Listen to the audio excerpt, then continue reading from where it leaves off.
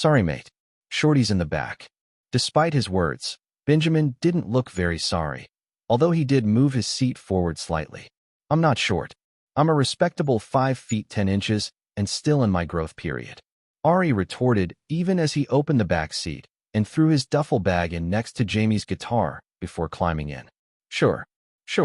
I believe you. Let's revisit this conversation when you grow a couple more centimeters, yeah. Benjamin laughed before changing the subject. The drive to the dorm location was surprisingly quick, and after Jamie parked, the three of them walked in, dropping their luggage and electronics off to the side before meeting the other contestants in the large dance studio area that they big announcements were always made at. Chapter 97. Team Selection 1. The seats were arranged in rows of 20, and the retractable screen was down while cameras were located in all corners of the room.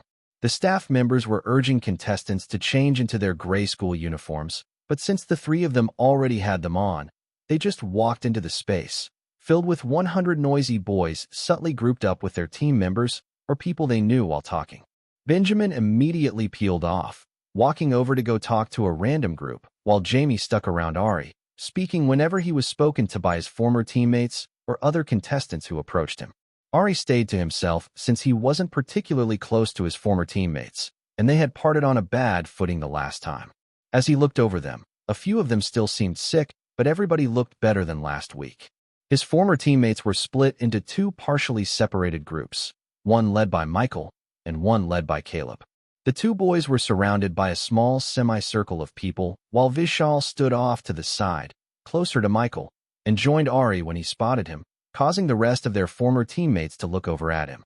Ari took in his former teammates' pleased yet slightly upset faces as they pointed toward him while talking, before rolling his eyes and turning to Vishal.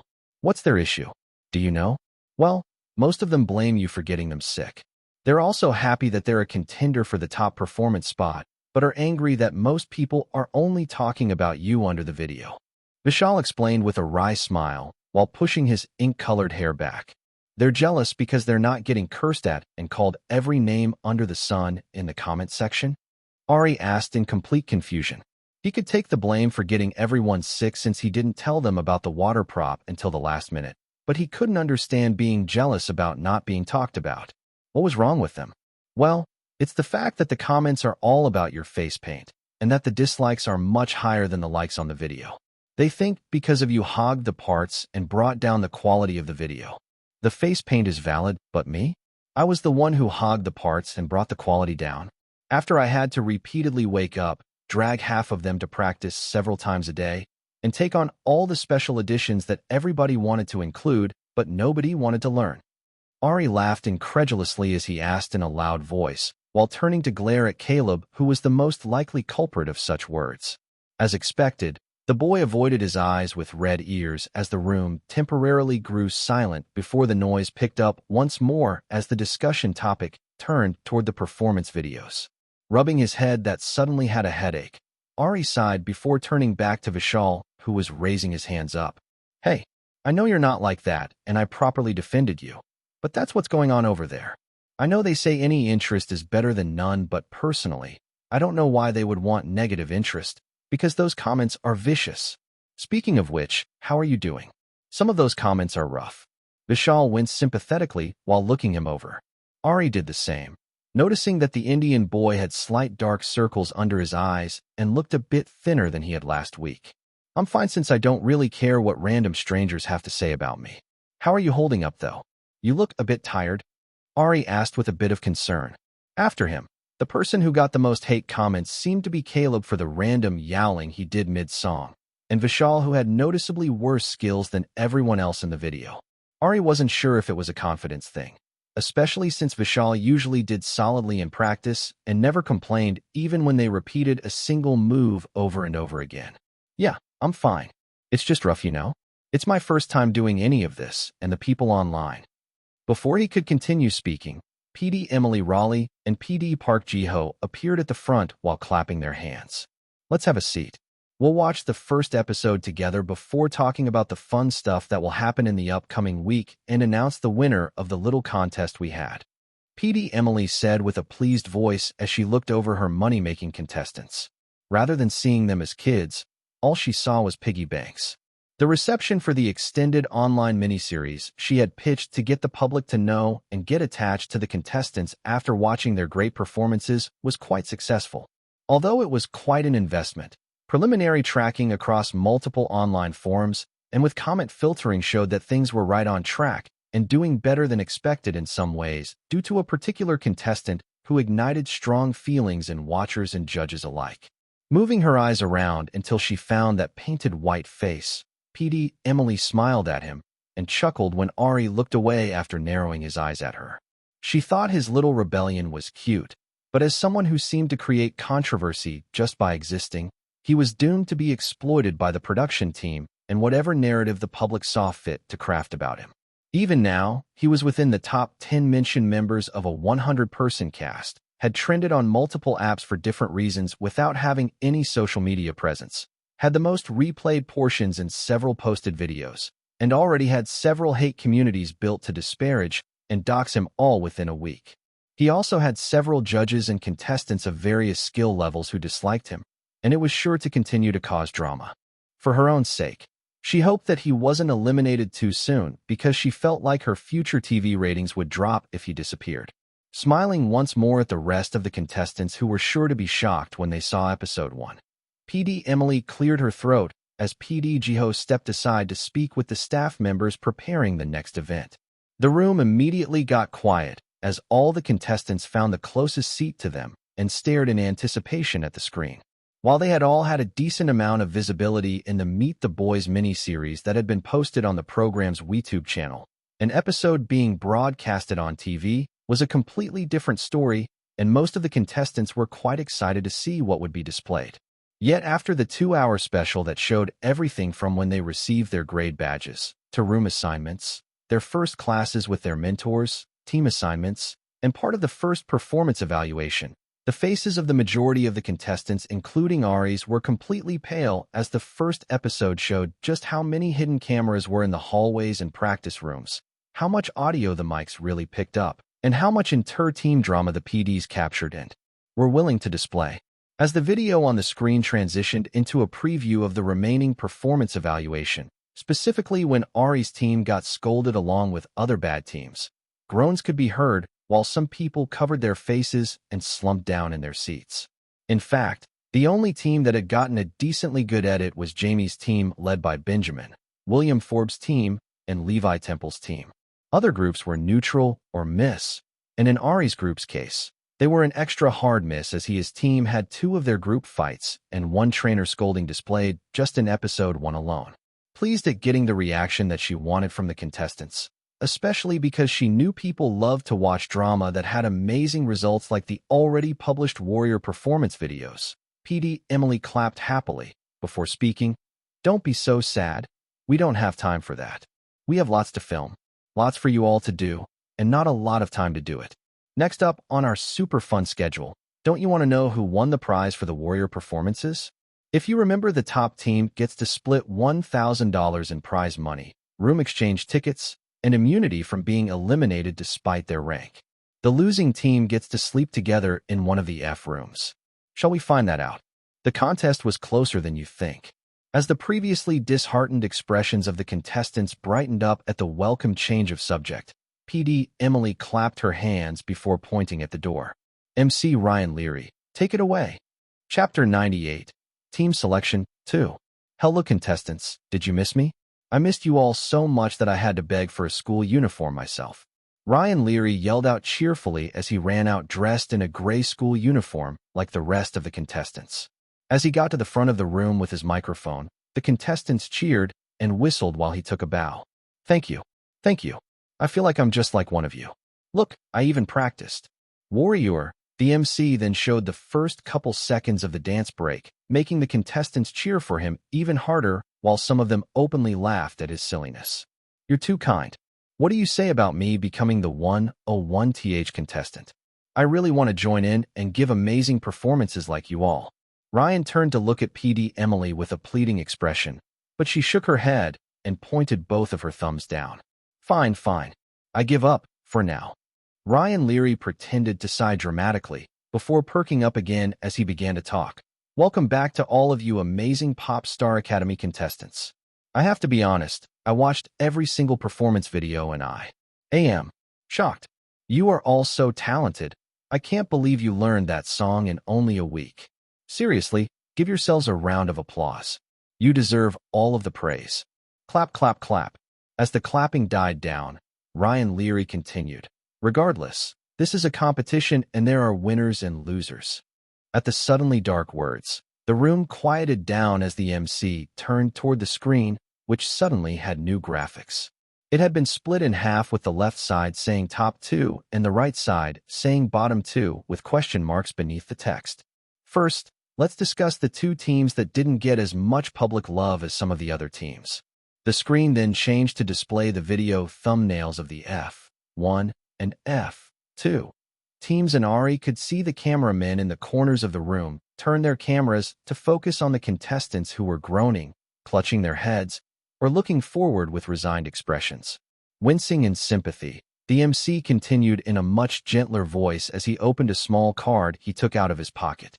With only 21,439 views, the team with the lowest view count who will be sleeping in one of the F rooms is the F2 team. As the graphic changed to display the images of those who were part of the F2 team, groans could be heard. I'm not sure if congratulations are the right call, but I believe that you all will continue to work hard. Now, before we announce who the top team is, I want to remind you all one more time of the prize. As Ryan Leary paused, a staff member brought out a giant purple check for $1,000 and held it stoically to the side. The winning team will get immunity from being eliminated despite their rank, room exchange tickets, a special privilege in the next round, and of course, $1,000 to be split within the team. The $1,000 is sponsored by LA Federal Credit Union, your local bank here to support the community.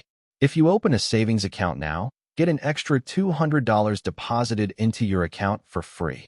At the random PPL message that was recited by the MC, Ari rolled his eyes but leaned forward with interest, curious to see if his team would win.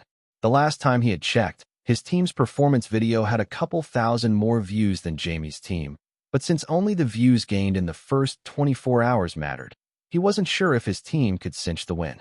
The graphic on the screen changed, now displaying the WeTube thumbnails of his and Jamie's teams. The battle between the top teams with the most views was quite close, especially during the first 24 hours. The difference in views at the 24-hour mark was only 2,319 views, and afterwards, one of those videos shot up immensely in views. I'd like to congratulate Team B1 and D2 for both crossing over 1 million total views, so everyone, please give those two teams a round of applause. The MC paused for dramatic effect as everybody clapped and the cameras panned over to the two teams up for nomination. A drum roll sound effect increased in volume as he continued speaking. The team with the highest view count after 24 hours is Team B1, with members Benjamin, James, Leo, Rex, Justin, Sam, and Adam. All of you please come to the front. The screen got replaced with the profile pictures of the B1 team. Ari joined in with everybody clapping as the 7 boys got on stage. Jamie actually looked a bit teary-eyed and tipped his cowboy hat down to cover his face, while Benjamin looked very excited as he bowed to the front. He was handed the large check, but Benjamin cheekily handed it over to his teammates before standing next to the MC. Benjamin, as the team leader, do you have any words to share? And how do you plan on splitting the money? We did it, boys. Benjamin grabbed the microphone with a wide smile while doing a little lap and patting his former team members on the back before speaking in his crisp British accent. I might be the leader in name, but it was definitely the man Dem who put in the work to make the performance what it was. Big ups to my amazing team members. Each person did their part, and it clearly paid off in it. Big ups to the public as well for the support. I'm glad they enjoyed the performance, and I hope to deliver even better ones in the future. Naturally, the money's being split equally among us. It comes out to about 100 quid per person, which is quite nice. Thank you, Benjamin. From your words, I can see that you really cherish your team. Right on. The chem was quite good between us, and I'd love to work with each of them again. Benjamin responded as he nodded at his team, who nodded back. At the clear team camaraderie, Ari was quite jealous at how easy the British boy seemed to be making friends, getting good teammates, and generally navigating this whole process with ease. Unfortunately, that's not quite possible. Ryan Leary quickly interrupted the touching moment between the team members. "I beg your pardon." At Benjamin's surprised question, the MC Ryan Leary grinned. "In addition to all of the wonderful prizes that you won, the special privilege that you gained is that each of you gets to choose the 8 or 9 team members you want on your team for the next round, meaning none of you can team up together. The remaining people that aren't chosen will have to form teams of 9 or 10 people. Could you tell us what the next mission is about?" Benjamin asked curiously as his eyes began scanning the sitting contestants, picking out the ones he wanted for his team. "I cannot. It will be found out after the teams have been formed. But all I can say is that the ranking and elimination ceremony won't be for 3 more days, and 10 people will be eliminated.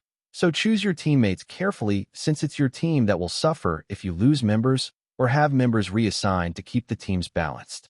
At the words elimination, the room suddenly became somber, while Ari wondered why the production team would bother keeping contestants around for 3 extra days if they already knew who would be eliminated. It seemed cruel to the 10 contestants who would be futilely practicing and to the teams who might have to adjust to missing or new team members.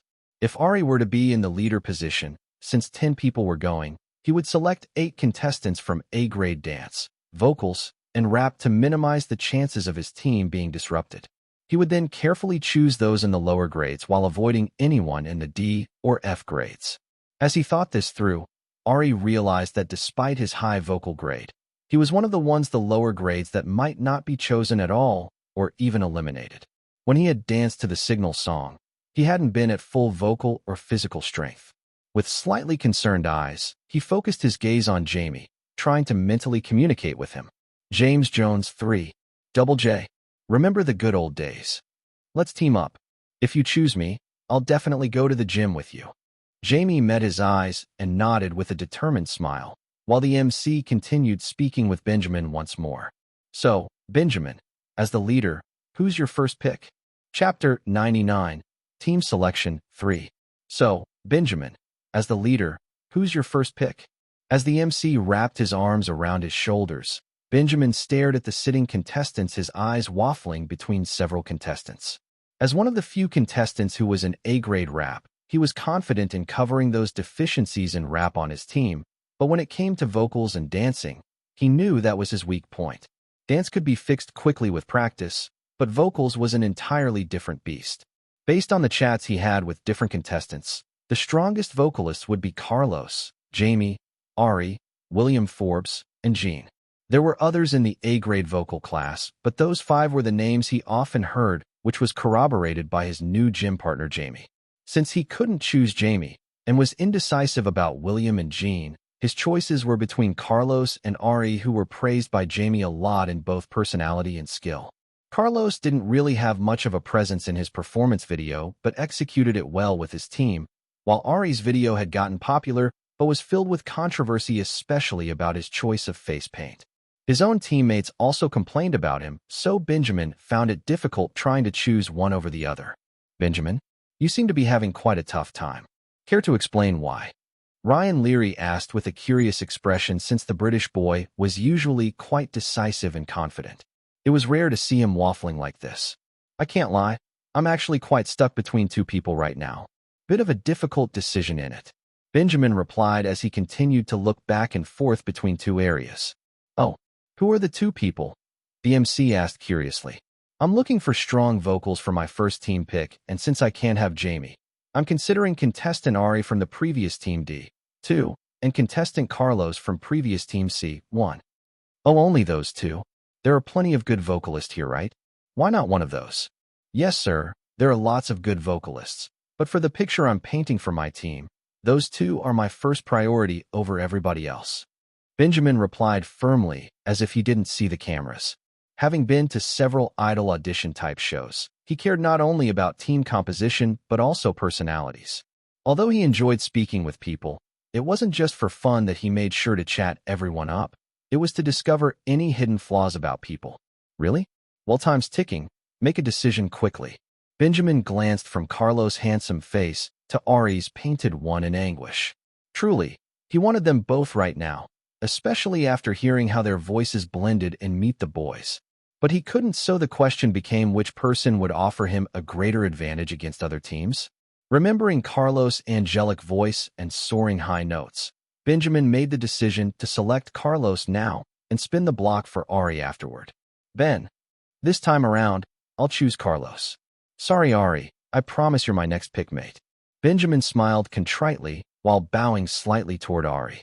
Ari waved him off, completely unconcerned while staring intently at Jamie as Carlos went to stand behind Benjamin. He was sending mental commands for Jamie to choose him and hoped that the blonde boy would get the message. Once again, Jamie nodded his head confidently at Ari as the MC pointed his microphone at him with a smile. Contestant Jamie, who do you choose? I have vocals, so I'm looking for somebody with strong dance and rap skills, so my choice would be Daniel. Thanks to my pal Ari for pointing that out to me. I'll definitely pick you next. Jamie pointed at him while smiling brightly and tipping his cowboy hat. The orange-haired Korean boy quickly went to stand behind Jamie and high-fived him, but Ari could only stare at Jamie in shock. Ari, underscore. Huh. Which part of the eye contact and telepathic messages told you to pick Daniel? I completely understand your reasonable choice as Daniel is a great 2-for-1 catch, but I said choose me. Me. As some of the cameras turned to face him, Ari had no choice but to smile despite his eyes burning a hole in the side of Jamie's face. He would definitely be pouring ice down his shirt at some point. It seems that contestant Ari is quite popular today. Contestant Leo, your choice? Since everyone seems to want him and I need strong vocals, I'll take Ari. Leo said reluctantly.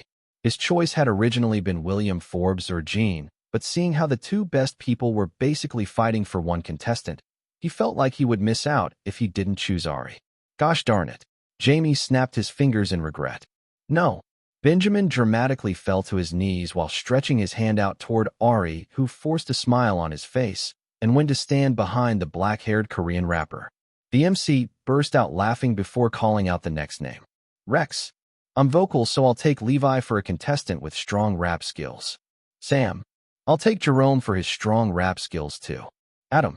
I'll take Siobhan for rapping as well. Just like that, the first-round picks were completed. While Ari was genuinely surprised to be one of the top picks with 3 different people who wanted him, as he looked out at the audience, he had to hide a smile as he looked at William Forbes' face, which was slowly turning red from frustration. It seemed that the other boy truly didn't expect not to be chosen in the first round.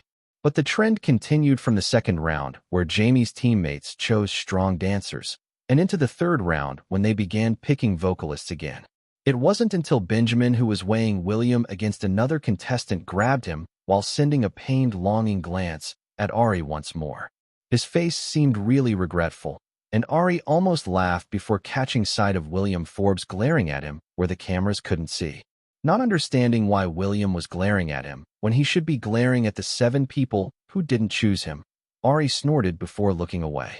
The rest of the picks went quickly as each of the 7 members of the B1 team chose the 8 other members they wanted on their team. It seemed that they had all done the math, realizing that since 10 people were going to be eliminated, having a small compact team of 9 meant that their members were least likely to be reassigned when the elimination happened. After they were done selecting their team members, the remaining 37 people, which were mainly in the F and D classes, were told to split into 3 groups of 9 and 1 group of 10, and to briefly select a representative for each team. Once they were chosen, and everybody was sitting down except the temporarily assigned, a staff member wheeled out a large whiteboard that had a large, circular, cardboard diagram that was divided into 3 different colored sections. Chapter 100, Team Selection 4. The blue section was labeled Azure Entertainment and had 3 distinct pie-shaped cardboard pieces. The red section was labeled Music Boss Entertainment and also had 3 distinct pieces, while the yellow section was labeled Soundwave Music and had 4. Once the whiteboard was front and center, the MC, Ryan Leary, called the team representatives forward with Benjamin in the lead. We have songs from 3 of the 7 agencies that support us here at Popstar Academy. Starting with Benjamin, each team representative will select a piece from the agency of your choice. You'll have 10 days to learn the song, choreography, assign parts, choose costumes, and of course present it in a live showcase 13 days from now. where the audience will vote for the best team per agency, the best team overall, and the best individual on the team. Naturally, there will be other prize details that will be shared later, but for now, let's start with the song selection. Benjamin. Benjamin walked to the whiteboard, his fingers hovering over the three colors before he grabbed a pie-shaped card from the red side and opened it up, displaying it to the camera. The text inside said BTZ, and a snippet of the song sounded from the speakers while a boy group danced to intense choreography was shown on the screen. Naturally, it was a song that everybody knew and recognized since it was one of the first English songs by the K-pop group BTZ that blew up, charting at number 56 on Billboard's Top 100.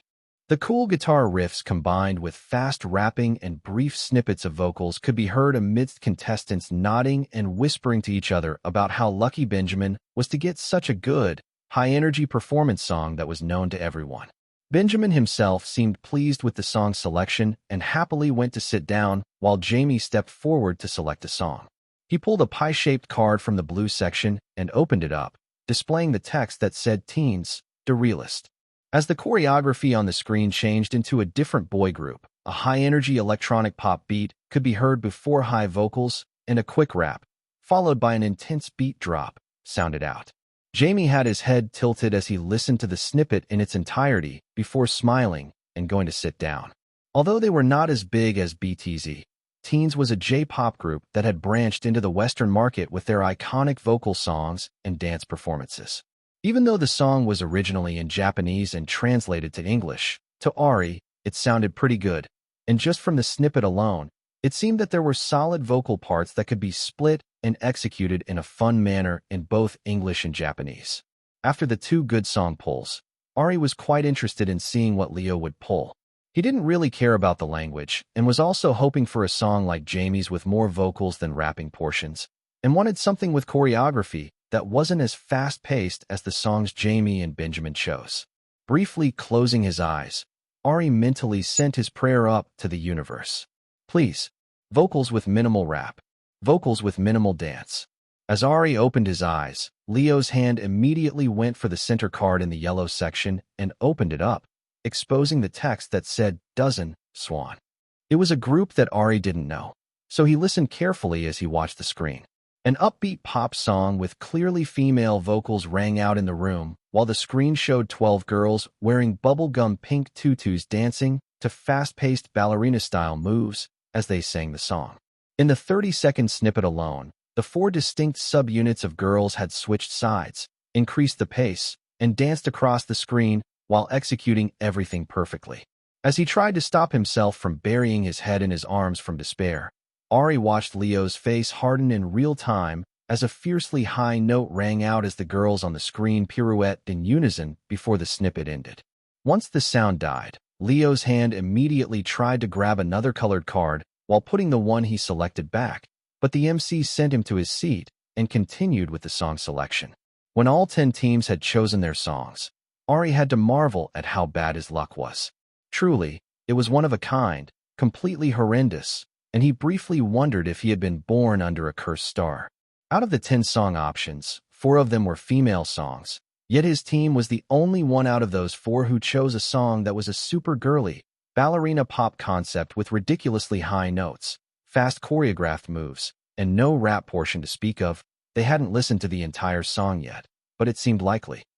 As the MC wrapped up the song selection, made a couple more announcements, and dismissed them to meet their teams in different practice rooms for more filming, Ari had prepared his mind and heart for suffering. He was just glad that he wasn't the team leader this time around and wished Leo all the best. Ari calmly walked into the deathly quiet practice room that contained 7 of his other teammates who just sat on the ground while blankly staring into the air with an atmosphere that they had given up on everything. Avoiding the people he didn't get along with, Ari picked an empty section and sat down. As Leo walked in with the same dark look and a stack of papers and items that he had been given by the production team, and glanced at the cameras pointed at them from multiple angles, he forced a smile on his slightly pale face before sitting down in front of everybody. Well, since we're all here, why don't we start by listening to the entire song? Maybe it won't be as bad as we think it is. The last part was silent, but Ari could sense everybody thinking it as Leo pressed the button on the tablet, as the 3-minute 40-second song rang out in the medium-sized practice room. Their ears were as open as possible, and their eyes were glued to the tablet, hoping for a miracle to occur. With each second that passed, the minuscule amount of hope that had filled their hearts turned to dust and floated away. Once the music ended, all 8 of them silently stared at their current representative, who looked like he wanted to cry. While it was a good song, a great song even, after listening to the lyrics and watching the choreography video, the entire team came to a simple conclusion. Yeah, it's not as bad as we thought. It's worse. Chapter 101, Swan 1. Leo took another deep sigh as he looked around the silent room before pushing his hair back. 8 different sets of eyes were completely focused on him, as if waiting for him to pull out a magic solution for the song choice from thin air. Since he was unable to do that, he first passed out the lyric sheet before picking up the large whiteboard and writing the main positions on it. Leader, center, and main dancer went to one side since they had no direct impact on the song part distribution right now. Main vocalist, lead vocalist, sub-vocalist 1, sub-vocalist 2, sub-vocalist 3, sub-vocalist 4, sub-vocalist 5, main rapper, and lead rapper went to the other side according to the lyric distribution that he had received. While it was just a start, it would be best to divvy up the song according to the positions first before trying to figure out anything else. That's what Rex, who was the lead trainee at ST Entertainment, would do, and Leo planned on imitating him to the best of his abilities. For now, let's introduce ourselves, our current class specialization, and our preferred positions. Once everyone is on the board, we can discuss and test the parts out with the song before finalizing everything. I'm Leo, rapper. My preferred position is main rapper, and naturally, since I picked the team, I'm the leader. Any problems with that? Leo looked around the room, making eye contact with Caleb and Ian, who looked as if they wanted to say something before eventually keeping their mouths shut after having the twins and Suzuki Ray glare at them. Since the rest of the room was quiet, Leo put his name down as leader and next to the main rapper before looking at the person who sat next to him. I'm Miho, vocals. I want to be the main vocalist and the center. One of the twins Ari had met briefly spoke next. As Leo was writing the name down, Miho's identical twin brother began speaking. I'm Minjun, rapper. I want to be the main rapper, center, and main dancer. At the triple request, Leo's eyebrow twitched, but he wrote down the name before glancing at the next person. Ray, vocals. I want to be the main vocalist, center, and main dancer. Suzuki Ray, the Japanese boy with the red and black two-block haircut who had taken out his lip piercing, spoke out with a smug smile as he looked around, meeting the faces of everyone. He was acting like he had already gotten the positions. Leo's eyebrow twitched once more, but he dutifully wrote down the name in the requested positions, the letters getting smaller and smaller as the whiteboard filled up. I'm Ian, vocals. I want to be the main vocalist, center, and main dancer. Ari's former roommate spoke up. I'm Gail, vocals. I want to be the main vocalist, center, and main dancer. I'm Caleb, vocals. I want to be the main vocalist, center, lead rapper, and main dancer. Hearing Caleb list out 4 positions, Leo's face almost scrunched up in anger, but he somehow made it smooth once more. I'm Alfonso, rapper, main rapper or main vocals, center, and main dancer. The Brazilian boy with the long hair said while flipping his luscious, long hair back as J.E. smiled.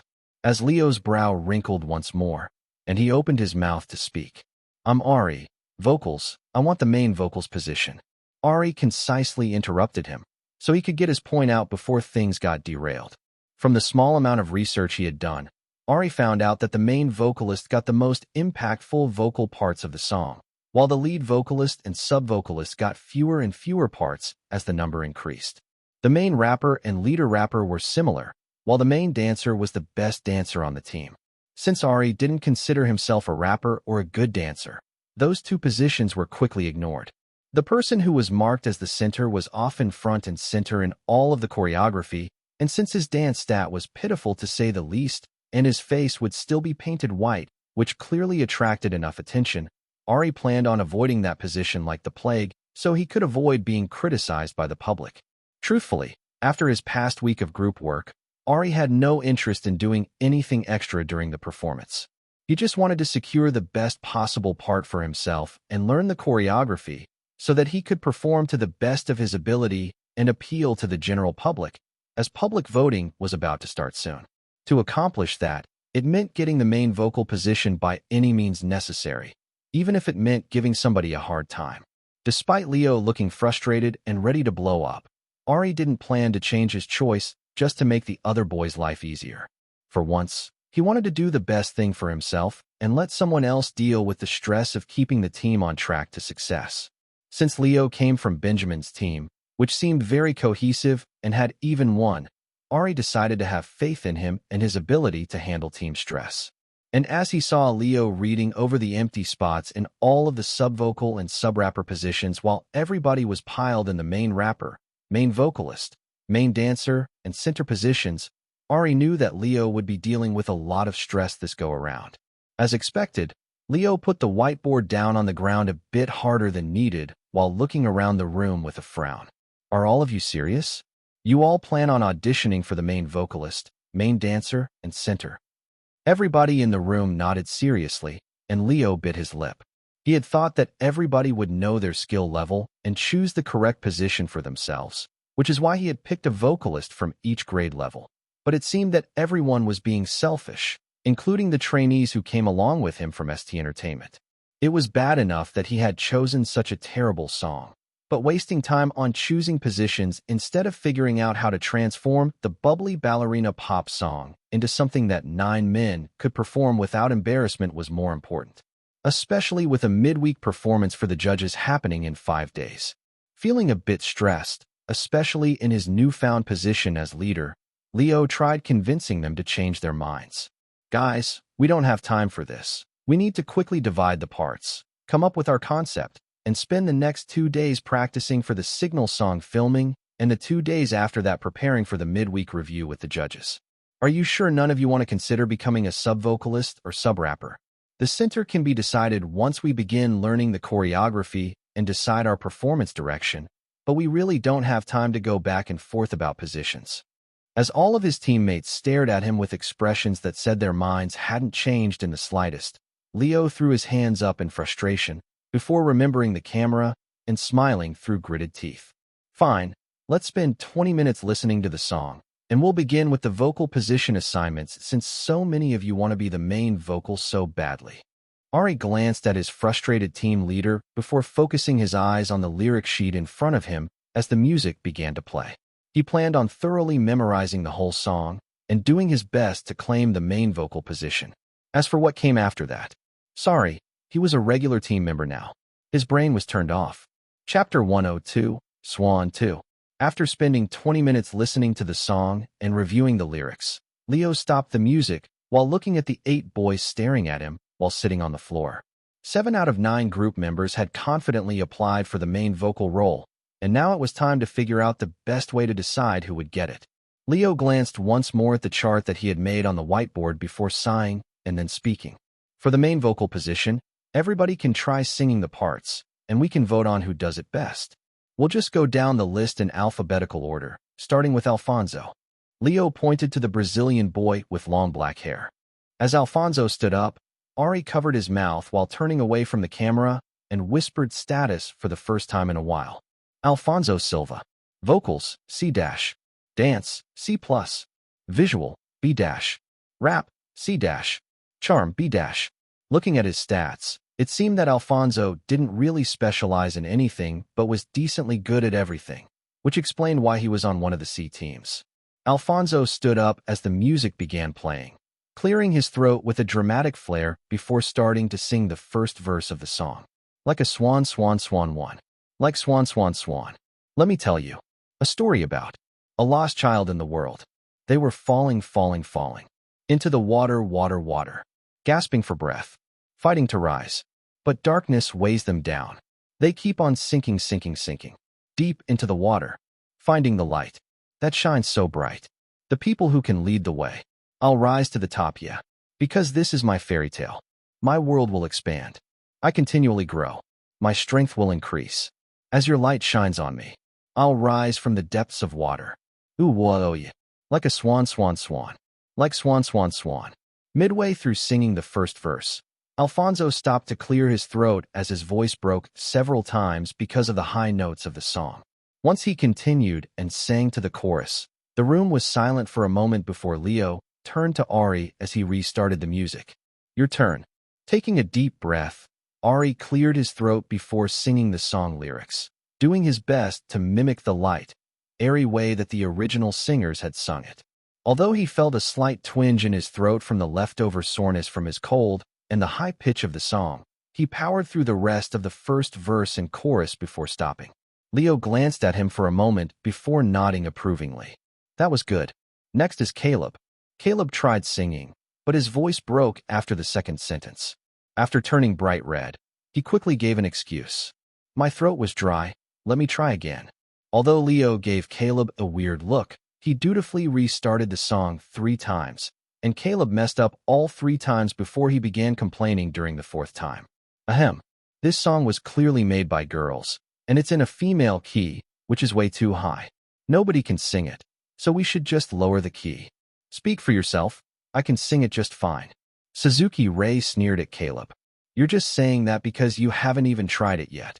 Caleb shot back as his face turned red. I wonder whose fault that is, Mr. 4-time restarter. And I'm saying it because I'm talented, unlike a certain cat yowler who thinks they can sing and got stripped of their leader position like you. You couldn't even make it past the 3rd sentence. That's how bad you are. Ray replied with a sarcastic laugh. As Caleb's face turned red from embarrassment, he stood up and stomped over to Suzuki Ray, who stood up as well, the 2 similar-height boys staring each other in the eye. Say that to my face again.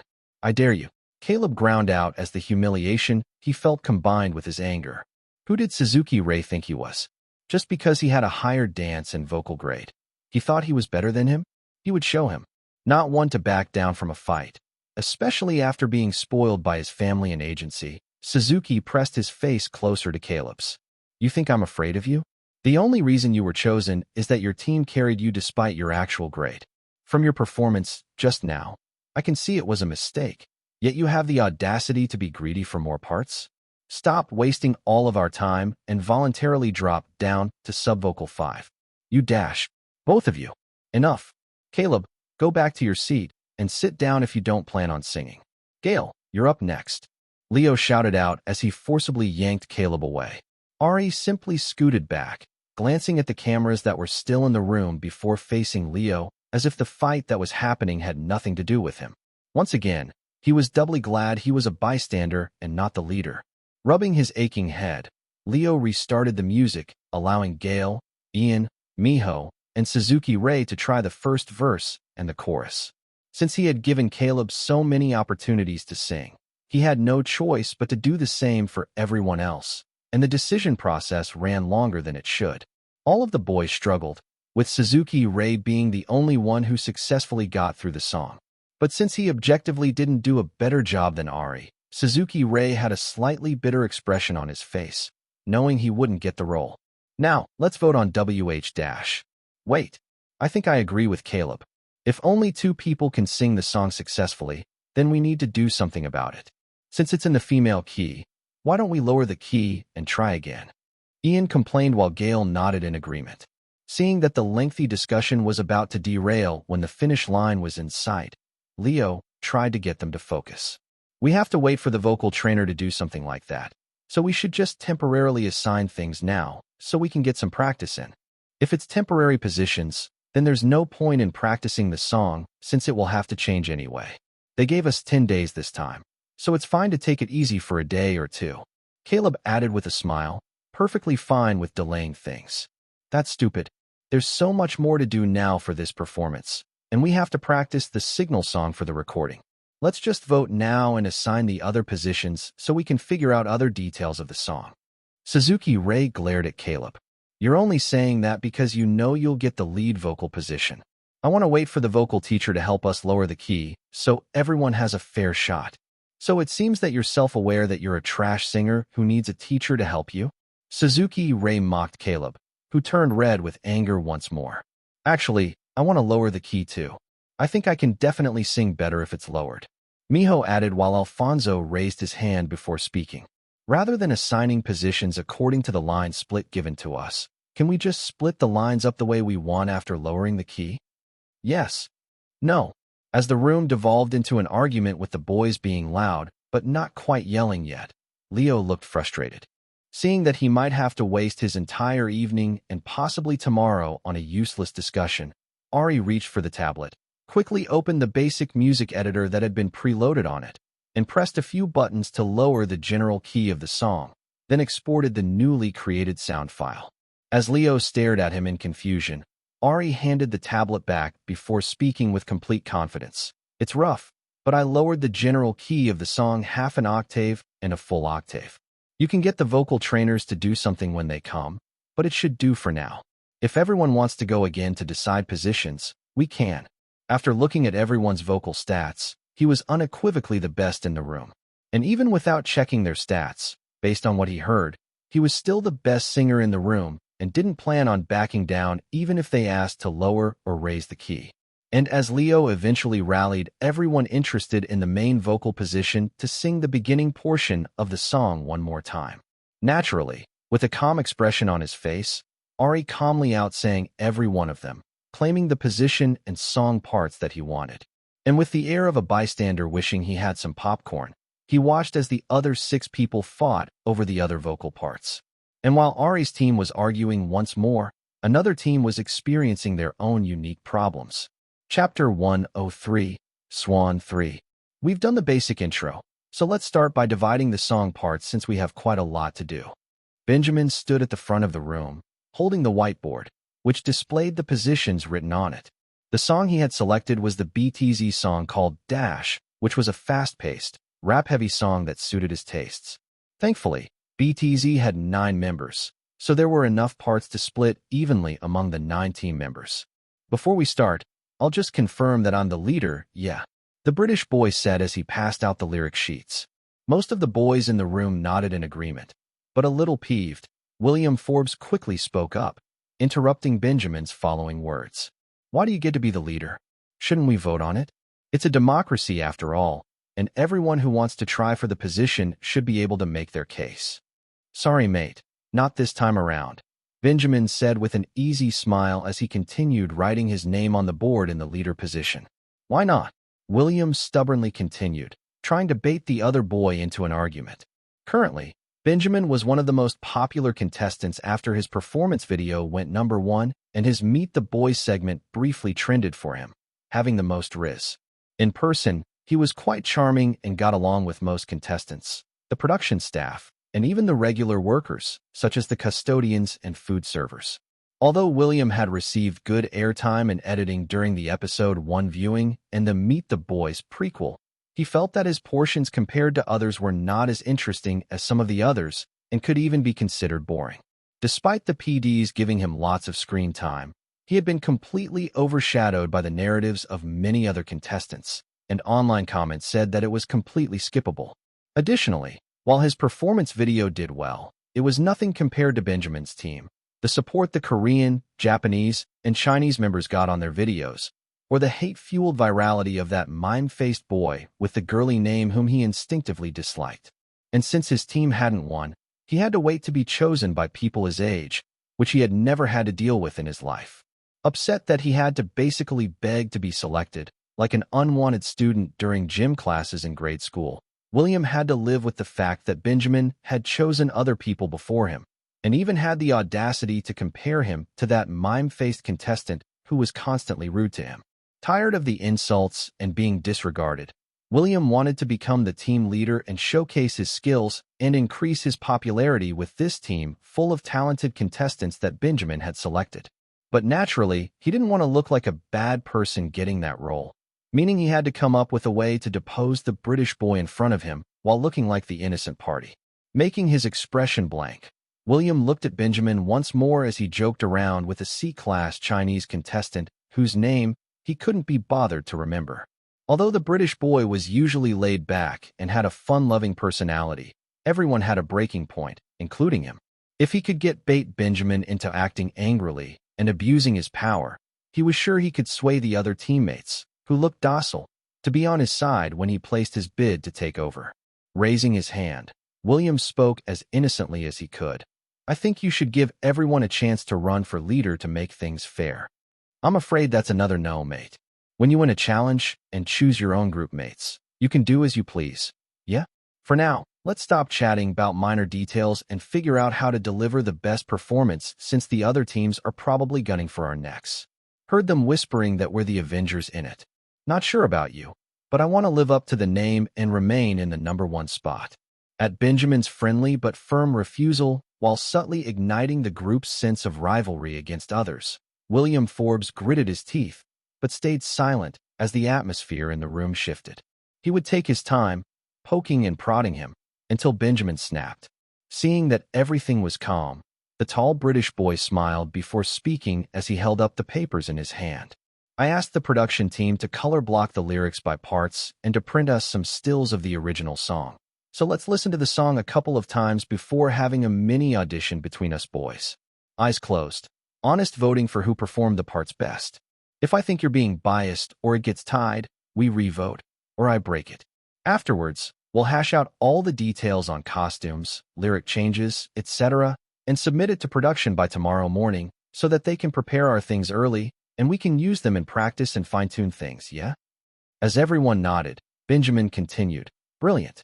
The next couple of days are packed, so everyone can focus on prepping the signal song. After lessons, we'll meet for 2 hours a day to practice the choreography, and you're all responsible for having your vocal or rap parts memorized within 2 days. Let's revisit the center and main dancer positions right before the midway check-in with the trainers." Benjamin paused to take a breath as he looked around before continuing. "Questions, comments, concerns? Why can't we decide those things now? We're gathered, so we should decide the center and main dancer today." William raised his hand. "Because it's not an immediate priority, and because people learn choreography at different paces. A couple of self and group practices do wonders, and we can see how well people do with their parts before deciding on it later." Benjamin replied calmly, "Aren't you doubting the skills of everyone here? We're the Avengers, right? I'm sure everyone can memorize the song and dance today, and if they can't, maybe they shouldn't be interested in those roles." William insisted, "I hear you, but no. More practice is always better, and giving people grace usually produces better results." As William opened his mouth once more, Benjamin sighed before putting on a tight smile. "I'm deading this conversation, mate. Let's get started." To avoid going back and forth, Benjamin quickly played the song, bobbing along to the beat as the fast-paced rap portion sounded out. He mouthed the words while staring around the room as the song continued playing, painting a picture of what he wanted for each part that came up. This high-pitched vocal highlight should go to Carlos. The slightly lower-toned chorus should belong to William, even though he would have preferred Ari's slightly husky yet clear tone. The breathy ad-libs could go to Insu, who had a breathy voice, while Haruto could perform the dance break after he got the second rap verse. Shin could handle the middle harmony with Silas, while Hao and Nile took the other rap sections.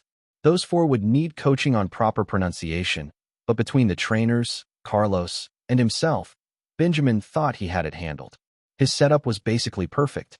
As he had picked his team members, Benjamin first selected those with high vocal, dance, or rap grades, and, within those grades, tried to choose individuals with milder, more team-oriented personalities. Some of that happened because those contestants spoke less English, but as long as their skills were good, Benjamin figured it would work out. His only concern was William Forbes, who seemed to be quite individualistic, and he had waffled over it, but the boys' high vocal grade and high dance grade were too good to pass up. Seeing William focus on the lyrics on his paper, it seemed that the blonde boy had calmed after his initial barrage of probing questions. In fact, it was probably in his imagination that he found them probing. Thinking that everything was fine, Benjamin began the inter-team audition process for the positions. And 30 minutes later, "Everything I ask or propose is always a no, no, no. You're discriminating against me and clearly hate me, so I don't even know why you chose me for this team if you can't even consider my words. Until you apologize to me, I won't be coming back." William Forbes announced while slamming the door of the practice room open and dashing away. Has this brother gone completely mad? Benjamin looked furious as William Forbes ran out while the rest of the team looked shocked. Ari, who was walking by the practice room on his way to get water, was almost knocked over by William, who shoulder-checked him as he left. As Ari turned to look back at the blonde boy who was running away, the angry Benjamin standing in the practice room doorway with Carlos and other team members' faces poking out behind the British boy, and a cameraman running out of another practice room in excitement at the noise, he made a complete U-turn and went back to his own team's practice room. Suddenly, he wasn't thirsty anymore. Chapter 104, Swan 4. Phew, should I try the choreography one more time? Still wearing his uniform because he hadn't had time to go back to his assigned room, which was still the same until they got re-ranked in a couple of days. Ari carefully wiped the sweat from his forehead as he sat on the ground while recovering. After witnessing Benjamin and William Forbes's fight, Ari returned to his own team's practice room, but it wasn't much better there. Due to repeated arguments, Leo and the rest of the team couldn't agree about how to split the remaining vocal parts apart from the main vocal, which was given to Ari. In addition, the other boys were quite resistant to doing the girly choreography and bubbly pink concept, but couldn't figure out alternatives, so rather than hash it out or even practice, it was put off until they had filmed the signal song. Not wanting to be found lacking, especially as he knew one dance trainer and one vocal trainer didn't like him, once Leo dismissed them, Ari found himself a small practice room and practiced not only his team's song, memorizing all of the parts, but he also practiced the signal song. The most surprising part of it all was his unexpected practice partners, who were sweating even harder than he was. Ari glanced up, glancing at Alfonso, whose thick hair had snapped another rubber band, and, surprisingly, Suzuki Ray, who was mouthing the song words while glaring at him in the mirror. Meeting the Japanese boy's eyes, Ari lifted one brow and asked, "What now?" "It's midnight, huff huff. Do you still, huff plan on, huff practicing?" Suzuki Ray asked him with a face that was redder than a tomato. His red and black hair was damp with sweat and hung limply around his face, while his white shirt was soaked through and transparent. Both Suzuki Ray and Alfonso had followed him to the practice room, and Suzuki Ray dutifully followed everything that Ari did with twice the energy, as if they were in a race. Singing, dancing, choreography, and stretching.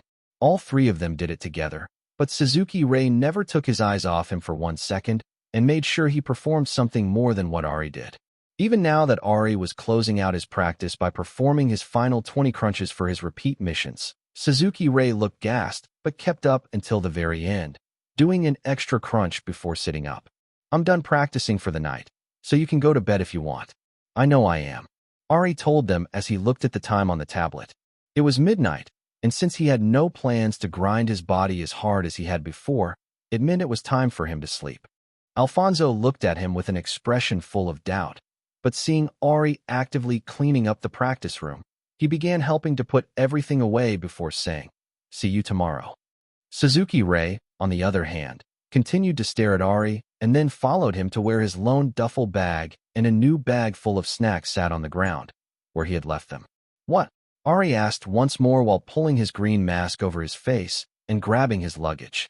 Ray stared at him while biting his lips before turning and running away without saying anything. "What a weirdo," Ari muttered before carrying his 2 bags to the F1 room. When he got there, he saw an unfortunately familiar, large blonde figure with a depressed slump to his shoulders. "Double J, what are you doing outside of my room?"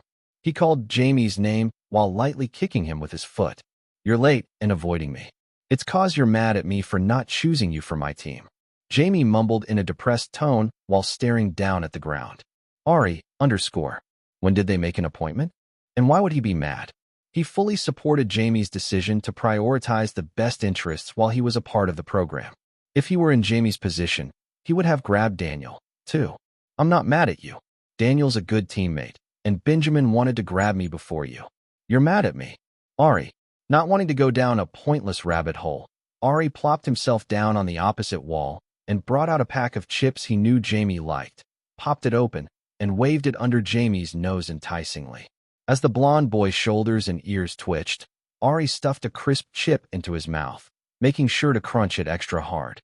"You know I'm not mad at you, and you also know that I was most likely in a practice room and definitely waited until I was done practicing. So what's the real reason you're lurking at my door?" Ari asked with a satisfied sigh as he crunched on another chip, causing Jamie's shoulders to twitch once more before he looked longingly at the chip bag in Ari's hands. "I don't like being a team leader. Do you know the dash?" "Nope." Ari interrupted him before tossing a chip at Jamie while pointing up at the camera mounted on the ceiling. If it's team drama, tell me tomorrow in a different spot, not outside of my room. Thud. Leaning all the way back as he tried to catch the chip, Jamie banged his head against the door, completely missing the chip and clutching his head in pain. When the teary blue eyes glared at him, Ari promptly handed the chip bag over and an extra one in apology. Munch, munch, munch. He just sat quietly as Jamie devoured both bags, and when the taller boy was done eating both bags, he pulled Jamie's heavy body up by his arm and dragged him to his feet. For now, go to sleep. I'm tired and you're tired, so let's chat tomorrow before breakfast. As Jamie gave him a puppy dog-eyed look, Ari just dumped more snacks into his arms and waved him off. Once he was sure Jamie was gone, he tried the door handle to the room. Naturally, the door was locked. Not fazed, he continually banged on the door, louder and louder, until Ian finally yanked it open with a stupid smirk on his face. Drama queen dash. Ignoring the nonsense coming out of the other boy's mouth, Ari calmly shut the door after walking into the dimly lit room, took out a specially bought screwdriver from his duffel bag, and used the metal part to pry off the door knob as he twisted it so that it loosened and broke away from the door, leaving a circular hole where the handle used to be. Yanking the knob off, opening the door and taking the other side while setting off a cloud of dried paint and small wood chips, Ari turned, meeting the shocked eyes of those who were awake and giving them bright smile while dangling the two knobs in his hands and speaking in the happiest tone he could manage. Oh, no, it broke. Oops. King psycho. Somebody whispered, and Ari heard an audible gulp from another part of the room. If you think I'm a psycho, I don't understand why you keep messing with me. Should I start acting like a proper psycho? Seeing as nobody said anything and Ian just stared at him with his mouth gaping open like a fish, Ari shrugged before carefully placing the broken doorknob by the door. I'll tell the staff it accidentally broke, and if the door is locked again after they fix it, I'll tell them what's really happening and ask them to pull the footage so we all get in trouble. I'm off to shower, so sleep well or whatever. Be careful when you walk near the door. It would be a shame if you stepped on a screw and couldn't dance anymore. I hear tetanus is a terrible, terrible disease. The room was completely silent as he went to take a shower, and when he was done, Ari peacefully slept in the orange sleeping bag, while some of the room occupants stared at him with a bit of fear. Truly, they thought the rumors from his previous team members were exaggerated, but it seemed like the green mask-wearing boy was actually a bit crazy, especially when he hadn't slept. What kind of person openly threatened and cursed them with a terrible disease over a silly prank? Chapter 105, Swan 5. What's the issue with your team? Ari sat on the rooftop, far from the door, while eating his breakfast sandwich as Jamie scarfed down a plate filled with eggs, multiple types of sausages, and bacon. The blonde boy paused to gulp down water before scooping the rest of the plate contents, burping loudly, sending the disgusting smell of eggs in Ari's direction. Ari, His fist reflexively clenched on his cup of ice water, and he was 3 seconds away from dumping it down Jamie's shirt, but seeing that he still looked depressed, even while greedily starting on his second plate of food, Ari decided to let it go just this once. After several minutes, Jamie mumbled quietly, "Everyone is always arguing and getting mad, and they expect me to be in charge." "Okay, what's the issue? Be in charge. Boss them around. You're the leader," Ari replied casually while keeping an eye on the door. He didn't want anybody to approach them off guard or overhear anything. As if he had been waiting for Ari's words, Jamie slammed his plate down and began complaining. "But then they're mad at me when I do that. Nobody likes any of the decisions I make. Nobody wants to agree on anything, and they keep saying it's not fair when it comes to dividing roles or choosing the focal point of our performance. They're always arguing when all I want to do is sing and dance. Why is it so hard?" Seeing that Jamie was genuinely frustrated and knowing that despite his big frame, he had a very gentle personality, Ari thought it over. When assigning positions for the parts, how are you choosing them? At first, I let everyone pick what they wanted, but since everyone wanted the same positions, we tried out for them. But the higher ranks got the better parts, and the others were angry and kept complaining and blaming me, and wanted to split things evenly among everyone. They said I was discriminating and giving all my friends, or the popular kids, the good stuff. Everyone is mad at me. Jamie slumped down while burying his face in his knees. Ari thought it over and concluded that it was just nonsense happening. People were greedy and wanted more than they could chew, and since Jamie was a soft pushover, they were climbing all over him, complaining about the parts that they got. Ari could guarantee that, without a doubt, they would never do this in front of any of the trainers. And if it was someone with a fierce personality like Levi, or even himself who would argue until people caved in, they would fall in line even if they complained about it. Since he couldn't go and yell at people on Jamie's behalf, the blonde boy would have to figure it out himself. Still, he could give advice. Then just say F***ck them. You made the team. You chose people based on their skills, so if they don't have the skills to back it up, then they don't deserve a standout role. At the end of the day, you're here to make sure you do well on stage, not to make everyone happy. And since you're the leader of the team, if things go wrong, both the trainers and your teammates will blame you, so you might as well pick a group to be the villain to and stick with it. In this case, I recommend being mean to your team and whipping them into shape. But then they'll be angry. So, they're already angry. Don't let them drag you around, or you'll be the one to suffer during the midweek review with the judges and on stage when you perform for the people who came to see you. Be firm, and if they hate you, so be it. They'll get over it when you get good results. Ari honestly advised him. He still had PTSD from leading his team the last time, and while he could understand Jamie's frustration, he also thought it was a little bit funny that the blonde boy was experiencing a taste of what he had gone through. Seeing that Jamie was still slumped, Ari began his praise barrage. Wow, I'm Jamie. I'm smart, talented, can sing, can produce, tall, have good hair, a nice truck, 5 billion cowboy hats, and a great personality. As Jamie slowly perked up, his ears twitching, Ari snorted before smacking his empty plate on his head. Let's head to vocal class. I'm sure Jalissa will praise you too, and if you ask her nicely, even if she's not supposed to, she can secretly give your team advice on how to split the parts, and you can sell her name to your team. Really? Yep. Don't try this with the others, though, just Jalissa. Ari told him. Since he had been the only person in Jalissa's class on his previous team, he had comfortably sold her name to his team many times when things got difficult. Cheering up, Jamie cleared his throat in embarrassment. Ahem. It's not that I want to be praised by you or Jalissa. Sure. Next time you're depressed, don't sulk outside my door. Just come to a practice room to find me. I wasn't sulking. You sound delusional. I wasn't sulking. I was relaxing. In the hallway at midnight?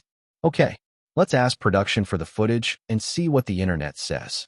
As Jamie began trying to defend himself before giving up and just putting Ari in a headlock, Ari laughed while tapping out more before leading the way to vocal class with Jalissa.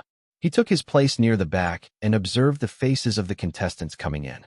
Some of them looked dark and depressed, while others looked pretty pleased with themselves.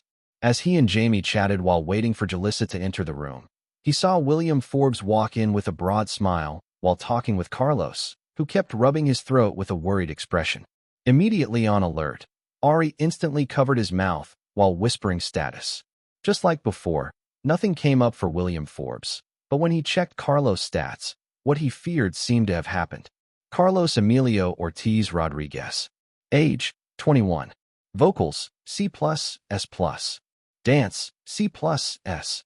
Visual, B+, S. Rap, DA. Charm, B, S. Carlos' vocal stats had decreased from a down to C+, which means he lost 5 whole stat points.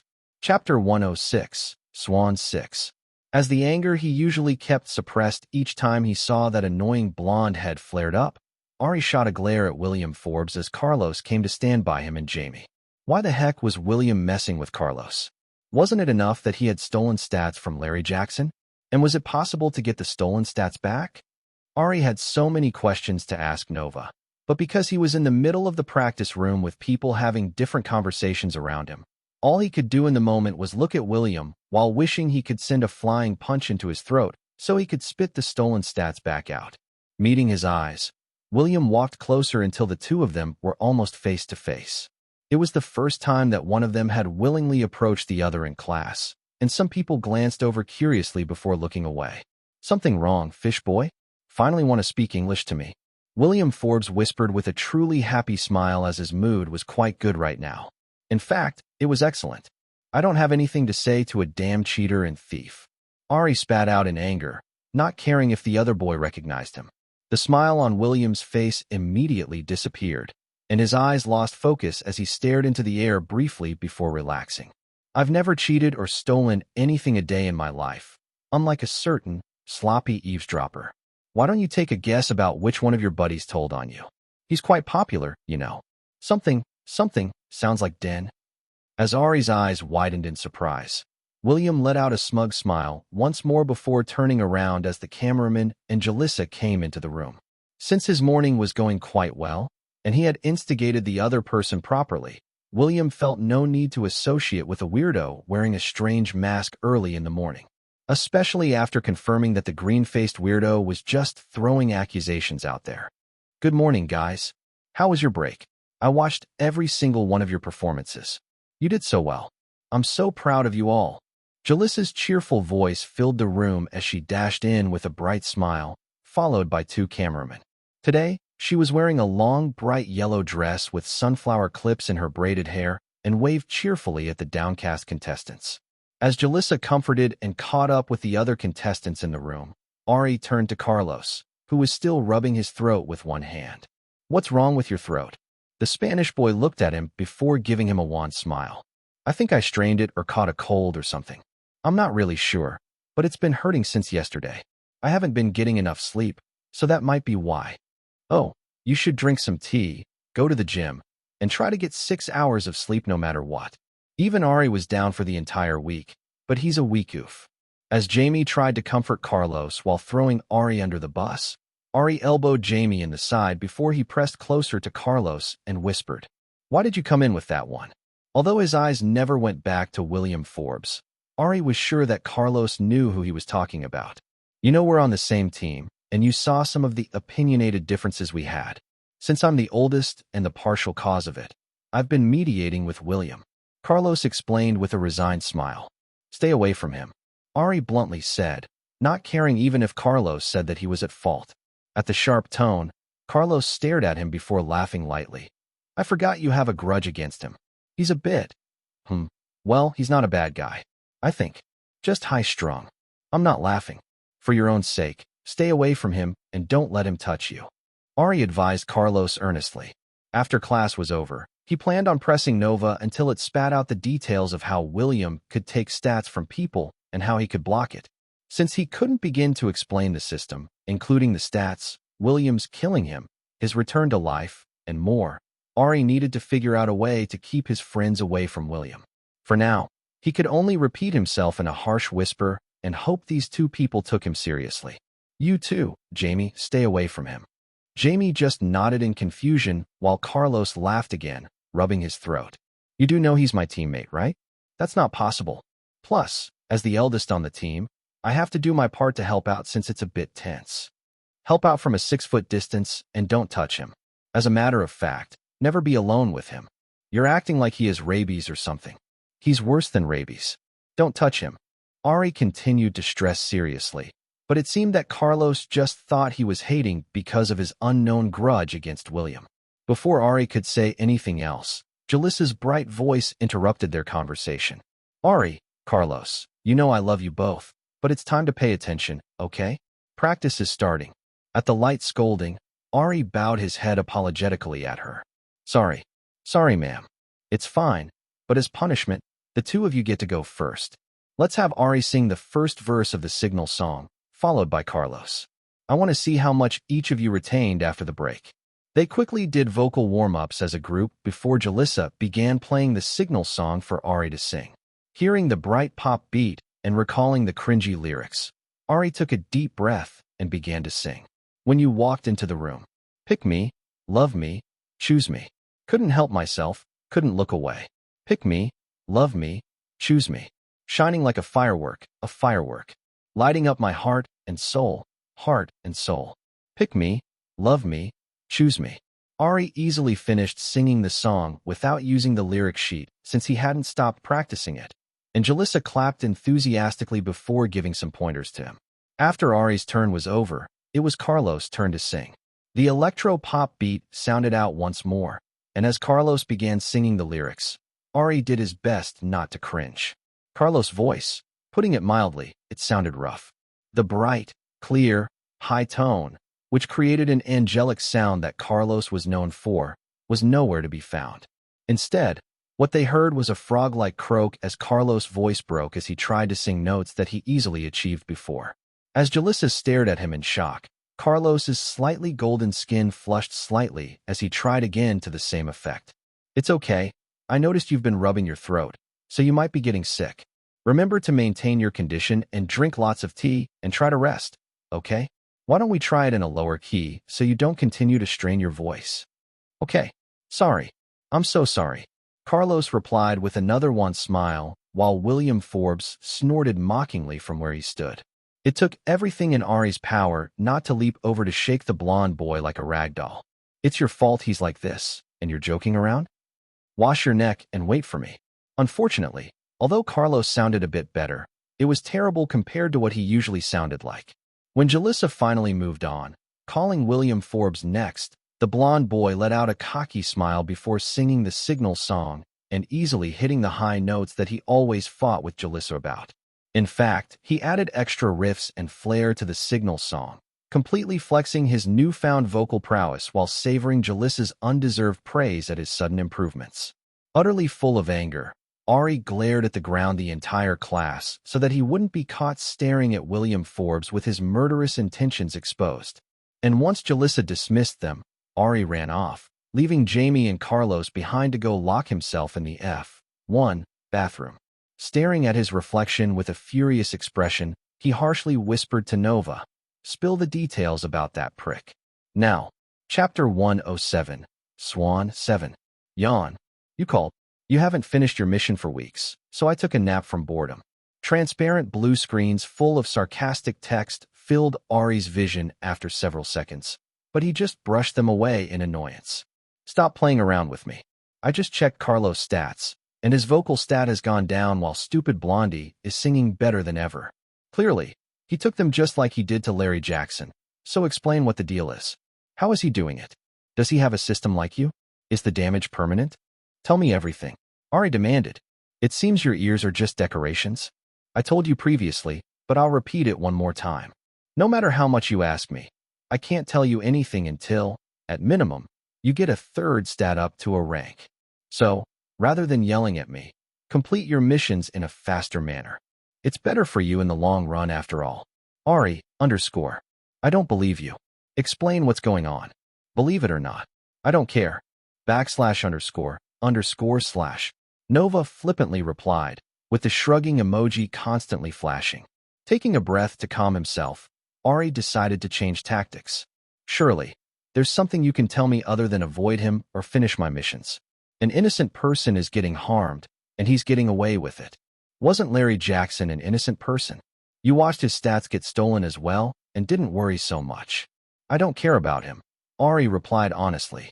Although it sounded harsh, if Larry Jackson quit today, or lost his voice, or got all his stats stolen, apart from a general sense of pity and anger toward William Forbes, Ari really wouldn't care at all since Larry seemed to like making his life harder than it needed to be. But Carlos was different. They had been forming a friendship, and Carlos had even helped him avoid William Forbes one time.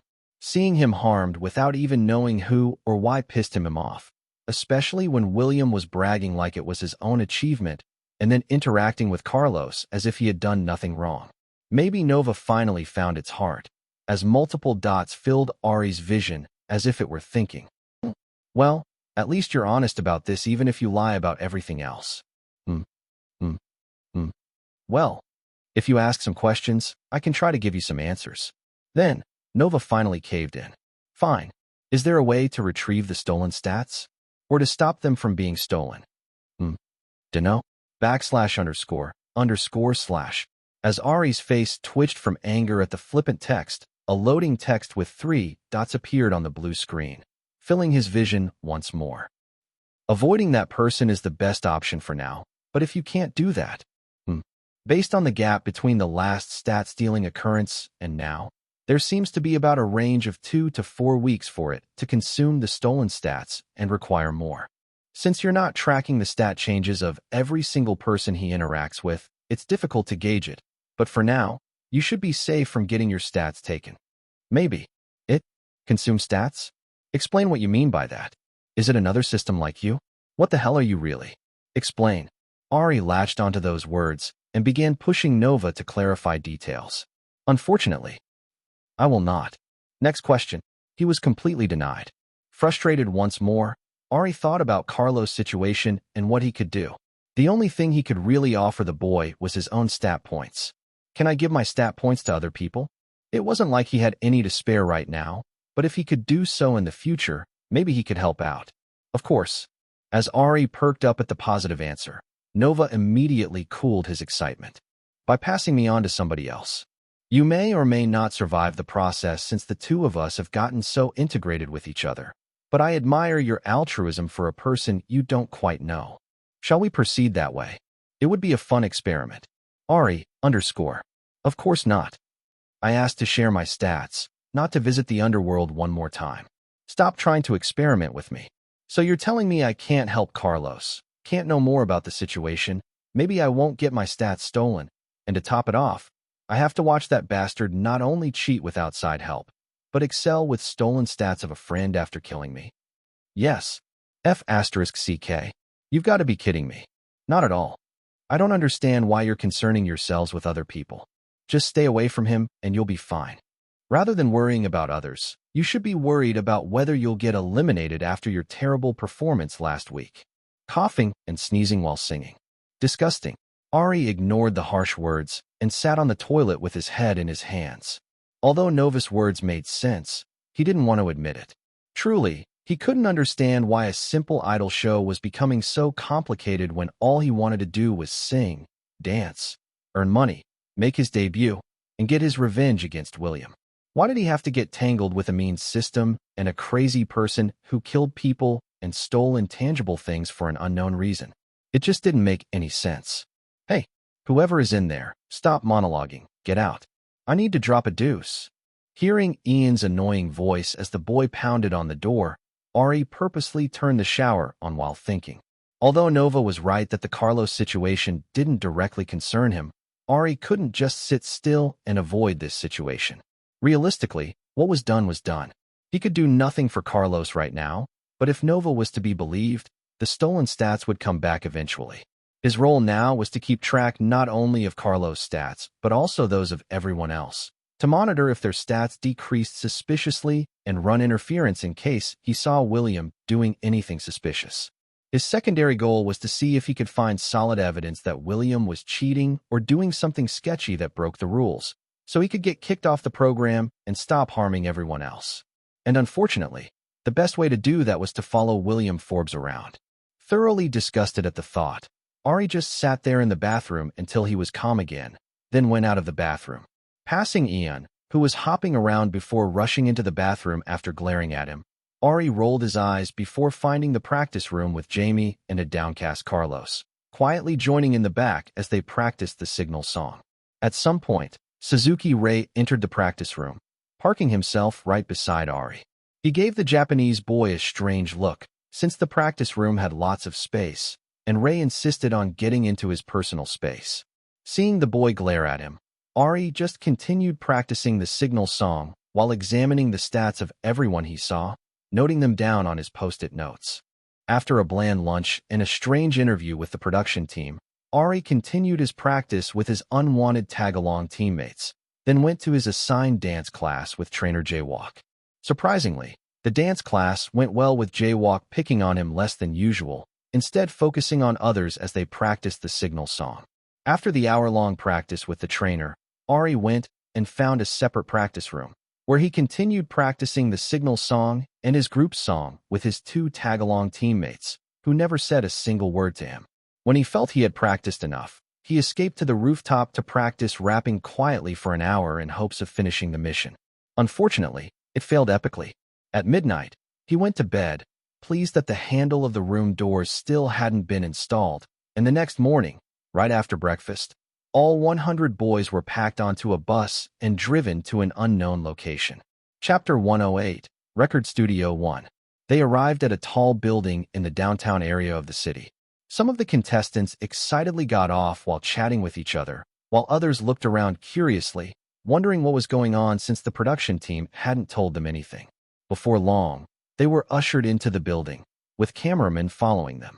Walking near the back of the large group with Jamie and Carlos, Ari first observed William Forbes, noticing as he stood at the very front with his usual group of friends, which included Daniel Kim, Choi In-soo, Jerome Tyler, and Levi Temple. Then he turned toward Benjamin, who was chatting in his usual friendly manner with the people around him. The two of them seemed normal, but Ari noticed that they never once glanced at each other, even when they were walking side by side at some point. Clearly, tensions were still high on that team. Williams seemed to be telling those around him about the building and the artist signed to the record label, but Ari turned to the side to see Suzuki Rei, who walked only a few feet away while staring intently at him.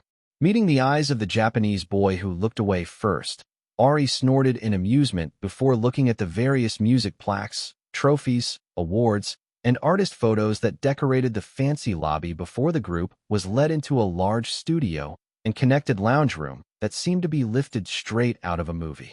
It was huge, more than 3 times the size of Jamie's studio, with more plaques hung on one wall, various gleaming instruments on another wall, and a whole wall filled with fancy electronic equipment with gleaming knobs and dials that were much fancier equipment than he had seen in Jamie's studio.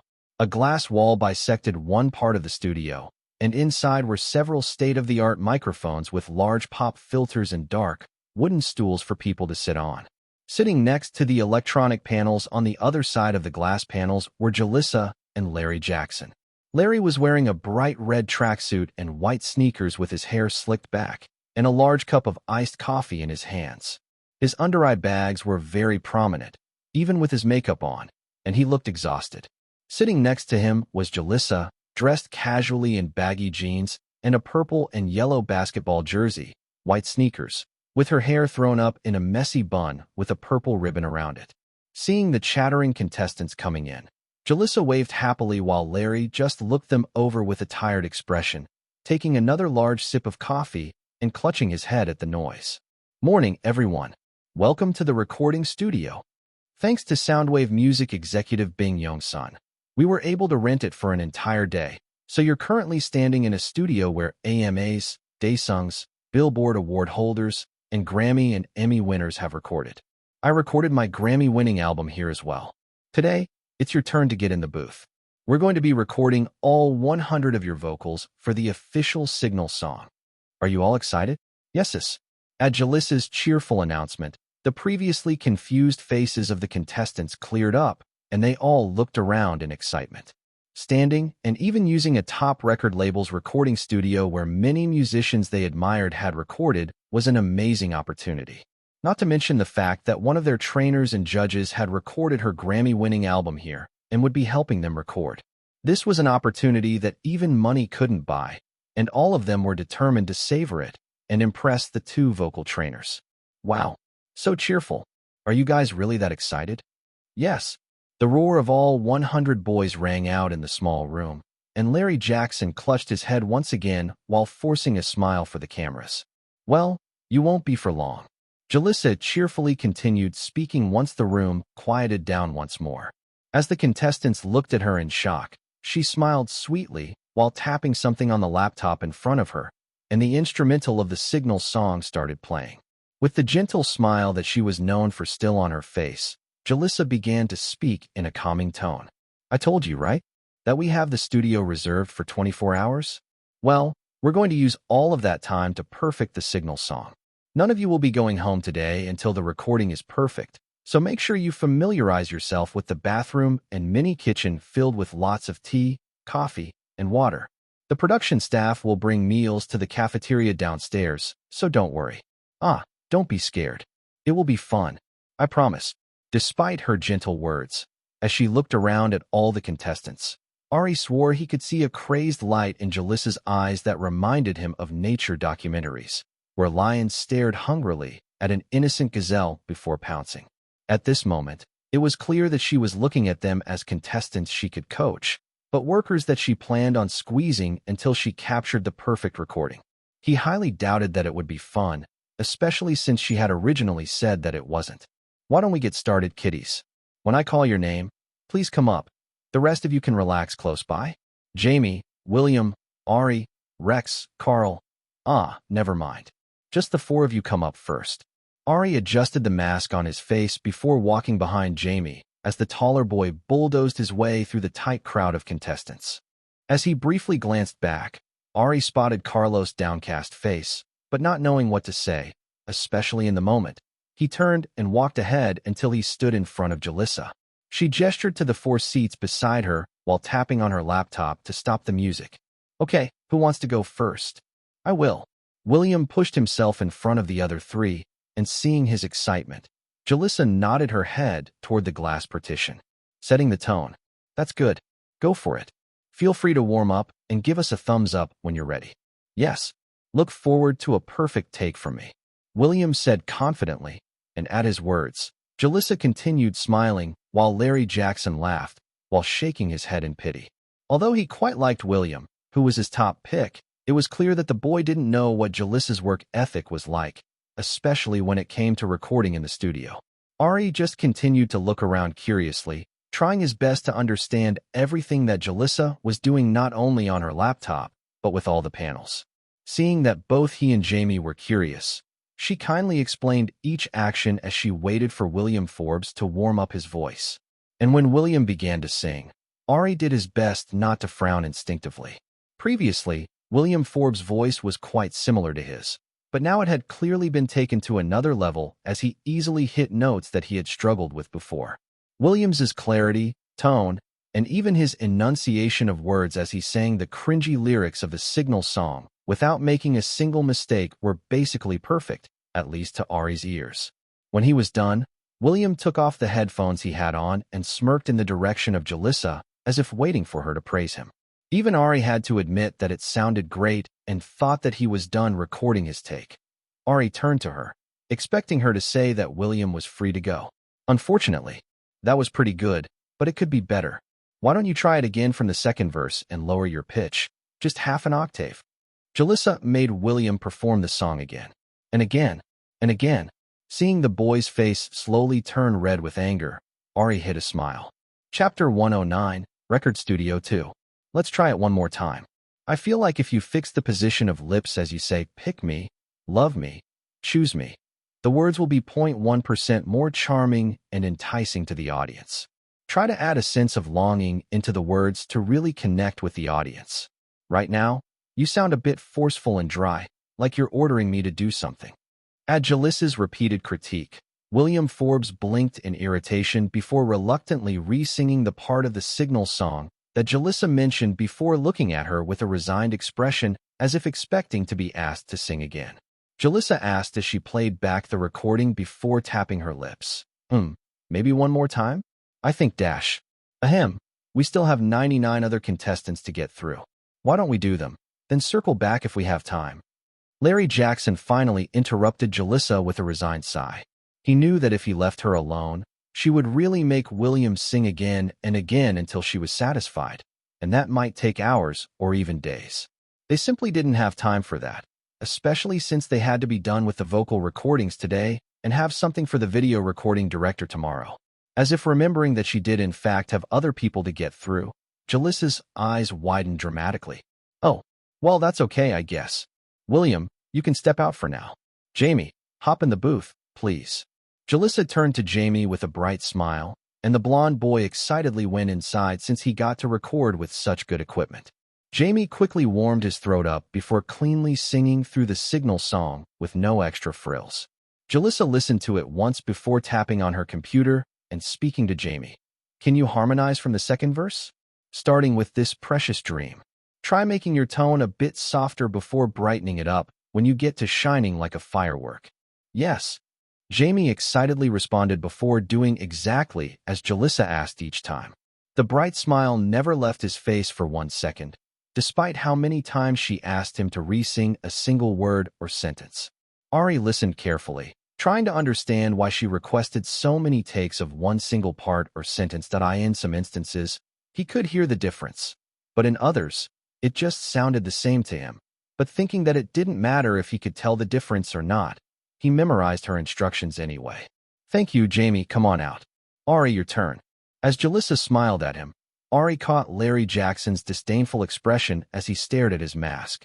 Shrugging to himself, Ari high-fived Jamie as he walked into the booth, adjusting the headphones so they fit around his mask as he sat on the wooden stool. As he stared through the glass walls, noticing the eyes of the two judges, the cameras, and the various expressions of contestants staring at him, Ari's heart began pounding from nervousness. His palms became completely sweaty, and he rubbed them repeatedly against his pants while taking a deep breath to calm his nerves. Somehow, he felt a bit pressured, especially since Jamie and William Forbes had done so well before him. Seeing the blonde boy smirking at him from the other side of the glass, Ari wanted to make sure he did well. Ari, let's take a deep breath and start the warm-up, okay? If you need to, close your eyes and shut everyone out. Jalissa's voice sounded out, and meeting her warm brown eyes, Ari closed his own eyes to shut out everybody else and began the warm-up he always did in class. When he was done, and Jalissa played the instrumental for him to begin singing, he remembered all of the advice and requests that she had given both William and Jamie, and applied them as he sang through the signal song.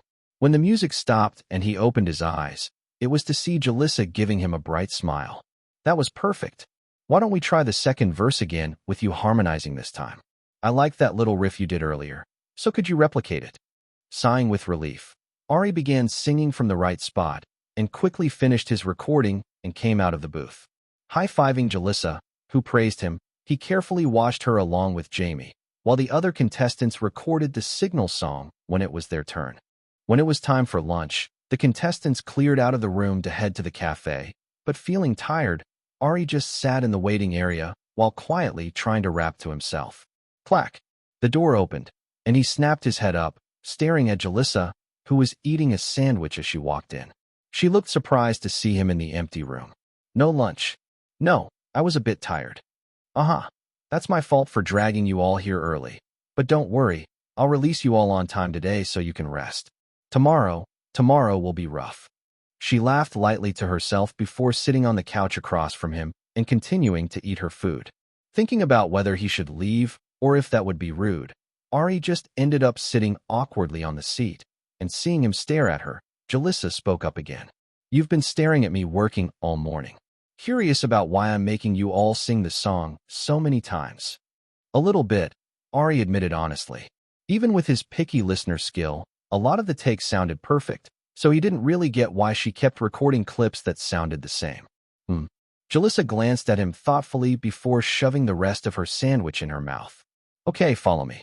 She quickly led him back to the empty studio, whipping open her laptop and pulling up the carefully labeled audio files. Listen carefully. This was William's first take.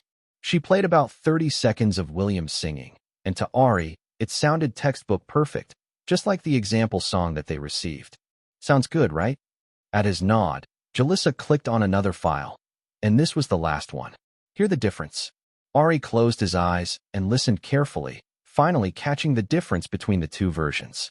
If William's first recording was like a robot singing perfectly, the final recording was more like a human expressing their emotions. It had variations in pronunciation and inflection, pockets of softness and vocal strength, which really made the listener believe that the singer really wanted to be chosen by the listener. Get it? At Jalissa's question, Ari opened his eyes and nodded in realization. Yeah, it's a completely different song. It goes from soft and wistful to really bright with longing. Right? You get it. I've noticed your ears are quite sensitive. You sang it the way I wanted William to sing it on the first try. Maybe because your voices have some similarities? Here's Jamie's. Listen closely. She played Jamie's, and the vibe was similar and packed with even more emotion as Jamie sang in a lower, softer tone than William did. Sounds good, right? You can tell Jamie has been getting vocal lessons for a while. He has excellent control over his voice and a really good head for melodies. I wish Carlos weren't having problems with his voice, but even without him, if we blend the voices of the two of you together. When Jalissa played the two recordings together, briefly adjusting the volume of each, so Jamie's voice was almost like an echo to Ari's higher voice. It sounded good. Not just good, great.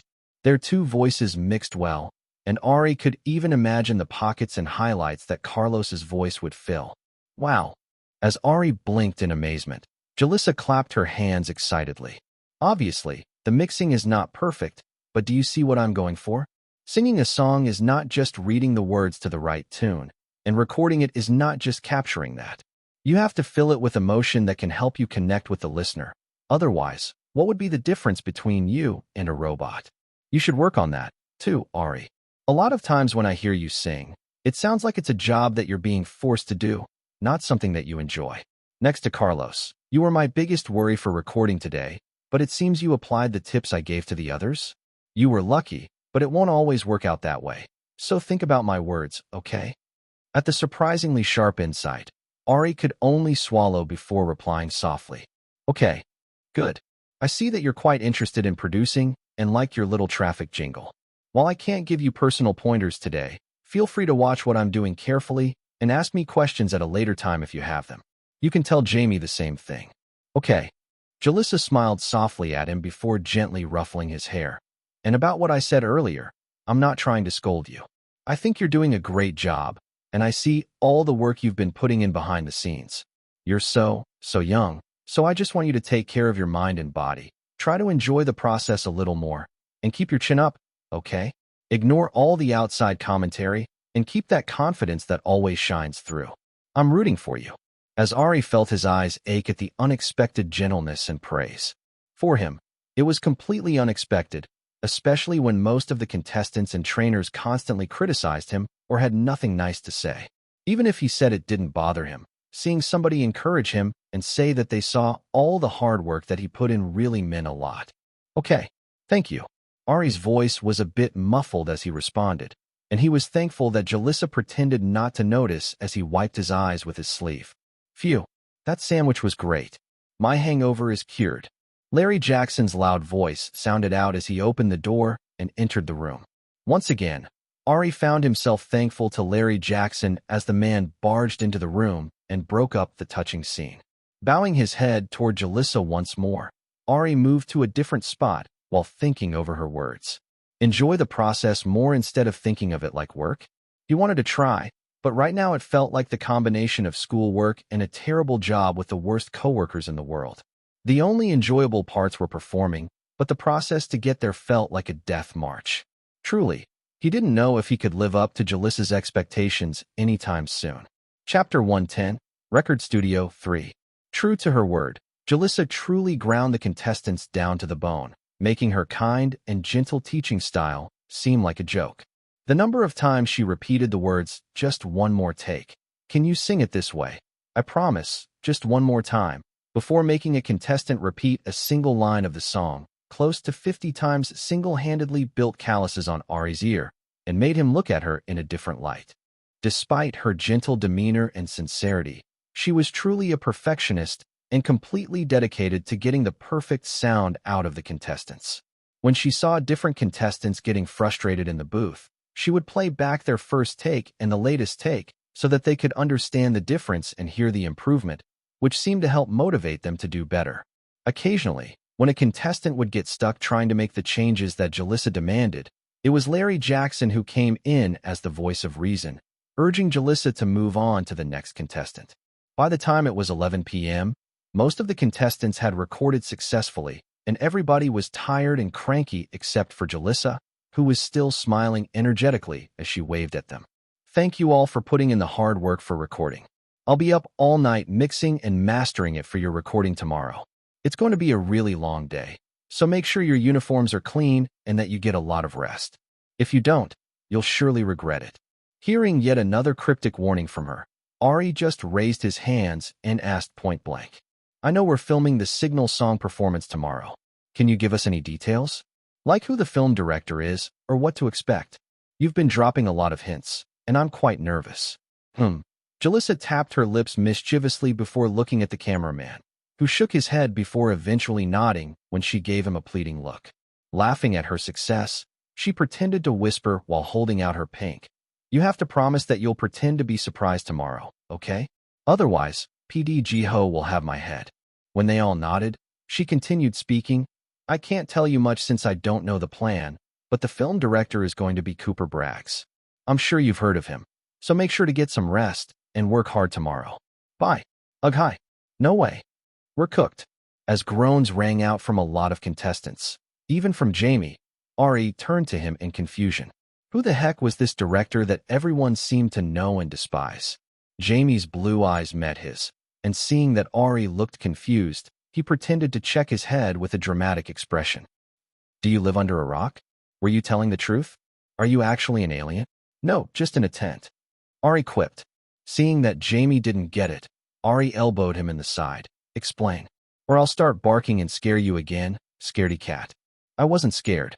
Jamie immediately tried to jab him back, and after wrestling briefly with Ari, tapping out of a headlock, Jamie explained with a pleased smile as they got on the bus. He's a really famous director known for 3 things. Being a perfectionist, not releasing you until he captures the scene in his mind, and not letting people sit down on set. At all. At all. It doesn't matter if it's not your turn to film, if you're a staff member, the cleaning crew, or a makeup artist.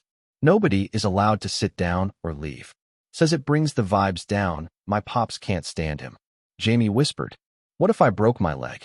Or I have an appointment?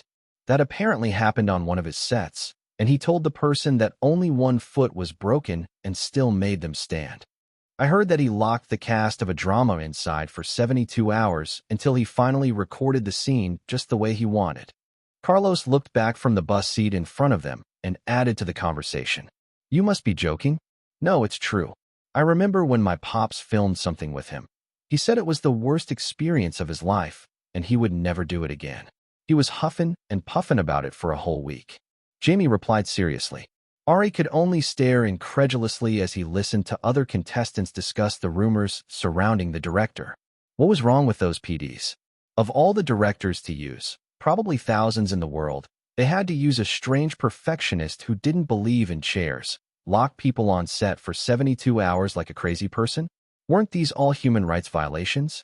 How was he not in jail? Or maybe people were exaggerating and making up crazy stories. As if guessing Ari's thoughts, surprisingly, Levi chimed in from the seat across the aisle.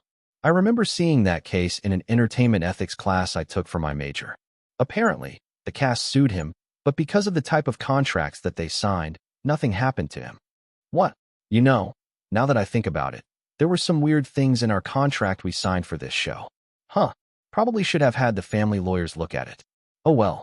Levi added in a dry tone before looking back out the window and ignoring everyone once more.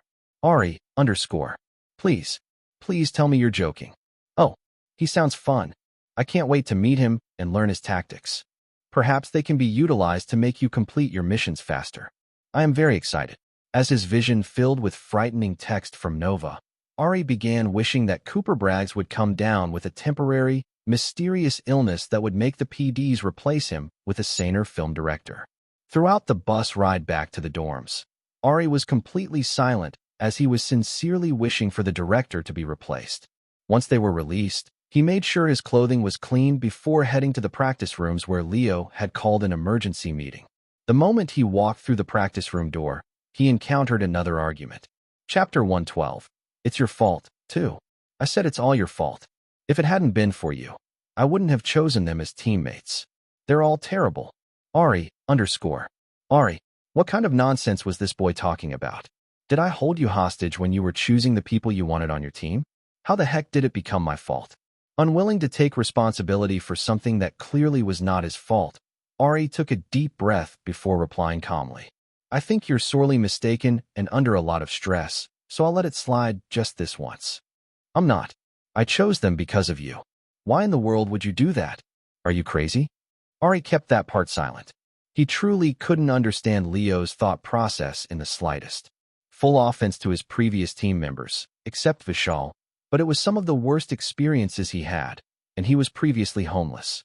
The fact that he had to become an absolute menace and veritable villain to his past teammates to get them to practice, learn their parts, and participate on time without slacking was a testament to his strong will, and it was something he had no interest in ever doing again. If he had a choice, he would avoid all of his previous teammates except for Vishal and never team up with them.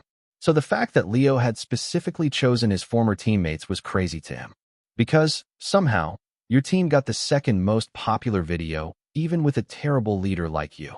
Of course, I had to choose the people on that team, especially when Benjamin and Jamie snatched up all the good people. What makes you think I'm a terrible leader? Ari asked curiously, although he completely agreed with the term. He would hate it if he had a leader like himself. Why are you acting like you don't know? Your only talent is that you sing well, and you rub it in your team member's face at every opportunity. You took all the good parts of the performance, boss people around, drag them to practice whenever you feel like it, and you don't listen to anyone or even let them participate in ideas. And to top it off, you go around wearing weird face paint because you think this whole thing is a joke. Everybody saw you dragging people out randomly at lunch or when they were sleeping. You know what people call you behind your back? The crazy alien dictator and Captain Crash Out, because you go around picking fights when things go your way. At the surprisingly cute insults and the somewhat accurate depiction of himself, Ari burst out laughing while Leo's face turned a bright red as he realized that he had just said everything out loud. Look, I can see you're having a tough time, but blaming your choice of team members on me is absolutely crazy. Sure, my team performance was top too, but all you saw was the pretty front view of the performance and my crazy actions, without knowing why I had to do those things to get the results that I did. Regardless, I don't really care what you think about me, but you need to lock in and take charge of this team. The way things are going, we're cooked come performance day. But they're terrible, including you. Everyone is acting selfish, and nobody wants to cooperate. Leo shouted out in frustration as he slumped to the ground. How am I being selfish? For fighting for and getting the part one wanted without giving in because I knew I was the best person to sing it? Didn't you do the same for the main rapper position? Ari bluntly pointed out the duality of his actions, and Leo bit his lip as he looked away. He wanted to say it was different because he was the leader, but he felt like those sea green eyes were already looking down on him. Seeing Leo avoid eye contact, Ari snorted. I'm not a judge, so don't look like you're on trial. You were the best for the position, and you got it. Same as me. Do the same for the others on the team so we can stop wasting time having the same conversation every freaking day. But half of them are my good friends, and the other half are always arguing, and they all want the same position. I can't snub my friends, but also, if it were Rex, he could easily handle this. Leo bit out, and Ari sighed as he looked at the ceiling. For some reason, he felt like he had been counseling a lot of people lately. It was tiring, especially since he didn't consider Leo a friend or even an acquaintance. He really wanted to leave and let the boy figure it out, but since he really didn't want to put out a trash performance, he decided to be helpful. First of all, you're not Rex, so let's start there. I don't know him, but whatever style you're trying to imitate is not working for you. This is not a friend project. It's serious, so forget the fact that they're your friends and act like a leader. But what? They'll think you're mean? Gasp. Oh no. The horror. I'm sure you'll be happy to have your friendship when you're eliminated. Ari rolled his eyes sarcastically before standing up. Although Leo glared at him, he just adjusted his mask and walked toward the door. Wait. Don't go. Tell me what I should do. I said it earlier. If you want to listen to my advice, go for it. If not, hopefully everyone, including you, gets a rude awakening when we get evaluated by the judges. Then, how can I lead better? Clearly, you were successful in the last round, and it turned out great. Tell me my weak points so I can improve. Don't hold back. Seeing the desperate look on the boy's face, Ari sighed before counting it off on his fingers as he sat by the door.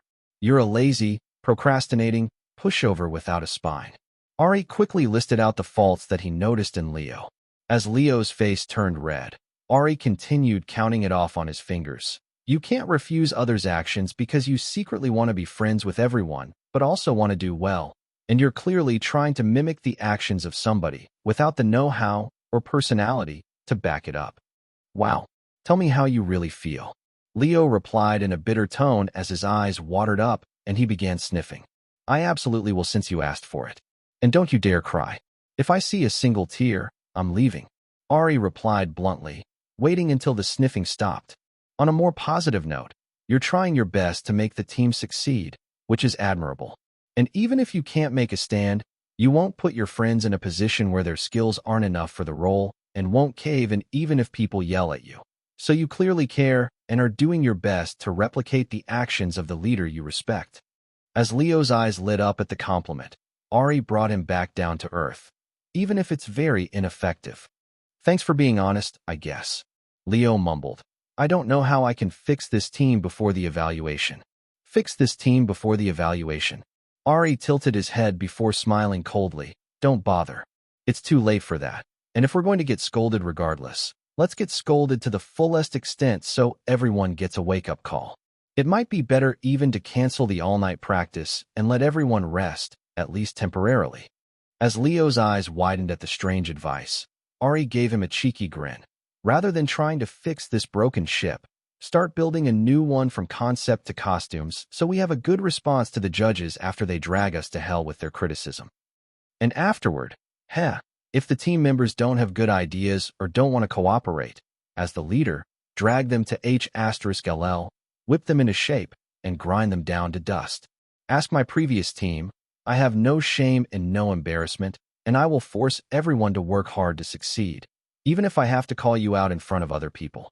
And as you can see, it worked wonders, so I recommend that method to you. Even if they talk behind your back or call you a crazy alien dictator or Captain Crashout, as long as the results are good and you're not eliminated, then a win is a win. Of course, make sure you handle yourself so you don't get evilly edited, but you seem decently liked, so I'm sure you'll be fine. Probably. Leo stared at him in silence before muttering, Captain Crashout. Then, as if he just remembered, he glanced back at Ari before pointing to the hidden camera location that all the contestants had discovered after they watched the first episode. Should you be openly saying this? What if the PDs are recording? You're asking me this after you had a full-blown team argument for 30 minutes? Ari asked with a small laugh as Leo's face went pale as he remembered his actions. Don't worry, I checked when I first came in. There's no memory card in the cameras, and the battery is dead. Either way, think about what I said. I'm going to do some research and head to bed, so good luck, leader. Giving Leo a mock salute, Ari left him sitting thoughtfully. Chapter 113, Crazy Director 1. What the hell is on your face? Director Cooper Braggs asked incredulously. He was a decently tall man with sandy brown hair, a scruffy, full beard, and icy blue eyes. Rather than call him handsome, it was more accurate to say that he had a distinct, memorable face. He was wearing a wrinkled navy-colored shirt, light-washed jeans, with a cigarette tucked behind his ear, and as he stared at Ari, he looked as if he were watching a strange alien creature. Makeup, Ari responded calmly, finding his reaction mild after the nonsense he had previously dealt with Larry Jackson. He hoped that the director would lose interest, considering the fact that he had probably filmed weirder things, but instead the man began circling him as if he were on display on a podium. Humiliation ritual? Lost a bet? Gay icon? No. It was a stylistic choice. Wasn't it because you had to cover your ugly face? Wasn't it because you took my stats that my face became ugly in the first place? Ari did his best to ignore Nova's snarky comment while staring at the director. Well, you have terrible style. Go back to makeup and have them take it off. The director ordered, pointing back toward the makeup area. Sorry, I can't do that. I prefer to record like this. Ari replied calmly. Although his visual stat was finally within the C rank, Ari wanted to get it to at least a B before he began showing his face without it. Even if it was a bit risky, he thought that he had done well enough not to get eliminated because of his signal song performance, and as long as his team did solidly, he should be able to scrape by the next round without being eliminated. However, since contestants now needed audience votes in combination with points gained from performance rounds to determine their ranking, he would have no choice but to expose his face during the next filming round. But he wanted to delay it as much as possible to make sure he could stuff as many stat points toward the visual stat as he could. You do realize that I am the boss here. Director Cooper Braggs glared at him, but Ari refused to back down, ignoring Jamie's subtle jab on his arm. I know. And you're still refusing to take it off? Yes. I've kept it on so far and want to continue doing so. The director looked him over for a moment before beginning to cackle to himself while bending backward. Keek. Ari, _ Ari, was this demonic possession? Or was the cigarette laced with something else? Ari silently took a couple of steps backward and waited for the director to finish his laughing fit. After 2 minutes of insane laughter while his spine made a lowercase n, the director stopped as if a switch had been turned off and stood up straight. If you insist, I don't have time to coddle you. My vision awaits. Everybody, get into your positions. Filming starts in 5 minutes. As the director yelled, the staff members, and all 100 contestants, dressed in a gray school uniform with light makeup, were arranging themselves on the most intricate stage that Ari had ever seen. It was a large, pearl-white, triangular stage with smaller triangular sections within it, featuring LED lights embedded in the floor and numerous lights overhead and at all angles.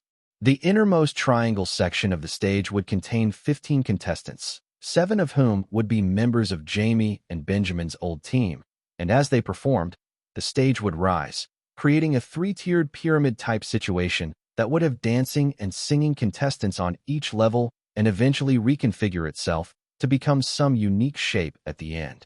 The director had positioned the rest of the contestants in different sections and on various sides to fit his envisioned plan, but informed them that they would be moved depending on how they did. As he got into his position near the very back, Ari had no idea how any of it worked or what the final result was supposed to look like. When they first arrived and the director gave them a brief tour, he listened with curiosity.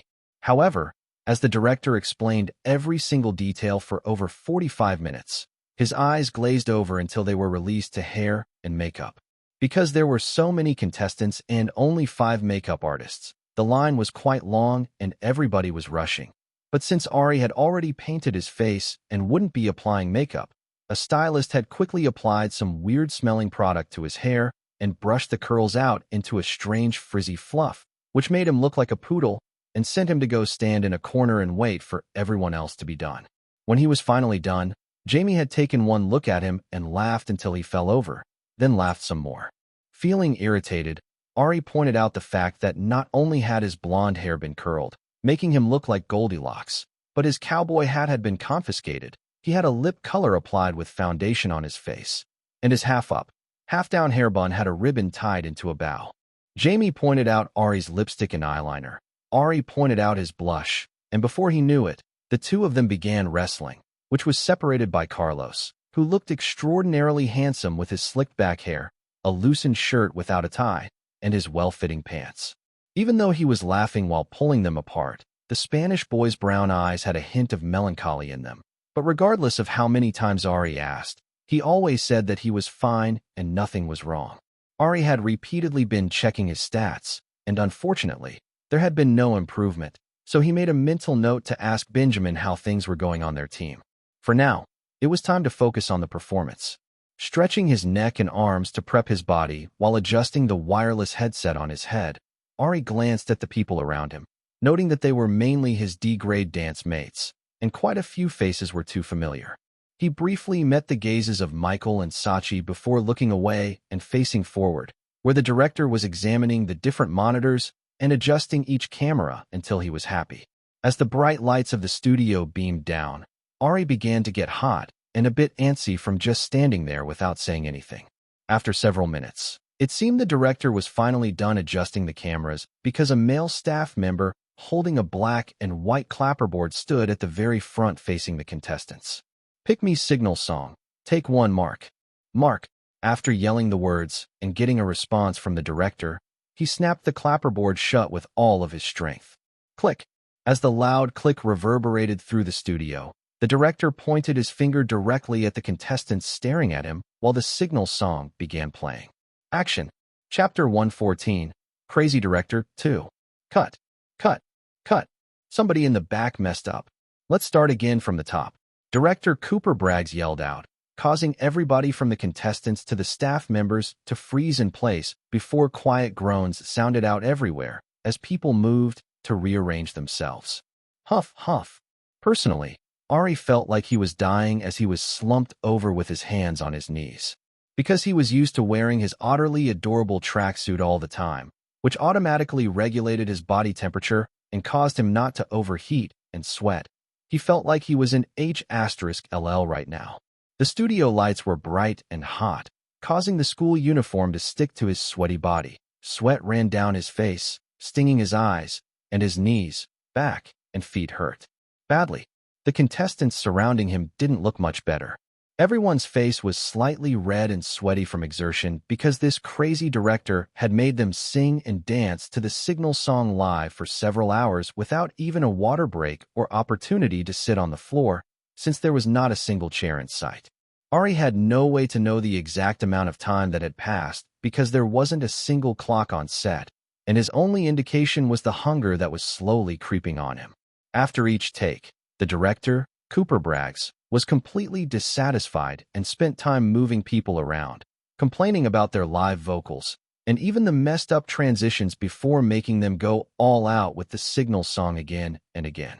Considering the fact that all the contestants were still standing on the same level ground, and the platforms hadn't even started rising and moving around, it was clear that it was going to be an extremely long day. Ari met the eyes of Caleb, who had his hands on his knees while panting to the right before dabbing his eyes with his sleeve. Man, was he tired. Pick me signal song. Take 36. Mark. Mark. Click. The dreaded sound of the man closing the clapperboard rang out.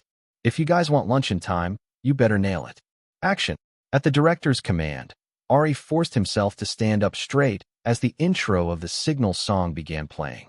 Forcing a bright smile on his face, Ari began performing the introductory actions, making a heart above his head when it was his turn in the formation. Ignoring the cameraman who dashed past, he held his position as the beat of the music increased rapidly. With every second, he could hear contestants jumping around, and after the 83rd thump, he spun with a bright smile on his face while staring into the blinding light.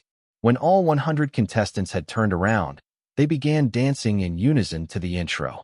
Ari's hands crossed his body in the predetermined poses while his feet slid and rotated on the smooth floor in accordance with the choreography.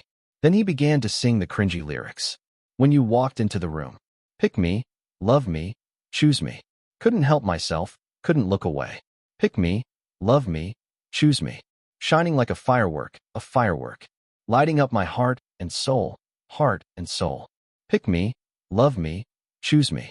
Due to his tiredness, his voice came out breathier than usual, and he continued cursing the director out in his head while singing the cringy lyrics and embodying the feeling that Jalissa had requested in the recording studio.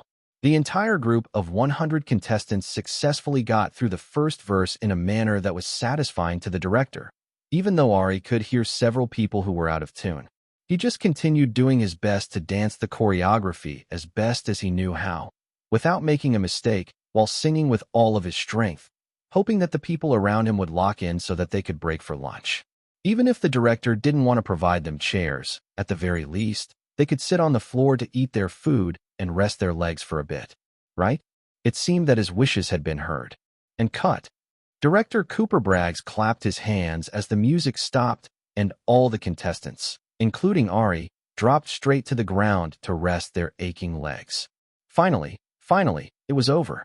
Lunch, here I come. You know the rules, no sitting. At the director's strict words, the 100 boys dragged themselves up with a groan of exhaustion and hunger. They stared at the director with expectant gazes as they had been promised lunch and wanted to be released. As if he were embarrassed, Cooper Braggs scratched the back of his head before speaking softly. Actually, I lied just now. The food isn't here yet. You guys really want to take a break now? You just did so well, and I don't want to break the flow. If you guys continue like this, I'm sure we can nail the moving platform portion, and all of you can go back early. Okay. The studio was quite silent with only a few contestants agreeing with the director's words, and seeing it, Director Cooper Braggs laughed his strange laugh before continuing in a gentle tone. Of course, if you really want a break now, I can give you one, but really the food is not here yet. And while we do have some snacks, if you eat now, you'll get bloated and look swollen and fat on camera. So let's just push through, okay? Does anyone want to take a break? Just raise your hand and speak up, and I'll let you go for a quick 5-minute break. It was crickets as not a single contestant spoke up. As the director repeated the offer while meeting the eyes of each contestant, Ari marveled at how slick he was. Of course, nobody wanted to be the first person to drop out and ask for a break because they were all afraid of looking bad, especially when they spotted PDG hosts standing in the back with several cameras pointed in their direction. And as if he knew, Director Cooper Braggs smiled wildly before speaking in a soft tone once more. We're almost done. I promise. You'll all stick it through, right? It will look so good. Yes. At the deceptively kind words of the director, the expressions of the contestants brightened up, while Ari had to control his expression so he wouldn't frown forcibly and be caught on camera.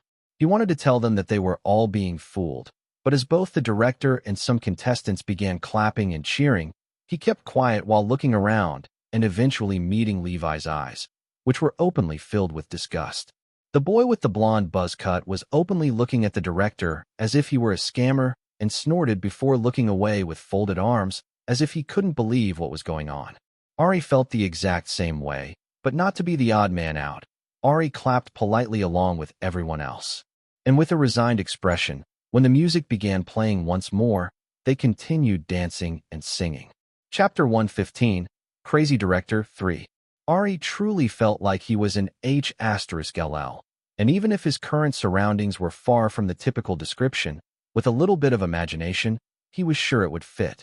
The large studio with numerous bright lights pointed at a flat triangular stage was clearly the pit of flames and fire, and he was the prisoner roasting under the bright lights.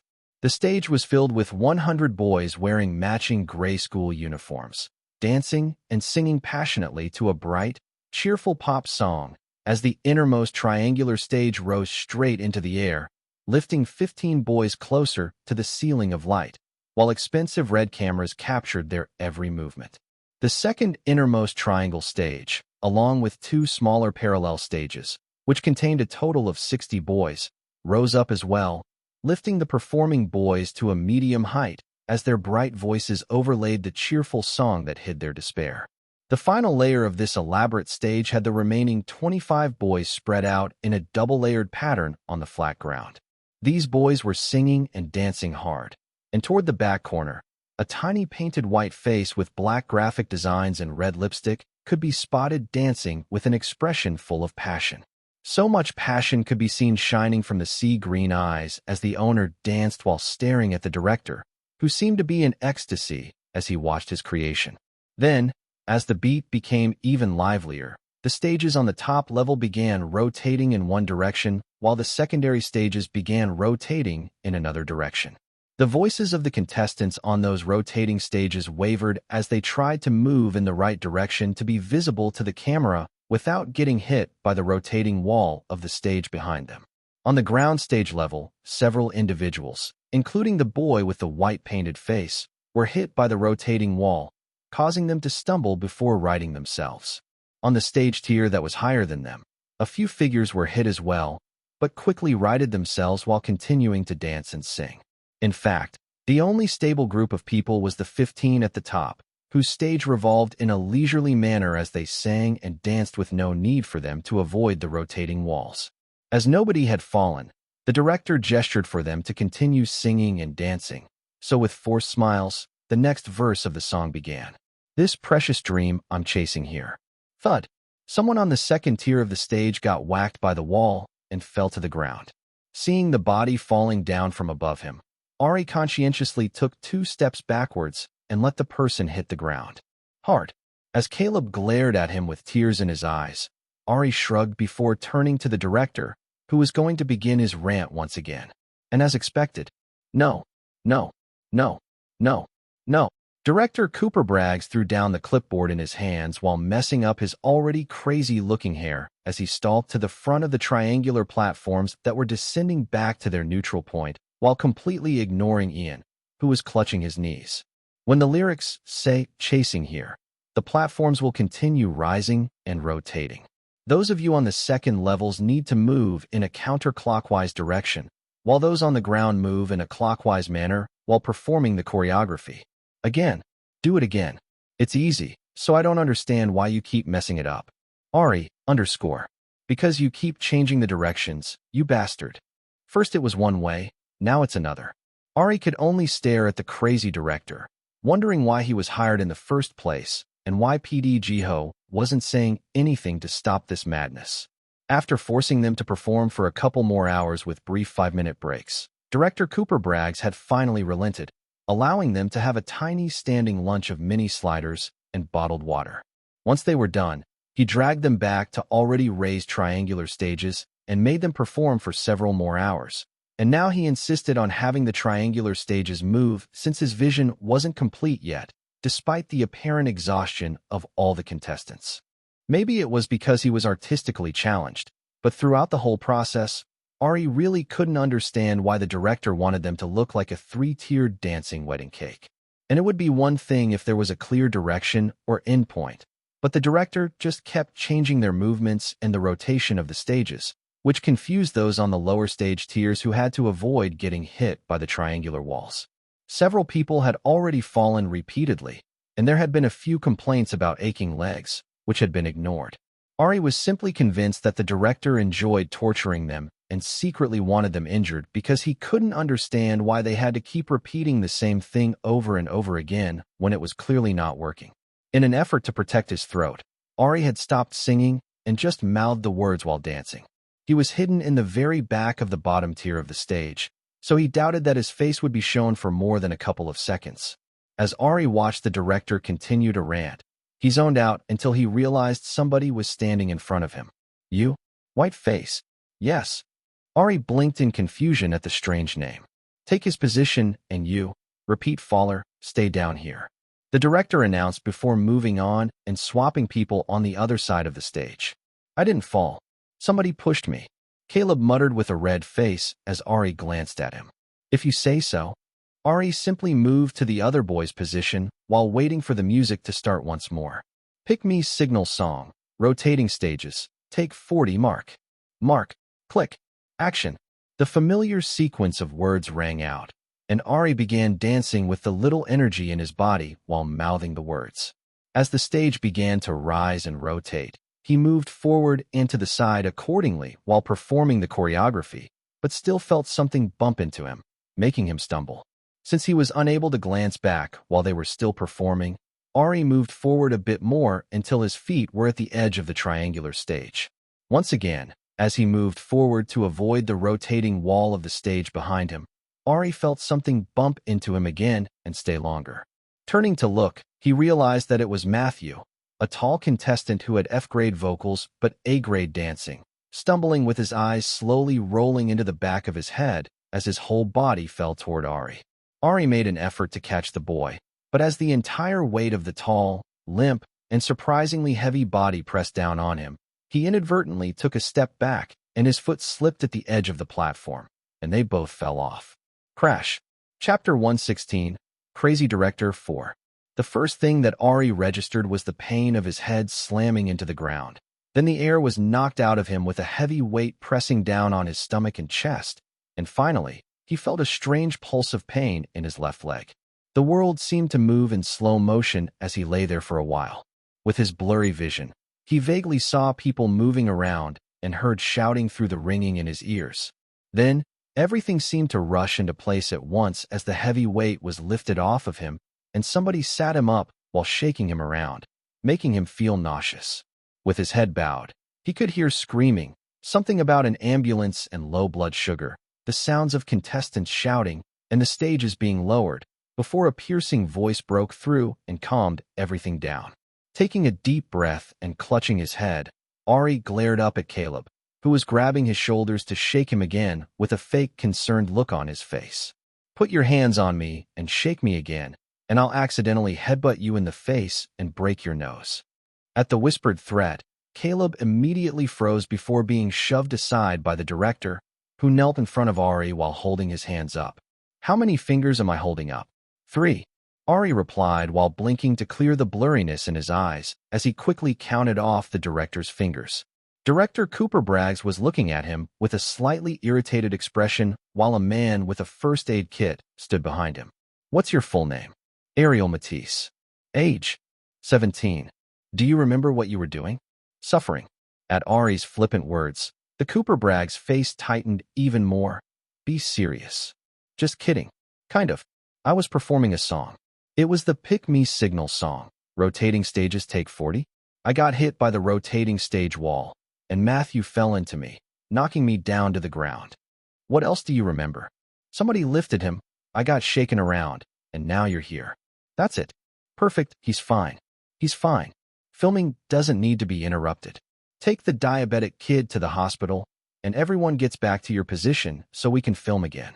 Director Cooper Braggs waved off the contestants crowding in with concerned looks before turning back to Ari with a fake smile. You're fine, right, kid? Ready to film again? You really need to be careful. It wasn't that big of a fall, though. If you had paid attention, something like this wouldn't have happened. Ari, underscore. What kind of nonsense was coming out of this man's mouth? How was it his fault that somebody fainted because their blood sugar was low? This shady director hadn't even done the concussion protocol, and the person with the first aid kit, who was standing behind Cooper Braggs, was making eye contact with Ari while shaking his head no and silently tapping the first aid kit and pointing toward the door. There was no way on earth he would agree to go back to filming. No, I'm not. I want to get checked out by a medical professional to make sure I don't have a concussion. Also, my leg hurts. Ari replied in a polite tone, holding up his left ankle, which was turning red and swelling up. Truth be told, he was completely pissed and wanted to scream. He was already concerned about his team's performance, and now he might be injured? And the director, who was 95% responsible, wanted him to continue as if nothing was wrong? If he could, he wanted to shove the director down from the stage with another contestant leaning on him, just to see how he felt afterwards. Aren't you being dramatic? It's just a little swelling.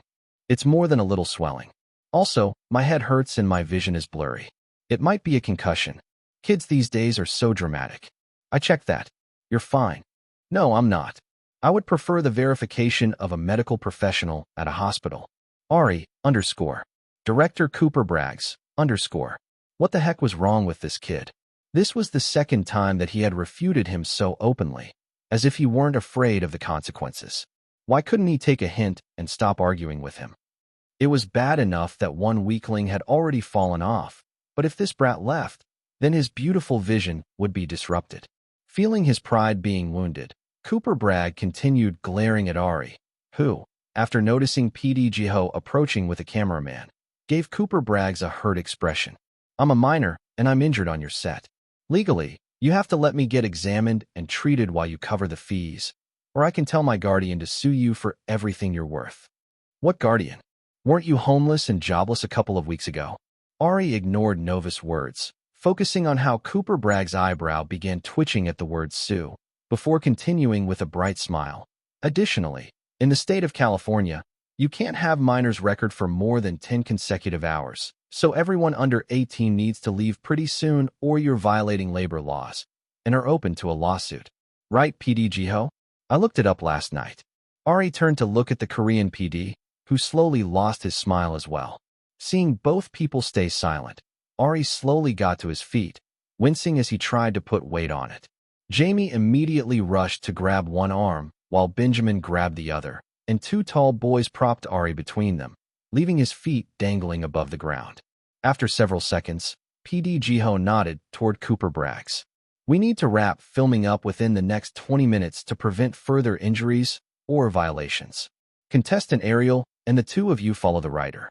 They'll take you to the hospital and contact your guardian. I hope your injury is not too serious. Thank you. Ari nodded toward the PD before following a copper-haired staff member who was waving at them to follow her. The three of them quickly went outside and waited for the staff member to pull up her car. While they stood there, the other two boys began fussing over Ari. Ari, are you okay? How's your head? Your leg? Jamie asked, his blue eyes narrowed with concern. With a bored tone, Ari categorized everything before reporting it. Head hurts, leg hurts, chest hurts. Can't do anything right now. So rather than worry about me, what happened to Matthew? Mans apparently forgot his glucose meter and fainted due to low blood sugar. Ambulance took him to the hospital for a checkup. Same as we're doing for you in it. Benjamin looked back toward the direction that they came from, before muttering under his breath, nasty work that one. Acts like his has a pole up his arse. Big ups for standing up to him. Guessing that Benjamin was speaking about director Cooper Braggs, Ari nodded in agreement before changing the subject to what he was actually curious about. Enough about me. What's going on with your team? Carlos looks sad each time I ask about it, but doesn't say anything. Of course, he can't say anything. Bruv, I can't lie. That Spanish friend of yours, yeah? I don't rate him at all. That brother is a waste man. Benjamin spat out with an angry expression. Chapter 117.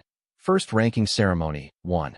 Shocked at Benjamin's bitter tone, Ari wanted to clarify what the exact issue was, but the black van driven by the staff member arrived in front of them, and the conversation could no longer be had. He and Jamie got into the back while Benjamin sat in the front seat next to the staff member who looked at him in the rearview mirror. Contestant Ari, how are you feeling? I'm Kate, by the way. I'm one of the writers. How do you feel? Ari stared at her with eyes full of hesitation, not sure if he should tell her all of his injuries, ask her why the PDs were the way they were, or just stay silent. Thankfully, it seemed that Kate had the ability to fill the silence by herself. I'm sure you're concerned about the evaluation and performing, but don't worry, I'll get you to the hospital quickly and you'll be as right as rain. Before he could say anything, she stepped on the gas, and the large van basically jumped before flying forward at a fast pace, causing Ari's head to slam back against the headrest. Sorry, screech. Kate immediately stepped on the brakes, and his head jerked forward and slammed against the back of the seat in front of him, leaving an imprint of his white facial makeup behind. Sorry. I'm so sorry. Kate immediately stepped on the gas again, causing the van to lurch forward, as Ari's head slammed backward once more. Screech. I'm sorry. Oh my gosh, I'm so sorry. It's fine. Quietly meeting her panicked eyes in the rearview mirror, Ari quietly held on to the handle at the ceiling of the car before looking out the window, hoping that they would get to the hospital safely. The entire car ride to the hospital went the same way, with Kate speeding and braking in a jerky manner, and after a 3-hour wait in the emergency room, Ari was cleared of a concussion but was given the diagnosis of a grade 1/2 ankle sprain with orders to wear an ankle brace, minimize movement and exertion, and apply the RICE method: rest, ice, compression, elevate, for the next 2 weeks minimum. Naturally, Ari planned to follow everything except for minimizing movement, as he had to actively practice and perform. By the time Kate drove them back to the dorms, it was already close to midnight. After making sure Ari was fine, Jamie immediately went to find his teammates while Ari stared at Benjamin by the empty entrance, waiting for an answer to his earlier question. The British boy met his eyes briefly before cracking his neck while giving his characteristic smile, even though his eyes looked cold. You're asking why I'm calling your friend a waste man? Yes. What you need to be asking is why he's acting like one. I don't care if he's losing his voice, but he skipped half of our team practices, and when he finally decides to show up, it's clear that he hasn't practiced anything and is playing catch-up while clearly being exhausted. If that's not a waste man, then what is? I don't believe Carlos would be like that. Maybe he was focused on the Signal song. Ari rebutted. The Carlos he had seen in the past 2 weeks in the vocal class was diligent and quiet, grasping everything that Jalissa said quickly and never really making a mistake. Although Ari rarely saw him outside of vocal class these days due to being busy, he couldn't imagine that Carlos would just skip out on his team like that, would he? Benjamin took a look at Ari's face before sighing and softening his tone. Weren't we all focused on practicing the Signal song? He's not special. Look, mate, believe me or not, I'm telling you exactly what's happening like you asked. I'm stressed enough as it is, so if he's really your friend, have a chat and tell him to quit messing around, yeah? I can't stand people who are coasting on their talents without putting in the work, especially on a team. If you want to mess around, go solo and stop bothering everyone who's working hard to make a cohesive performance. Before Ari could say anything, Benjamin walked off, and after a while, Ari did the same as well. Unbeknownst to both of them, a familiar figure in a leather jacket had heard the conversation. A quiet night passed, and the next morning, after a clearly tense breakfast, all the contestants were shuttled on a bus to the location where they had their second showcase. The stage design had been changed to have a gleaming white and gold, 5-tiered pyramid on the stage with seats on each level and gleaming white stairs bisecting it. At the very top of the pyramid, there was a single seat, a single gleaming gold throne with red velvet cushions and a crown lying on it. The second tier of the pyramid had 6 seats of lower quality, while the seats below that tier were all white, metal folding chairs that looked incredibly uncomfortable. Off to the side of the stage was a large white table, where the 6 trainers who also served as judges, as well as Bing Yong-sun, the executive creator and performance director of Soundwave Music, were seated. All of the judges had slightly somber faces, including Jalissa, who was usually bubbly and smiley. It seemed that the fact that 10 contestants had to go home today brought the atmosphere down. As the contestants filed into the auditorium, filling the audience seats that had bottled drinks underneath, Ari made sure to keep a neutral expression for all the cameras as he limped toward an aisle seat near the back. As he sat down, he spotted PD Emily and the stage director, Cheryl Lonol, chatting off to the side while pointing at the contestants. As if sensing his gaze, PD Emily's eyes swiftly turned toward him, and Ari quickly looked away, not wanting to catch her attention. "Good morning, contestants. Did you miss me?" The cheerful voice of MC Ryan Leary sounded out as he ran on stage while wearing a school uniform that matched those of the contestants. Yeah. At the listless response, the MC wasn't fazed. He just switched the topic to something he knew would get them excited. "You guys sound a little down, so let's try it again. Did you miss me and our amazing judges, including the executive creator and performance director of Soundwave Music, Bing Youngson, who helped give you guys access to an amazing record studio?" At the very loaded statements, the contestants suddenly found their excitement and began cheering and clapping with completely unforced smiles. Chapter 118. First Ranking Ceremony 2. "Wow, I'm so glad to see that you're all excited," MC Ryan Leary said with a smile as he saw the forced grins on the contestants' faces. Not wanting to make it too awkward for them, he quickly moved on to the next topic. As mentioned earlier, unfortunately, today is the day that the journey with Popstar Academy ends for 10 of you amazing contestants. I want you all to know that judges truly had a difficult time making a decision, and while it was mainly based on the surprise mission, they gave you all to learn and perform the signal song and dance. Other things influenced the tough decision that they had to make. Please know that your worth isn't defined by your journey here, and I'm sure you'll move on to do great things. At the MC's solemn words, the air became filled with tension as the contestants sat up straight in their chairs. It had suddenly become real that this was the end of the road for 10 of them. A couple of contestants felt quite bitter as they remembered all the work they had put in, especially into the newly assigned teams that might be wasted if they were eliminated. Quite a few subtly glared in PD Emily's direction before bowing their heads. Of course, there were other contestants who were completely confident that they were staying even if they had no reason to be, and others who were nervous like Jamie, whose leg had become a jackhammer trying to dig into the center of the earth, even if he was 99.9% safe. Ari was somewhere in the middle. When he remembered how badly he did when he performed the signal song and had to get Jalissa's help, he actually felt a bit nervous. While he was mostly sure he wasn't among the worst 10 contestants here, he also knew that both Jaywalk and Larry Jackson disliked him, so there was a slight chance that he would get eliminated. With his heart pounding while he tried to maintain a neutral expression, he picked up the drink underneath his seat to calm himself and immediately choked and began coughing. Disgusting. This one was even worse than the one he had after the maze. Ari felt Jamie's large hand pounding on his back, and as the MC's words stopped, he immediately wanted to dig a hole and dive into it from embarrassment. Forcibly clearing his throat, Ari looked ahead and pretended that nothing had happened, once again thankful that his face was covered in thick white paint. He subtly kicked the disgusting drink under his chair before paying attention to the MC staring at him. Ahem. Please be careful when taking a drink of the amazingly delicious new Ion drink made by Propeller, which will propel you to greatness whether you're an athlete or an aspiring idol. It's so good you might choke. Ari, _ Ryan Leary quickly inserted a PPL advert before continuing with his words. When I call your name and rank, you may come up on stage and say a few words before heading to your seat on the pyramid. After the ranking ceremony is complete, those who were unfortunately eliminated have the option to either head back to pack their bags immediately or perform with their teams one last time for the judges' evaluation. There was a solemn pause before Ryan Leary began speaking. In 89th place, contestant Sloan, please come forward. There was a polite round of applause as a red-haired boy with a face full of freckles stood up with teary eyes and went on stage next to the microphone stand. Ari remembered that he was one of the members of the F1 team, with his dance, rap, and vocal stats all E-rank. I'd like to thank the trainers for their aid in helping me learn and keeping me in the program. I vow to continue working hard and continually improve my skills. Thank you.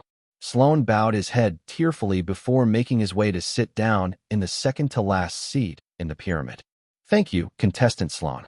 In 87th place, contestant Vishal, please come forward. In 79th place, contestant Matthew, please come forward. One by one, Ryan Leary called the contestants up to the stage, and the seats around Ari became emptier. Much to his surprise, he still hadn't been called yet. but his worry had decreased when he saw several of his former team members being called. In 69th place, contestant Ariel, please come forward. Hearing his name, Ari blinked in surprise before standing up with Jamie's help. After high-fiving the nervously smiling blonde, Ari slowly limped to the stage, taking a deep breath before climbing up the 5 stairs and then walking toward the MC. Ah, contestant Ariel, I didn't realize you were injured. Ryan Leary immediately dashed over to help Ari walk to the mic stand with a concerned expression. Yeah, somehow it happened on S. Ari paused his words as he saw PD Emily cutting across her throat with her hand. Ah, well, I hope you get better soon. Would you like to say a few words? Sure. I'd like to thank the judges for seeing potential in me, and I'd especially like to thank my vocal trainer, Jalissa, for her help and advice in everything. Ari replied honestly as he bowed his head toward the woman, who seemed very concerned about him. Giving her a faint smile, he turned to leave to climb the pyramid, but Bing Yong-sun grabbed his microphone to speak. Contestant Ari? Yes, sir.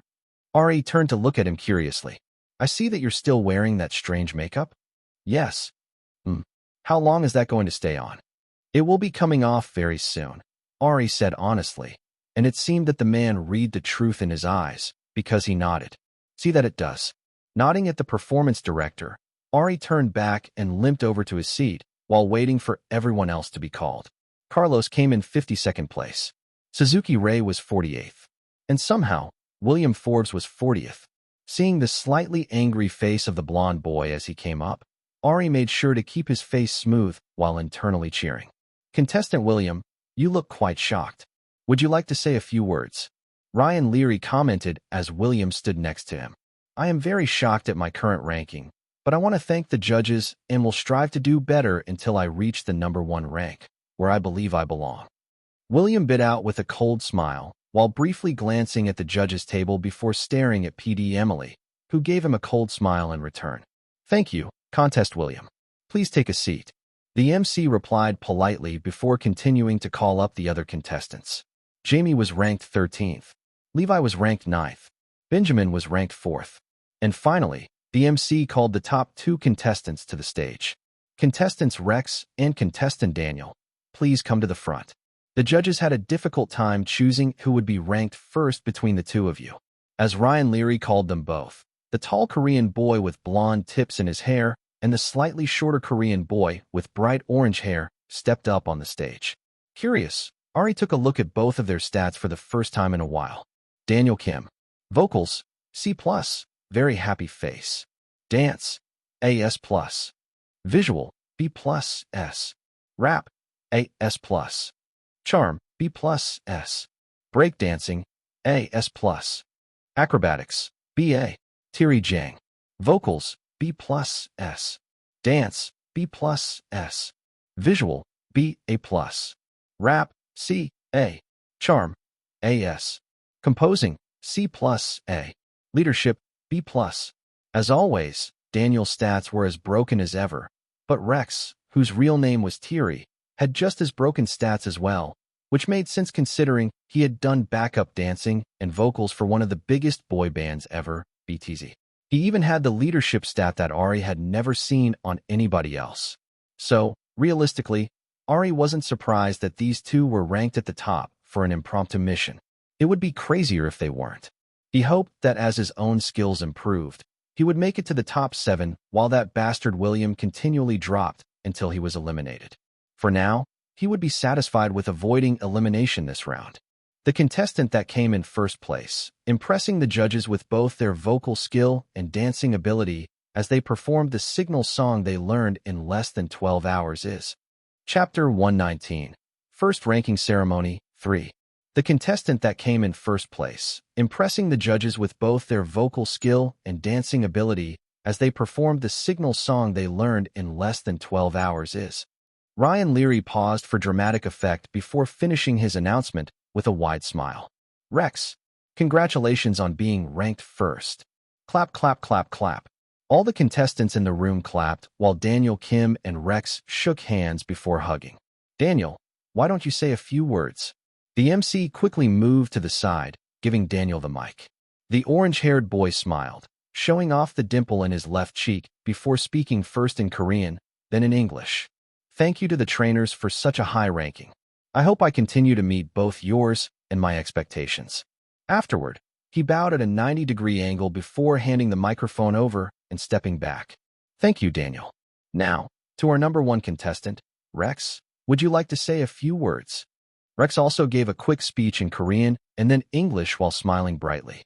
I'd like to thank the judges for ranking me so highly, and I will continue to do my best not to disappoint. Thank you to both of you. Please have a seat. The MC waited as Daniel climbed up and took the last remaining seat on the second level of the pyramid, while Rex climbed all the way to the golden throne at the top, sitting on it with a bemused smile as he put the crown on his head. Ryan Leary led the round of applause to cheer for the two people before speaking once more in a somber tone. Unfortunately, we need to start listing our dear contestants who will be eliminated. As Ari saw both Caleb and Ian as part of the remaining 11, he began wishing with all of his heart for both of them to be eliminated. Even if his team had to add 2 new members, at this point, it didn't matter since the group hadn't even started practicing their song anyway. He just wanted the 2 annoying boys gone so he could sleep peacefully and deal with one less arguer in the group. Ryan Leary glanced at the boys again before speaking softly. Starting with the contestant coming in at rank 100, Shin, please come say your final words. As his name was called, the young Japanese contestant with a baby face began crying as he climbed onto the stage. The MC passed him a handkerchief, and after blowing his nose dramatically, the young boy gave his speech before stepping down. Rank 99, Stefan. Rank 98, Xiao. One by one, the MC called them all until the 2 remaining people were Caleb and Ian, one of whom would place 90th and be safe, or place 91st and be eliminated. Surprisingly, the 2 of them seemed to have reconciled and even held hands while walking to the stage as the MC called them up. Unfortunately, the decision has been made on who the final contestant will be. Again, I'm proud of both of you. This doesn't define your worth, and I'm sure you'll accomplish amazing things even if it's not here. You both understand, right? As the 2 boys nodded, Ari subtly crossed the fingers on both hands with regret that both of them couldn't be eliminated. Still, if he had to choose one. Caleb. Get rid of Caleb first. Being on his team once was bad enough, and Ari didn't want to continue dealing with his unaware, troll-like actions. Ryan Leary paused once again before speaking slowly. The contestant who is ranked in 90th place and is safe from elimination is contestant Ian. Congratulations. I'm sorry, but that means that you are eliminated, contestant Caleb. Yes. Ian jumped in the air while pumping his fist before hugging the stunned Caleb immediately when he landed. A round of applause rang out as Ian hopped around happily before giving his speech. When he was done, it was Caleb's turn.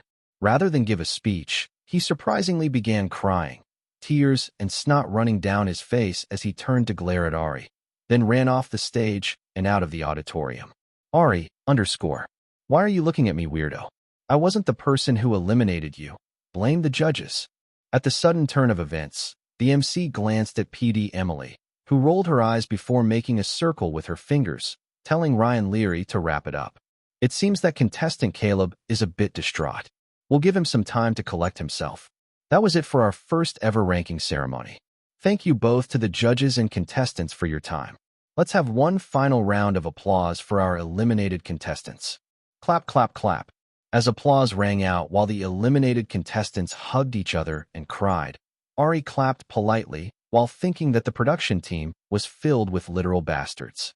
They forced the contestants to work hard the day before to record the signal song, and then eliminated them immediately, and then giving the eliminated contestants the option to not perform with their groups. It was clear that they planned on squeezing out as much value as they could from every contestant before they were discarded.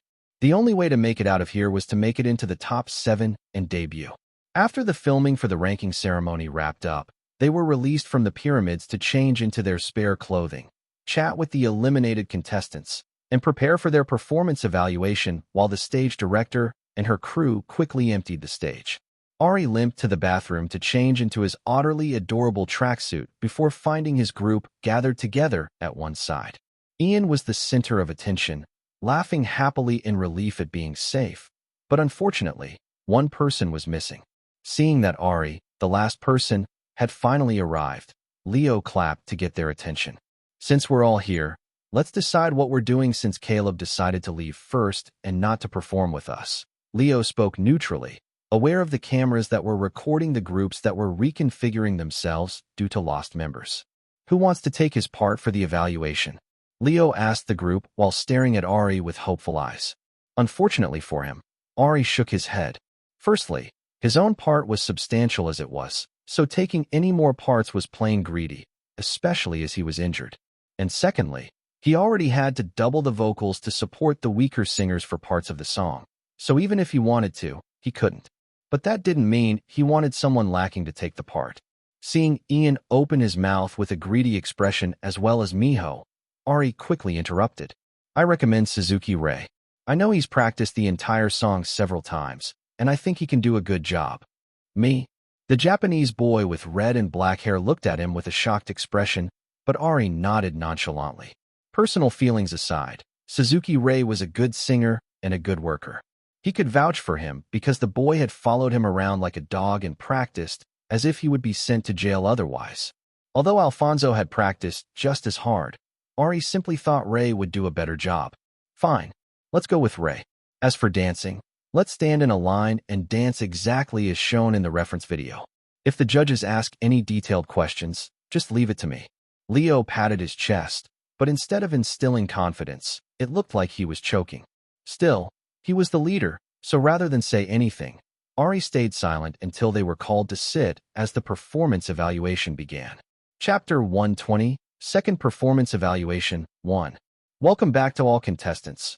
I see that you all changed into athletic clothes, and I'm the only person who didn't get the memo. MC Ryan Leary pretended to pout as he stared at the contestants dressed in various athletic wear who were filing into the rows of chairs placed across from the judges. We're still wondering how you got a school uniform in the first place. Larry Jackson spoke into his microphone with a suspicious expression while Ryan Leary whistled while avoiding eye contact. After a few judges laughed and everybody was seated, Ryan Leary accepted a large cup with paper strips inside from one of the production staff members. Due to the previous elimination, one team was eliminated entirely, so there are only 9 teams remaining. Team leaders, please come forward and draw a card that will have your group's performance order on it. Leo, Jamie, Benjamin, and the other team leaders walked up to the MC and grabbed a paper strip. Number 2. I rate it. Benjamin waved his paper strip happily around before heading back to his seat. Jamie was 4th, Rex was 6th, and unfortunately, Leo drew the first spot.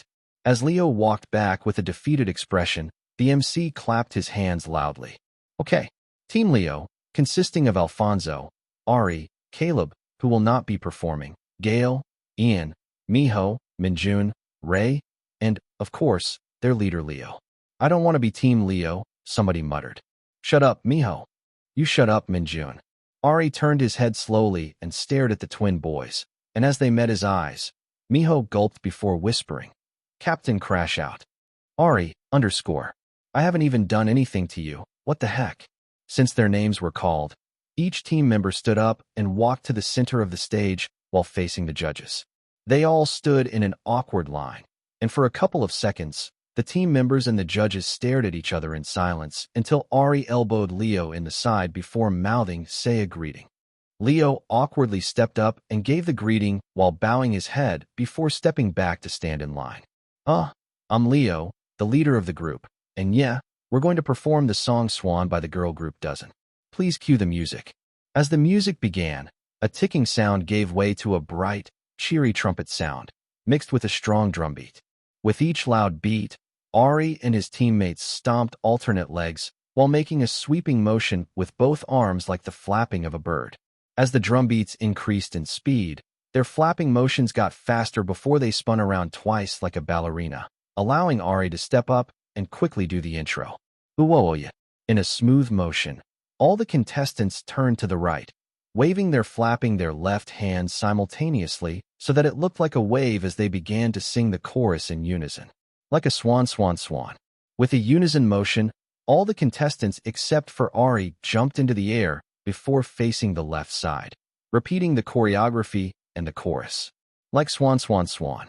Pleasantly surprised at how well people were doing and the things sounded, Ari let out a sigh of relief before shuffling forward and singing his part. Let me tell you a story about a lost child in the world. They were falling into the water. He kept his voice low and sweet, utilizing Jalissa's advice to think about what emotions to put into the song. Since the choreography moves here were soft and flowing as if moving through water, Ari imagined that he was singing a fairy tale story read to a kid. As his last note rang out, Ari quickly stepped back as Suzuki Ray moved forward to sing his part, gasping for breath, fighting to rise. But darkness weighs them down. They keep on sinking, deep into the water. Instead of performing the flowy moves of the choreography, as he sang, Suzuki Ray made his dance moves sharp and aggressive, intentionally skipping the parts of the choreography with movements like hip shaking, high kicks, and hair flips. When he was done, Ari slid forward again, singing his next portion with a tone that increased in brightness and pitch. Finding the light that shines so bright. The people who can lead the way. I'll rise to the top, yeah, because this is my fairy tale. As he sang, he forced his sprained leg to balance on the ground while trying to gracefully extend his hand upward and then side to side. While trying to pivot, his sprained ankle buckled, causing him to wince and stop singing as he slid back in line, letting Alfonso come forward for his part, which had a singing rap vibe to it. My world will expand. I continually grow. My strength will increase as your light shines on me. The Brazilian boy's long hair was like an extra appendage as he gracefully spun while doing the choreography, making sure that his eyes never left the judges. Once the section before the chorus was about to begin, Ari stepped forward and began singing as high as he could. I'll rise from the depths of water. Ooh, whoa, yeah. The moment his voice stopped singing, the intense beat and chorus began as each team member began singing it while performing the choreography. Like a swan. Like swan. After the chorus, Suzuki Ray stepped up for the part that was supposed to be Caleb's portion, singing it easily before stepping back and allowing Leo and Minjun to complete the rap portions.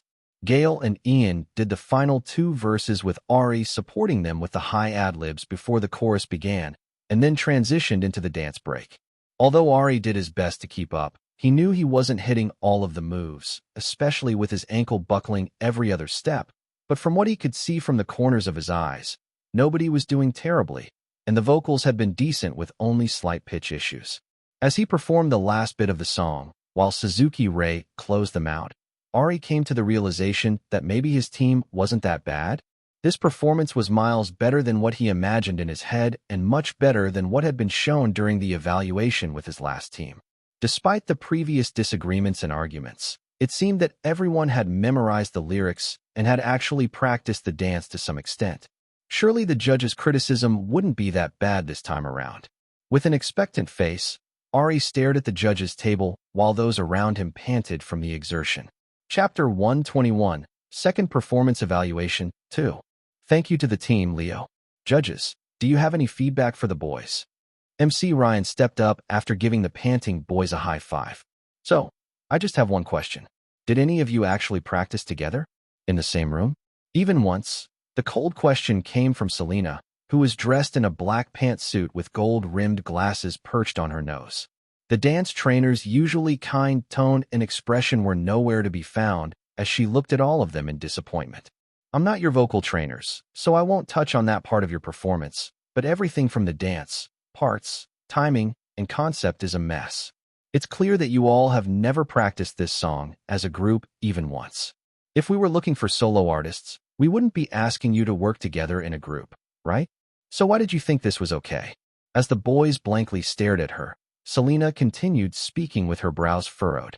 I'm aware that this is a song from a girl group, and maybe you find the pink ballerina concept off-putting, but dancing half-heartedly, skipping moves you don't want to perform, or dancing in a way that ruins the concept and feelings that the original singers wish to convey is completely unacceptable, especially when you don't even have a good replacement concept. I can tell you all haphazardly decided, let's just dance in a manly, aggressive way that's opposite of the pink girly concept and avoid the moves we don't like, and called it a day, right? You probably think that since you sang the words and rapped fine, it should be okay on stage, right? Not a single member of the team said anything, because that was how the conversation went. Selena glared once more, and seeing that almost everybody was avoiding her eyes with a hint of guilt, she got even angrier. Have you listened to the lyrics of the song you're actually singing and dancing to? Have you thought about why the choreography is the way it is? What about rising up from the dirt and struggle to become a graceful, beautiful swan screams, manly and aggressive, huh? If you have no intentions of coming up with changes to the concept, then the least you can do is respect the original artist's intention and do your best to replicate the original song without insult. Leader of the group, step forward, Selena said, staring at Leo with fire in her eyes. With a loud gulp, Leo took a deep breath as he moved slightly in front of everybody else. What have you and the rest of your team been doing the past couple of days? Lounging around, giggling, and having a good time? Saying I hate the pink concept every 5 seconds. At Selena's sarcastic words, Leo responded in a low voice, No ma'am. Have you all even practiced this song as a group? No ma'am. So what have you all been doing? I assume you've been meeting as a group to at least discuss? Come up with changes, costumes, something? At Leo's silence, Selena laughed incredulously while looking at all of their faces. As a leader, what have you been doing? Do you think that just because you did well on your performance video and didn't get eliminated, you could just coast by this week? As Selena berated him, Leo felt completely wronged. It wasn't entirely his fault, but he knew if he tried to refute it, it would just look bad. Seeing that he stayed silent, Selena sighed before putting down her microphone. Thank you, Selena, for the feedback. I'm sure that the team will work harder to show a better result on the day of the performance. Jalissa, Larry exponent, do you have anything to add? The MC attempted to smooth things over, as none of the boys could refute anything.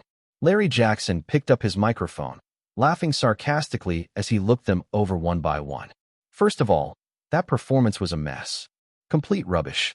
Selena has touched on it, but if I were the original singer, I would be ashamed if this were the cover of a song I had worked hard to create. All of you, especially the leader, should be very ashamed of yourselves. It seems that you all got comfortable since everybody on this team did decently well on their performance video. Now, I'm not one to give vague advice to the whole group, so step forward when I call your name. Starting with you, Ariel. At Larry Jackson insisting on calling him that strange version of his name, it took all of Ari's strength not to roll his eyes as he limped forward. Larry Jackson looked him up and down, focusing on his ankle brace, before smirking, That strange face paint of yours notwithstanding, I thought after your experience last week, you would have learned to take care of yourself. Yet here you are once again, lacking and injured, probably from fooling around instead of practicing. I was injured when somebody fainted and knocked me down a platform while we were filming the Signal song yesterday, Ari explained in a calm tone while somebody hiccuped in the background. He knew he shouldn't argue, but he was not willing to take on the title of fooling around while getting injured. Larry Jackson blinked in surprise at the context, which was verified by PD Emily nodding before smirking at Ari once more. What does your injury have to do with the fact that you're the worst dancer on your team, who noticeably sticks out and made extremely noticeable mistakes today? Do you think that your vocals will save you? There are plenty of other good singers here, and now you're injured. What do you plan to do about it? I plan on practicing hard, Ari replied. Are you saying that you're not practicing hard? I noticed that everybody on your team is panting and sweating hard, yet you're as cool as a cucumber.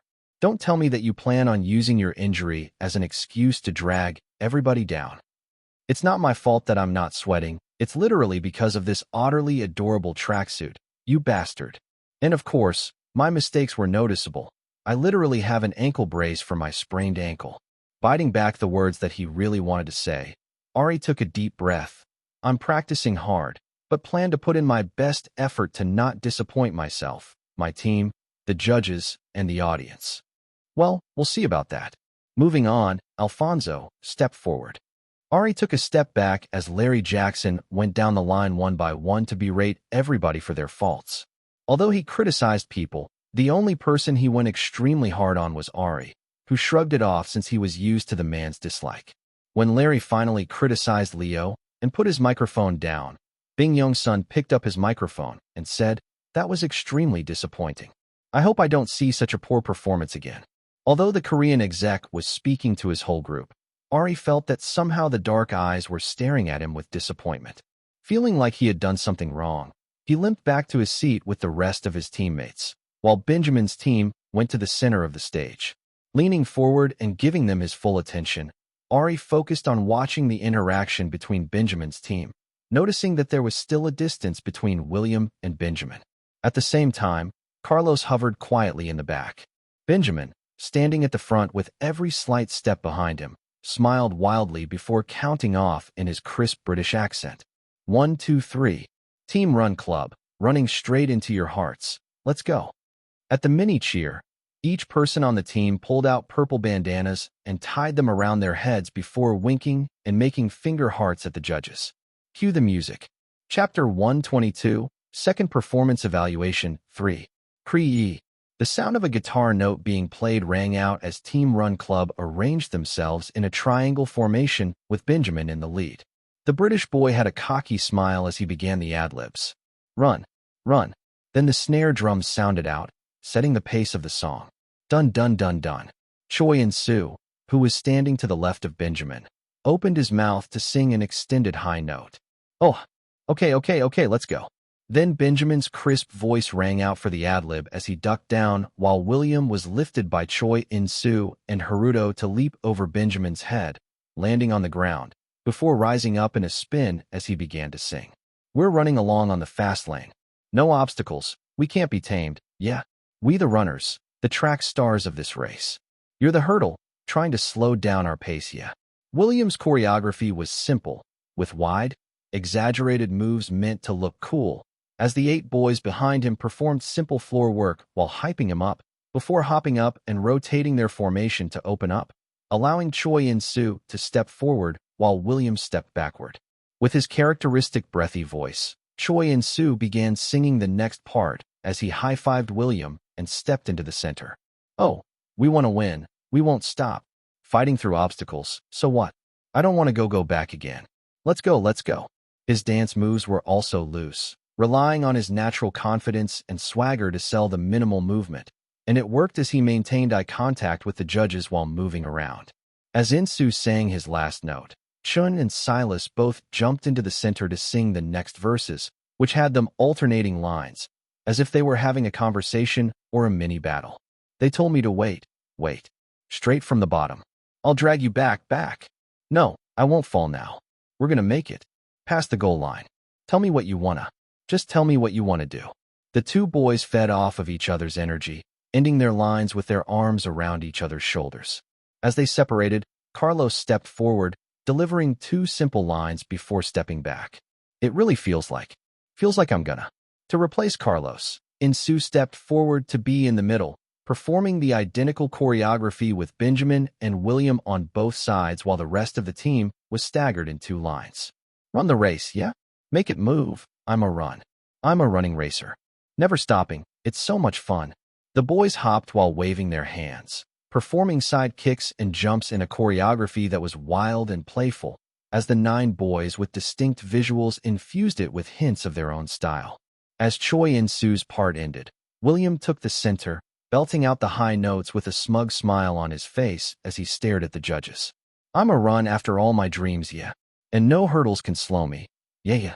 Moving back with the smug smile still in place, William was quickly replaced by Benjamin, who completed the ad-lib while removing his bandana from his head in one swift motion. Okay, let's go. Then, circling it around his head, he began the rap chorus. With a unified jump, each of the team members faced the same direction, pretending to run while waving their bandanas. Run, little boy. Run for the line. Run, little boy. Run as you grind. With a cheeky smile, Benjamin tossed his bandana into the air and swapped positions with Haruto, who slickly slid into position, caught the bandana before continuing the choreography and rapping, his arms swinging energetically as his slightly permed hair bounced along with his body. Run, little boy. Run for your dreams. Run, little boy. Run, it's not what it seems. Don't tell me bye-bye. As the first half of the song finished, Benjamin moved forward for a fast-paced rap verse before passing the center to Chun, who sang the next verse. William Forbes came in once more with him and Carlos performing the back-and-forth portion, And how and Nile did the final two rap verses and the chorus. Run, run. As Benjamin ended the song with the final ad-libs, each of the team members posed for a couple of seconds while panting and circling their bandanas around in the air. There was a loud round of applause as Ryan Leary walked up, patting the backs of those he walked by. Thank you, Team Run Club. I really feel like you ran straight into my heart. Judges, what feedback do you have to give? The 6 judges exchanged glances before Jalissa raised her microphone. I want to start off by congratulating you all for your hard work. It's clear that your team put in lots of effort to practice, and the distribution of lines is pretty fair across the board, so kudos for that. At her compliment, all of the boys smiled broadly. At this point, I'm sure you know what I'm about to say. Jalissa paused, glancing at Hao, Silas, Chun, and Nile, who looked like deer in headlights. You need to work on your pronunciation because I found it hard to understand what you were saying at some point, especially after the first verse when the choreography got intense. And this applies to quite a few of you as well. Open your mouths and enunciate your words. Most importantly, breath control, breath control, breath control. Work on it. But apart from that, well done. Thank you. Thank you. With Benjamin leading, the rest of his team members bowed their heads to thank Jalissa for the feedback. I'll go next. Jaywalk paused for a moment, looking at each of the team members' faces, before continuing. The performance was pretty good. I can see that you've been putting in work, but... He paused and tapped the table as if trying to figure out how to communicate his point. At the end of the table, Bing Young-sun picked up his microphone and spoke slowly. I think what Jaywalk is trying to say is that the performance is very reminiscent of BTZ. And as the person who helped direct the original performance, it looks like you lifted everything from visuals to attitude and just duplicated it. Benjamin's face darkened, but thinking it was a compliment, William began smiling and said, "Thank you." Bing Young-sun paused before continuing in the same steady tone. I don't think that's particularly a good thing since you're not them. It invites direct comparison, and I don't think that's a battle you will win because what you have right now is inferior to theirs. William's face became cold, and he replied coldly, well, our performance is not complete yet.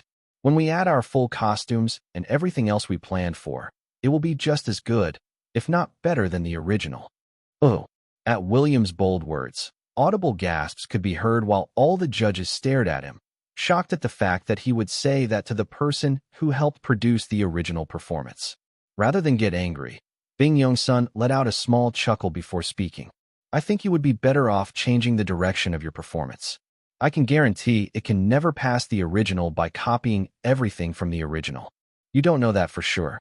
Everyone on the team is talented and a hard worker who's not inferior to anyone else, even if they're a senior in the industry. I can guarantee that we'll do better, as we each bring something special that will differentiate us from the original performance. William stubbornly replied. Bing Young-sun quietly stared at William for several moments before turning to Benjamin. I've given my feedback. As the leader, go back to your team, discuss, and decide what's best. Benjamin nodded with a tense expression, his thick brows furrowed into a light frown. We'll do our best to revise and come out better next time. Thank you for your feedback. After Bing Young-sun nodded, MC Ryan Leary broke the tense silence with a cheerful laugh. Thank you to Team Run Club. Next up is Team Sam. Next up is Team Jamie. Please step forward. Chapter 123, Second Performance Evaluation 4. As Jamie's team stepped up to perform, Ari's eyes followed the blonde boy as he stood front and center with the rest of his team behind him. Apart from Jamie and Vishal, there was nobody on the team that he was particularly close to, and there was clearly some tension within the group, so he just paid enough attention to verify that things were going in the right direction and that he didn't need to pour ice down Jamie's shirt, so he could be strict with his team. Thankfully, it seemed that things were mainly on track. Although they got some criticism and feedback, it wasn't as bad as it could have been. After Jamie's performance, Ari more or less tuned out for the rest of the performances.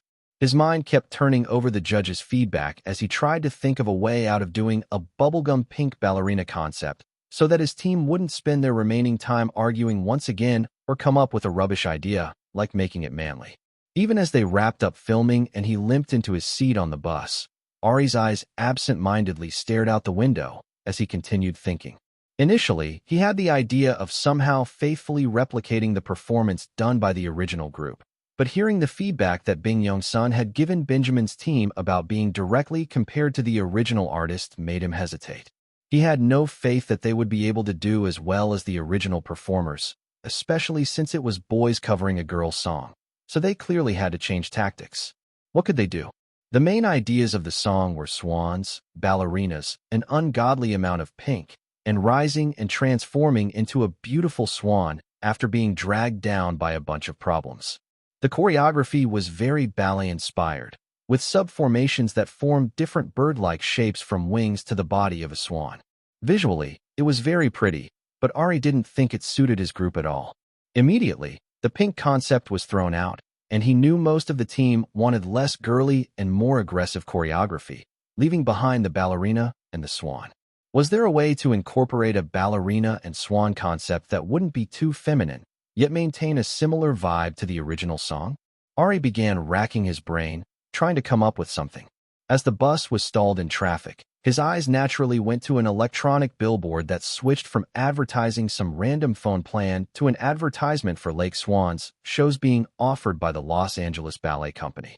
As he stared at the billboard, seeing the ballerina dressed in an all-white outfit posing with her shadow being that of a swan with wings stretched back, past memories that he usually avoided because they were quite painful filled his mind. He remembered being forced by his mom to attend a showing of Lake Swans in Paris after he had snuck around and watched the horror movie Dark Swan, which was about a ballet dancer going crazy and descending into darkness as the pressure to do well breaks her mind, and she transformed from a white swan to a dark swan. To this day, the scene of the feathers creeping over the pale skin of the actress like darkness staining and consuming her was vivid in Ari's mind, and he felt goosebumps rising on his arms as he thought about it. Brrrr.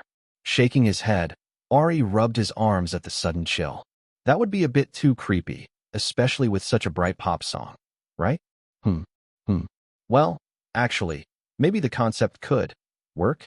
Rather than a bubblegum pink concept, a white one that turned dark, graceful moves that turned aggressive and chaotic from darkness and madness. His brain quickly latched onto the idea, and he brought out his sticky notes and pen that were always in his pocket and began scribbling the original lyrics while making corrections as he hummed the song, changing like swan into black swan, light into darkness, fairy tale into nightmares, etc. If they started the song on a bright, cheery note, before somehow making their outfits and dancing seem to darken somehow, as if they were being stained by darkness and madness. It might actually work. As if he were possessed, Ari continued scribbling his ideas and lyric changes, planning out everything in his head so that he could effectively propose his ideas. When they arrived back at the dorm, he quickly moved his duffel bag from his old room F1 into his new room D3, and then limped to the practice room and sat down while waiting for everyone to gather. Once they were all seated with Leo at the front of the room, he sighed before speaking. So, that was terrible. I'm glad everyone learned their parts, but we need to agree on a concept, assign the remaining positions, decide on costumes, and submit it to the production team by tomorrow morning at the latest. Additionally, we're getting another teammate, and we need to decide what we're doing about Ari's choreography. So as the leader, I'm making the decision that we're staying up all night until we get those ticket items done. As groans rang out in the room, a knock on the door sounded out. Knock, knock. Before anyone could say anything, it slid open. Standing outside was Matthew, the tall boy with jet black hair and soft features, and a cameraman behind him. Matthew met Ari's eyes, and as Ari was wondering why the boy was staring at him, he ran in front of Ari, sliding into a kneeling position while bowing his head so low that his hair scraped the ground. I'm so sorry. Please forgive me. I promise never to do it again, so please don't be angry at me. I beg of you. Ari, _ What the heck was this kid talking about? Why would I be angry? Apart from the single greeting where Ari introduced himself, he had never spoken to Matthew again. Seeing the cameraman turn to focus on him with a pleased smile, Ari immediately grabbed Matthew's shoulders and yanked them upright while forcing a smile on his face. Whatever you're apologizing for, do it while staring at my face and stop kneeling. Otherwise, people will really think I'm bullying you. Chapter 124, Black Swan 1. Seriously, I am so sorry. If you want to use me like a servant, you absolutely can. I deserve it. Despite Ari's best effort to restrain him, Matthew tried to slam his head on the ground once more. No, no, absolutely not. I don't know why you're apologizing, but whatever it is, it's fine. Stop this. Ari strained as he tried to hold Matthew back with all of his strength. But surprisingly, the tall, skinny boy wearing oversized clothing was stronger than he looked. No, it's my fault. Please forgive me. Matthew slammed his head back down, and Ari quickly stuck his leg in the way so he wouldn't hit the ground. Wincing as his ankle jolted at an awkward angle, he wrestled Matthew up before pointing at the cameraman. Enough. I said it's fine, so stop. I don't care. But I pushed you down and caused you to get injured. Your future career could be over. Ari, _ It's just a sprain? Why would you curse me like that? Holding back a sigh, Ari rubbed his head before replying in a neutral tone. You passed out from being overworked by a crazy lovely, amazing director, and had to be rushed to the hospital. If anything, I'm glad I was in the way since I'd rather sprain my ankle than see you crack your head open in front of me. If that happened, instead of my future career, the entire program would have been instantly over. At Ari's blunt words, Matthew blinked before trying to bow an apology once more, but cold, slender fingers grasped his head and began squeezing it like a stress ball, and he felt a chill climb up his back as he stared up at the sea-green eyes glaring at him out of the strange green mask. The eyes seemed to be saying that if he dared bow one more time, his head would be squeezed until it popped. Enough, I accept. So let's move on since we have things to do and you're holding us up. Ari replied while slowly rotating Matthew's head to the side. Matthew's eyes widened as he glanced between Leo, who was standing up, and everybody else sitting and staring at him strangely. Slowly, he turned red from the top of his forehead down to his chin, and he jumped to his feet and began bowing while rotating in a circle. I'm sorry. I didn't mean T-dash. Stop it. Ari quickly cut him off while pointing to Leo. Welcome to the team. He's our leader, so tell him your name, room location, specialty, and ideal position so he can figure out where you fit in. Yes, I'm Matthew, age 20. Room is F2. I was previously the main dancer and singer of the Savage Love team. I'm fine with any part you want to give me, but my vocals are terrible and my specialty is dance. I would like to audition for the main dancer role here as well and take the lead on the dance break. As Matthew stood still like a soldier while listing off his information like he was reading bullet points, Ari covered his mouth to whisper status and check his stats. Matthew Bennett. Age, 20. Vocals, F-. Dance, A+, S+. Visual, B-. Rap, D. Charm, B-. Contemporary dance, A, S+. Ballet, AA. Choreographer, B, S+. Well, he clearly wasn't lying. Seeing the completely skewed stats toward dance with the addition of a choreographer stat, Ari took a second look at Matthew, noting the long, slender limbs hidden by his oversized sweatpants and sweatshirt. He looked like a dancer, and that choreographer stat was something their group needed if they were to utilize his concept idea, but that vocal stat was a bit rough considering that the only part they had to give was Caleb's vocal portion. Ari turned to Leo, noting that he had a stressed look on his face when he heard that Matthew preferred to rap. Matthew, can you sing at all? Nope. My voice is terrible. If you would like, I can give you a demonstration. Matthew replied while still standing at attention like a soldier. Please do. The only part we have right now is a vocal part. Sure. Once again, I apologize in advance. Matthew gave fair warning before closing his eyes and singing a short verse. At the cursed-sounding lyrics that vaguely reminded them of the Signal song, every team member and the cameraman stared incredulously at Matthew. At the same time, Leo looked as if he wanted to cry. This sounds oddly familiar.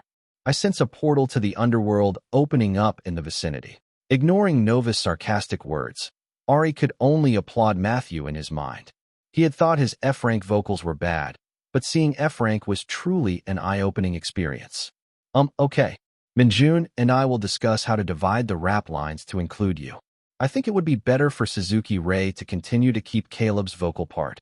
Minjun and a few other people looked disgruntled at the permanent change, but nobody in their right mind could say that they would let Matthew take Caleb's part because his singing was currently at a level that couldn't be fixed without extensive practice.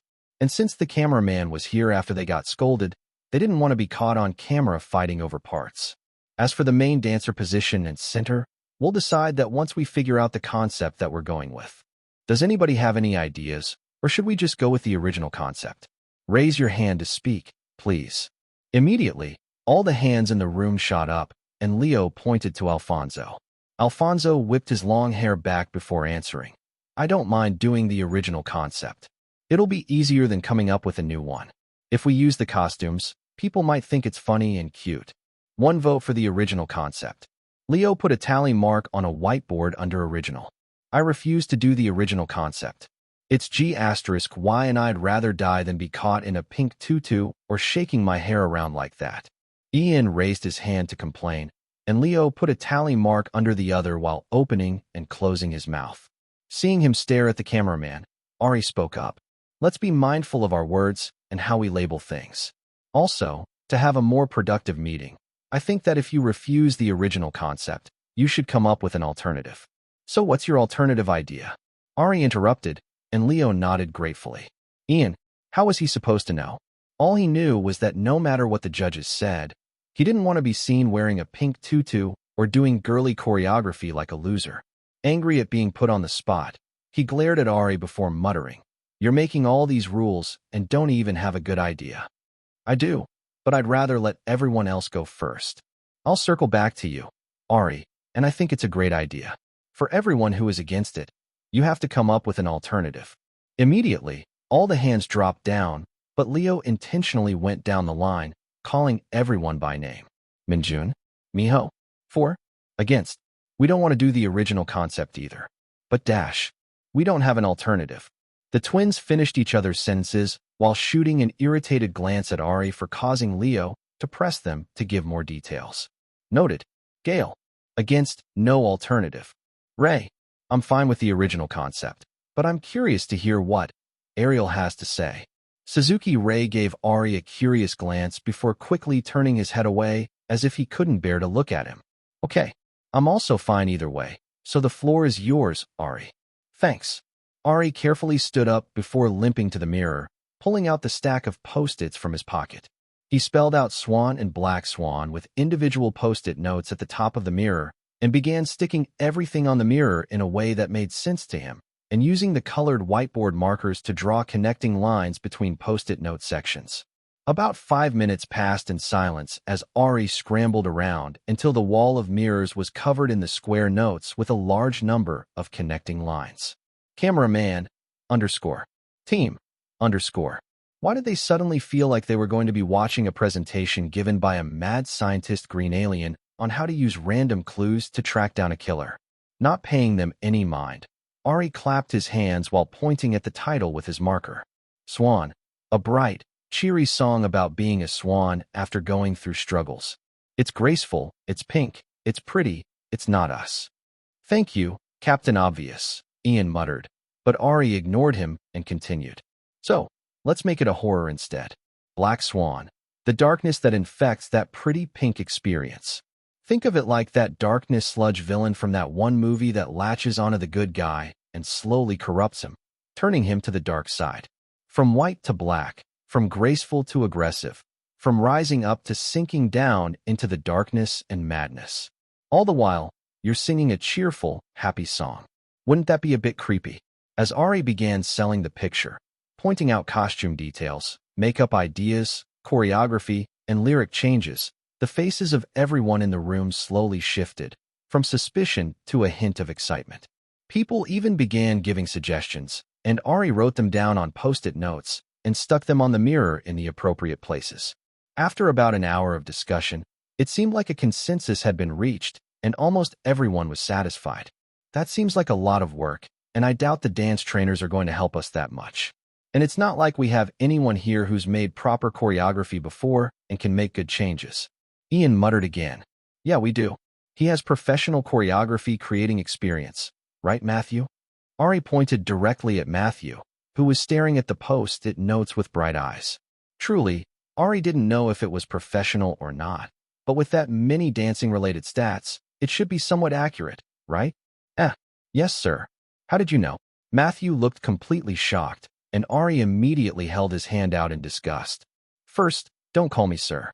You're older than me. I am. He is? What? Yes, I'm 17. Eh. Eh. Eh. Chapter 126, Black Swan 3. My ankle's been better.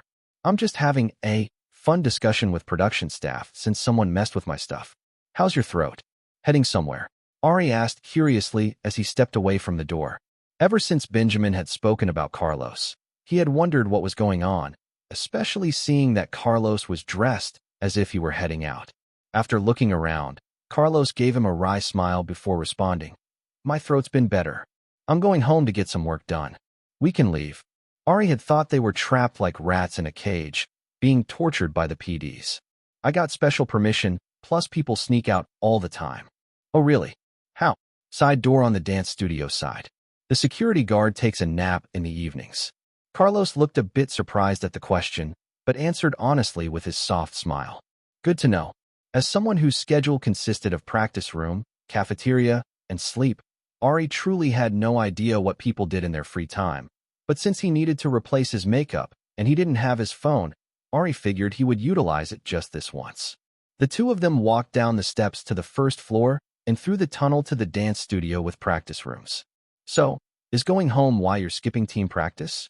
Is that what Benjamin said about me? Haha, I guess he's not wrong. Despite his laughter, Carlos's voice sounded slightly down. Ari thought for a minute, recalling the conversations that he had previously had with Carlos. When they first met, the Spanish boy mentioned that he had missed the rehearsal because he had to help his dad and watch his younger siblings.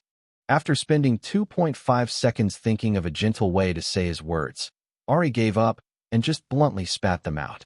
Does your skipping practice and going to get some work done have anything to do with your dad's shop and watching your younger siblings? Oh, I can't believe you remembered. At Carlos's surprised look, Ari continued, why wouldn't I? You mentioned having to skip rehearsals because of it, and you've talked about watching your siblings a couple of times. No, I guess I'm thankful that you listened. And yeah, something like that, but don't worry, I'll handle it. Another sad laugh came from Carlos before he glanced down at the messy bag in Ari's hand and changed the subject. You mentioned somebody messed with your things? What happened? Somebody spilled all my face paints all over my things. I need to get new ones and find who did it, but the staff is unhelpful. Ari unzipped it to show the messed up clothes. Oh, that's terrible. Yep. I was going to wait until tomorrow for staff help, but since there's a way to sneak out, I'll go buy replacements now. Going to your car? We can walk together. Nah. No license, no car. So I'm going to wake Jamie up to sneak out with me. He owes me for eating my snacks, that greedy gym-bound pig with a cowboy hat. The two of you are quite close, huh? More or less. I tolerate him. Ari joked with a small smile. I'm jealous.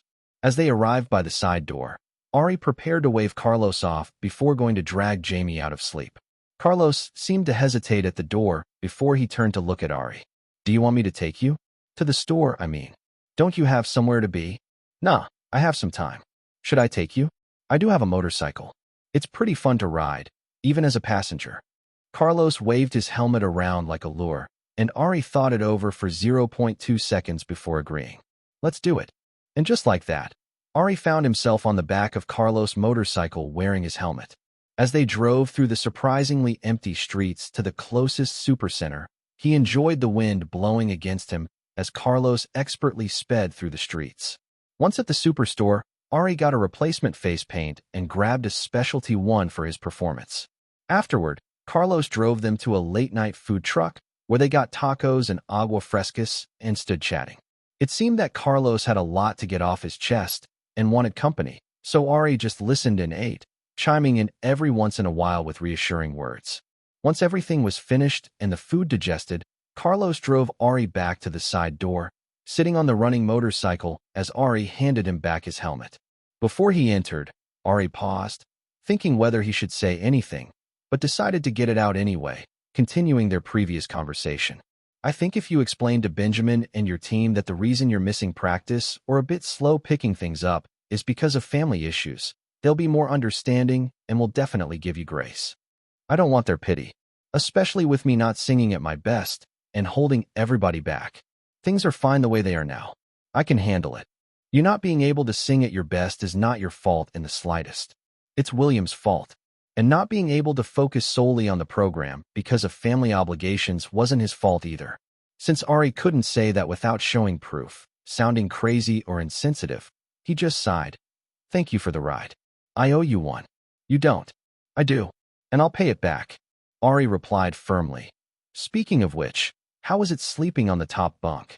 Did you like it? Carlos' face was a bit confused before he smiled brightly, looking like a little kid as he recalled the earlier conversation with Ari when they were first assigned rooms. It was pretty fun. I can see why my little siblings like it, though I think it would be more fun if you were in the room. Good. And Carlos? The people here are not your siblings, so prioritize yourself more often. And even if you don't want to tell your whole team your issues, at least tell Benjamin. And stay away from William if you can. Drive safely. Say hello to your family. I'll tell Benjamin to chill without sharing your exact situation. But, not waiting for Carlos to say anything else, Ari quickly went inside and spent a couple of hours trying to scrub the face paint out of his clothing. And in the morning, when he wanted to confront the PDGO about the issue, all he got was a warning to be more careful and lock his things in the future, and a vague promise to check the cameras for anything suspicious. Truly not expecting anything from the production staff, Ari went throughout the day, having vocal lessons with Carlos, who looked completely exhausted and smelled like gasoline, and dance practice with Jaywalk, who looked even more disappointed watching Ari struggle to complete the choreography with his sprained ankle. When the Black Swan team finally met in the evening, Matthew and Minjun had finally completed the new choreography, and in the outside world, a storm was brewing. Chapter 127, Black Swan 4. POV Caleb Adams. You are eliminated, contestant Caleb. Eliminated, contestant Caleb. Eliminated Caleb. Eliminated. Eliminated. No. No. No. No. It's not fair. It should have been him, not me. Caleb screamed as he woke up from a nightmare, where MC Ryan Leary had morphed into a gigantic head that was circling him and yelling, eliminated, while an ugly monkey with green eyes and a strange green mask pointed and laughed at him. Huff, huff, huff. It should have been him. Panting while covered in cold sweat, Caleb climbed out of his bed and instinctively grabbed his phone to browse Twitter and re-added about Pop Star Academy. Ever since he was eliminated and came home several days ago, it had become his habit to obsessively search for news about himself and other contestants in the different communities online with his burner accounts. There were numerous posts and clips breaking down everything that had been released by the production team, as well as what had been dug up by internet detectives. Naturally, there were popular contestants with huge followings like Benjamin, who had a cult-like following due to his past experience in different idol shows and ciphers, his multi-ethnic cross-continental family, and handsomeness with a fun personality. Several of the Korean trainees like Rex and Daniel, who were previously backup dancers for big K-pop acts. Matthew, who had won several dance competitions including World of Dance at a young age. Levi, the only son of two major actors, William. Forbes, Jamie, the youngest son from a country music family, and more.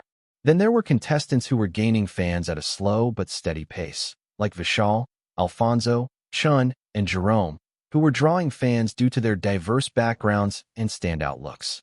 Unfortunately, no matter how Caleb searched for his name, he didn't fall into either category. Whether in the Reddit communities or other forums, there were no more than 10 posts about him in the Pop Star Academy community, and on Twitter, the threads made about him were minimal, with only a few likes. Even on TokTik, when other contestants had fan cams created by the public, he barely had 2 in total. When Caleb went to look into the details, all he saw was basically getting criticized for his warrior performance, or people saying he wasn't as noticeable as others on his team. Furious at people disregarding his talent, he looked up each and every member of his former team, seeing that they each had more people talking about them. With hands shaking from anger, he searched for the face-painted weirdo's name and saw hundreds of posts and threads about him. There were plenty of posts criticizing his painted face and dancing, but quite a few praising his singing, composing ability, and fun personality. He even had a cult following of rock, punk, emo, and goth fans praising his rebellious dressing style and his face paint, who were battling hard for him online. Additionally, a sound snippet of his showcase Traffic song had hundreds of videos under it on WeTube and TokTik. It made him angry. How dare that ugly, garbage dictator who stole his position as leader, stole his song parts, and stuffed him in the back of the performance be more popular than him. It was because of Ariel that he didn't gain popularity from the Warrior video, and it was his fault for making him sick and not helping him practice the Signal song, which ultimately led to his elimination. Each time Caleb scrolled, his face became redder and redder. He wasn't supposed to be eliminated, Ari was. As he began seeing red, he pulled out his laptop and began making all kinds of posts insulting him. Unfortunately, they were all immediately taken down by the mods for hate speech before he finally remembered the conversation he and Ian had about Ari. Changing to a different burner account, he made a post on Reddit. Contestant Ariel is a mean, hideous dozen who hides their goblin-like face under pounds of makeup and bullies other contestants. Plus proof. Under the post, he completely vented about everything Ari, listing some factual and fabricated experiences about him after recalling how the first episode had been edited. Immediately, his post and thread became hot with people demanding proof of his claims. Remembering the pictures that Ian had secretly taken of Ari when he didn't have his makeup on, Caleb selected the ugliest ones, uploaded them, and told people to wait for the first episode to see if he was telling the truth. As a new hate train started with other accounts picking up his posts, Caleb laughed to himself. Hey. Shut the hell up, Caleb. Some of us are trying to sleep since we have a real job. Ugh, I can't wait for you to go back to that damn program and get out of the house. Hearing his sister yell at him from the room next door, Caleb shut his mouth so that she and his parents wouldn't ask him any questions about the program. After all, he still hadn't told them he was eliminated and didn't plan on telling them until he had no choice. Seeing the huge amount of hate being piled onto Ari online as he silently scrolled on his phone, Caleb went back to sleep with a smile. And the PDGO, who was seeing the different communities for Pop Star Academy heat up once more as the live performance date drew closer, couldn't help but laugh to himself. The video editing staff who were around him continued doing their jobs as they were used to him, and PD Emily randomly cackling at all times of the day. PD Jiho quickly scanned through the discussions and got the general trend of which contestants were being talked about and which videos became popular. It seemed that Emily was right. Just by existing, it seemed that the contestant drew attention to himself, sometimes even outshining the popular frontrunners by the sheer number of people speaking about him. Even if it were negative, attention was still attention, and if the public were thirsting for drama, it was only right to feed them, especially if the content was readily available. It just had to be balanced so as not to completely alienate one side too soon. Just like that, with multiple parties plotting, contestants practicing hard in preparation for their first live performance in a while, before they knew it, the day was here. Chapter 128, Black Swan 5. Are you nervous? No. I feel like I'm going to throw up. Go do it in the bathroom. Far, far away from me and never return. Traitor.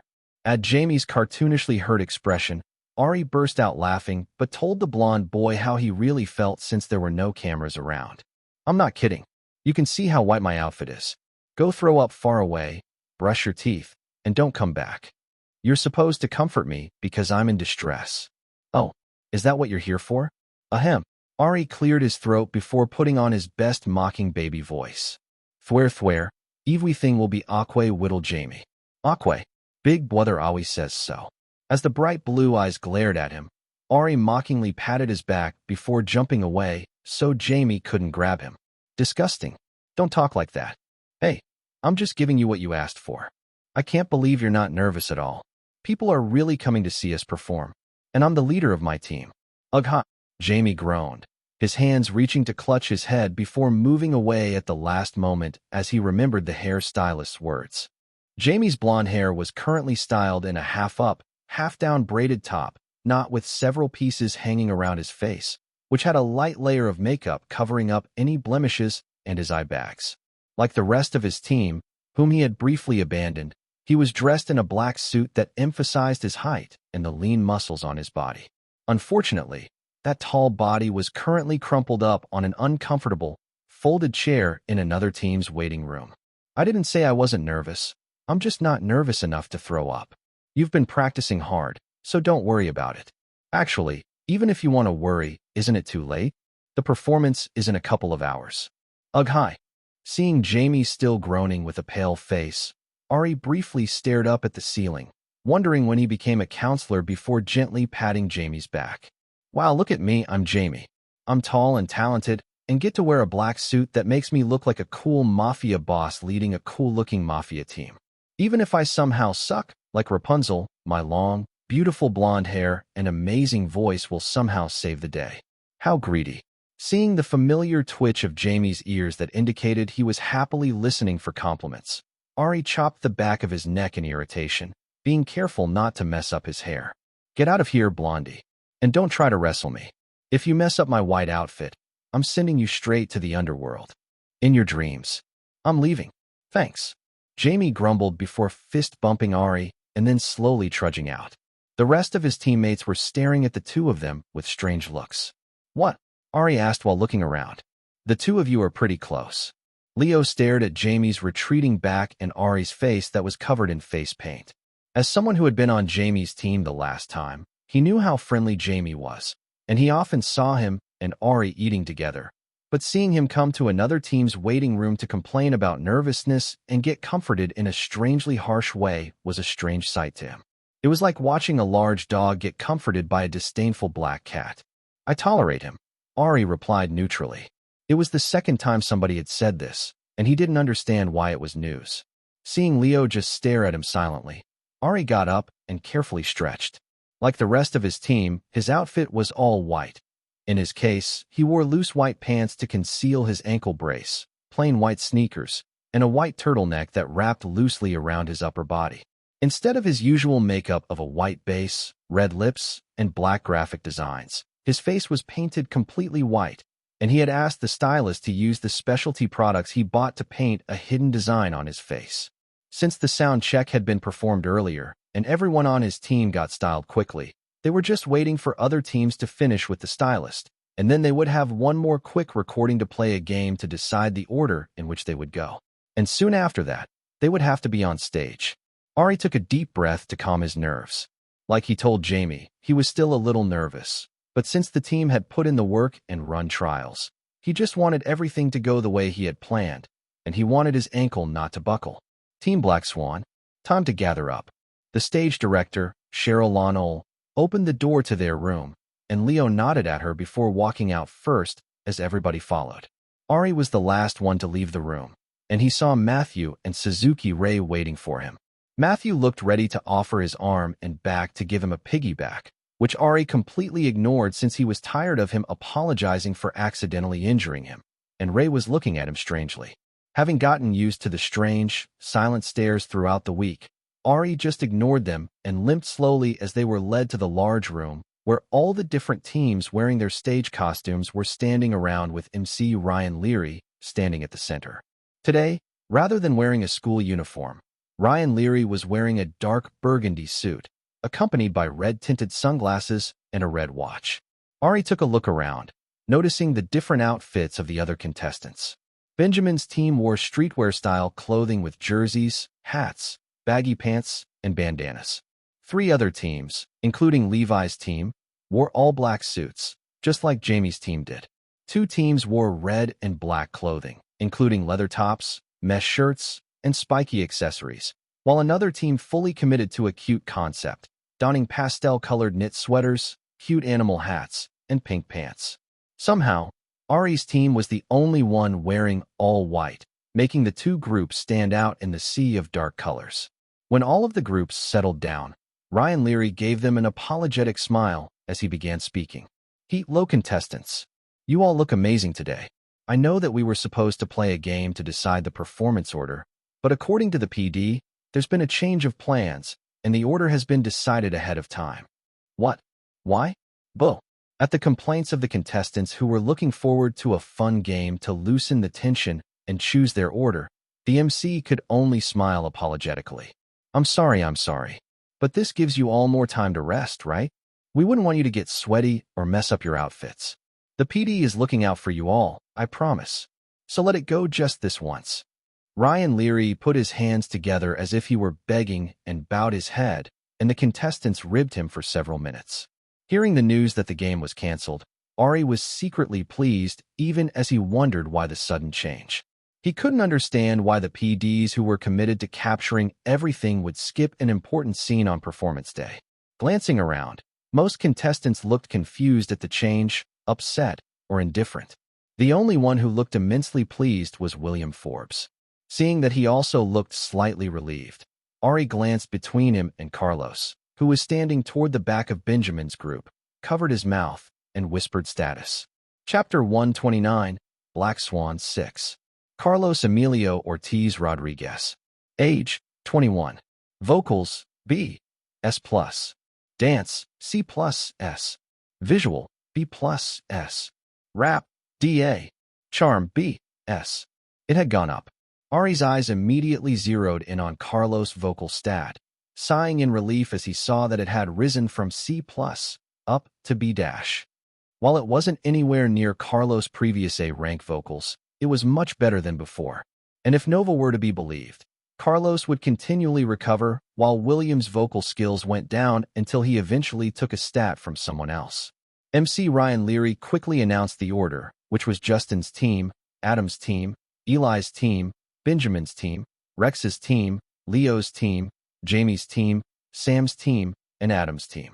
Ari noticed that the team order was suspiciously set up so that the teams containing people who were friendly with William would perform after teams that had performed poorly during the performance evaluation, while William's own team would perform after Eli's team, which had F-grade and D-grade contestants. Clearly, he was setting his team up to look good, especially in comparison to a bad team, and Ari really wanted to applaud William's use of his brain. If it were possible to do the same without cheating, Ari would have.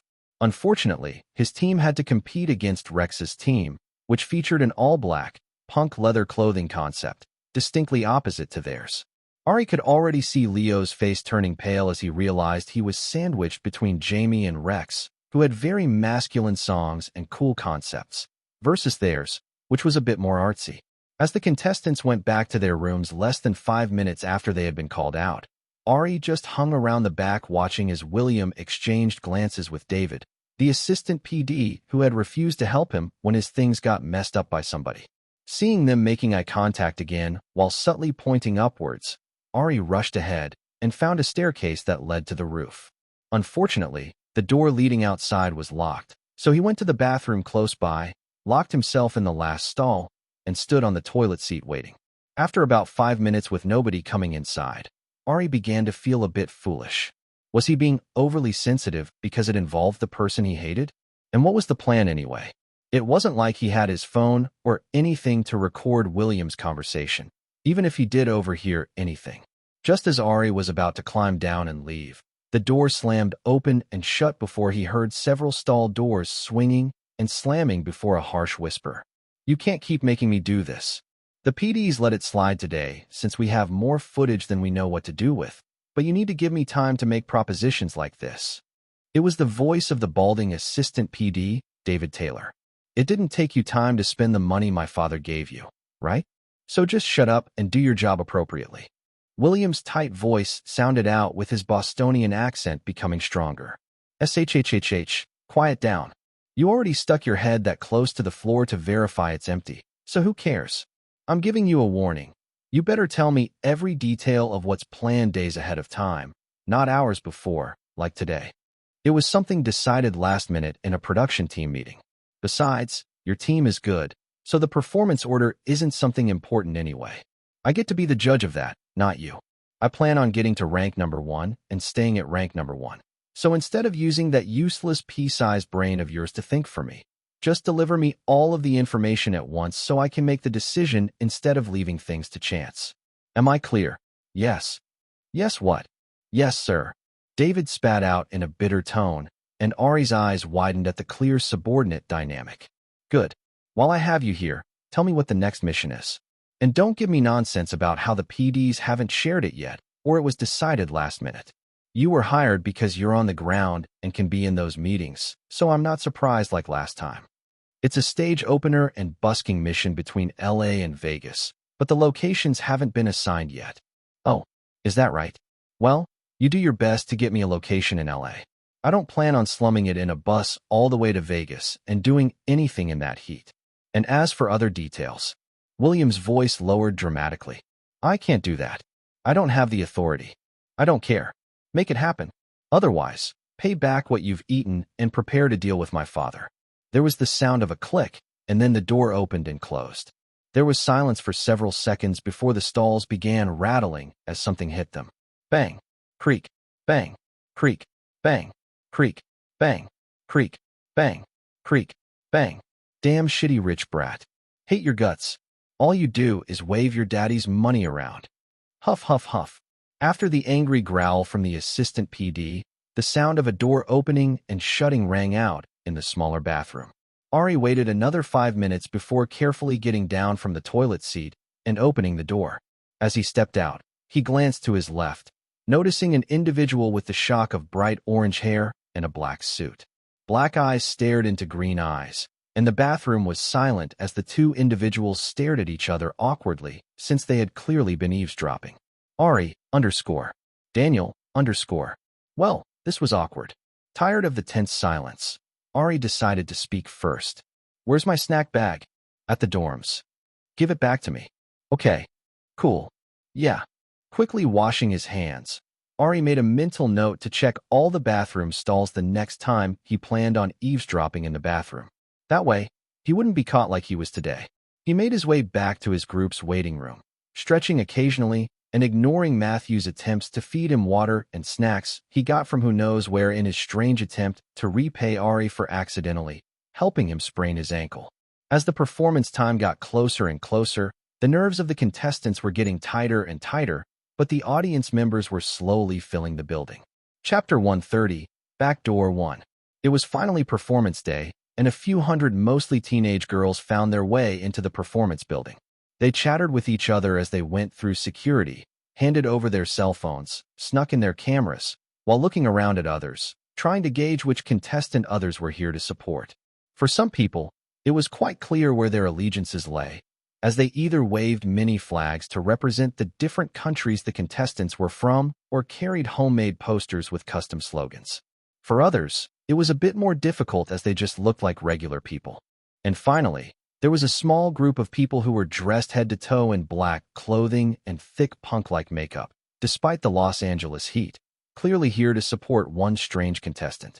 Justine, a secret Ari fan, was one of the many people attending today. She had come by herself since her friends were busy and was curiously looking around, trying to find new ones to make the day enjoyable. As she put the lanyard that contained the voting device around her neck after getting through security, she made eye contact with 3 girls who were chatting with each other. She waved cheerfully, and the girls smiled back before inviting her over. Hi, I'm Justine. Cara, Brianna, Stacy. Nice to meet you all. I like your outfits. Who are you guys supporting? Justine asked curiously, after paying them the obligatory compliment required when meeting new girls. I'm here for William, my beautiful blonde prince on a white horse. Sa. Brianna looked up with dreamy eyes as if imagining the scene, and Justine giggled. I'm here for the cutest carrot top in the whole entire world. My cutie patootie Daniel. In my next life, I want to be his dimple. Stacy added as she poked her cheek. I'm here for the one, the only, the cross-continental Rizzler himself, Big Ben. He's so tall, and handsome, and strong, and talented, and handsome. Cara squealed happily while waving the homemade Chimera flag, which featured the flags of the UK, Jamaica, Nigeria, and South Africa all sewn into one large rectangle. That's so cool. Those 3 are pretty talented and handsome. Justine easily complimented the boys since she had no issues with them. Who do you support, Justine? Brianna asked curiously. I'm here to support Ari, Justine replied cheerfully.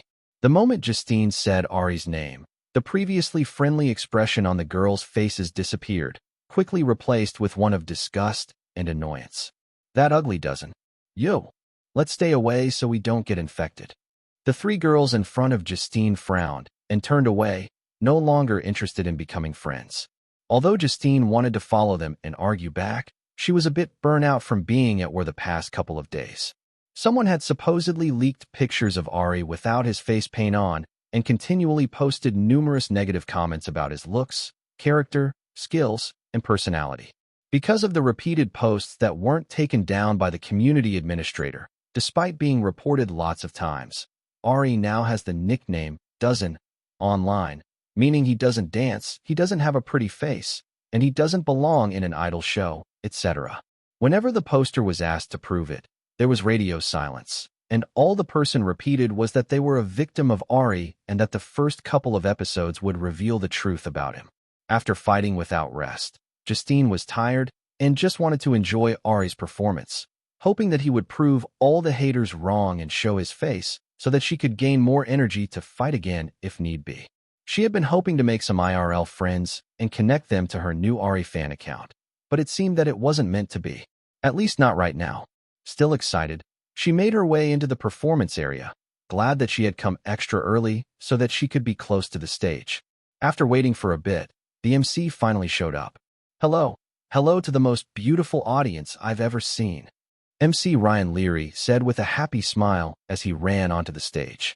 His red suit and red sunglasses gave him a cool impression, and he smiled cutely as the young, mostly female audience cheered while some of them waved their little banners.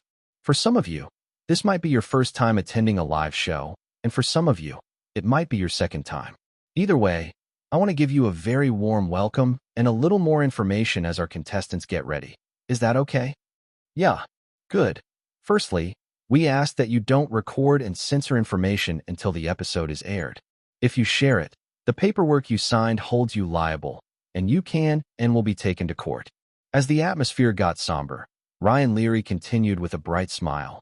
You've all received your voting devices, so let me explain how it works. We have 9 teams today that will each perform a song. The screen here shows the song which came from groups signed to Azure Entertainment, Music Boss Entertainment, and Soundwave Music. When Ryan Leary paused, the projected screen behind him displayed a simple image with 9 Sudoku-style squares filled with song names and the images contestants wanted for their team. When the performance is over, using your voting devices, you'll select who you feel was the best performer on the team and who you think was the worst. And after all the performances are over, you can vote on your top 3 teams, who will get special prizes depending on their vote count. Please remember that live voting starts soon, and the winners today will win not only a monetary prize, but also points that add to their vote count, which decides if they'll get eliminated or not. At the term eliminate, the fire in the audience members' eyes flared up as each of them clutched the little voting device to the point of it creaking. They absolutely could not let their favorite be eliminated. The extra votes had to be secured by any means necessary. Does everybody understand? Or should we get right to the performances? Just say the word, and I'll have you rank my specially prepared performance that will definitely make you add me as a contestant to the show. The MC pretended to do an Irish jig before winking at the audience, who began playfully booing him while a separate section began chanting, "Free the boys. Free the boys." Justine had her eyes glued to the screen, trying to figure out which team Ari belonged to. Thankfully, she recognized all of the songs. She didn't know how the teams were chosen, but based on the skills he had shown so far, she guessed he would either be a part of Meeting, Backdoor, or The Real. His vocals would fit in well with those songs, and there was less dancing, which she had to reluctantly admit was clearly Ari's weak point. She was still scarred by several arguments that she had lost due to his infant shark audition being rubbed in her face. If the team choice were based on his visuals, she would say Shock and Radioactive would work as well as the original music videos, which had a punk rock, grungy vibe that matched his face paint and styling he had done before. She definitely couldn't see him on the Cherry Bomb team, and she absolutely could not picture him on the Swan team, dressed in pink and doing ballet. Although the image would be funny, she felt that the internet would hate him even more. Lost in thought, Justine hadn't noticed when the judges came out, and only snapped out of it when the final round of applause sounded out. Well, let me not waste your time. Let's bring out the first team. Led by Justin, this is the investigators performing Backdoored. The screen changed to show the shadowy silhouette of 9 men wearing long trench coats with hats. As the stage lights dimmed, except for one, the same silhouette was recreated on the stage as one by one, 9 figures stepped up and posed. Completely excited, Justine's gaze focused on the stage as the familiar slow piano notes sounded out. Chapter 131, Backdoor 2. Calm, soothing piano music played while the 9 shadow silhouettes dressed in trench coats and hats transitioned from one pose to another in a smooth manner until the silhouetted figures were lining up behind each other so that only a single silhouette would be shown. Dun dun dun dun. Dun dun dun a dun dun. The sound of a strummed guitar filled the air, and as the chords repeated, two people on either side of the center shadow would glide out and toss their trench coats off to the side, leaving only their hats. When all 9 shadows were lined up. Knock knock knock. Can I come in? A deep voice playfully asked the question as the 9 shadows pretended to knock on the door. Then, all 9 people grabbed the hats on top of their heads and flung them to the side like a frisbee. Click. Then the bright lights turned on, illuminating the stage and revealing the 9 boys, who wore well-fitting black suits and red bow ties. The slick-back hair with a single curl in front, combined with these outfits, gave off a dark, mafia vibe. With a playful wink, the boys began to sing and rap with high energy, performing choreography that simulated a mock fight and spy-like actions, which was highlighted and hidden by the lighting suddenly dimming and brightening, making it look like a noir film and completely entrancing the audience from beginning to end. Even though the instrumental music recording was slightly loud and the contestant's voice was a bit breathy, the visuals and storytelling were enough to keep the audience engaged, especially since it was the very first performance. As the final team member finished their line and the stage briefly went dark, when the single light came back on, the 9 shadowy silhouettes wearing trench coats and hats appeared, posing in the exact same way as at the beginning. Knock knock knock. Can I come in? The audience was silent for a moment before screams rang out. Ah! Good job! Wow, wow, wow. Thank you to the backdoor team. Wasn't that amazing? The MC, Ryan Leary, ran onto the stage as all the lights came back on, exposing the boys who were panting while smiling brightly at the audience. Yeah! The audience shouted loudly, and Ryan Leary applauded along with them before holding out an extra microphone as the screen above him changed to have pictures of each contestant on the team. Let's have each team member say a few words, starting with the leader of the team, while you all vote. Hello, my name is Justin Huff, and I'm the leader of the investigators team. A lean boy of medium height, with chocolate brown hair that had a single strand clinging to his damp forehead and a slightly fierce face, smiled at the audience. Seeing that sharp smile after an incredible performance with exceptional artistry, good choreography, that brought the energy to a high, the audience couldn't help but scream with excitement. If this was the first performance, wouldn't the other 8 be even more amazing? Big man Justin, great job out there. You all did amazing. Benjamin stood up to welcome Justin and his team as they came backstage while the second team went up to perform. Too amazing, William muttered as he quickly glared at Justin, who was hidden by Benjamin's tall frame. He had expected some improvement since the performance evaluation. Still, he didn't think that Justin's team would have come up with such a creative performance, which was very different from the original vibe of the song. It was basically genius getting the stage crew to use lighting and shadows to help them tell a story, and with the way things were executed, even if their dance moves and singing were slightly inferior to other teams and the original song, this performance was very memorable. Previously, William had attributed the success of Benjamin's previous team to Benjamin and Rex's popularity and experience, but it seemed that the other contestants on those teams were able to step up to the plate when it mattered. He was very displeased to see it because it meant the number of contestants he had to keep an eye out for and possibly suppress had increased. Seriously, Justin. Good job. Yeah, congrats. Congrats. Thanks. I was pretty happy that I could finally show off my theater experience when creating a stage. And, Ben, if it wasn't for you asking, I'm not sure the stage crew would have done everything we asked. Thank you so much. Nah. It was your team's hard work and brains that came up with the idea and executed it, innit? I'm just the messenger. Big ups to you, man. You worked hard, and it paid off. Thank you. Justin smiled happily before hugging Benjamin once more and heading toward the cameras with his team to have their after-performance interview. Other contestants quickly surrounded Justin and his team, offering congratulations, but William just smiled faintly before looking away. Mentally, he made a note to investigate Justin and others on his team. If a theater background could help come up with great stages like this one, even if the individual's skill wasn't exceptional, it was worth finding out more information to see if taking him to finals and replacing another ideal team member was worthwhile. Team Run Club, let's huddle and go warm up. We've got to kill it as well. Benjamin called out to his teammates, still smiling widely, even though he never once looked at William as he wrapped his hands around the shoulders of their other teammates.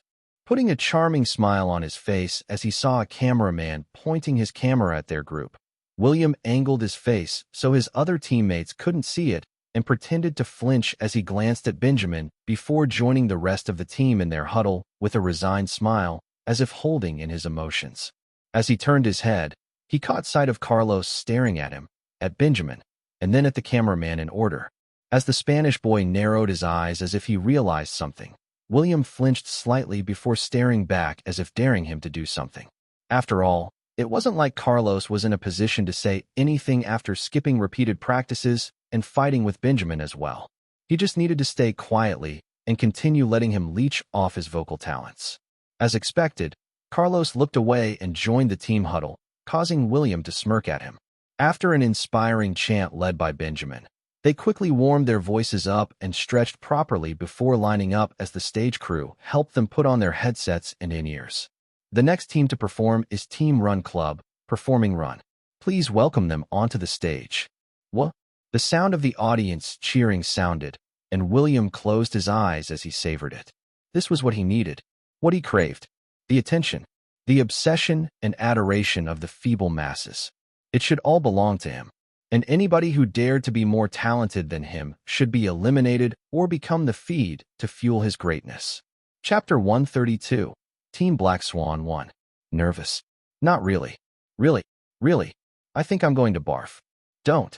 Ari glanced over at Leo, who looked as if he was about to throw up as he watched Rex's team perform on the TV, as their team did their final stretch while adjusting their in-ears and headsets before being called to the stage. On the screen, Rex was at the center of his team's dance break, basically flying across the stage as he performed the choreography to the intense electronic beat of the radioactive song.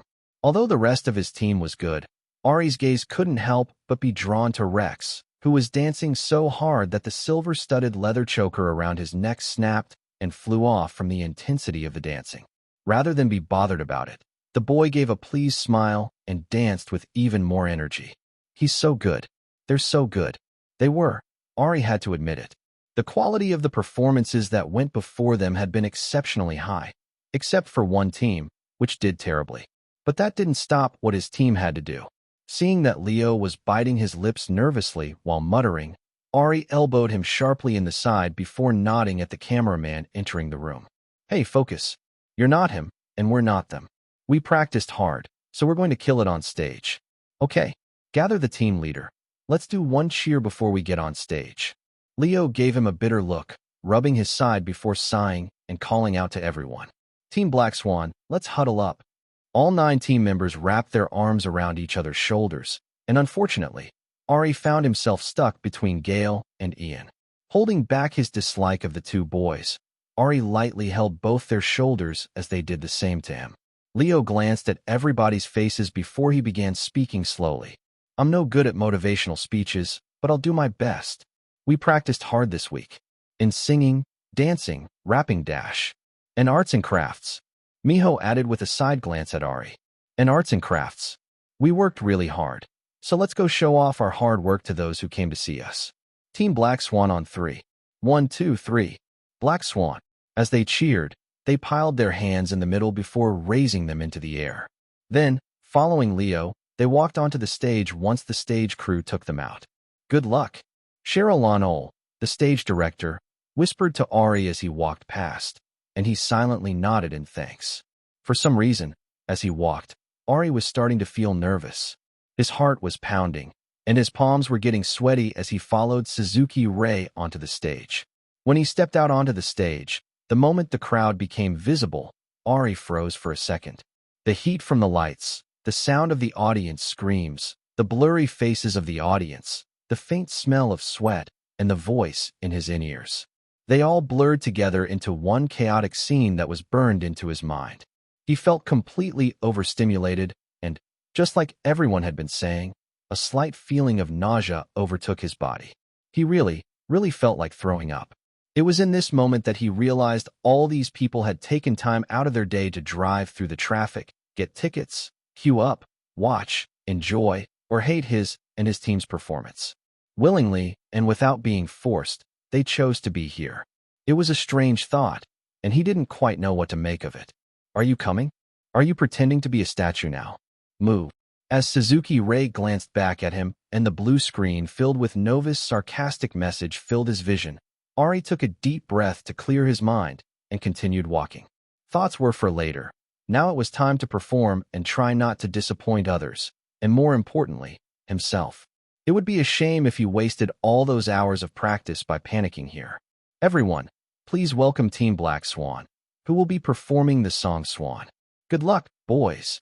The MC, Ryan Leary, gave them a thumbs up before dashing off the stage, and Ari joined the rest of the team, getting in position. They had the classic V formation with Matthew anchoring them in the middle due to claiming the main dancer and center position, while Ari stood to his left and Suzuki Ray stood to his right. After adjusting their spacing, each of them tilted their head to stare at the ground with their arms clasped behind their back as they waited for the music to begin. After watching several pretty good performances, Justine was excited to finally see her favorite contestant, even though he was performing a song that she thought didn't fit his vibe. As the boys came onto the stage, Justine immediately spotted Ari since he was the only one with an entirely white-painted face. She couldn't help but admire the fit of his all-white outfit while lamenting that once again, she wasn't able to see his face due to the all-white makeup. Still, his face paint looked less thick than usual, and she could see the thick lashes that framed those cat-like sea-green eyes, his natural, pink lip color, and the sharp angle of his nose. Maybe it was her imagination, but she thought he looked even more handsome than before, and her eyes were glued to him as his group got in formation as the song began. Boom. Dun dun dun dun dun dun. Boom. Dun dun dun dun dun dun. With each drum beat as the bright pop melody played out, the 9 boys took a step forward in unison while their arms rose and fell, giving the illusion of one continuous white wing flapping up and down. Bada bada bada bada bada bada. As the drum beats increased in speed, everybody except Matthew dropped to their knees, shifting the flapping motion to imitate the fantail feathers of a bird while Matthew pirouetted for several sections, his hands pointed precisely in the air. Chapter 133, Team Black Swan 2. Once the beat began repeating, Ari slid to the center and began singing the intro as Matthew rotated out of sight. Uwoya. In a smooth motion, all the contestants turned to the right, flapping their left hands in unison so that it looked like a flapping wing as Ari, Ray, Alfonso, and Miho sang the chorus at a high pitch. Like a swan swan swan. With a unified motion, the entire team crossed their legs and spun to face the opposite direction while mirroring the previous choreography and singing the chorus. Like swan swan swan. Snap. Like a bird shutting its wings. The 4 contestants on both sides of Ari covered him with their arms before slowly exposing him as he slowly walked forward, his steps sinuous and cat-like. As if he were stalking prey, he began to sing in a soft, sweet yet alluring voice like a siren drawing you to water. Let me tell you a story about a lost child in the world. They were falling into the water, water, water. As he sang, Ari's painted white face gleaming beneath the stage lights, a thin, dark line appeared by his eye, as if drawn by a marker. What is that? Justine muttered, wondering if the makeup they used on Ari's face had cracked. She made a mental note to scold the production makeup artist online for using cheap products that could possibly damage the contestant's skin. Before she could say anything else, the Japanese contestant she recognized as Ray became the news center, and Ari was completely hidden in the back, gasping for breath, fighting to rise. But darkness weighs them down. They keep on sinking, deep into the water. As Ray sang his part of the song, Justine noticed that his previously white clothing was gaining thin black-like strokes on the arms and legs that were slowly getting darker and darker. The lines looked similar to the ones that appeared on Ari's face, and she wondered if it was a message of some kind. She could hear the people around her trying to figure out what was wrong with the clothes, but her attention was devoted to trying to find Ari's face, which was hidden behind another contestant. Why was the formation so terrible? It was almost like they were hiding him in the back, eating the light that shines so bright, stained by darkness all around me. I'll fight until I escape, because this is my fairy tale. Thankfully, when his part was over, Ray swapped back with Ari, who completed his simple yet graceful choreography as more black lines appeared on his clothing. Little dark lines kept appearing in random places. In fact, it was happening to all the contestants at different speeds, and the people around Justine began murmuring. What's happening? Did they forget to do laundry? It looks like invisible ink got spilled on them. It looks like the black lines are taking over them. And it kind of looks like a feather? A Korean girl to the right commented, and Justine could only nod in agreement while watching with wide eyes. It definitely looked like black feathers were appearing on the white clothing. Alfonso slid forward, his long, jet black hair swinging as he rapped, sang the lyrics with his white outfit that was now dotted with the same black lines. My world will expand.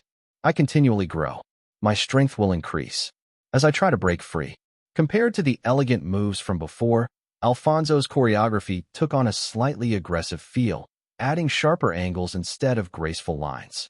As the Brazilian boy growled, "Break free," Ari took the center spot one last time, his raspy yet clear voice singing the extended high note as he extended his arms straight towards the lights as if trying to escape. I'll transform in the depths of water. Ooh, whoa, yeah. As he held his arm there, Justine saw his white sleeve slowly turn black from Ari's wrist down to his shoulder as thin black lines turned into feather-like patterns that appeared before darkening, like ink spreading through water.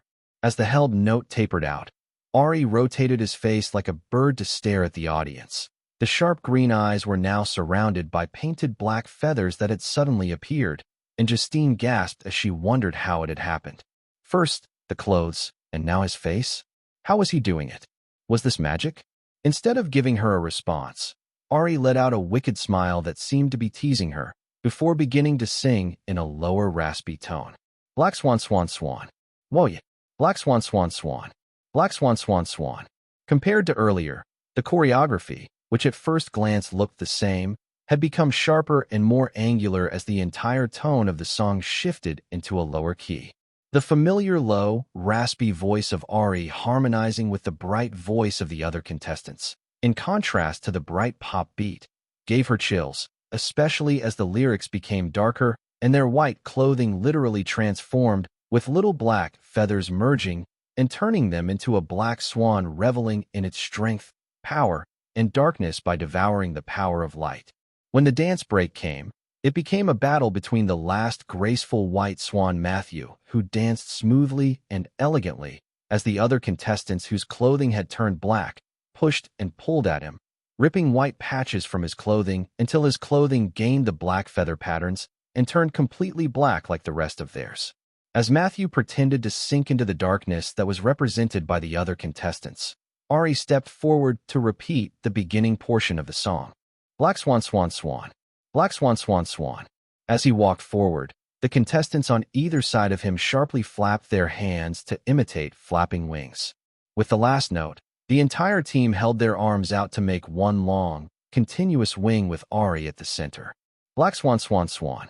As he tilted his head up and to the side with his eyes closed, the last piece of white left on his turtle neck turned black, leaving only his face white with the black feathers painted around his eyes. Seeing the green eyes staring fiercely as he opened them to look at the audience while panting, Justine held back a scream as she frantically snapped photos with her digital camera before hiding it in her purse. Amazing.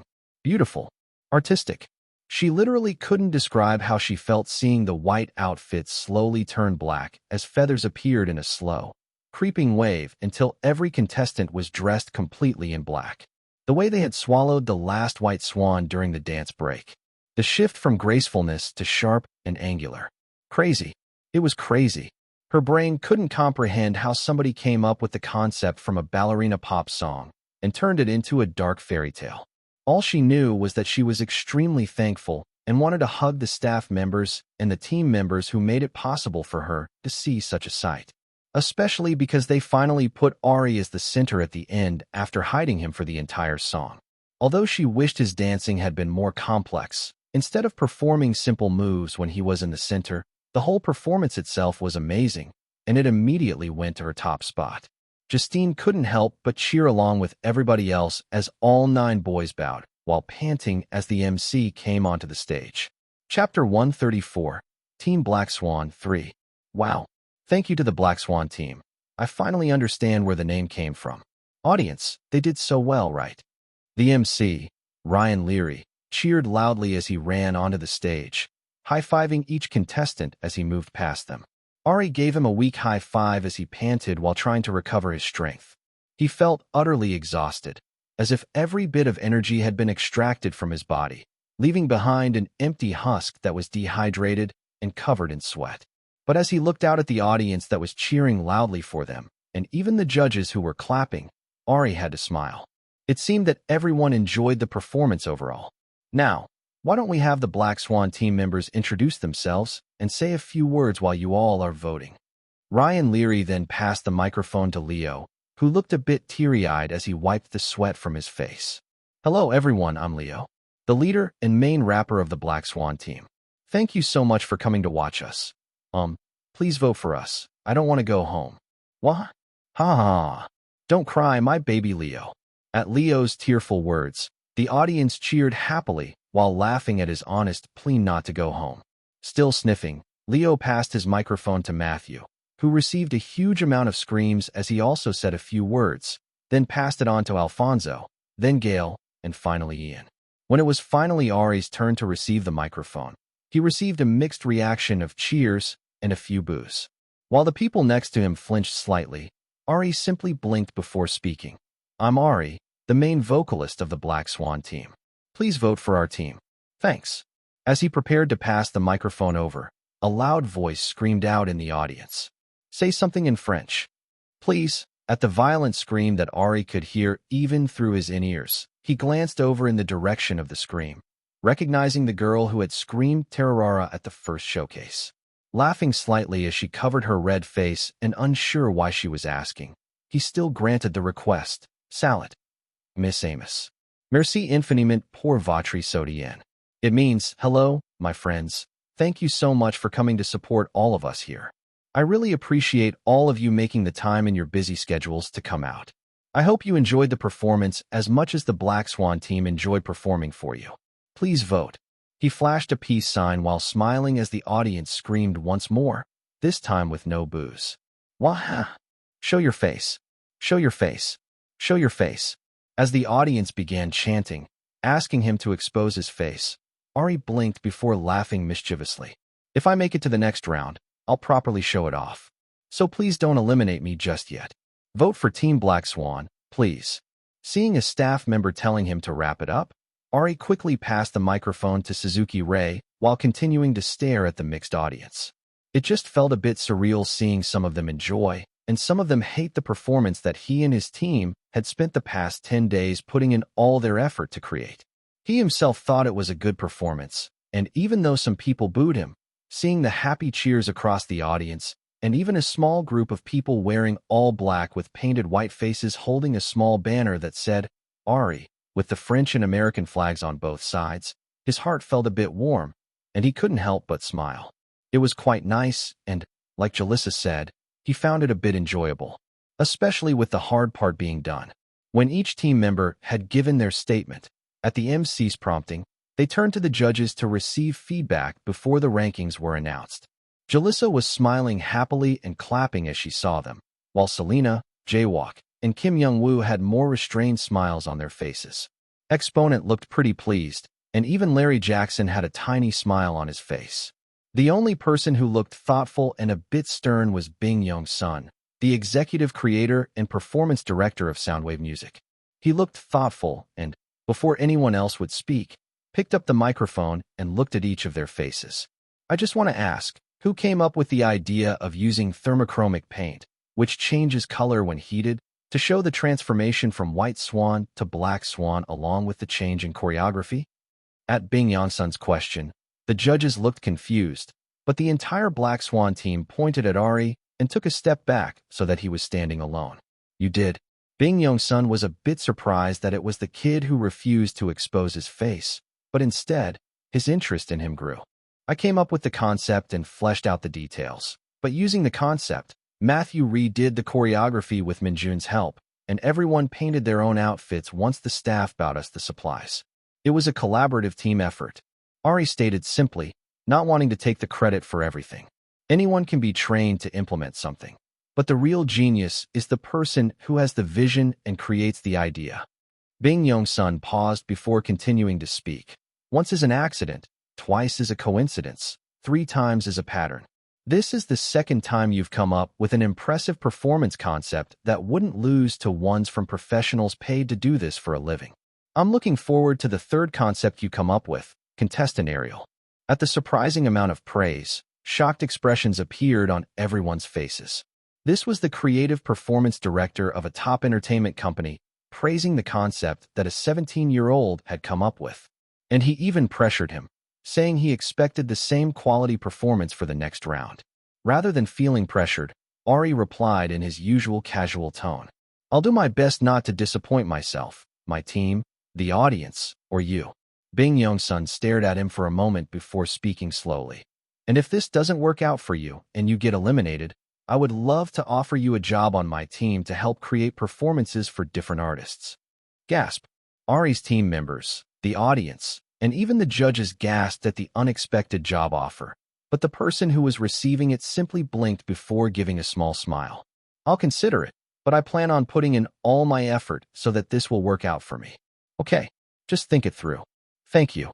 Bing Young-sun put his microphone down to allow the rest of the judges to speak, and Ari stepped back. Kim Young-woo picked his microphone up, next while glancing directly at Matthew. I noticed that the choreography changed quite a bit from the performance evaluation until now. I assumed that you were the one who took charge of the dance and choreography, changing it to accommodate his injury and the concept changes. Yes, sir. Along with Minjun. Matthew replied with a steadfast expression. I can see your efforts in making everyone look good despite their skill level. Good job. At the simple praise, Matthew's face lit up, and he bowed his head happily. Thank you. The remaining judges also praised their team, and even Larry Jackson found some kind words to say to everyone except for Ari. Once the judges were done speaking, Ryan Leary stepped up once more and turned them all to face the audience. Thank you to the judges for the feedback, and once again, congratulations to the Black Swan team for the great performance. The audience votes are now in, so it's time to announce it so the next team can come perform. First, before we identify the worst performer on the team according to the audience, I just want to say that this doesn't define you, and I'm sure you can use this as motivation to get better and better in the future. At the MC's words, his teammates tensed, but Ari simply blinked in an unworried manner. Firstly, even if he had received several boos, had easier choreography than anyone else on the team, and was hidden in the back for most of the song, objectively, he didn't think that he was the worst performer here. He could confidently say that without him, the performance quality would drop from 80% to about 40%, as his vocals did a lot of the heavy lifting, even if his dancing was trash. And secondly, both Jalissa and Bing Young-sun had complimented him heavily, and even Larry hadn't said anything too negative. The only negative feedback he had received was that he danced less than others and had easier moves, which was intentional, especially since he had the excuse of a sprained ankle, which was the production team's fault. Since they wouldn't mention it in front of the live audience, his negative dance feedback was easily glossed over. On the Black Swan team, there were only 2 people that Ari felt deserved the worst performer title, and that was Gail and the worst performer, according to the audience, with 236 votes out of 300, is contestant Caleb. Ian had refused to allow Matthew to give him easier moves and move him toward the back of the formation, where he wouldn't be as visible unless it were his turn. Due to that decision and his E-rank dance stat, throughout the entire song, he was always visible and constantly being compared to those who were much better dancers, while Ari, who accepted being hidden in the back, focused on executing the parts where he was visible. As a result, Ari got a pass, and Ian was voted as the worst. At the announcement that he was the worst performer on the team, Ian began to cry.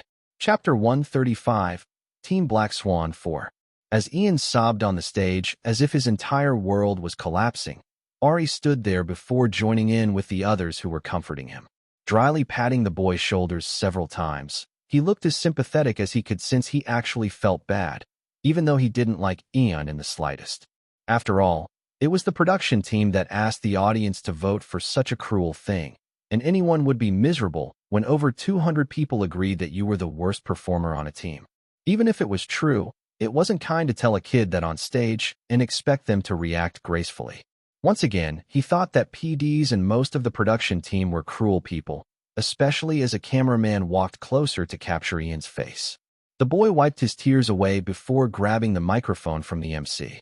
Sniff, I'm sorry that you all feel that way about me. I really worked hard, sniff. Harder than some people on the team, sniff. But I guess it didn't pay off because I didn't have an injury to use as an excuse, sniff. Even though I worked hard and didn't hide in the back. Isn't he talking about you? How bold. I like him. Ari, _. Of course you do. Forget everything he just said. Ian could suffer for all Ari cared. I'll try to do better in the future to not disappoint you. Ian finished his little speech in tears, and Ari clapped slowly while trying not to frown at the boy.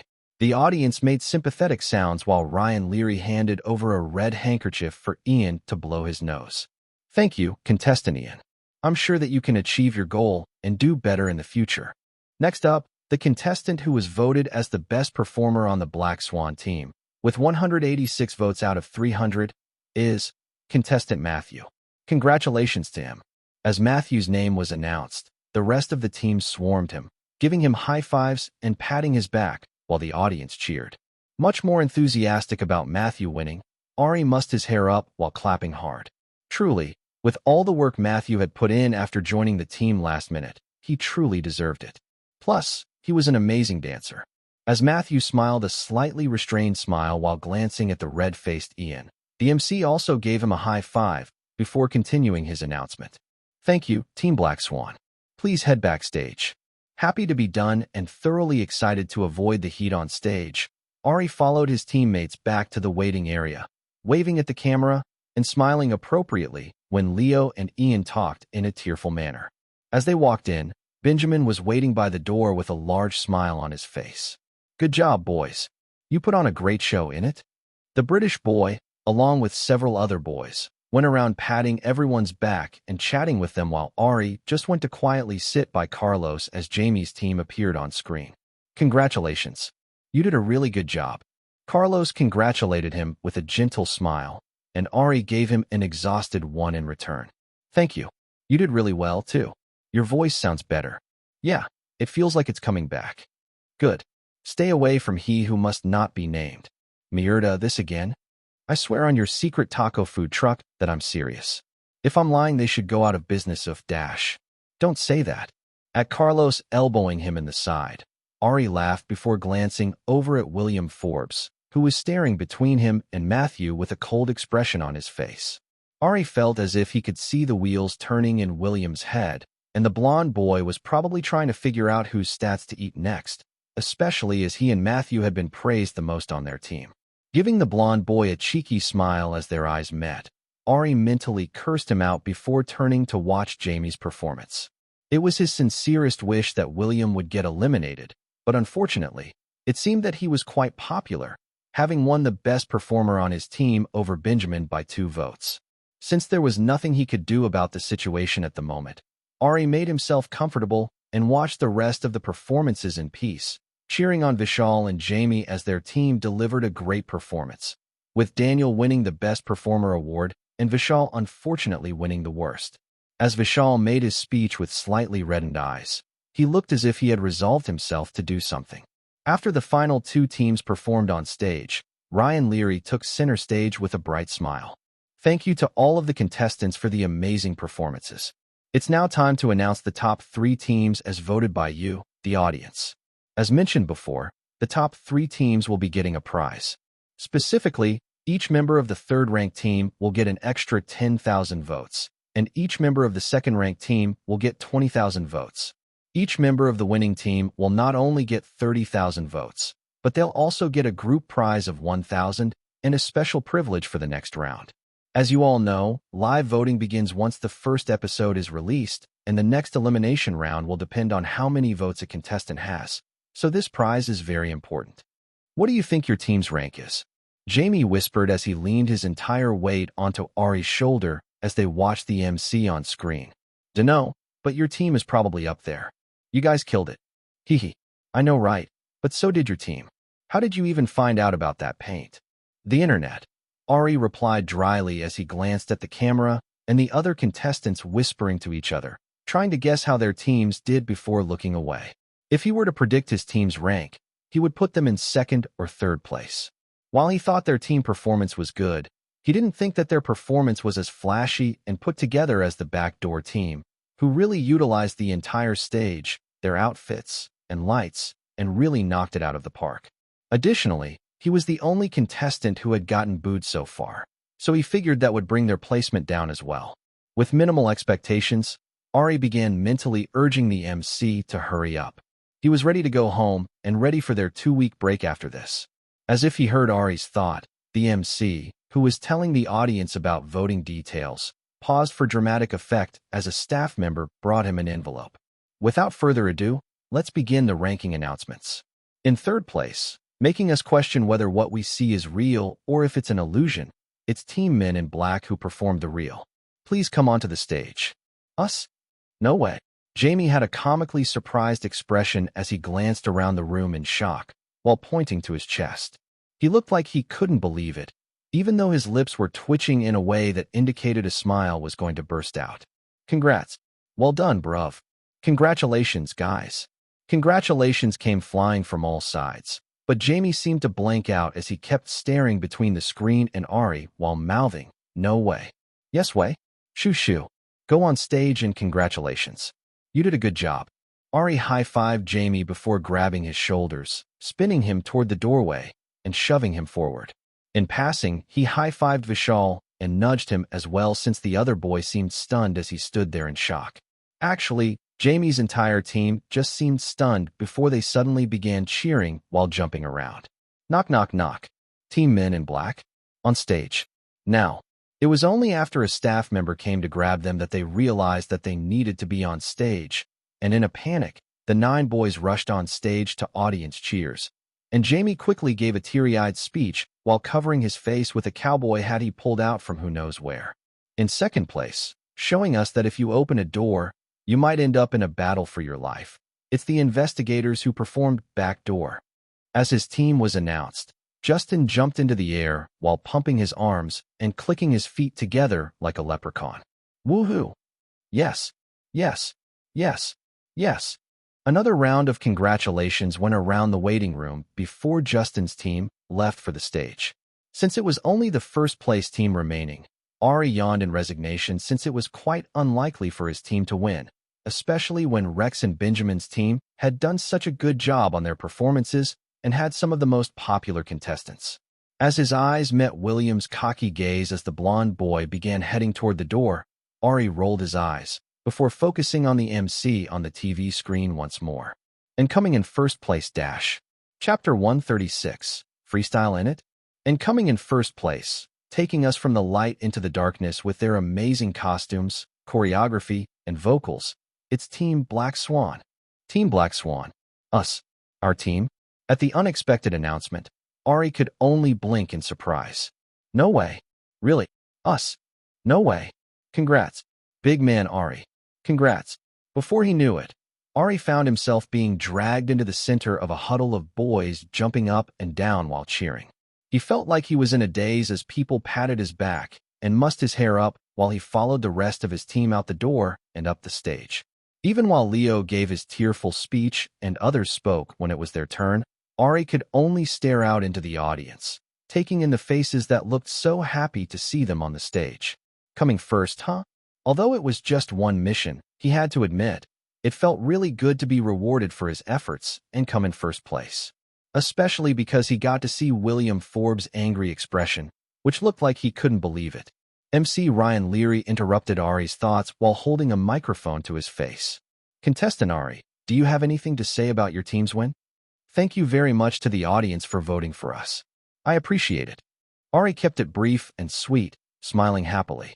While he was pleased about the 30,000 points, he was much happier about the prize money, even if it had to be split 9 ways. Short and sweet. I like it. Any plans for the money? Your leader said it would be an even split across the board. Hearing the question, Ari smiled cheekily as he met PD Emily's eyes. Somehow my clothes got messed up in the dorms, so I'm planning on using the prize money to replace them. Even though he knew that it would probably be cut out, he still planned on complaining about his things being messed up and nothing being done about it. With his entire heart and soul, he wished that somebody in the audience would harass the production team about it. Once the filming was wrapped up and they were taken back to the dorms, Ari changed into his utterly adorable tracksuit, which was one of 2 pairs of clothing that wasn't stained by the makeup bomb that exploded in his bag. The production had told the contestants they could leave tonight or tomorrow, and since Ari had no intentions of being around the production team if he didn't have to, he planned on leaving. Especially since he saw the people who were in his room sneakily sharing some alcohol. After grabbing his phone from the production team, he took his duffel bag and now empty snack bag down to the entrance to wait for Jamie to pull up with his truck and caught sight of Carlos leaving with his small bag and motorcycle helmet. The Spanish boy waved with a gentle smile, not moving until Ari came by him, and they stepped outside together. Heading out. Yeah, I'm waiting for Jamie. Of course, I'll wait with you. It was silent for a couple of seconds as the 2 of them sat on the sidewalk curb, before Ari impulsively held out his phone. Let's exchange numbers. I didn't have my phone last time. Sure. Carlos grabbed his old phone and called his own phone number before entering the details. As he handed it back, Carlos asked him in a teasing manner, "Are you going to text me to stay away from the evil Rubio like the movie?" Rubio means blonde in Spanish. Ari, have you ever been pushed from the top bunk before? No. Want to try it out? I volunteer to be the pusher. In fact, I insist. Seeing that Ari was completely serious, Carlos burst out laughing, drawing some attention from people walking around them. You're so violent. That's why you're short. I'm not short, I'm in my growth phase. Sure, that's what my short little brother says. Your ride is here. At the condescending tone, Ari briefly contemplated violence before sighing and getting up. He would let it go just this once. Jamie was pulling up in his white truck with Benjamin in the passenger seat. As the car got closer, the smile on the British boy's face faded as he glanced at Carlos, causing Ari to quickly step in front of him. Be nice. Ari, it's fine. I'm not a little kid. Right? I wasn't going to say anything to that Bretta. Benjamin responded coolly. The 2 boys stared at each other silently, while Ari wished that they would just talk it out. I have an appointment to get to, so I'll leave first. See you later, Ari. Jamie. Benjamin. Okay. Carlos, see you in 2 weeks. Text or call if you need anything, or just want to hang out. Ari waved before shoving aside Jamie's guitar and squeezing into the back seat. Protecting your mate, I see. He's a good guy. Let's just agree to disagree, yeah? Anyways, as the only loser in the car, I get to control the auxiliary. Shouldn't the winner control the AUX? Jamie doesn't care, and you? Can you even play any music on that brick you call a phone? Ring ring. 1970s want their celly back, Benjamin asked in a teasing manner, and Ari briefly contemplated proving how much of a brick his phone was by smacking it against the back of his head. As his fingers twitched. Oh, look at his eyes, he's contemplating murder. I told you he had a short temper. Jamie chimed in as he met Ari's eyes in the mirror. Ice. Shirt. You can't threaten me forever. I will not be silenced in my own car. It's not a threat. It's a promise. It's the same thing because it ends in violence. It's not violence. You putting me in a chokehold is violence. Ice down your shirt is science, or something. Or something. Stop doing that. No. As the 2 of them began to argue, Benjamin laughed along while messing around with his phone until an instrumental beat started playing. Boys. It was a long, stressful week, but we made it through. So let's have a little freestyle to relieve some stress, yeah? Driver, you're first. State your name, cuz. Benjamin held his phone up to Jamie's mouth like a microphone, and the blonde boy blinked before responding as he stopped at a traffic light. James Jones III. It's Jamie, innit? And what are we doing today? A freestyle? Innit? Is that how you use it? Jamie replied in confusion, causing Benjamin to laugh. Rah, it's a freestyle innit. I'll go first. Man try say he's better than me. Tell that man shut up. Mention my name in his vids. Boy, rude boy, shut up. Better than me? Shut up. I'm the best, as you can see. Benjamin began rapping in a lazy way over the beat, and when there was a slight pause, he held his phone out to Jamie. Jamie, yeah, no, I'm sorry, I'm not a rapper. Still, try it. I said I'm sorry. Let Ari go and come back to me. Ari, I see you always scribbling on your little notepad. Let the words rip. Tell the world how you feel. Ari thought for a bit before saying a random line. I sing. I dance. I hate the school uniform pants. Okay, good start. Good start. Keep it going. Tell us how you really feel. Benjamin laughed while still holding his phone out to Ari. The PDs are evil. They like to torture. Rah. Ever the hype man, Benjamin started beating on the dashboard and adding ad-libs whenever Ari said something. My roommates are crazy. They weren't nurtured. They're bums. Benjamin spat the words out, emphasizing the B. Calling me Captain Crashout's fine. It's fine, it's fine, it's fine. 'Cause I'm willing to fight for what's mine. Speak your truth, Ari. Let them know. Just flowing with the mood. Ari began to get into it, as Benjamin acted as the MC and hyped him up as he let out all of his complaints and grievances. After Ari finally ran out of words, he prepared to relax as Benjamin began rapping his own verse, while Jamie played hype man. Ding. Don't be quiet. Spit out those words. Complete. Current rewards. 1 stat point. What? Why was it suddenly completed? He hadn't even been rapping a song, just making up lyrics. As Ari stared at the blue screen that just filled his vision in confusion. Wow. Finally. Congratulations. Never in all my existence have I seen such a terrible specimen as you. I thought that you would never think to freestyle a rap to complete the mission. Although I should be thanking your friend, not you. You never said I could freestyle. Ari hissed quietly while covering his mouth. You never asked. Stupid. All that internet time spent looking for different types of paint for a costume, when you could spend it learning the origin of rap and utilizing such an obvious solution. Don't you feel stupid? Ari, _. Why did it feel like Nova had gotten harsher than usual? Even if it was obvious, he was completely new to this, okay? His musical experience lay in playing instruments and working at various gigs, and he had approached the rap task the same way he did the vocal one. Would it kill the stupid system to give him a hint? Pissed off, he subtly flipped the system off. You think you're the only one who has middle fingers? Use your brain next time. Dummy, I'll give you your remaining rewards when you're home, so think about what you did wrong. Thoroughly disillusioned, Ari just stared out the window in an angry silence. Chapter 138. Username already exists. To start with, his foster parents had destroyed his original passport, and to get a new one, he needed in-person parental attendance since he still wasn't 18 years old, which meant this task was blocked unless he wanted to contact his foster parents.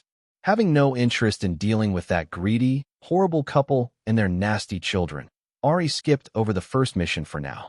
It could be completed in a little over a month when he turned 18. As for the second one, there was really nothing he could do about it right now. But the third task should be easy enough to accomplish. Although the production team had banned all contestants from posting anything about the Popstar Academy experience on their personal accounts, they were still allowed to post. So Ari sat down to create a Finstagram account.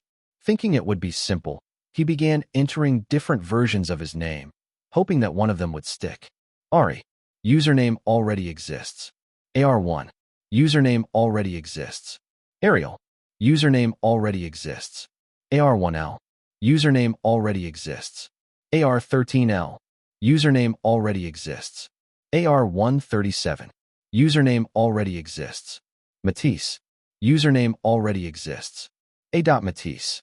Username already exists. AR13L. Username already exists. The Real Ari. Username already exists. The Real Matisse. Username already exists. Lambda Epsilon Iota. Username already exists.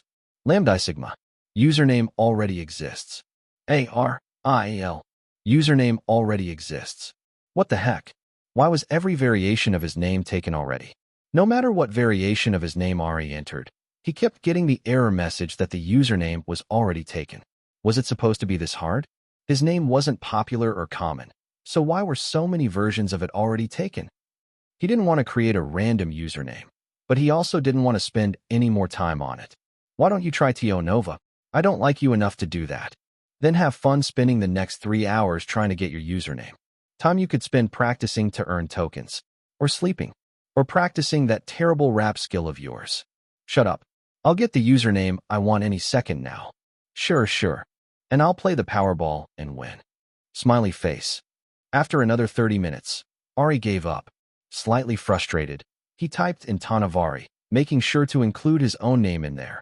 And to his surprise, The username didn't exist yet. I told you so. Ignoring Nova's smug words that filled his vision, and glad that the account creation process was over, Ari tried thinking of what to post.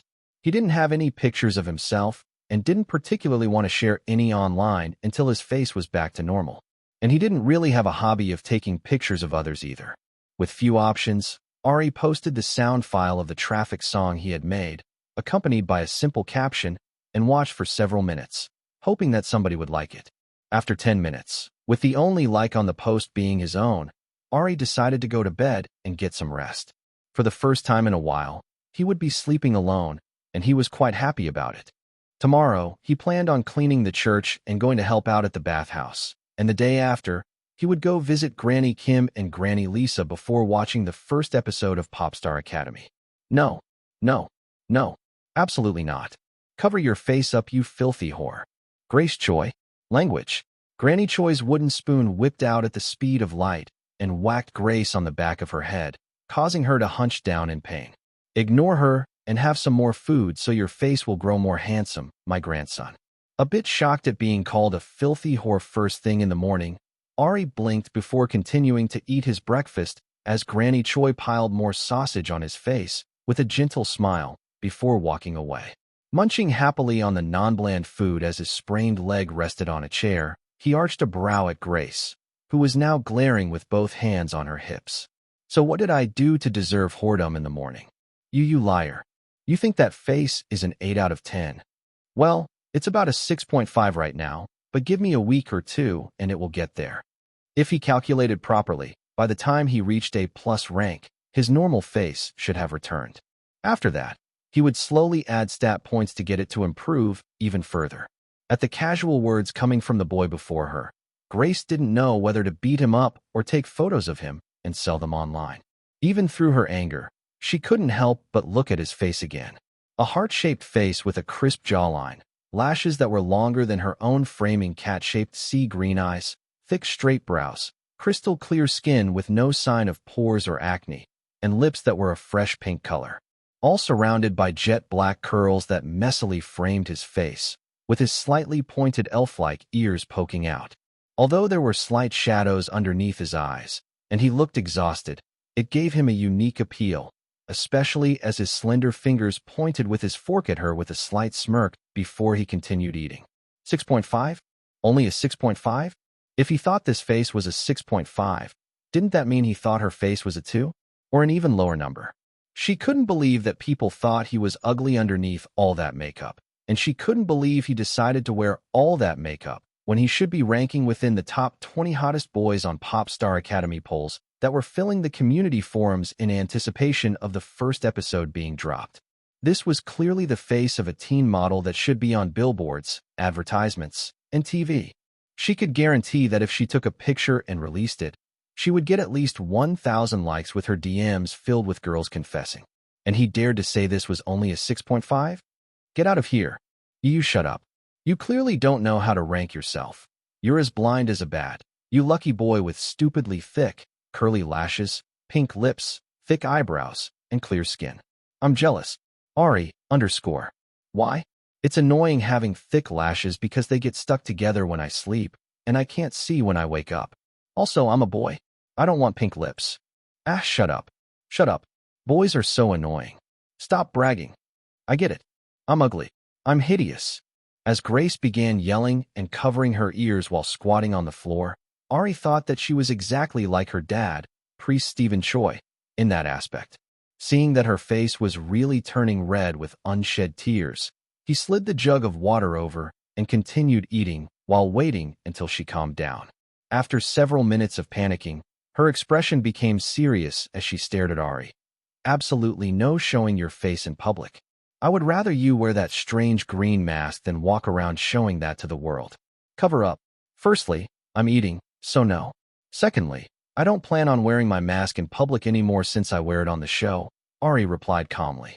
Although he wasn't popular or famous, based on some of the weird comments he had seen online, he didn't want anyone to recognize him until it was unavoidable. He planned on wearing a regular face mask and hat from now on, and wearing his snail mask only on the show or indoors. Don't talk back to me. You said you haven't shown your face on the show? Good. I'm hiring myself as your PR person. Let's talk strategy to take you to the top. There's a lot of bad press about you, but one selfie can clear it right up. I thought you wanted to be an entertainment reporter? You think entertainment reporters make money? Please. Grace looked at Ari like he was stupid before continuing. Celebrity PR is going to be my main gig, and I'll take you on as my first client. Can I decline? No. Do I have to do anything? Not yet. I have to organize everything and shift my whole online strategy. Knock yourself out. And please, do your best to leave me out of it. Ari rolled his eyes at her while continuing to eat, and Grace ran off before returning with her tablet and furiously scribbling notes, and then slamming her hand on the table once more. No matter what, you can't show your face on the show. You have to continue to hide your face, perform with a helmet, and do a grand reveal on stage. You hear me? That was the plan anyway. I figured it would be a fun surprise for everyone. At the thought of it, Ari chucked to himself, but Grace slammed her hand on the door. No laughing. He stopped laughing, but her hand slammed it again. No smiling. Ari, _ Perfect. Keep that judgmental expression of disgust on your face at all times until you have a grand face reveal on the show. Speaking of which, since I had to cover your shifts, you owe me. Weren't you working by yourself before I came here? This and that are two separate things. Now, continue eating. Let me get some candid photos of you. No, wait. Let me get an apron so I can use you for free advertisement. Ari, don't worry. It's not like you have social media, and I won't tag you. It's strictly for business, and maybe my blog. Ari, what was the last bit? Nothing. Grace immediately ran off, and Ari just stared at her before sighing. Well, whatever. He owed her grandparents and dad a lot anyway, so he could do this much, though he didn't think his face would do much to promote the bathhouse or the food. When it finally got to A+ rank, he would just ask Grace to retake it. The next day, at lunch, Ari took the bus to his previous workplace at the restaurant, ordered the food that Granny Kim and Lisa liked, and took the bus to the nursing home where they lived. As he signed in at the front, he got his cheeks pinched no less than 10 times as he walked into the elderly community room.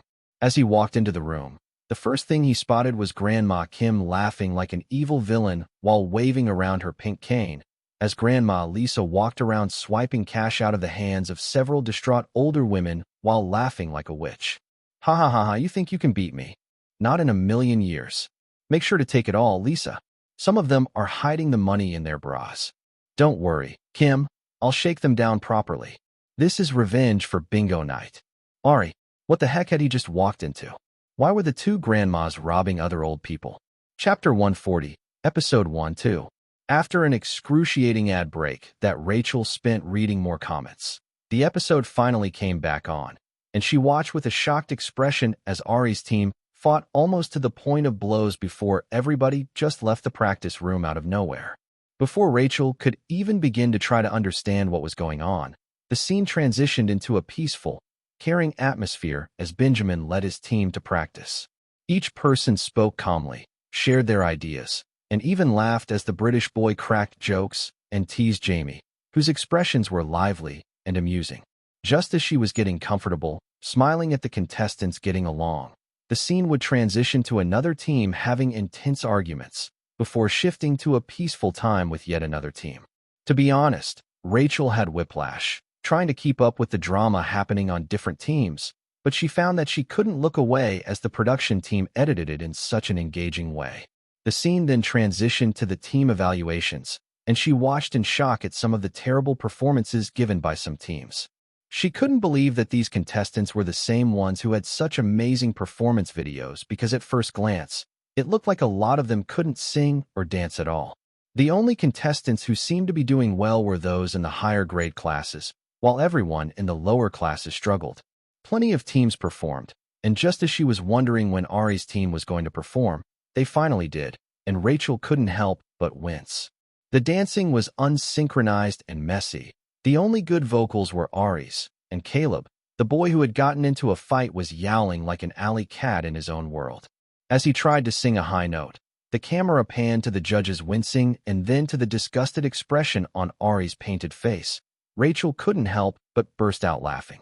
She realized it was a common occurrence because every time she caught sight of his eyes, She noticed that they were quite expressive and always revealed everything he was feeling.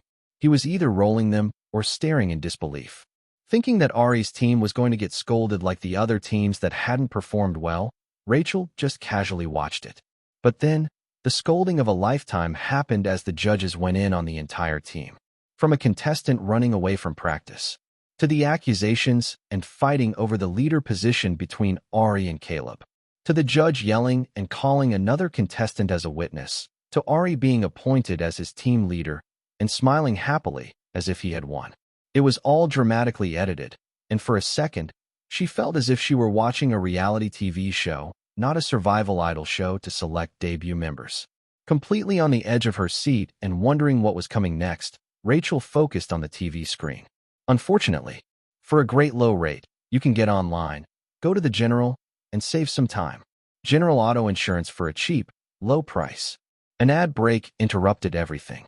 When the episode returned, it featured the contestants and judges being interviewed about their impressions of their team leaders and their preparation process for the Warrior performance video.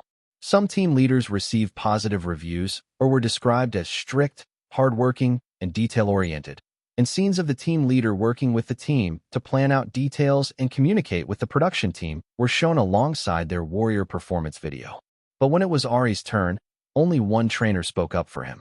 Jaywalk, terrible dancer. He's lazy, unprepared, overly ambitious with nothing to back it up, and doesn't try as hard as others. His teammates, dictator, nightmare, captain crash out. He's a crash out. Scary, crazy, rude, a crash out, arrogant. As Rachel was wondering what could have prompted his own team members not to give him any positive feedback, a montage of Ari basically acting insane was displayed.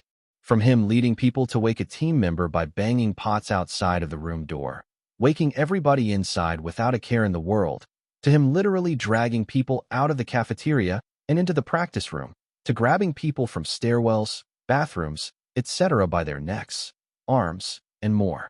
He cut people off when they tried to talk, repeatedly made his teammates repeat things again and again without explaining why, caused people to cry, ignored their opinions, chose everything for the performance without telling them anything, and arbitrarily increased practice times whenever he felt like it. Even when people collapsed, completely covered in sweat, he would roll his eyes before sticking a bag of ice down their backs until they got up. Each time the faces of his teammates were shown, they looked like they were in hell. Their hair and clothing were damp from sweat, and the bags under their eyes grew and darkened at a visible rate, while Ari always looked refreshed and energetic with fresh face paint whenever he took the strange green mask off. Even though she was watching his actions through the TV screen, to her eyes, Ari looked like a crazy person. I would hate to be in a team with a person like him. Bruh, his poor teammates. Why is he treating them like this? They're not dogs. Why is production letting him act like this? Ref, do something. He's a menace. The entire chat was filled with complaints about his actions, with people saying he wasn't skilled enough to be acting like a dictator, while others began defending Ari's teammates, saying that they didn't deserve to be treated like this. The scene then transitions to Ari sitting in the interview room while speaking with the PD. This is what your team members are saying about you? How do you feel about it? Even though she couldn't see his face because of his green mask, Ari's voice sounded murderous on the screen as he shrugged with his characteristic cat-like movements. This is probably going to sound rude, but I don't care at all.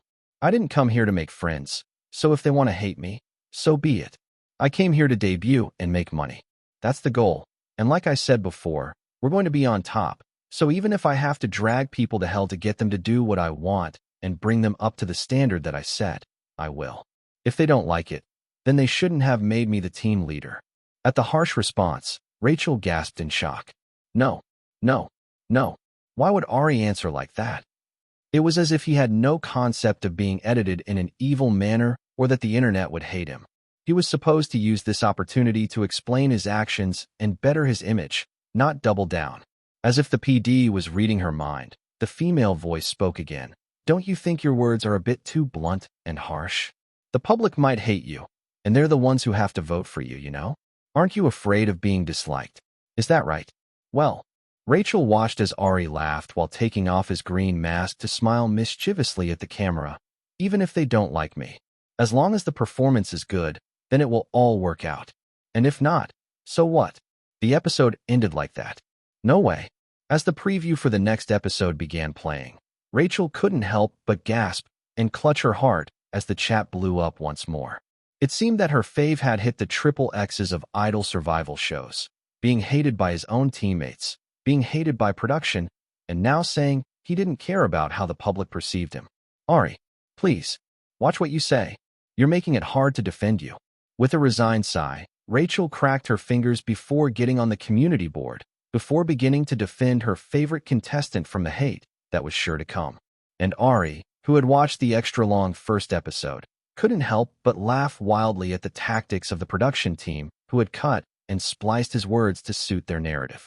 At the end of the first episode, he had been painted as a rude, controlling dictator who sneakily coveted the leadership role, got it, harassed his teammates like a crazy person, and looked down on everybody from his teammates to the public, while claiming his team would be number one.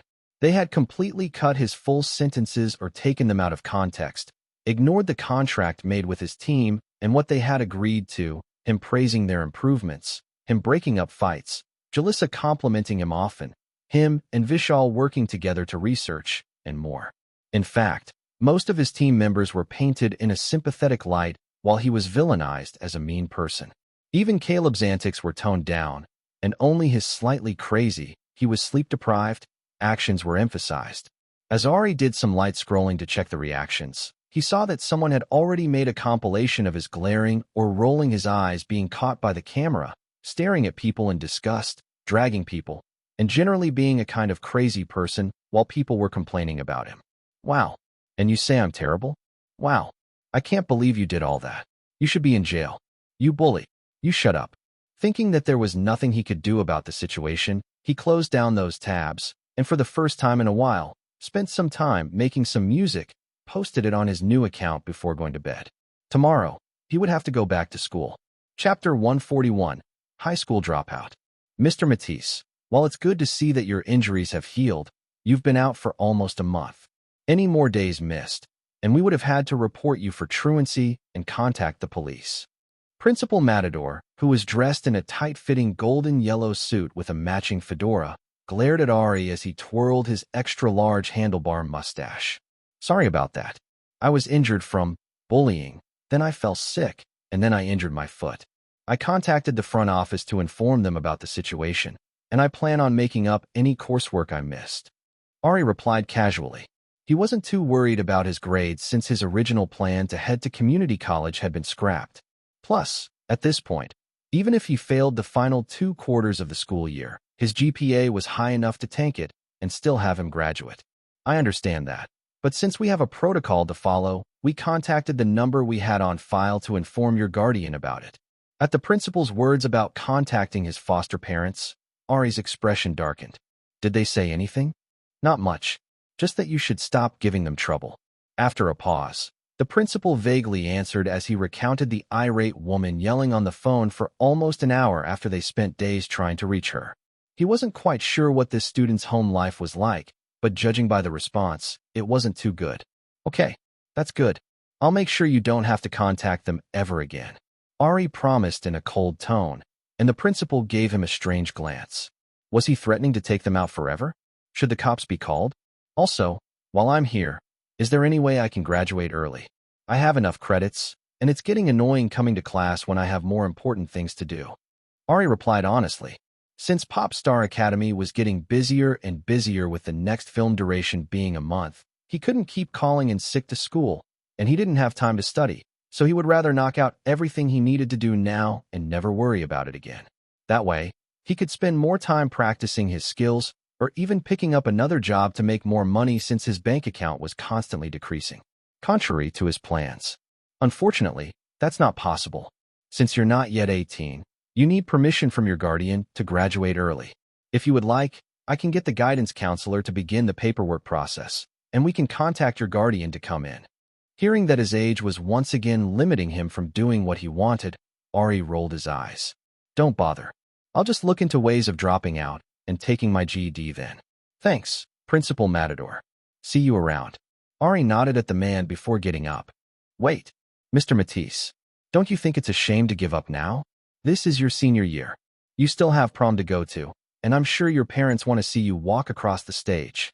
The principal immediately stood up and grabbed Ari's arm, stopping him from leaving the small office.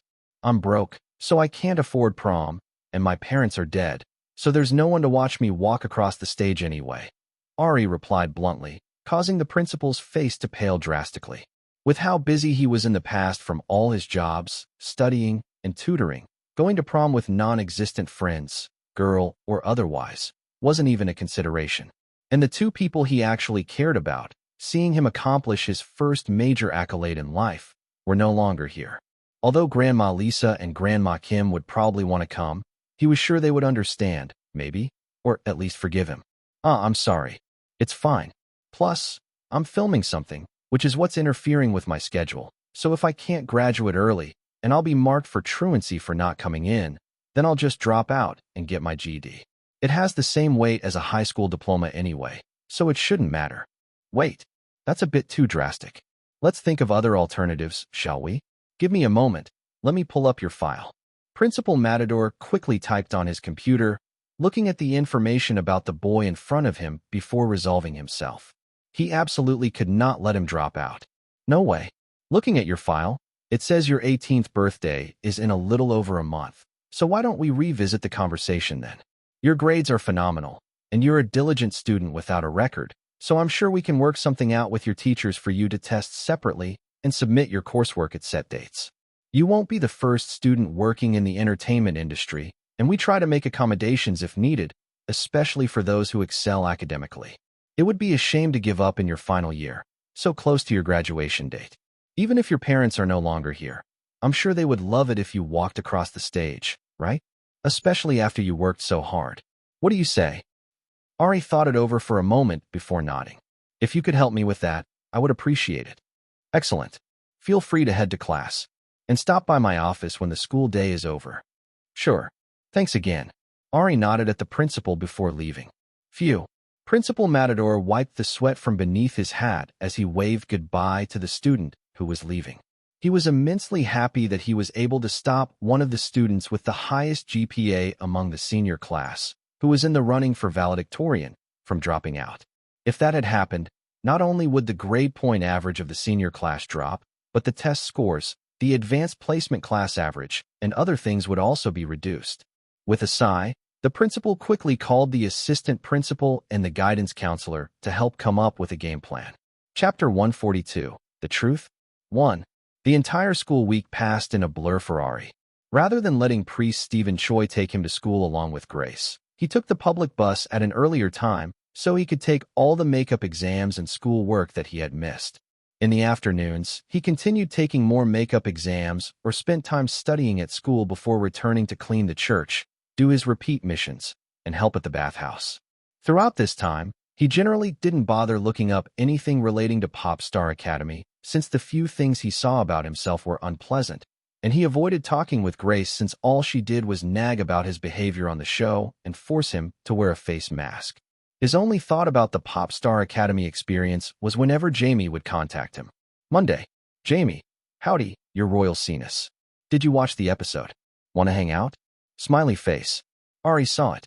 Busy with school, then work. Jamie. Sad face. Tuesday. Jamie. Pops banned me from the studio, so I'm renting a different one. Hang out.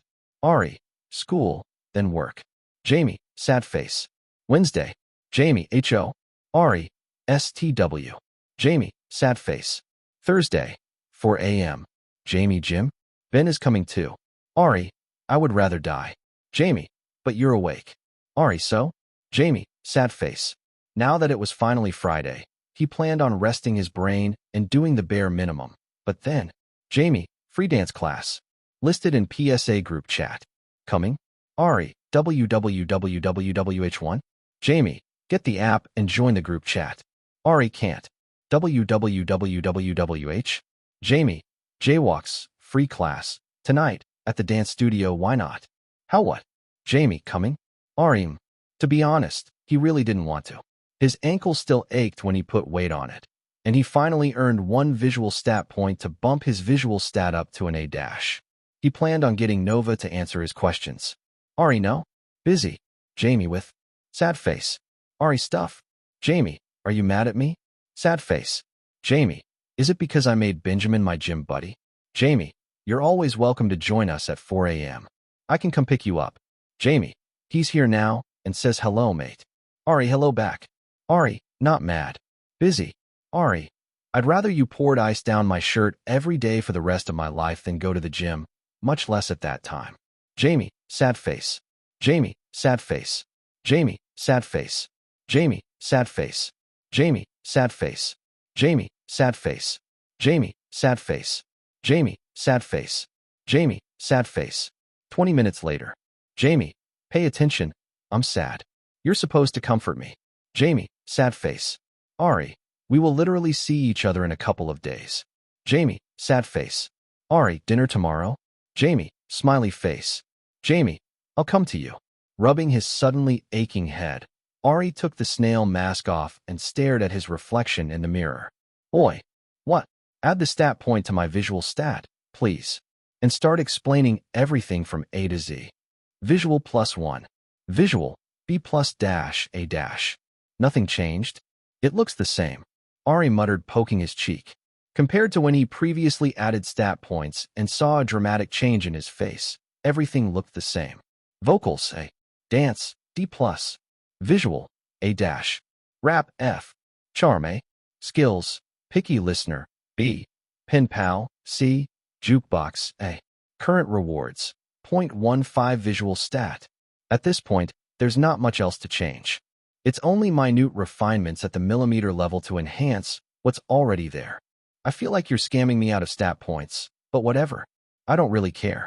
It's time for you to give me an explanation as to what you are, what the deal is with that old man who died, and what's going on with William Forbes. I distinctly remember saying 3 of your stats need to be a rank. The visual stat is A, which technically has an A in it. Ari quickly interrupted. So stop deflecting and tell me what the deal is. Well, your friend, William Forbes. He is not my friend. I died because of that bastard. Ari quickly interrupted. Right. Anyway, the blonde boy. Next time you see him, take a look at his status. It should work now to some extent, but it will be better if your third stat is truly at an A rank before you do so. Why? Because I said so. Ari, _. What kind of terrible answer was that? Anyway, as you've correctly guessed, the old man was the reason I ended up with you as my host. I knew it.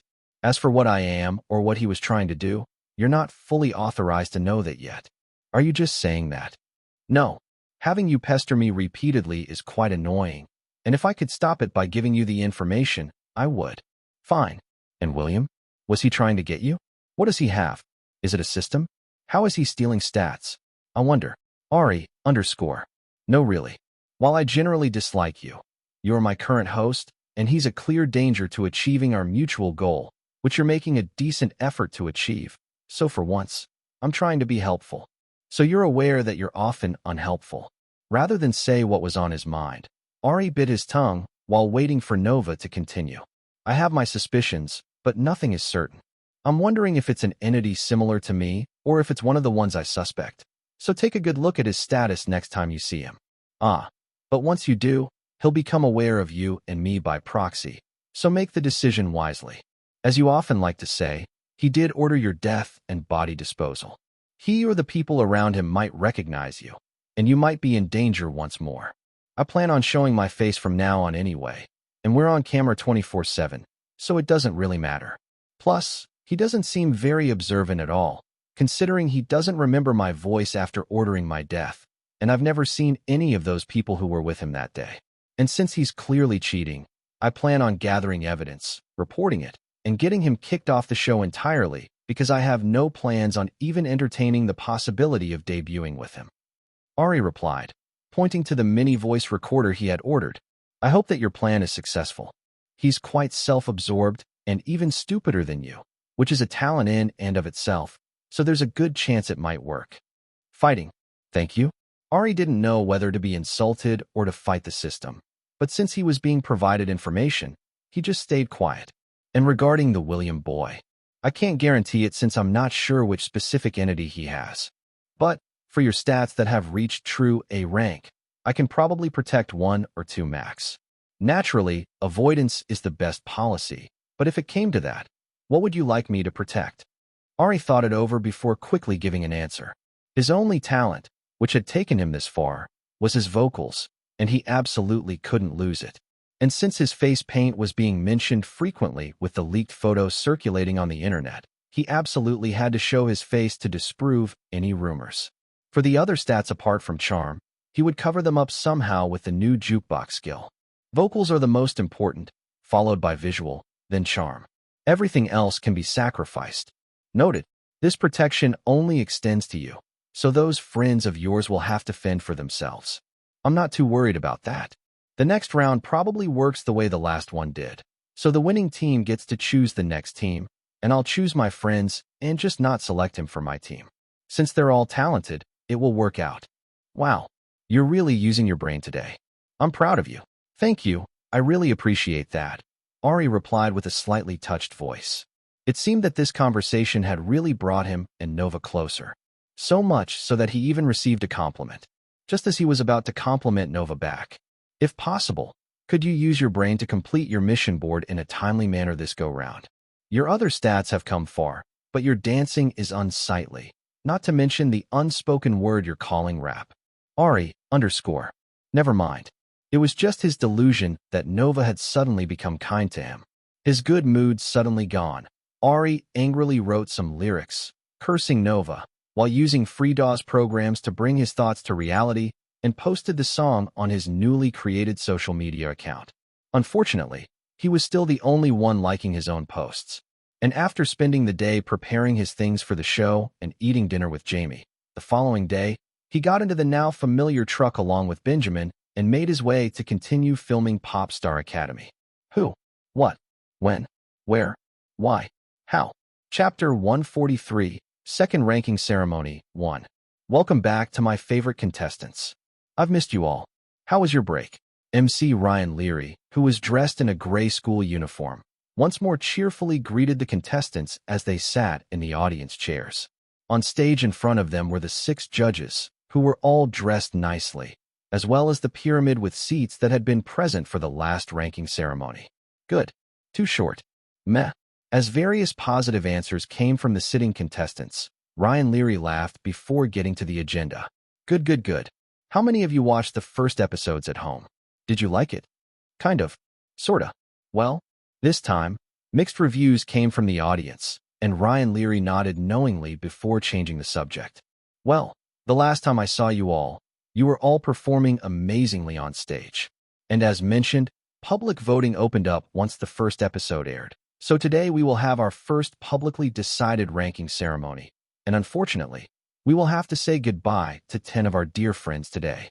Even though they knew that 10 of them would be going home today, many of the contestants couldn't help but flinch when they heard the MC repeat the words. Ever since the first episode had aired, most of them had spent all their free time stalking the different communities, watching fan cams and analysis videos, and keeping track of the number of votes that each contestant had received while convincing their families and friends to vote for them. Members of the top 3 teams from the last challenge get 10K, 20K, and 30K votes added to their audience votes, and that is being reflected with the ranking announced today. With that said, let's begin the ranking ceremony. When your name is called, please come forward, say a little something if you would like, and then take a seat on the pyramid. Okay. As the seated contestants nodded, MC Ryan Leary smiled gently as melodic piano music began to play. Coming in at rank 79, right above the elimination cutoff, with 11,632 votes, is contestant TJ. Congratulations, and please come forward. As a slightly chubby-cheeked boy with straight brown hair stepped up on stage with slightly watery eyes, Ari clapped along with everybody else while waiting for his turn to come along. Although it sounded bad, he was much more at ease now that someone had been announced. Since his team had won, gaining him 30,000 points, and the second lowest non-eliminated person, having 11,000 votes, he was no longer worried about being eliminated. Instead, he was waffling between checking William Forbes' status now, or listening to Nova, and checking when his visual stat had properly reached A rank. His main concern was what to do if something happened to his stats. He currently didn't have any spare stat points, and didn't want to mess around too much in case Nova couldn't protect them like it said. Should I or should I not? But then, the consequences? Screw consequences, I'm curious. Safety first. Besides, what's the worst that could happen? Never say that. It's a jinx. Jinx, schminks. Just do it. Ari. Ari, please come up. As an angel and devil went back and forth on his shoulders, Ari felt somebody shake him hard. He almost instinctively elbowed the person before remembering that he was currently being filmed and turned to the side to see Jamie's panicked face. They're calling you on stage. The blonde boy whispered before. It seemed that the contestant dozed off. Haha. Once again, contestant Ari comes in 69th place with 36,821 votes. Please come forward. A quick calculation showed that Ari had barely gotten 6,000 votes, and without his team winning, he would have been eliminated. Considering how badly he had been portrayed in episode 1, Ari was pretty shocked that he even got votes at all. He had fully expected to be carried by the points his team received during this elimination. As the rest of the contestants politely clapped, Ari strolled onto the stage before grabbing the microphone. Is there anything you would like to say to the voters? Ryan Leary asked him with an encouraging smile. Since he was the MC, he had naturally watched the released episode, and as someone in the entertainment business, he knew how much showrunners and production directors exaggerated things for drama. Unfortunately, the young man before him had been sacrificed, and he hoped none of the negativity got to him. Thank you to those who voted for me. I hope to show you a better me in the future. Ari replied casually, his tone as unbothered as usual, as he turned to head to his seat on the pyramid. As always, a short and sweet message from contestant Ari. Ryan Leary patted his back before continuing his announcements. Alfonso was in 60th place. Matthew jumped impressively from 79th place to 56th place. Carlos rose up to 47th place.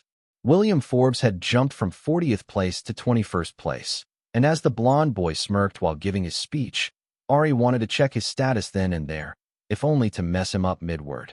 Fortunately, he somehow restrained himself and continued paying attention to the announcements. Levi stayed in 9th place. Jamie had moved from 13th to 7th place. Rex had dropped from 1st to 3rd place. Vishal came in at 80th place. And for the top two, a shorter Korean boy with bright orange hair stood next to the tall British boy with golden skin and a wide smile. And the number one contestant, as voted by the public, with 134,209 votes, is contestant Benjamin. Congratulations. The British boy clasped Daniel's hand before walking to the microphone stand and speaking with his crisp accent. Thank you. I appreciate it. Big ups to the teammates who worked hard without a fuss. Big ups to myself for putting in the work, and most importantly, big ups to those who voted for me. You're the real ones who brought me this far and raised me up to such a high position. I'll continue to do my best to make you feel like you made the right choice. As Benjamin turned around, Ari swore he saw him glare in a particular direction. Turning his head slightly to gaze upward, Ari could see William Forbes grinding his teeth with a tight smile on his face. Well, he guessed that the two still hadn't made up after their big fight. Since he still didn't know the full backstory, Ari was waiting to find out once the episode dropped. Shrugging to himself, Ari just clapped along with the others as Daniel gave his second-place speech before sitting down. Unfortunately, it's time to say goodbye to the 10 contestants who weren't able to make it. When I call your name, please step forward to say a few words. Starting with the contestant who ranked 81st place, contestant Sloan. As the red-haired boy who was in 90th place last time stepped forward with tears in his eyes, once again, Ari thought that the production team was exceptionally cruel to make contestants come by only for them to be eliminated a couple of hours later and sent home. Seeing the eliminated contestants cry their eyes out while expressing gratitude to the voters and production team, Ari thought it was truly sad. As he joined the remaining contestants in comforting the eliminated contestants, Ari had one thought. There had to be a better way to do this, rather than dragging teenagers around while recording their every move. Chapter 144, Second Ranking Ceremony, 2. For our next round, you all will finally get to do some traveling and get to compete with each other, head-to-head. At MC Ryan Leary's words, the contestants looked excited at the thought of not being cooped up practicing all the time.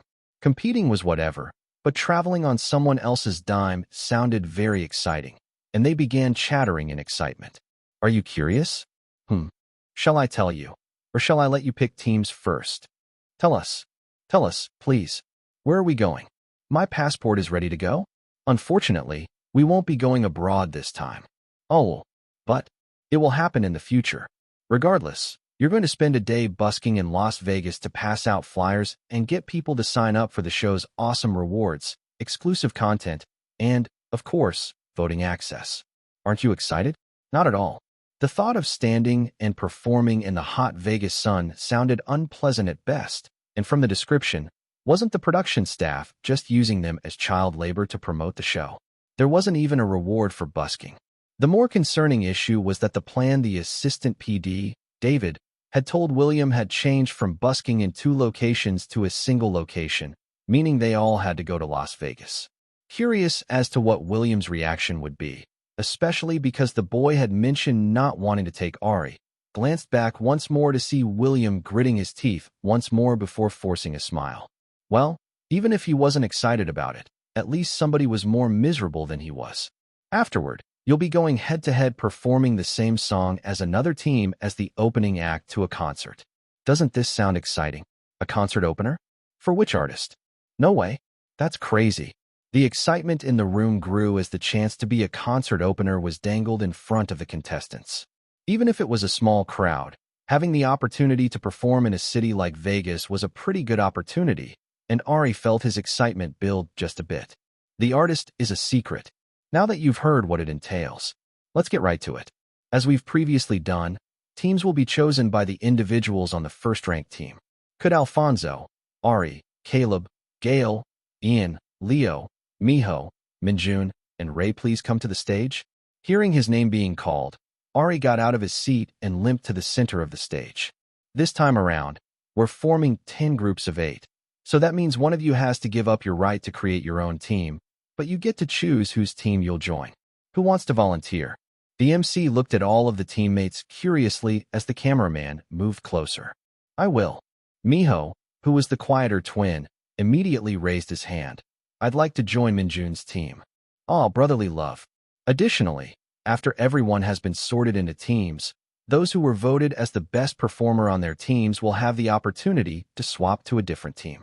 Now, starting with Matthew, please choose your team members. Matthew glanced around, looking regretfully at Ari before meeting the eyes of the contestants sitting on the pyramid. For my first pick, I'll choose William. He's great vocally, well, all around to be honest. At being the first pick, William smirked as he stood behind Matthew. Ari just rolled his eyes while thinking, good riddance. Great choice. Alfonso, since we're busking, then I'll choose Daniel. Awesome. Ari, pick me. As soon as Ryan Leary finished talking, Jamie yelled out while raising his hands high into the air. Oh, will contestant Ari choose contestant Jamie, who has boldly volunteered himself, or will a betrayal happen here? Ari met Jamie's blue eyes before smiling mischievously. For my first pick, I'll choose Benjamin since I need a rapper, and he's currently ranked first. Traitor! Jamie yelled with a shocked expression. Oh, it seems that there's trouble in paradise. Contestant Ari, your rebuttal to the accusation? He betrayed me first by choosing Daniel the last time. I'm hurt. Ari pretended to clutch his aching heart. Jamie's expression was devastated entirely, as if he couldn't believe Ari was still bringing that up, but Ari just laughed at him before continuing. Plus, since you won Best Performer, he can just swap to my team, right? That is correct. Contestant Gail, who do you choose? Levi. Excellent. Contestant Ian, your choice? Ian glanced over at Ari before replying. Jerome. Great. Leo? Rex. Contestant Ari? Carlos. Niall. Haruto. Kyle. Vishal. Michael. When Ari finished assembling his team members, he was pretty satisfied with the general makeup. For vocals, he had himself, Carlos, and Michael, soon to be Jamie. For rap, he had Benjamin and Niall. For dancing, he had Haruto and Kyle.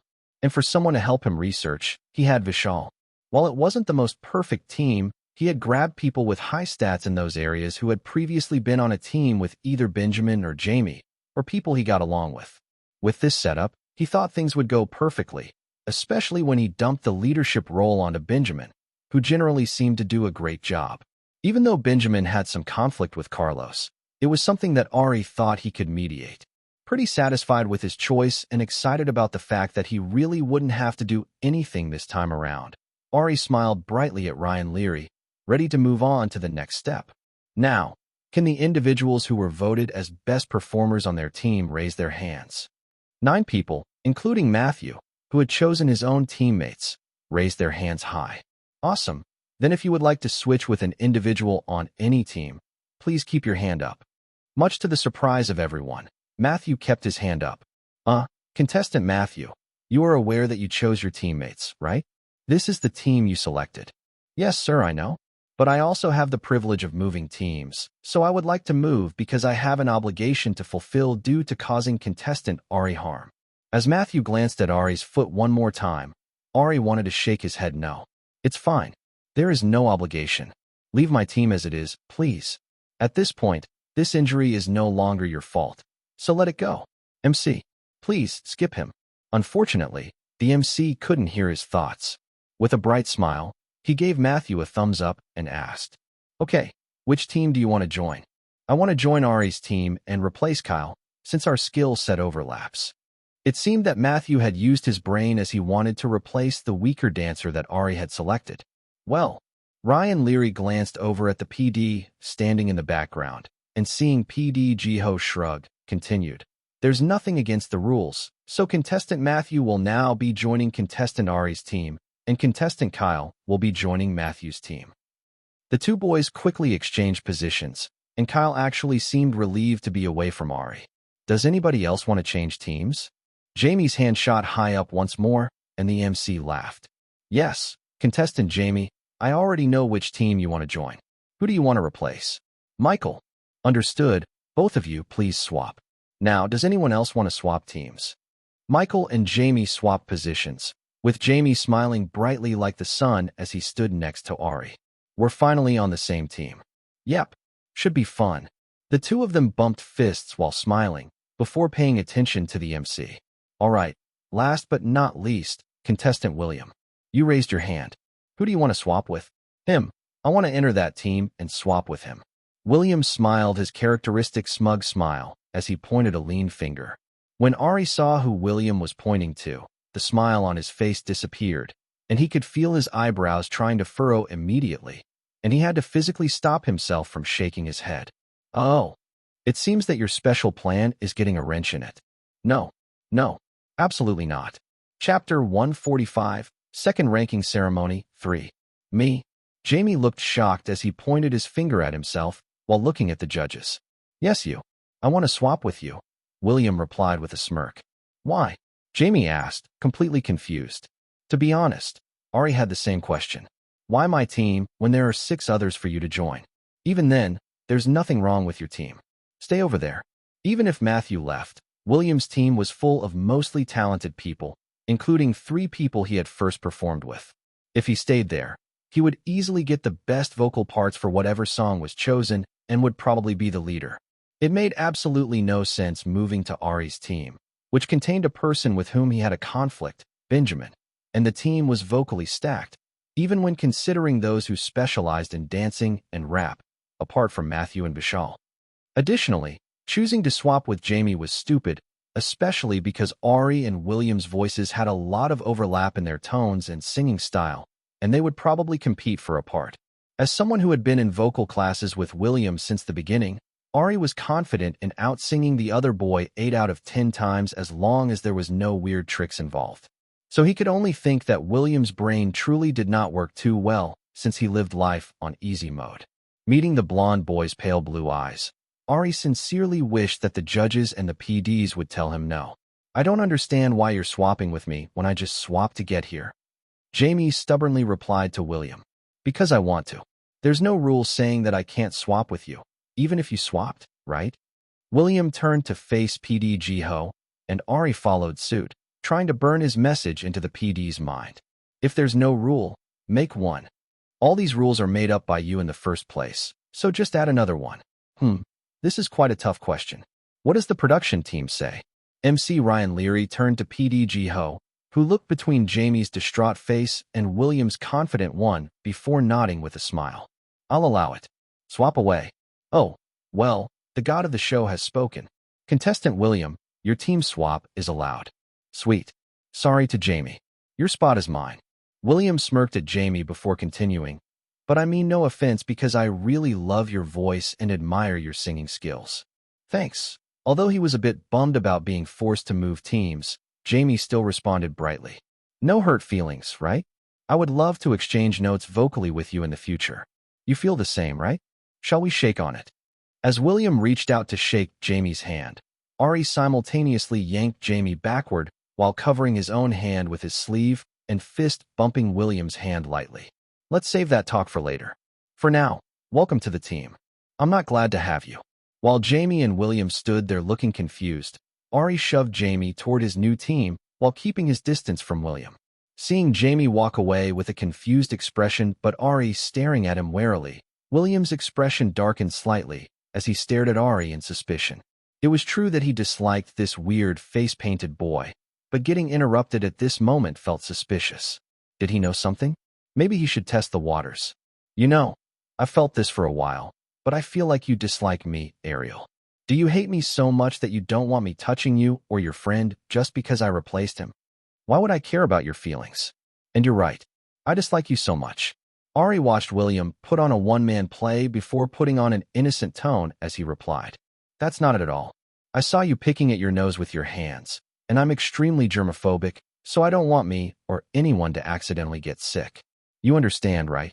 Ari replied as he took a step back from William, whose face was turning red as others did the same. No, I didn't do that. I saw it with my own eyes. You can ask the production team to check the tapes if you don't believe me. I can wait. Ari replied confidently.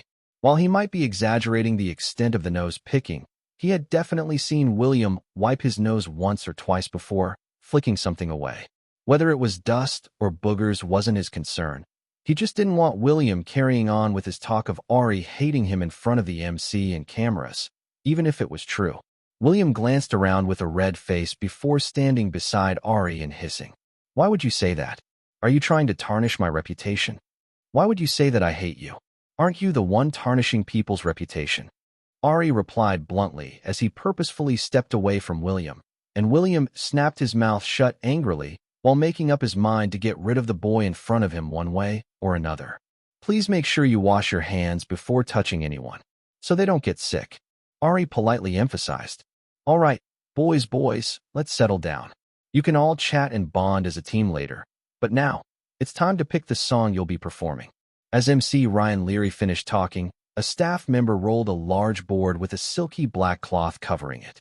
When the board was settled behind him, with a dramatic flair as if he were a magician, Ryan Leary whipped the satin sheet off the whiteboard, exposing a pie chart with 4 genres of music with 2 pie-shaped cards inside. Hyperpop, ballad, hip-hop, dance pop. Remember, I said that you would be going head-to-head? Well, here we are. Each team will select a card that has a mystery song. As a team, you'll handle your own choreography with the help of the trainers, choose the arrangement direction, costumes, and choose from the available selection of stage props, and compete head-to-head while the audience decides which team did a better job overall at the concert in 2 weeks. As the contestants read the 4 categories, they began thinking about what songs they could possibly get and which genre would fit their group best. For us, it's definitely hip-hop, right? I'm hoping it's a rap-heavy song. Nah, for concerts you need to bring the energy up, so definitely dance pop. This team is basically vocalists, so definitely a ballad, right? Make them cry. Since Ari already had the category he wanted in mind, especially with his plan to reveal his face, he tuned out the words of those around him and listened to the MC speaking. Originally, we were meant to draw sticks to choose the category, but that's a bit boring, so why don't we have a little competition? Let's play Pop the Balloon and sprint for our lives. As the contestants stared at him in confusion, Ryan Leary laughed as a staff member began setting up chairs with 7 balloons. It's going to be a team relay battle. 7 of you will take turns popping the balloon using the body of your teammate like so. The MC took the balloon handed to him by the staff member and held it to his chest as the 2 of them chest bumped each other while jumping until pop. The balloon popped. Phew, I'm a little out of breath there. Ahem, and when the final balloon has been popped, the 8th person will sprint to come and grab a card. I'll let you discuss for a couple of minutes how you want to organize yourself and which card you want. So, what are your thoughts? Ari asked his teammates, who had gathered in a loose circle while keeping a slight distance away from William. You already know the vibes, mate. Hip-hop is the way to go in it. Benjamin replied with a cheeky smile. Dance pop for me. I'm sure we can come up with some good choreography that can accommodate everyone. Feeling Matthew's eyes on him, Ari studiously ignored him while asking everybody their thoughts. Niall, hip-hop. I want to rap. Haruto, dance pop or hyperpop? EDM beats are fun to dance to. Kyle, hyperpop? I've always wanted to use auto-tune. Kyle blushed shyly as he responded, and Ari nodded. Vishal, no preference. Carlos, no preference. Okay, so 2 hip-hop, 1 dance, 1 hyperpop, 2 abstainers. Pretty close match. As Ari was preparing to give his opinion, William cut in. Aren't you all thinking a bit too simply? Choosing what you want instead of considering all the factors is a bit ignorant, isn't it? At William's sharp words, 7 pair of eyes turned to look at him. Firstly, if you look at the team makeup, it's clear that vocals are the specialty here. Almost everyone is decently good at singing. That was accurate. The lowest singing stat belonged to Vishal and Matthew, with everyone else having at least a C-. Since William was making sense, Ari decided to hear him out even though he could guess where the topic of conversation was going. Seeing that he had the team's full attention and they were waiting for his every word, William cleared his throat happily. Secondly, there's only one category that is substantially different from the rest. This category happens to coincide with the majority skill set of the people here, so my recommendation is that we go with ballad, obviously. That way, we can stand out from all of the others who are going to sound very similar. Chapter 146, Second Ranking Ceremony 4. That's a fair point, but Benjamin started, then stopped as he glanced at Matthew, then at Vishal, without saying anything. Vishal was somewhat passable, but Matthew's vocals literally could not be saved. He had to avoid singing no matter what, and it wasn't likely that a ballad would have a rap portion, which meant they would have to create it from scratch rather than just arrange the song. It was extra work that nobody wanted to do unless they didn't have to. If we choose a ballad, we won't be able to highlight everyone evenly. And in that case, there's no point in being a team. Besides, the opposite could be true, and it could be a red herring to throw us off. Ari finished Benjamin's words. But it's not. It's the right decision, and that's a sacrifice that we have to make. Even if we have to sacrifice some people for the greater good, we can put on a better performance that will allow the team to win overall. Or maybe those people can practice hard to get good. And if they can't, they shouldn't drag others down. William insisted stubbornly, causing Vishal's expression to darken. You don't know that, and we're a team, so watch how you speak about our members. Ari coldly interrupted, and in the silence, Carlos spoke in a calming tone. Instead of talking about sacrificing people or dragging others down, we should let Ari vote and decide afterward. Ari, since it's a concert, I'm leaning toward hyperpop, which makes the current votes 2 hip-hop, 2 hyperpop, 1 dance, 1 ballad, 2 abstainers. Do the abstainers want to vote? I'll vote for hyperpop as well, Carlos immediately said. Then I'll vote for hip-hop, Vishal added. I still think we should do the ballad category. If you all think about it, you'll see I'm right. William insisted, and Ari had to force himself not to roll his eyes. This is a democracy and majority rules, so let's try to grab the cards in the order of hip-hop or hyperpop, with dance coming in third. Who wants to run and grab the card? Oh, a race looks bare fun. I want to do it. I'm running. Benjamin and William both raised their hands, and as the 2 boys glanced at each other, the air got a bit tense. Pretending to hold out a microphone, Ari held his hand toward Benjamin. State your name and case, cuz. Catching the reference to when they had freestyled in the car, Benjamin gave him a wide grin before speaking. Big Ben in the building. 14 years playing footy as a right-winger. That's soccer to you lot from the States. In other words, I'm a fast sprinter in it. Okay, and you? Ari turned his head to face William while withdrawing his hand.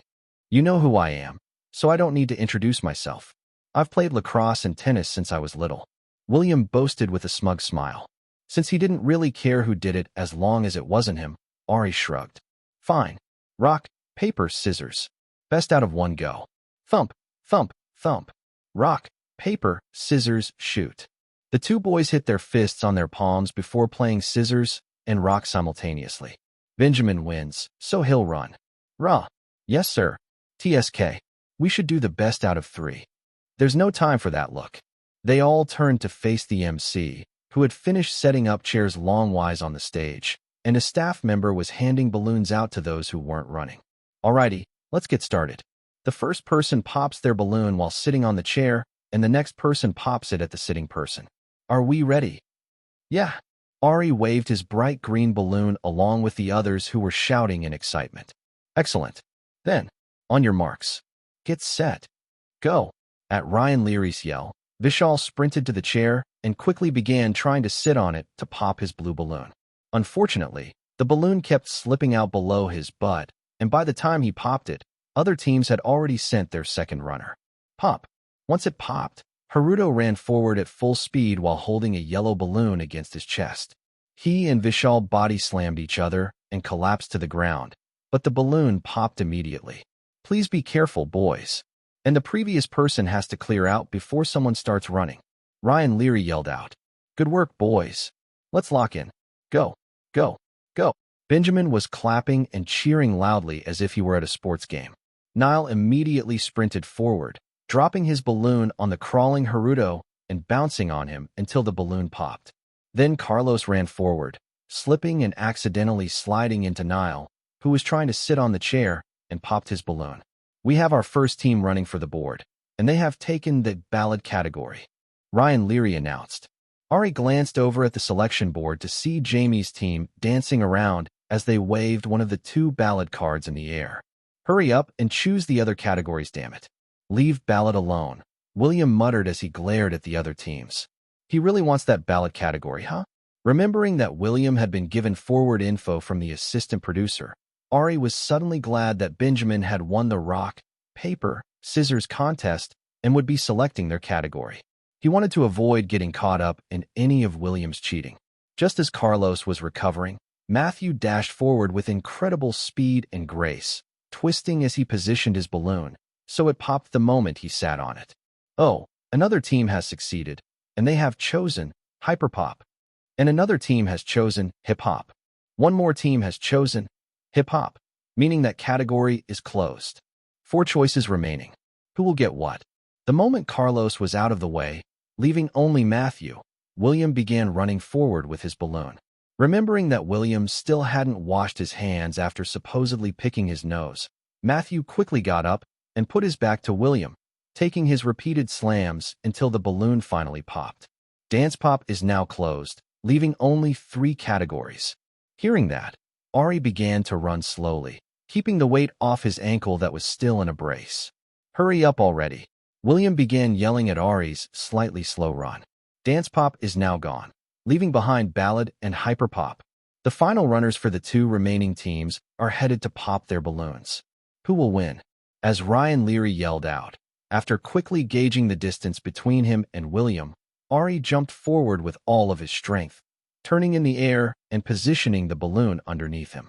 As he slammed down, he felt a slight resistance beneath him before the balloon popped with a loud sound, and the chair containing both him and William collapsed to the ground.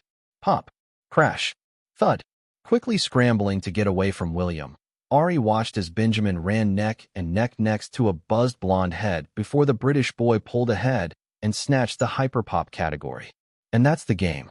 After a fierce battle, Benjamin has beaten out Levi to grab the hyperpop category, leaving Levi with the ballot. Good job to everyone. Damn it. Pretending not to hear William's words, Ari sighed in relief while clapping for Benjamin, who swaggered over, waving the card.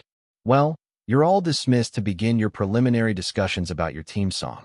Your room assignments are posted in the central area, and unfortunately, those of you who were voted the worst performers will be rooming together in F1. The production team will contact you individually for your interviews. Good luck to you all, and I look forward to your performance. Relieved to be let go, Ari took the files the production team handed him and walked into the practice room along with the rest of the team. Instead of a cameraman, they just had 2 cameras, which were recording from the corners of the room. Used to the setup, Ari stood by the mirrors, waiting for everyone to sit before speaking. A lot of us haven't worked together before, So let's do a basic intro of name, preferred role, room assignment, and we can move on from there. Sound good? Well, actually, before we get started on anything, I think we should discuss who the leader should be. Unless you're saying that just because you chose people, you get to lead, boss us around, and decide everything? That's not fair to the rest of us. William stood up while looking around the room before settling his eyes on Ari. Ari, underscore. Not this nonsense again. Okay, I hear what you're saying, but can that conversation wait until we all introduce ourselves? As I said earlier, most of us haven't worked or roomed with each other, so I think that's the first thing we should do. Or do you have a problem with what I said? William, I don't know why you're being aggressive and dismissing my words. I'm not picking a fight. I just wanted to make it known that you're not the de facto leader, especially since we have some quieter people who might be uncomfortable speaking due to the language barrier, and you're. William paused to glance at the camera before softening his voice as if what he was saying was a secret. Reputation. At William's words, Ari saw Benjamin's face twitch angrily before it smoothed out, and he glanced up at the ceiling as if praying. Remembering how William had yelled about discrimination and stomped out on the first day when he was teamed up with Benjamin, Ari closed his eyes while holding back a sigh. He already had a headache, and it was his first day working with William. Team projects. Gotta love them, right? You stay quiet too. Chapter 147, Prince William's Reign, 1. Ari knew he should stay quiet and let William just do whatever he wanted, but one thing he hated was when somebody falsely accused him of something he didn't do. Mainly because William seemed like the type who would keep pushing if you gave him an inch. Taking a calming breath, Ari stared William dead in the eyes while keeping his voice neutral. I am not being aggressive. I haven't dismissed your words, and I never said that you were picking a fight. I would like you to clarify what my supposed reputation is. Since we all know, there's no need to repeat it, William said vaguely. Who is we? I don't know. That's why I'm asking. What exactly is my reputation? Since you seem so concerned about it and how it will affect the team, speak up, please. Ari took a step forward while keeping his tone light, but he was sure his eyes looked furious as William flinched as he glanced around the room, but everybody refused to meet his eyes. I'd rather not. Maybe we can discuss it privately. No, thank you. You brought it up here, and it clearly bothers you enough to bring it up, so let's talk about it here. What exactly is your concern about my reputation? Ari kept walking forward until he was only a couple of feet away from William. William couldn't help but take a couple of steps back, and he hated himself for it. Even though Ari was shorter and skinnier than he was, the intensity in his eyes was a little scary, and he truly looked as if he would start fighting him if he said the wrong thing. William still remembered the crazed look in Ari's eyes as he literally dragged one of his teammates by the shirt through the cafeteria while smiling a crazed smile, seeing the evidence of him breaking a door in anger and hearing the rumors from his roommates. This was clearly a person who was mentally unwell. Please, speak up. What's your concern? I won't get angry, so tell me. What the heck was wrong with this kid? And who would believe that you won't get angry? You're clenching your fist right now, Captain Crash Out. Although William wouldn't mind baiting Ari into hitting him so he could be expelled, if his face were damaged, it would be a problem. Ari, mate, calm down. Benjamin's voice rang out, and feeling a large hand on his shoulder pulling him back, Ari obligingly took a couple of steps backward. After all, he didn't want to slip and accidentally punch William's face. I'm very calm. I just want to clarify because he brought it up with a bunch of other accusations against my character, which I don't appreciate. I would like to discuss it now and clear the air because I don't want to have any problems later. William? Care to clarify? It's not that. I may have misspoken. May have or did misspeak. And feel free to tell me if you have any concerns. As I said earlier, I won't get angry. All I want is the success of the team. I accidentally misspoke. William forced out through gritted teeth while avoiding eye contact. That's what I thought, you punk. Satisfied that William had backed off, Ari took a step back as well. Since that's the case, let's not waste any more time since we have a lot to do. You're concerned about the leader role, and I have no interest in it. So who wants to be the leader? You're telling me you don't want to be the leader? William asked incredulously. No. Why would I want to suffer on purpose? Ari replied honestly. How about you, Benjamin? Haha, I'd rather die. Count me out. Benjamin laughed sarcastically before looking at Ari with impressed eyes. After dealing with William's nonsense the last time and being stuck with him again this time, he would be stupid to want to take the lead again. Seeing Ari press back against William and get the blonde boy to back off was quite impressive, if stupid, especially since this was a copy-paste of the same tactic William had used the last time before storming out angrily. Maybe it took a crazier person to deal with a crazy person? Carlos. Pass. Matthew. I would nominate you. Hard pass. Vishal. Ari immediately ignored the nonsense from Matthew's mouth. Since you don't want it. Pass for me. Haruto? Niall. Nope. If Ben doesn't want it, then whoever can get it. Okay. Congratulations, William. You're the leader. Ari promptly handed the folder of information to William, then went to sit between Matthew and Carlos, who patted his back gently. After this, Ari cleanly washed his hands from the situation. What would happen had nothing to do with him. All he wanted was to get the vocal parts he wanted, put on a good performance, and not be eliminated. William stood there, taking a moment to savor the easily gained leadership before speaking with a satisfied smile. He could already see his highlights as he led the team to victory, where he would finally gain the #1 spot where he belonged. Let's start by listening to the song. We can learn each other's names as we work together. Everyone just nodded silently while staring at William expectantly. The blonde boy stood there before realizing that nobody was stepping up to get the tablet, or pass out the papers, or take notes for him. Since he was used to working with his group of people who knew his habits, it was his expectation that others would immediately do the things he didn't want to do. And since he didn't plan on changing his working style now, William glanced around the room, realizing that he only knew Benjamin, Carlos, Matthew, and Ariel's names since he had been on a team and had class with them. Everyone else was a person he didn't bother to memorize because of their low-ranked skill. He couldn't order Benjamin around because the British boy would actively laugh in his face. Since he was so well-liked by the staff members, it was a bit tricky to handle him. Matthew was a bit intimidating. He still needed Carlos, which left Ariel. Ari, _ What? Why was this annoying blonde staring at him again? Ariel. What? Can you set the tablet up to play the song? Additionally, I understand that you like to be casual, but I'm older than you, and I'm also the team leader. So please use a more polite tone when speaking to me. Okay. Restraining a sigh, Ari simply grabbed the tablet, opened up the music player, and played the song. Stop. William immediately held his hand out, causing Ari to pause the music while staring at him with dead fish eyes. I'll indicate when to play the music, so please wait for my cue and don't do things arbitrarily. I am the leader after all. As he stared at William's face, Ari felt the thread that represented his patience begin to fray.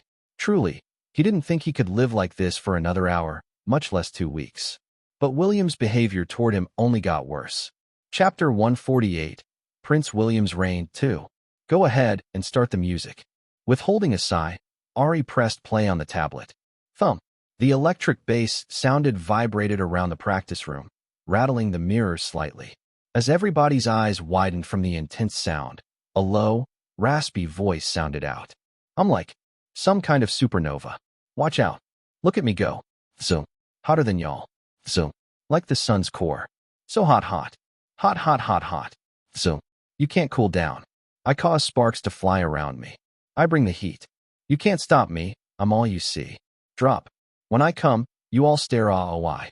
I'm a star, can't compare ah-oh-I. That tick tick bomb.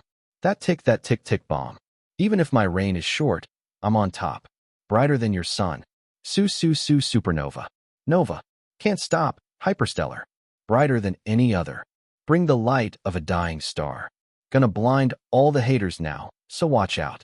Supernova. So, I'll body bang. Gotta take them out. Right now, they probably feel they're so special. Our light had dimmed, so they really thought they had hope. They really thought that the pressure caused an explosion. They didn't know.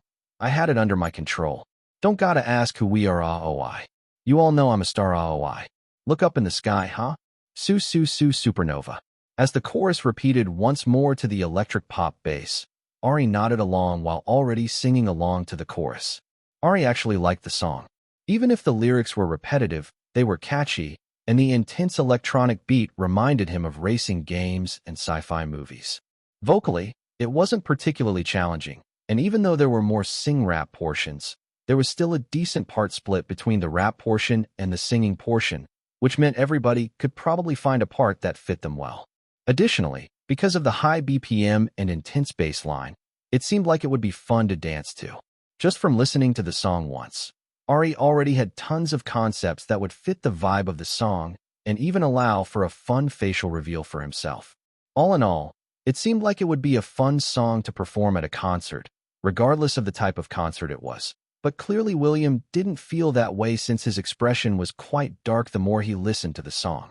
Once the music stopped playing, Ari got up and placed the tablet by William, ignoring his weird look, before sitting back down.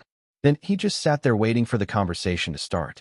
William sighed before he passed out the lyric sheet that had the different song sections highlighted in various colors. Let's start by assigning parts, then deciding on a concept. I'll take the intro and all 3 choruses. Right off the bat, William claimed 4 of the vocal highlight spots, and although Ari wanted to say something, he kept quiet for now. Benjamin, what parts do you want? William called out to the British boy. The long rap verse after drop, and the 2 ad-lib sections toward the end of the song. Seeing that nobody was stopping William for being greedy, and not wanting to get into another fight with William after the last time, and be labeled aggressive, Benjamin just moderately picked the parts that were best for himself. Okay, next Carlos. The first vocal verse and any high-pitched ad-libs are fine with me. At Carlos' words, William's eyebrow twitched, and he put on a concerned expression. Are you sure? Your voice was iffy the last time. It was iffy because of you. It's because you messed with his stats, you punk. Looking to the side and covering his mouth, Ari whispered status to quickly check Carlos' vocal status, relieved to see that it was back to normal. Carlos Emilio Ortiz Rodriguez. Age, 21. Vocals, A++.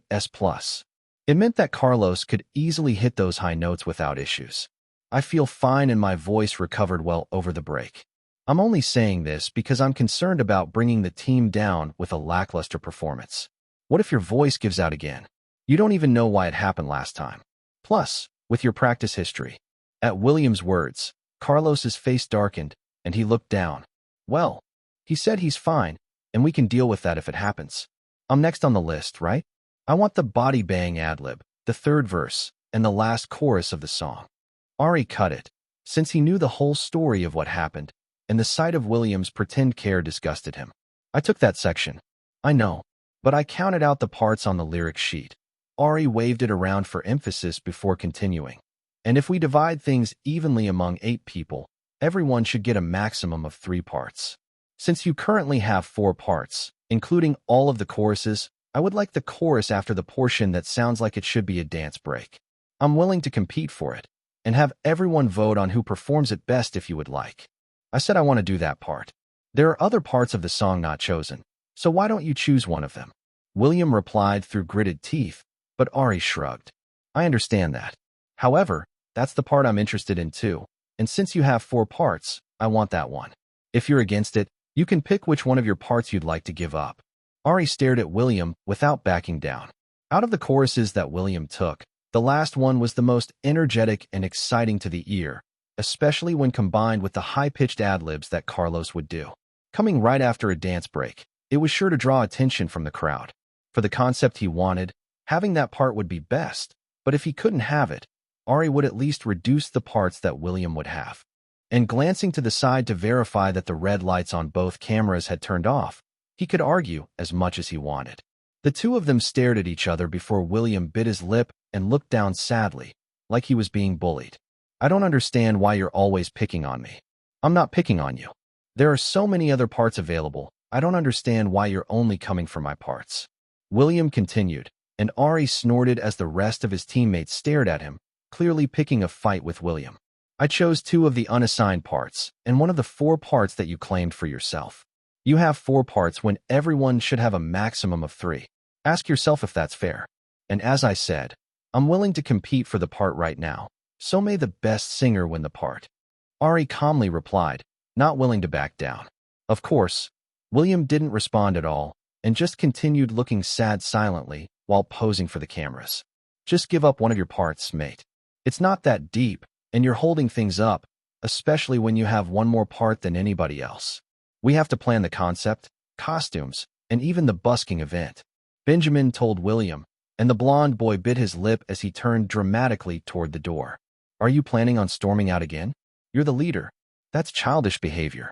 Ari added, ignoring the elbow that Carlos poked at his side and the shocked gasps from people around him. When William turned to him incredulously, Ari pointed at the two dead cameras and the blonde boy's flushed face in embarrassment as he stared at them. All that acting was useless if nobody could see it. You're childish. I'm 17 and still legally a child, while you're pushing 20. What's your excuse? At Ari's uncaring words and the green eyes mockingly staring at him like he was stupid, William vowed to get back at him. Fine. You can have the chorus that you want so badly. You'll see it's not worth it anyway. Thank you very much. The rest of the part distribution went smoothly, and just as they finished, Kate, the staff member who had taken him to the hospital, ran in with several large batteries in her hands while looking frazzled. Guys, I'm so sorry. I forgot to change the camera batteries earlier. Do you mind repeating all the stuff you've done so far? Try to make it look natural, okay? And don't tell the PDs they'll kill me. Please. I'll treat you to whatever snacks you want from the vending machines. At William's angry expression that he tried to hide, Ari laughed to himself, thoroughly pleased that the universe was working to make the other boy angry. Chapter 149, Prince William's Reign 3. Since parts are decided, anyone with an idea for the concept? Both Ari and Vishal raised their hands, but since William was still quite angry at Ari, he pointed at Vishal to speak first. So when I listened to the song, it really reminded me of racing games and movies I watched when I was younger. Has anyone seen the really old movie Tron? Vishal asked. At the confused looks across the room, Vishal got up excitedly, grabbed a marker, and began scribbling on the mirror. So it's this movie from the 80s. 1900s? Matthew interrupted. Yes. That's so old. My mom wasn't even born yet. They had movies back then? Was it in color? Wait, was it on that thing? The RVC? At the barrage of questions coming from Niall, Haruto, Ari, and Matthew, Vishal blinked before calmly explaining. They had movies. It's in color. I think you mean VCR, and yes. Anyways, it's about this software engineer in the 80s and he basically has to hack into a system, but then he meets the computer programs that look like people, and they have to fight against the master control program that's secretly an AI, which is illegally acquiring people's information and growing itself into this megamind illegal entity. At their blank looks, Vishal thought for a moment before explaining. It's like if chat went super evil and then began blackmailing the president and stealing all your data. Oh, right. Anyway, it's kind of crazy because AI programs should have safeguards that stop those things. But when given open access to the World Wide Web, protocols can be bypassed, and when data is sold by companies like Cambridge Analytica. At first, he was following the story, but as Vishal began to go into the technical details, Ari felt his eyes start to glaze over as he stopped comprehending what was being said. Right now, all he heard was, womp womp womp womp, blah blah blah, womp womp womp womp. Ari felt like he was back in class, forcing himself to pay attention to a lecture from a passionate teacher talking about a subject he didn't care about. As he blinked sleepily, he heard Benjamin's laughing voice. Vishal, mate, I'm trying to deep what you're saying, I really am, but bruv, it sounds like a different language. Condense the info, yeah? What's the main point? Ahem, sorry. Anyway, basically, in the movie, there are the good guys and the bad guys. They race in this game called light bikes, and the costumes are black racing suits with red or blue glowing designs that leave trails of light. So we could be like a competing racing group or a biker gang or something with light-up costumes that glow in the dark.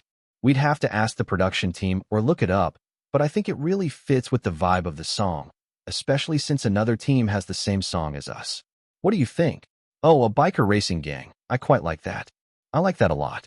It sounds cool. Benjamin rubbed his hands together with a mischievous expression. Same. The song really does give off the electronic racer vibe.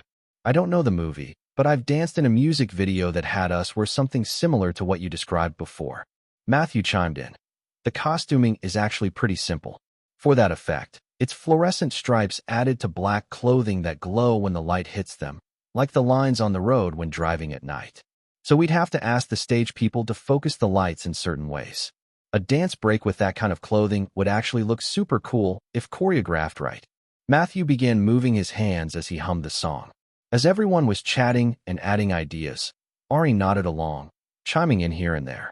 He had loosely thought of a racing concept, But Vishal's idea was much more fleshed out, especially since he had references in mind, and Matthew had experience with that kind of concept. So he went along. I think we've settled on the racing concept. What if we each had helmets and our suits decorated in a way that represented us to keep people guessing, and take them off one by one in the beginning or even during the dance break? Oh, that would be cool. And since we have two teams, the audience could try to guess who was who if we choreograph a mock battle throughout the song. And then right before the dance break, each team can do a reveal one at a time, kind of like a battle.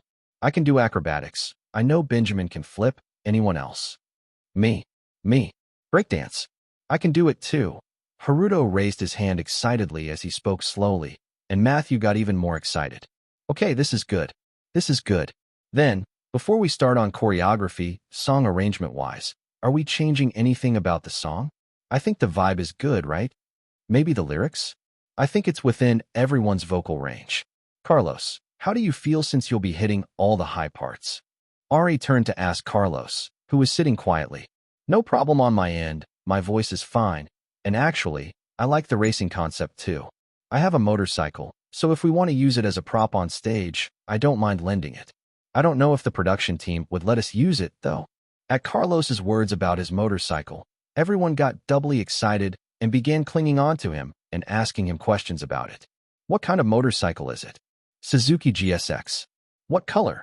It's currently wrapped black and red, but I had it wrapped green and black for a bit. How long have you had it? I started building it when I was 12 and finished it when I was 16, so almost 10 years at this point. Cool. No wonder you're always in a leather jacket. Take me on a ride, please. Me too. Please. Ha, sure. Whenever I'm free, I don't mind. Carlos laughed gently as he looked at the boys who reminded him of his younger siblings so much. Let's figure out how to use a motorcycle on stage. We have to. We must. I bet the other team that has this song won't be able to compare.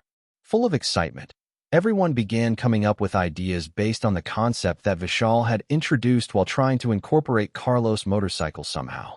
The only one not participating was William, and when a staff member came to grab him for his interview, he stomped out. Chapter 150, Prince William's Reign 4. It was silent for a couple of seconds before everyone continued their work. By the time Ari was called to do his interview, he had been assigned to the arrangement and lyric writing team with Benjamin and Carlos, while Haruto and Matthew would begin coming up with choreography, and Vishal and Niall were noting down the details for their stage direction, costumes, and makeup. After a quick interview with PD Emily, asking him pointed questions about his relationship with William, Ari came back whistling at how well things were going. Even if William was annoying, things were still running quite smoothly. Still in a good mood, he opened the door to see Benjamin lazing on the ground in the empty room. Where's everyone? Willie dismissed us and went off somewhere, so, making choreography, left for the day, snack break, changing, and you just came back. Benjamin counted off on his hands before hopping to his feet. I didn't want you coming back to an empty room, so I stuck around. Aren't I nice? The nicest. I know. I try. Speaking of which, Benjamin slung his arms around Ari's shoulders and yanked him closer. Let me be nice once more and give you some advice. You need to watch the way you talk to that boy, yeah? You saw the way they edited you in episode 1. I guarantee it'll be 10 times worse if you mess around with him. Even if the cameras are off, look sharp. Even though Benjamin didn't say William's name, it was clear who he was talking about. I know. It was just that every time Ari saw William's smug face, an irrational urge to punch it came along. Since he couldn't do that, he would have to settle for disrupting him whenever you could. Listen, I know you don't like him, and I certainly don't rate him, but be careful. Remember when you saw him run out on me? You know that man went to report me for being aggressive and bullying him, and I got a warning from the production team to be less aggressive toward others. Me, of all people, being aggressive. Can you believe it? I can't believe it. Well, he did, and I got a stern talking to with a warning that if I continue acting aggressively toward contestants, I would get kicked off entirely. What the heck? Ari actually couldn't believe it. Caleb and Michael had literally grabbed each other by the neck and were seconds away from having a fist fight. But as far as Ari knew, neither of them got a warning or were told off for being aggressive, even though there was a literal yelling match in the practice room. Benjamin was probably the most liked person among the staff and other contestants. Sure, he was overly handsy and friendly, and was slightly imposing due to his tall height and leanly muscled frame, but Ari would never label him as aggressive at all. Who gave you the warning? Was it Assistant PD David? Oh, good guess. Or rather, not a guess. Sounded a little too confident, innit? You know something. The smiling expression on Benjamin's face disappeared as he examined Ari's eyes, as if trying to find something. Not really. You're lying, but it's fine. Just be careful, yeah? I saw him throwing around the same accusations at you earlier, and sorry I didn't say anything. But right now, I can't have that man put anything else on me. This is my last bid after all. It's fine. I don't expect anyone to speak up for me, and thanks for sharing. I'll be careful not to rock the boat and affect you. Thanks. Tossing aside the dark topic, what are your plans for the evening? Learning the lyrics and then sleeping? Nah. Let's work on it tomorrow whenever Carlos decides to grace us with his presence at practice again. In the meantime, let's practice some things for busking. I can tell most of you kiddies have done it before. And you have. Of course, mate. Semi-professional, illegal, and legal busker in the London Tube, Piccadilly Circus, Leicester Square, and other hot spots here in the States. Put some respect on my name. As Benjamin's usual smile came back as he pounded his chest, Ari rolled his eyes before laughing. Okay, busker extraordinaire. Go on, I'm listening. What do I need to know? The first thing I'm going to teach you is how to get sturdy. At the thought of what sounded like more exercising in his future, Ari's smile immediately disappeared. Get sturdy? I'm not going to the gym with you and Jamie at 4 a.m. Or at all. Firstly, I'm going to pretend I didn't hear that geezer-like comment. Secondly, it's 4:30. I'm still not participating in any gym activities. I'm talking about teaching you a dance, bruv. From there, we'll graduate to learning all the trending dances just in case we get challenged to a dance battle. What are you talking about? We're going busking, not entering a dance battle. Ari looked at Benjamin as if he were crazy, but the other boy just laughed. Rap battle, dance battle, vocal battle. Anything can happen while busking, so we need to stay ready so we don't have to get ready.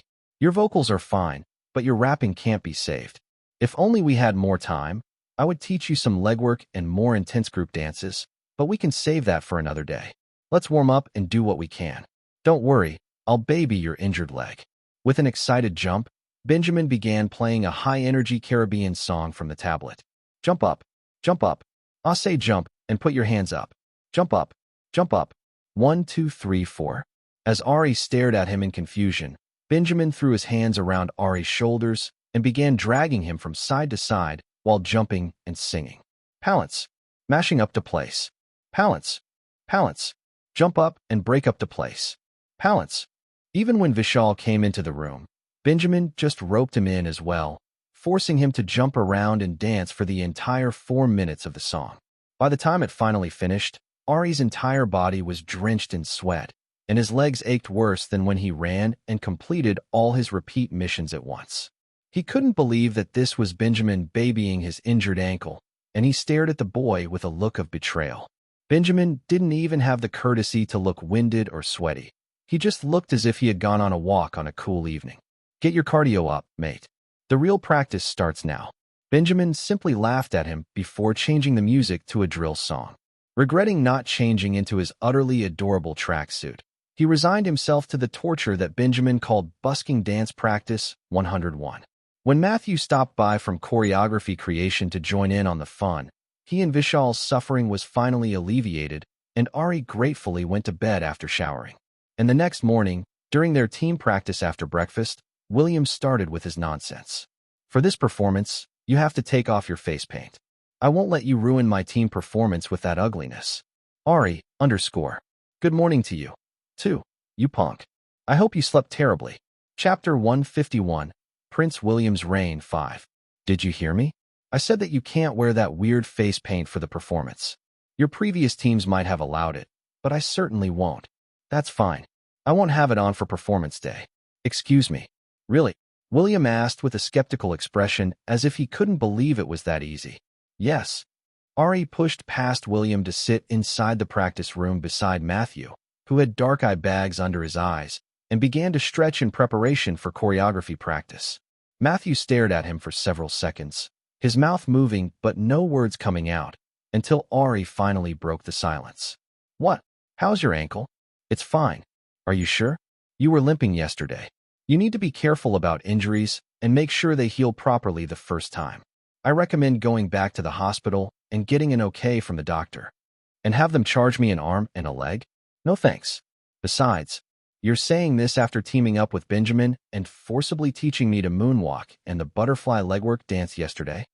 You're right. I'm really sorry once again for injuring you. This might end your career, I'm kidding. I'm fine. My career is fine. My leg doesn't hurt. Ari interrupted the apology session that was about to happen with a resigned sigh. Just manage yourself and take a break to check your blood sugar and eat a snack whenever you need to. I just don't like interrupting. The director and some of the trainers are scary. I don't know how you talk to them like that. As Matthew sulked slightly, Ari smacked him hard on the back. Thwack. Ow. What the dash? Interrupting is better than you passing out again. And what's the worst that they can say? No. Just open your mouth and ask for what you need. Or would you rather end up in the hospital again? I guess, but still. How was the choreography creation? You were still up when I went to bed. Ari quickly changed the subject, not sure why it was turning into a therapy session. At the question, Matthew immediately perked up. Really good. Haruto and I tried to keep some of the original choreography, but still make it look cool. We're not done yet, but we have the first 2 verses and the chorus down. I want to get the dance trainer's input on formation transitions and find out if we can really use the bike. And we're also waiting for any lyric changes. We're going to work on the lyrics today and ask the vocal trainers about the arrangement. But that's pretty amazing, getting that done in only one night. Haha, not really. We just built it off existing choreo. Although he said that, the proud look on Matthew's face indicated his real feelings, and Ari just smiled and let him chatter away about the dance moves he was considering mixing in. Clap, clap, clap. All right, enough chatter. Carlos won't be gracing us with his presence this morning, so let's get to it. Has the lyric and music arrangement team done anything yet? William looked at Ari pointedly while ignoring Benjamin, who was also in the room and on the lyric and arrangement team. No, not yet. We'll try to get it done today. Humph. As expected. What do you mean by as expected? We literally haven't met with the vocal trainers yet? Plus, I don't see you doing anything. Moving on. Have our performance details been submitted? William turned to face Niall, but it was Vishal who responded. Not yet. We wrote up the proposal and added all the details, but wanted to go over it with everyone before submitting it. Vishal responded coolly. As the leader, I said it was fine to submit. You should have submitted it.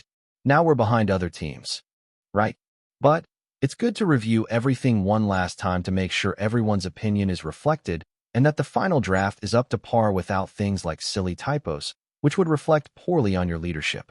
Plus, your sign-off would be nice after the group review. Vishal responded earnestly, making it sound as if he were looking out for William. The blonde boy nodded thoughtfully after a few seconds. Fine. I'll allow it just this once. Thanks. Ari glanced at Vishal, completely impressed with how he handled William. Then, choreography team, come forward to show us the choreography you came up with. Sure. We recorded the overall flow so we can watch that first, and then Haruto and I can teach it step by step. Matthew got up with a graceful movement, with Haruto following behind him. The two of them grabbed a tablet and began playing what they had recorded.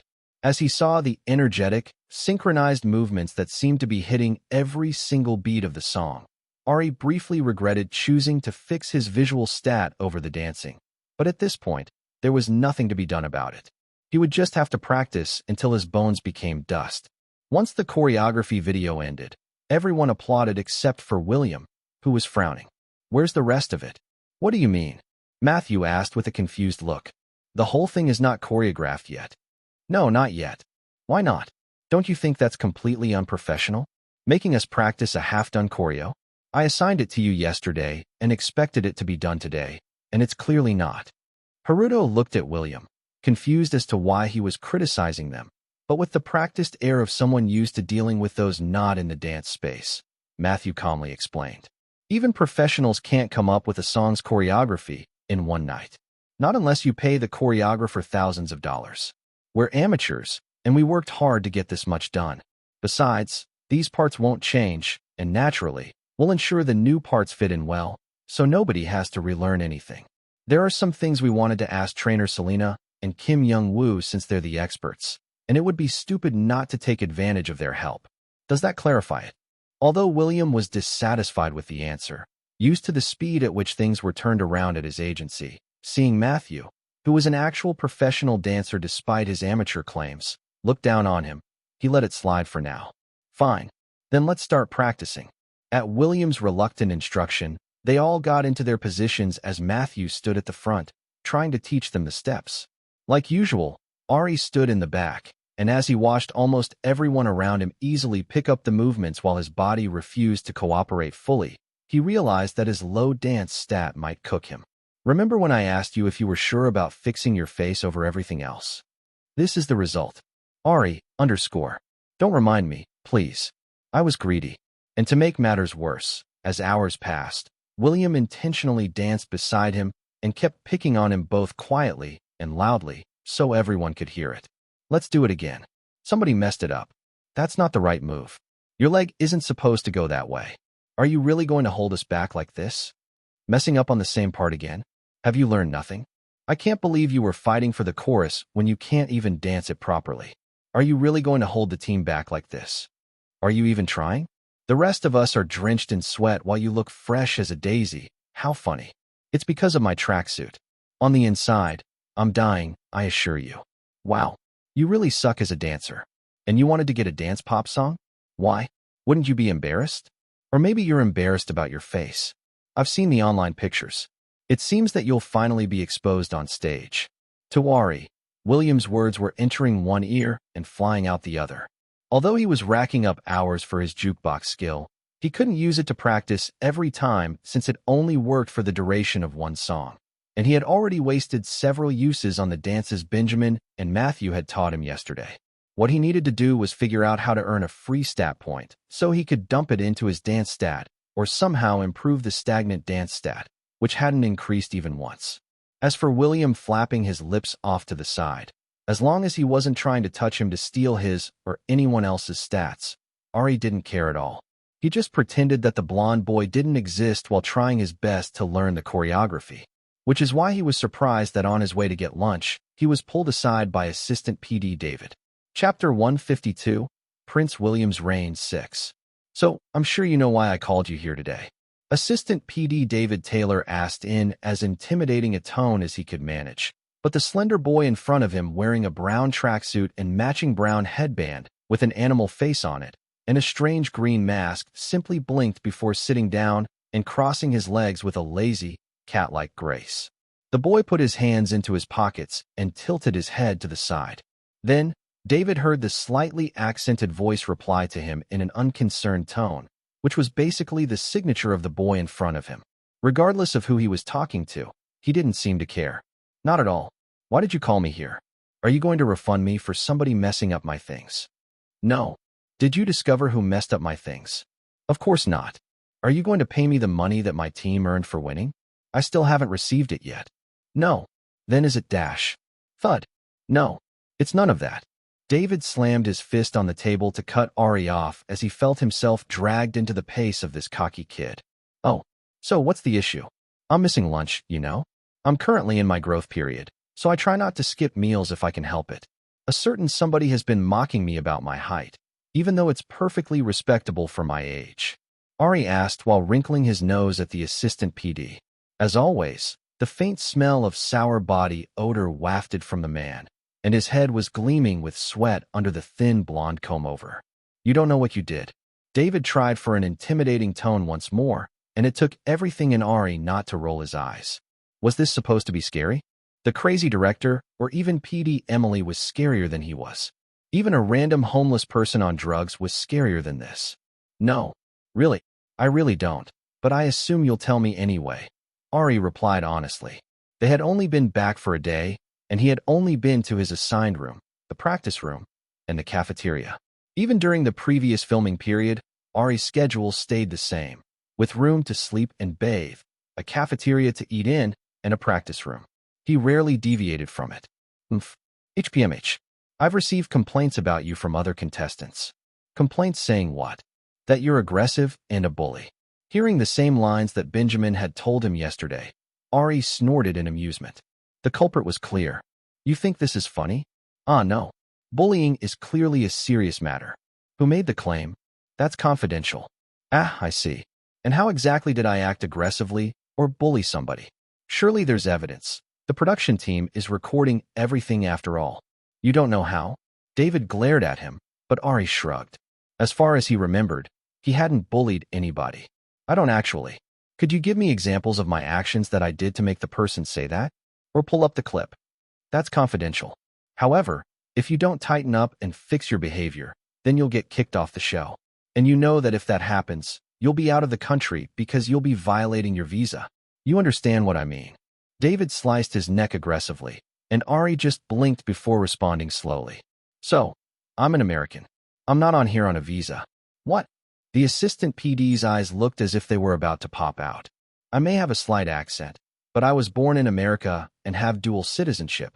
So unless you want to give me a free plane ticket to France and then want to be accused of trafficking a minor, I'm not going anywhere. Ari trailed off while looking at the assistant PD incredulously. This would explain why Benjamin didn't want to argue with William anymore.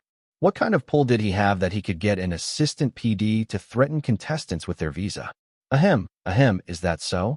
Well, that doesn't change my words. Tighten up and stop your aggressive actions, or you'll get kicked off the show. Both David's face and balding head turned red from embarrassment, especially seeing the mocking in those green eyes.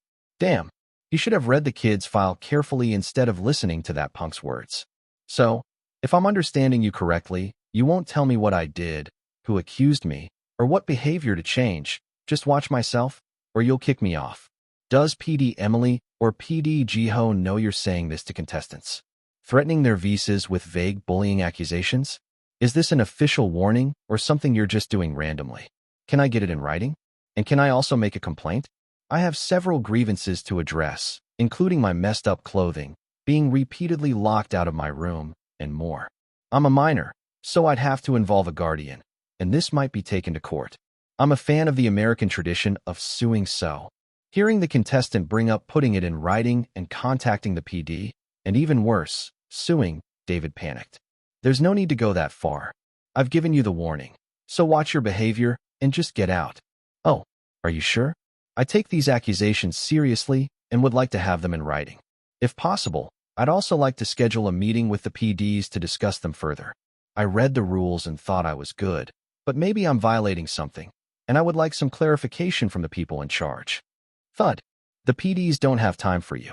Now, if you don't want a bad edit, get out. Yes, I'll get going now. Thank you for your time. And, please try not to call me for unnecessary meetings like this if they're not official, as we're both busy. I'll see myself out. Take care. Bowing his head as politely as he could, Ari left the office. As he stepped out, he caught sight of William standing across the door with a smug smile on his face. It was clear that he had been waiting. Had a good talk? Feel like cooperating now? I'm willing to forgive all the times you pretended not to understand me and even falsely accused me of picking my nose. After all, we're on the same team, and you're a good singer, even better than I am right now. I would love to exchange vocal notes and become a better singer with your help. What do you say? Truce. William held his hand out for a handshake. Meeting William's eyes, Ari flipped his middle finger at him in his mind before spitting out the words he had been holding back. You're a childish, cheating, thief, and a loser to boot. Stop trying to touch me or exchange vocal notes. It's weird, and I'm not interested in learning or exchanging anything with or from you.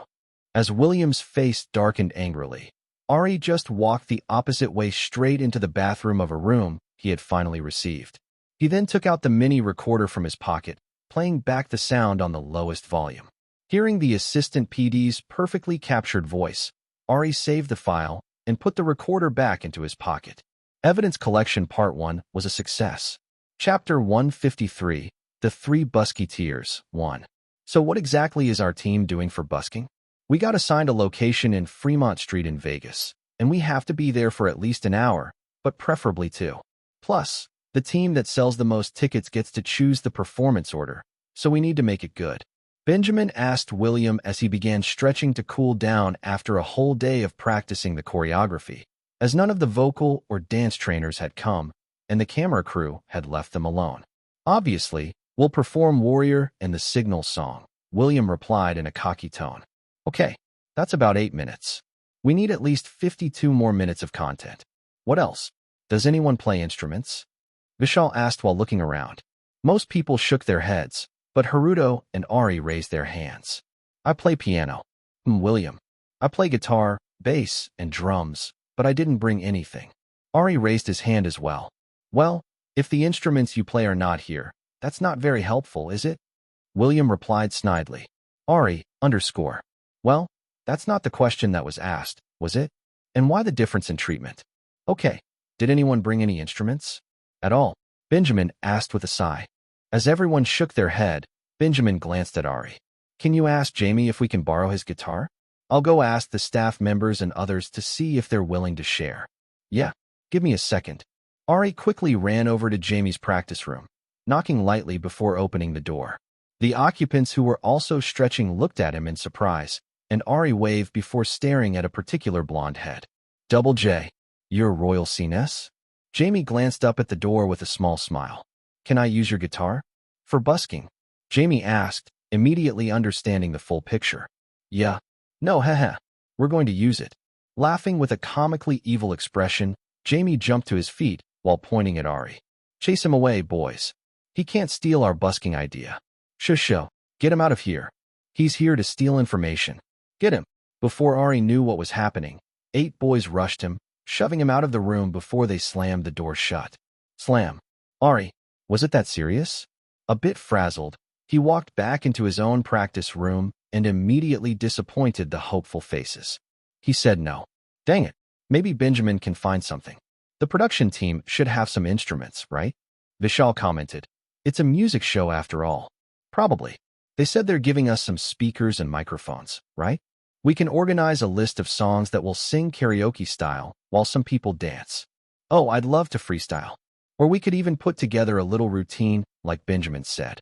Matthew added. But not everyone is a good singer. We need instruments or something to give it some flair. Well, if it comes to it, and we really need instruments, we can find some buckets and drum on those. That is so low class. Your face is low class. Then, while we're waiting, let's make a list of songs. Look what I got. About 10 minutes later, Benjamin kicked the door open while carrying a large black rectangular object with lots of cords in his hands. What is that? Speakers? What the heck? A DJ controller. The staff said that the other teams had claimed all the instruments, but I remembered that one of the writers had mentioned they had some DJ equipment from another show they did right before this. So I asked him if they had any DJ controllers lying around, and it turned out that they did. Since we'll have our phones and they'll give us a laptop, we can prepare a little set with singing, dancing, freestyling, and whatever comes up. It will be cool. Benjamin quickly set it up and spun the 2 circular turntables, making the vinyl scratch sound effects to the oohs and ahs of the boys in the room. That's so cool. I want to try it. Me too. As each person took a turn messing around with the turntables and dials, William just frowned at them. That's such a waste of time when we should be working on our performance. We should just sing and call it a day. William complained in a disgruntled tone. He still couldn't believe that he would have to slum it in a bus for 4 hours to Las Vegas and busk for a basically useless prize there, and then make the trip once more to perform. You don't have to join in on the planning or even learn how to do it if you don't want to. Let's decide on a list of songs to sing for those who only want to sing. Matthew can create simple choreography, and we can practice the signal song and warrior once or twice. For those of us who want to do something a little more elaborate, we can do it on our own time. It won't affect you.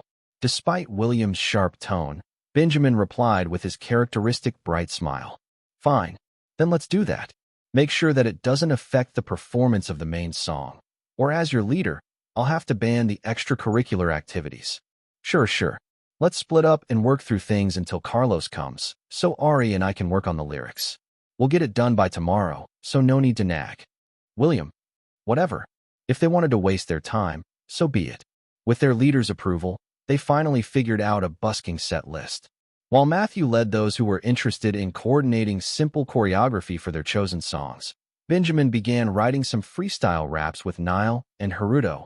Ari and Vishal both went to use the computers to learn how to use the DJ controller properly. Since he had played around with something similar in Jamie's studio, Ari picked it up pretty easily and even created a few simple beats according to Benjamin's requests for his freestyle.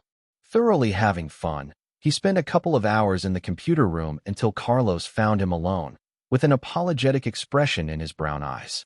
His dark hair was slicked down in sweat, and he had some black stains on his face while his whole body smelled like metal, gasoline, and motor oil. He was wearing dark blue coveralls that were stained with black liquid and had a backpack and his motorcycle helmet in his hands. Ari, sorry, my bad. I'm late. It's fine. Let's go find Benjamin. How was work? Busy. I literally couldn't leave since one of the workers got sick. Carlos groaned while pushing his hair back, his hands coming off stained with more black liquid. Mierda, I need a hot shower. My body hurts. And you stink, Ari added while laughing, quickly moving out of the way as Carlos' hand shot out almost instinctively to smear his dirty hands on him. You're lucky my bones are old. Otherwise, I'd smear this motor oil before you could even move. Excuses, excuses. You're only 21. Wait until you're my age. Your knees will burn, and your back will ache. Okay, Grandpa. The two of them chatted lightly until they got into the practice room. Look who finally decided to show up. Sorry, brudda, the cameras are still not here. Spotting them, Benjamin sharply spoke to Carlos before sighing. I don't even have time to be angry at you. Let's try to knock the lyrics changes out so I can go to sleep. Sure. I worked on several copies, using the ideas we discussed. We could start with this, or if you two have already worked on something, I'll do my best to contribute any way I can. Carlos quickly brought out a notebook, and Benjamin grabbed it before quickly flipping through it. The original lyrics of the song had annotations with alternate words and lyrics, definitions, concept ideas involving the movie Vishal mentioned, as well as just racing teams and arrangement changes, all written in a small, neat handwriting. There were 3 final copies of the song lyrics, each with slight word changes and arrangement ideas that perfectly reflected what they had discussed as a team. It was basically perfect. You did this? Yes, but I'm not attached to it at all. Especially if you guys already have a working idea. Carlos replied quietly. I put together a few ideas, but clearly not to this extent. You've done more than 80% of the work already. Benjamin glanced at Carlos before looking at Ari, then at Carlos once more, this time taking in his dirty outfit, the smell around his body, and his tired eyes. It was his first time seeing Carlos look like this, despite being on his team during the last round.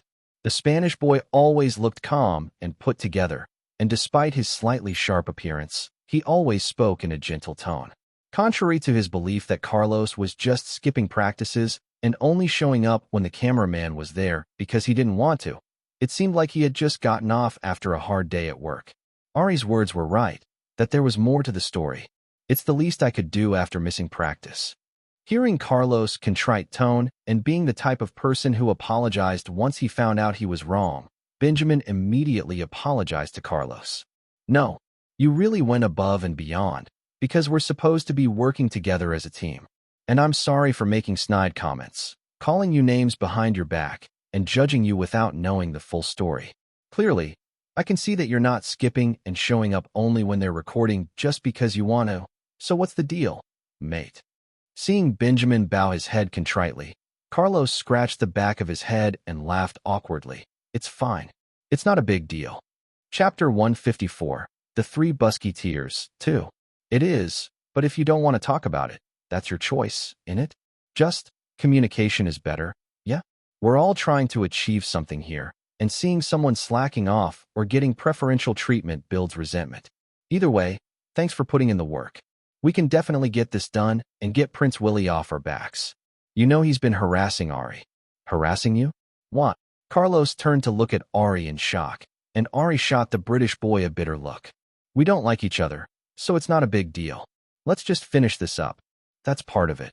But also because he's defending you when you're not here, and you're delaying our work. Oi, you green little gremlin, don't glare at me like that. I'm telling the truth. Benjamin easily avoided Ari's elbow by sliding away. If your protein powder goes missing tomorrow, you'll know why. Prepare to lose all those gains you brag about. If your mask and that brown tracksuit of yours go missing tomorrow, you'll know why as well. I know you put it in the dryer when you take a shower. Ari, _ Benjamin, _ Truce. Yeah, truce. Somewhat touched, Carlos looked at Ari with teary eyes. touched that he would defend him without giving up his circumstances. With a determined expression, he looked at Benjamin. Actually, it's not that big of a secret. Sitting carefully on the practice room floor, Carlos began explaining the situation to Benjamin, who nodded slowly as if he had guessed the situation. Brudda. Benjamin started with a stern expression, with no smile to be found. His thick brows were furrowed, and he tapped the floor slowly, as if trying to figure out what to say. What? I can't lie, and with all due respect, EFF your parents. Those are not your kids, they're your siblings, and that's not your business to run. You're a worker, a volunteer, even since they don't pay you half the time. It's not your responsibility to keep both things running smoothly. That's your parents' job. I can't do that, they're my family. Carlos immediately replied.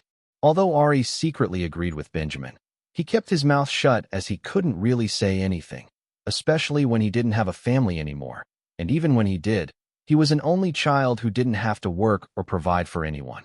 Listen, my dad's side is Nigerian/Jamaican, and my mom's side is South African. We're very big on family, with the elders taking care of the youngers, and everybody chipping in for the family, so I deep it. But, if you're sacrificing your dream for your family, it's you who'll be sad later on, innit? You have this amazing opportunity, you auditioned because you clearly wanted it, and you're doing well. Why would you self-sabotage like this? And you have to think, when will it end? What happens if you make the debut team? Will you run back at every beck and call of your family when there's a concert, when there's a show, if you have an interview? It will be different then. How will it be different? Ari asked quietly. It just will. Is it a money thing? Benjamin asked bluntly. Partly. My parents can't afford babysitters, and my dad often needs help in the shop to fulfill orders. You know, if you make the debut team, we won't earn any money for the first couple of years. What's the plan then? I don't know. Maybe take a loan. Or get an advance. I mean, there's no guarantee that I'll make the debut team anyway. They didn't even want me to try out for this. Carlos muttered quietly. Well, you certainly won't make it if you half-ass it. This is something you have to commit to fully, and even though you're talented, there's a chance you won't make it. I'm speaking from personal experience. Benjamin replied bluntly. Even though he thought that Benjamin made some points, Carlos couldn't bring himself to agree with his words to abandon his family. His little siblings needed someone to watch them, and helping out at his dad's shop was necessary to make ends meet during some months. Although he really, truly wanted to make it and debut through the show, he couldn't throw away his family bonds for something that was not guaranteed. He had to continue trying to juggle both. Seeing that words would no longer get through to Carlos, Benjamin glanced over at Ari, who shrugged before sighing. Sigh? Okay. Well, think about what I said. You're clearly quite talented, and even the production team doesn't want to lose you since they made an exception for you. And to be honest, neither do I. Your voice is literally a golden cheat code. Let's wrap this up and get at least a couple of hours of sleep. Ari, Vishal, and I can meet up at 5 a.m. to teach you the choreography, so you're caught up. Why am I included in this? Because you're going to be up at 5 a.m. practicing anyway? So is Vishal. Might as well group up. Again, sorry for chatting behind your back. I'll try to do better in the future. It's fine. Wait? You were talking behind my back.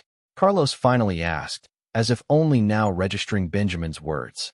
Brudda, you skipped practice and had a terrible performance last time. Of course, I talked behind your back. But I fessed up and decided to sacrifice mine and Ari's free time to help you practice the choreography. Aren't I nice? And if you give me your schedule, I'll naturally help you cover up with the team when you have to dip. Benjamin replied with a cheeky smile, his serious expression gone. Again, why am I in it? Because your singing is good, but your dancing is questionable until you decide to mutter strange things to yourself and do amazing every once in a while. Seeing that Benjamin had noticed when he used the jukebox skill, Ari resolved to be more subtle about it. Unless you want me to come grab you at 4 a.m. to work out with Jamie and me first? You're in your growth phase after all, so you should try to put on some muscle. All that running and sit-ups that you do is not enough. You need to lift weights properly, yeah? 4 a.m.? Weightlifting with the mandem at the gym. I'll see you at 5 a.m. Haha, that's what I thought. Let's edit some lyrics, boys. Shaking the notebook that Carlos had brought, Benjamin whipped out a pencil from who knows where and began playing the song. So, arrangement-wise, we were thinking of speeding this part up and extending this portion for the dance break to about 12 seconds. We also want to remove the buzzing sound effect. Is that okay? Ari calmly explained what their group wanted for their song arrangement with Jalissa at the small but fancy record studio that he, Benjamin, and Carlos had been taken to since they were in charge of their team's arrangement. That's fine with me. Are you guys planning on recording a backtrack or just these changes? Jalissa responded with a gentle smile as she clicked around on her laptop. Do you think we need one? Since the song had a pretty different vibe from songs they had performed before, Ari wasn't sure if the ideas he had for it would sound good. Primarily because each time he brought up an idea to try, William had shot it down, and Carlos and Benjamin didn't really see his vision. No, I think it sounds good as is. I'm just wondering, since you were quite nitpicky about the swan arrangement, especially when you added vocal layers to complement each person's voice, so I was wondering if you came up with anything this time around. I am at your service after all, and we are in a recording booth, so we can do the version you first requested and make a separate version with the changes you want. You never know, it could be amazing, and I know you have quite a good musical ear. At Jalissa's encouraging smile, Ari glanced over at Benjamin and Carlos, who shrugged indifferently. Seeing that they didn't care, he brought out the pile of sticky notes that he always carried around. Then, for these parts, I think it would sound good if Carlos and I recorded extra vocal layers replacing the one on the instrumental, and then Benjamin could add extra ad-libs here, and here. And I'm not sure what this effect is called, but some kind of zooming or warping sounds added here would be nice, especially in the beginning for the intro. And, as Ari began listing the things he wanted, excitedly pointing them out in the sticky notes, Jalissa made eye contact with the cameraman to move in closer to capture the current process. It would be good for his image if even a few seconds of it appeared on the edited show. And after they were done, they went back to continue practicing for their performance while prepping for the busking side quest on the side. And just like that, several days passed until it was finally busking day. After an early breakfast, the remaining 80 contestants were split among 2 large buses for the 5-hour drive to Las Vegas. And for some reason, Ari ended up sitting next to a green-faced William, who apparently had motion sickness and had to be cared for by someone on his team. Ugh, please, somebody kill me now. I don't want to live.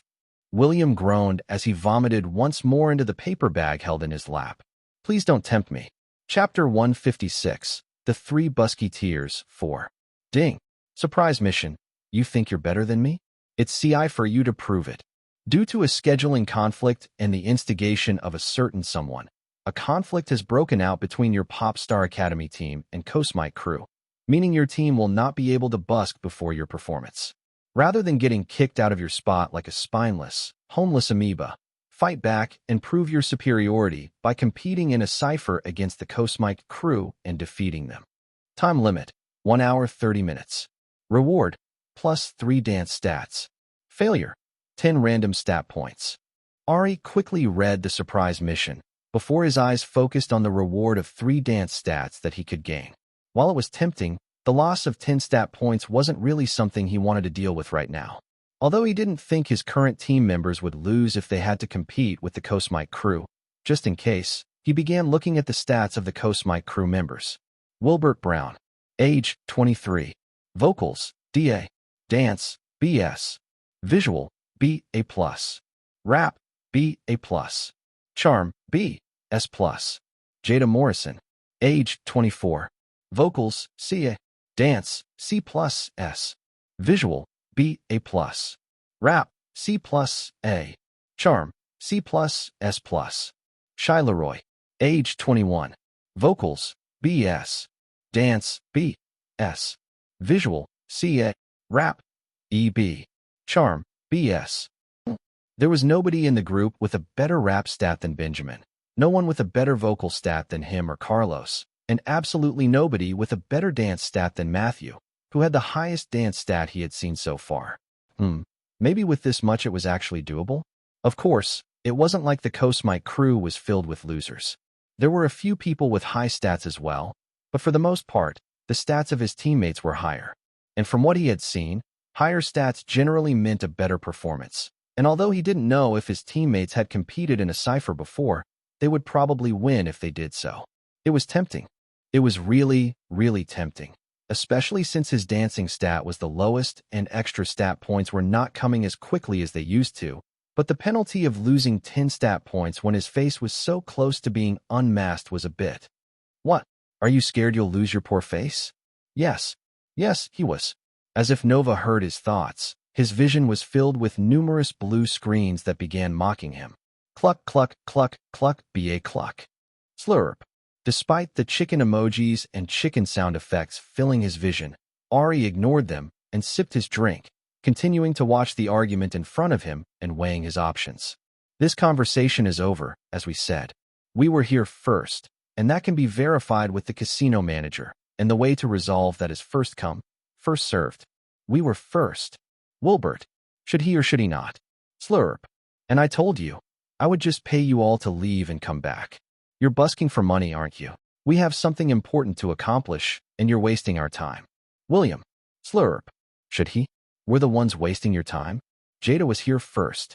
She was just in the bathroom changing. It's not the money. It's the principle of the matter, and you clearly think that you're better than us. Wilbert. Because we are. William.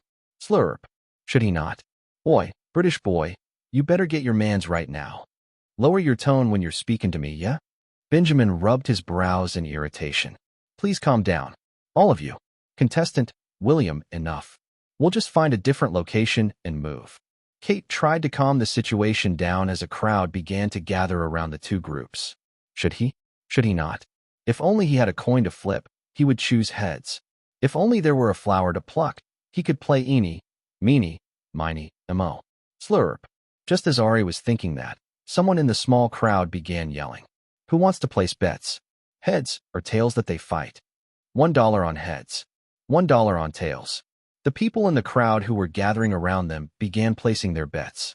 Ari wanted to join in, but one glance at the camera stopped him, and a bit despondent, he just sipped his smoothie, trying to get the last little bit of juice stuck in the ice. Slurp. And you, drinking that stupid drink, what's your deal? Can't you read the room? Wilbert began yelling again. Ari glanced around, wondering who he was talking about before sipping his drink again. Slurp. I'm talking to you in that stupid green mask. Me? Ari then froze with his smoothie midway to his mouth and turned to stare at Wilbert. Why was he being brought into this? Continue arguing with William and our staff so it can all be captured for the camera. Yes, you. Can't you see that this is a serious discussion? And you're here sipping your smoothie loud, as H*LL. The cup is clearly empty. There's nothing left. Throw it away. Wilbert yelled at Ari, who just blinked at him. Ari, _. Why do you care?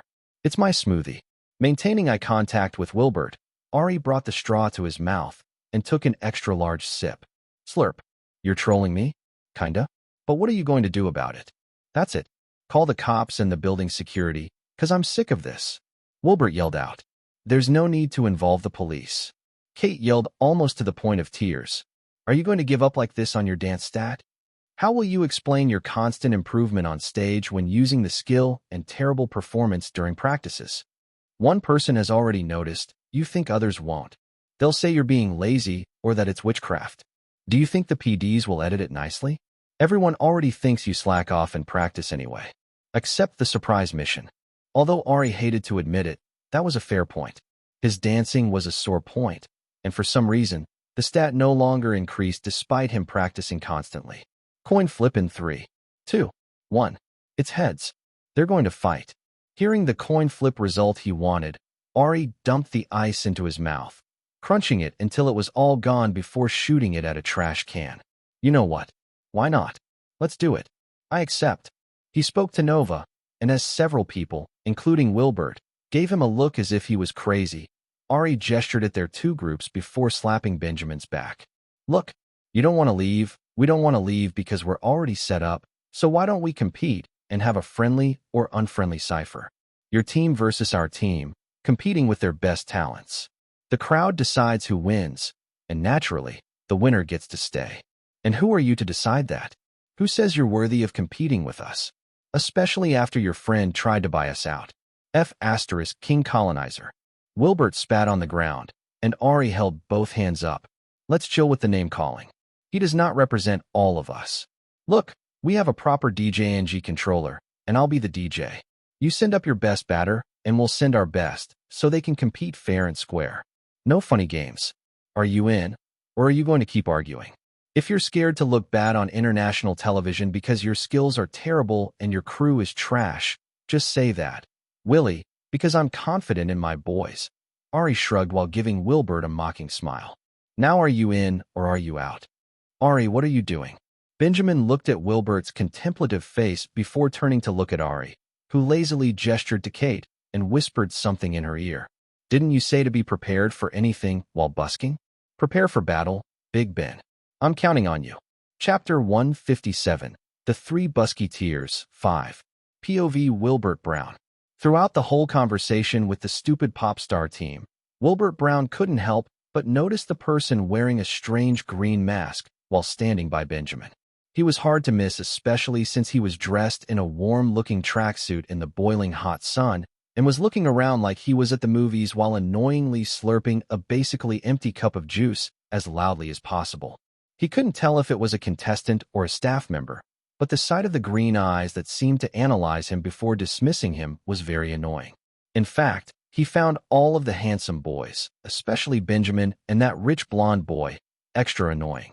It wasn't fair that just because they happened to make it onto some stupid pop show, they were getting really popular while he and his crew, who had been grinding for years trying to make it in the entertainment industry, were still struggling.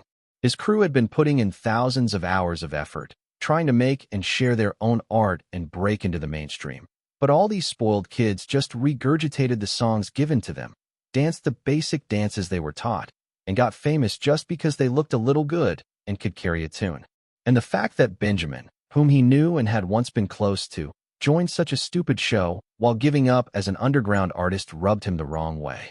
Instead of being a rapper making it with his own skill, he was basically selling out for a pop paycheck. And now, because of his good looks and kiddie rap that wasn't even written by him, Benjamin's popularity was soaring to even crazier heights than it had before. It wasn't fair. But now, it seemed that the universe had conspired to give him an opportunity, and he would take it not only to boost his group, but also to show these pop star kids what a real artist was and embarrass them on their own show. Meeting the green eyes of the boy with a strange mask as he whispered in the ear of the woman who had been trying to calm things down, Wilbert gave him a fierce smile. Set it up. Let's do it. I'll show you what a real cipher and real artist is, and I can assure you, it's nothing like the nonsense you do at that little pop star program of yours. Don't start crying and running to your mom when you lose. I definitely won't be the one crying, but you got it. You prep your people, we'll prep our people, and we start in a bit. Ari spoke in his typical laid-back manner, which pissed Wilbert off even more. Fine. Prepare yourself, Benji. I'm ready for you whenever, Willie. Benjamin gave Wilbert a mocking smile while slinging his arm around Ari's shoulder. We fully plan on kicking your arse. Wilbert spun around, walking back toward his group, gathering them in a huddle, and Ari freed himself before turning to Kate. Katie. Yes. Our microphones and speakers are ready, right? Could I please have the laptop and controller set up, along with the flyers and other materials? It seems we're busking after all. We really should just go. This has gone way beyond my scope, and I have to ask the PDs. Kate replied, looking as if she were about to cry. This situation had quickly spiraled out of control, and she was completely stressed from trying to manage everything on her own. She couldn't believe she was saying this, but she truly missed being micromanaged by PD Emily. We've already wasted almost an hour, so we might as well make it worth it, yeah? Why don't you contact PD Emily to update her, and we'll just have a little back and forth. If she says we should go, we'll stop immediately, but at least this way, we'll have collected some footage. Benjamin began soothing her in a soft voice, and she nodded while fanning herself. Okay, you're right. Ari, I'll get your stuff set up. Please don't move from this area while I call the PD. And don't pick any more fights. My heart can't take it. You too, William. Sure. The moment Kate ran off, Ari made eye contact with his teammates who had been watching the situation curiously and gestured for them to come over. As they ran over, William's annoying voice sounded off from the side. What do you think you're doing? Prepping for a cipher. Ari looked at him like he was stupid. Were his ears really just for show? Why did you chime in and ruin things? As the leader, I had it under control. William insisted with an angry face, his pale skin looking slightly burnt from the sun and covered in sweat. They called you a colonizer when you tried to buy them off, and they were going to call the cops on us. Kate was about to start crying. You call that under control? At least this way we get to perform something. And disgrace ourselves? What's disgraceful about it?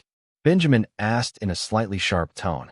That's not the point, and that's not why we came here. He overstepped his authority. Okay, sure. Sorry, leader. Nag me about it later, not now. Unless you want to lose to people you were looking down on and trying to buy off earlier, let's prepare, shall we? Ari replied flippantly. It took all of Ari's energy not to roll his eyes, but somehow, he did it. Cool. Look, if you don't want to participate, then at least work the crowd and get people to sign up and buy tickets, which is what we came to accomplish in the first place. The rest of us will handle it. When the rest of the team arrived, Ari pulled Carlos to his side while glancing at their faces. So, we may or may not be competing in a cipher. I'll be your MC. So yeah, I've never been in one. So this will be a fun experience for everyone. Chapter 158, The Three Musketeers, 6. How? Why? When? Expressions of confusion were spread across everyone. They had seen the argument, but they couldn't understand how it had turned from a simple busking endeavor to a cipher with another group.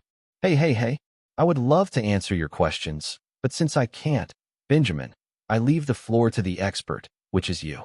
Everyone, let's clap for Benjamin as he gives us Cipher 101 for Dummies. Clap, clap, clap. Ari led them in clapping for Benjamin, who gave him a strange look before sighing. You signed us up for a cipher without knowing what goes on in it. Matthew looked at Ari incredulously. Yes. And you plan on being the MC? For all these people? Matthew pointed to the group of people who were watching the dance mats brought by Cosmic crew being set up. Yep. Social anxiety is afraid of you, Matthew commented as he started stretching. Since it was already happening, he might as well warm his body up. That would be Benjamin, not me. And as long as people aren't crying, there's really nothing to be afraid of. Just talk to them. Ari shrugged. Big Ben. The floor is yours. All right, boys, ciphers are pretty simple. Both groups will take turns challenging each other, and individuals can step up if they feel they can respond effectively or step up when called. It can be rapping, dancing, whatever. I can handle the rap portion easily. Matthew and Haruto can dance, and the rest of you can pick and choose whether you want to come out to respond or challenge somebody. No pressure either way since we need some people to work the crowd and get them to buy tickets and register to vote on the program. Ari, since you're the MC, you're responsible for beat switches, song selection, setting the mood, and cutting people off if they go on for too long, and really anything else that pops up. That's basically it. We can just freestyle it as we go, and if you're lost, follow my lead. Benjamin explained slowly, looking quite at ease. I'll handle the crowd. Vishal immediately opted out of the cipher since he was aware that his skill set might not be up to par. Me too. Carlos volunteered, but Ari shook his head. No can do.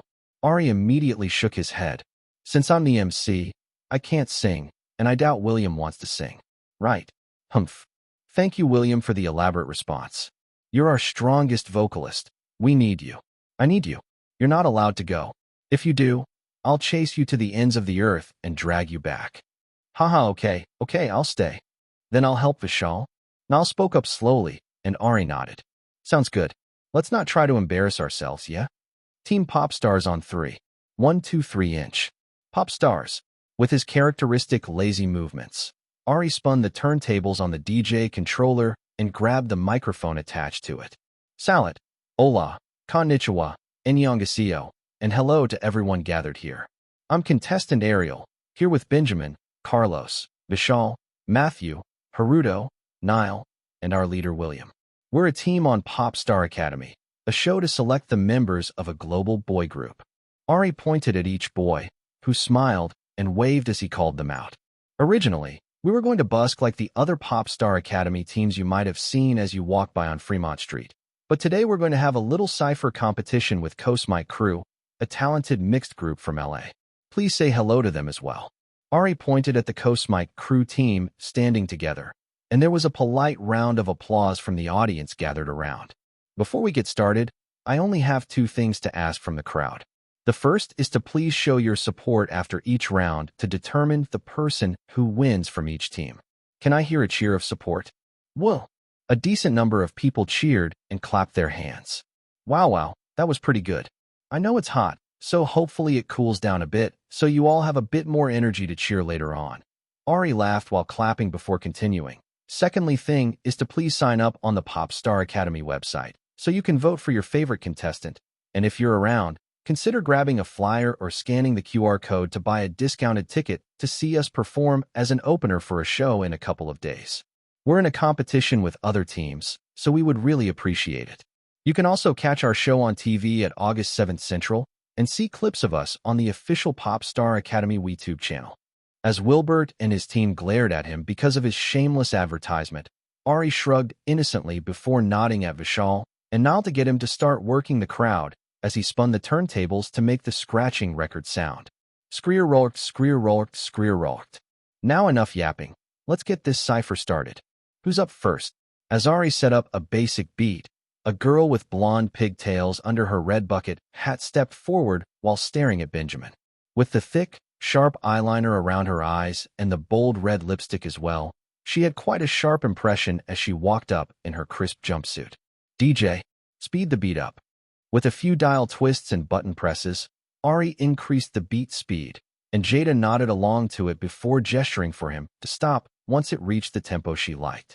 Raising the microphone that she had in her hands to her mouth, she pointed a sharp, painted red nail at Benjamin and spoke with a slight lisp. Hello, my name is Jada Morrison. I'm part of the Coast Mike crew, and I'm challenging Benjamin to a rap battle. Challenge accepted. Benjamin gave her a playful smile, as if he wasn't worried in the slightest. Chapter 159, The Three Busketeers, 7. Jada took a deep breath as she stared at Benjamin's familiar face. He was dressed in a red soccer jersey, slim-fit black athletic pants, and clean white sneakers, which highlighted his lean, yet muscular figure. With a crisp lineup and his golden skin gleaming in the sun with that familiar smirk on his face, she had to admit, he looked as handsome as always, perhaps even more attractive than she remembered. As cocky as ever, he waved for her to proceed, and she recalled the bar she had written a while back to use the next time she met him and began adapting it to the beat being played by the strange boy wearing the green mask. It's Jada, and I'm hot like the weather. Float on any beat, 'cause I'm light as a feather. There's this British boy here who thinks he can rap. In it, boy, go home, 'cause we know that's just cap. Oh. The crowd roared as Jada flipped her bucket hat into the air before catching it on her head with an easy spin, flashing a smile at the large cameras pointed at her and Benjamin. He'll talk about tea in that whack accent. When he talks about money, he asks, do you have some pence? If you ask me what he says, I can't tell you what he meant. Mate this, brudda, that, bruv, try to make some sense. Burn. She's right, I can't understand the British accent half the time though. As the crowd began getting into it, Jada began smiling more, and her lisp became more pronounced as she aggressively walked toward Benjamin while looking him up and down before poking him in the chest. Call him Jack, 'cause he's skinnier than the beanstalk. That he needs to climb, just to meet me at the tippy top. I'm the giant to take down, and he's trying to make a plan. But he's living in a fairy tale if he really thinks he can. Fi-fi-fo fum. I smell the blood of an Englishman. You accepted my challenge 'cause I'm a girl, and you thought it would be easy. But I've got you beat, and it was easy breezy, please believe me. SKRRRP, SKRRRP, SKRRRP. As Jada gestured to him, Ari spun the turntables to stop the music. Ugh. She cooked him. That was good. Let's hear his response.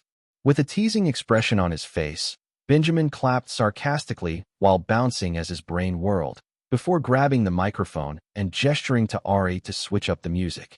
With a couple of spins of the turntable, the simple beat changed into something that had more of a drill beat, which is what Benjamin had said he preferred. As the beat slowly changed, Benjamin began bobbing side to side with a mocking smile on his face as he pointed to Jada and her group mates. They call me Big Ben. I'm from South London. Let's go. I'm a British boy, so she says I can't rap.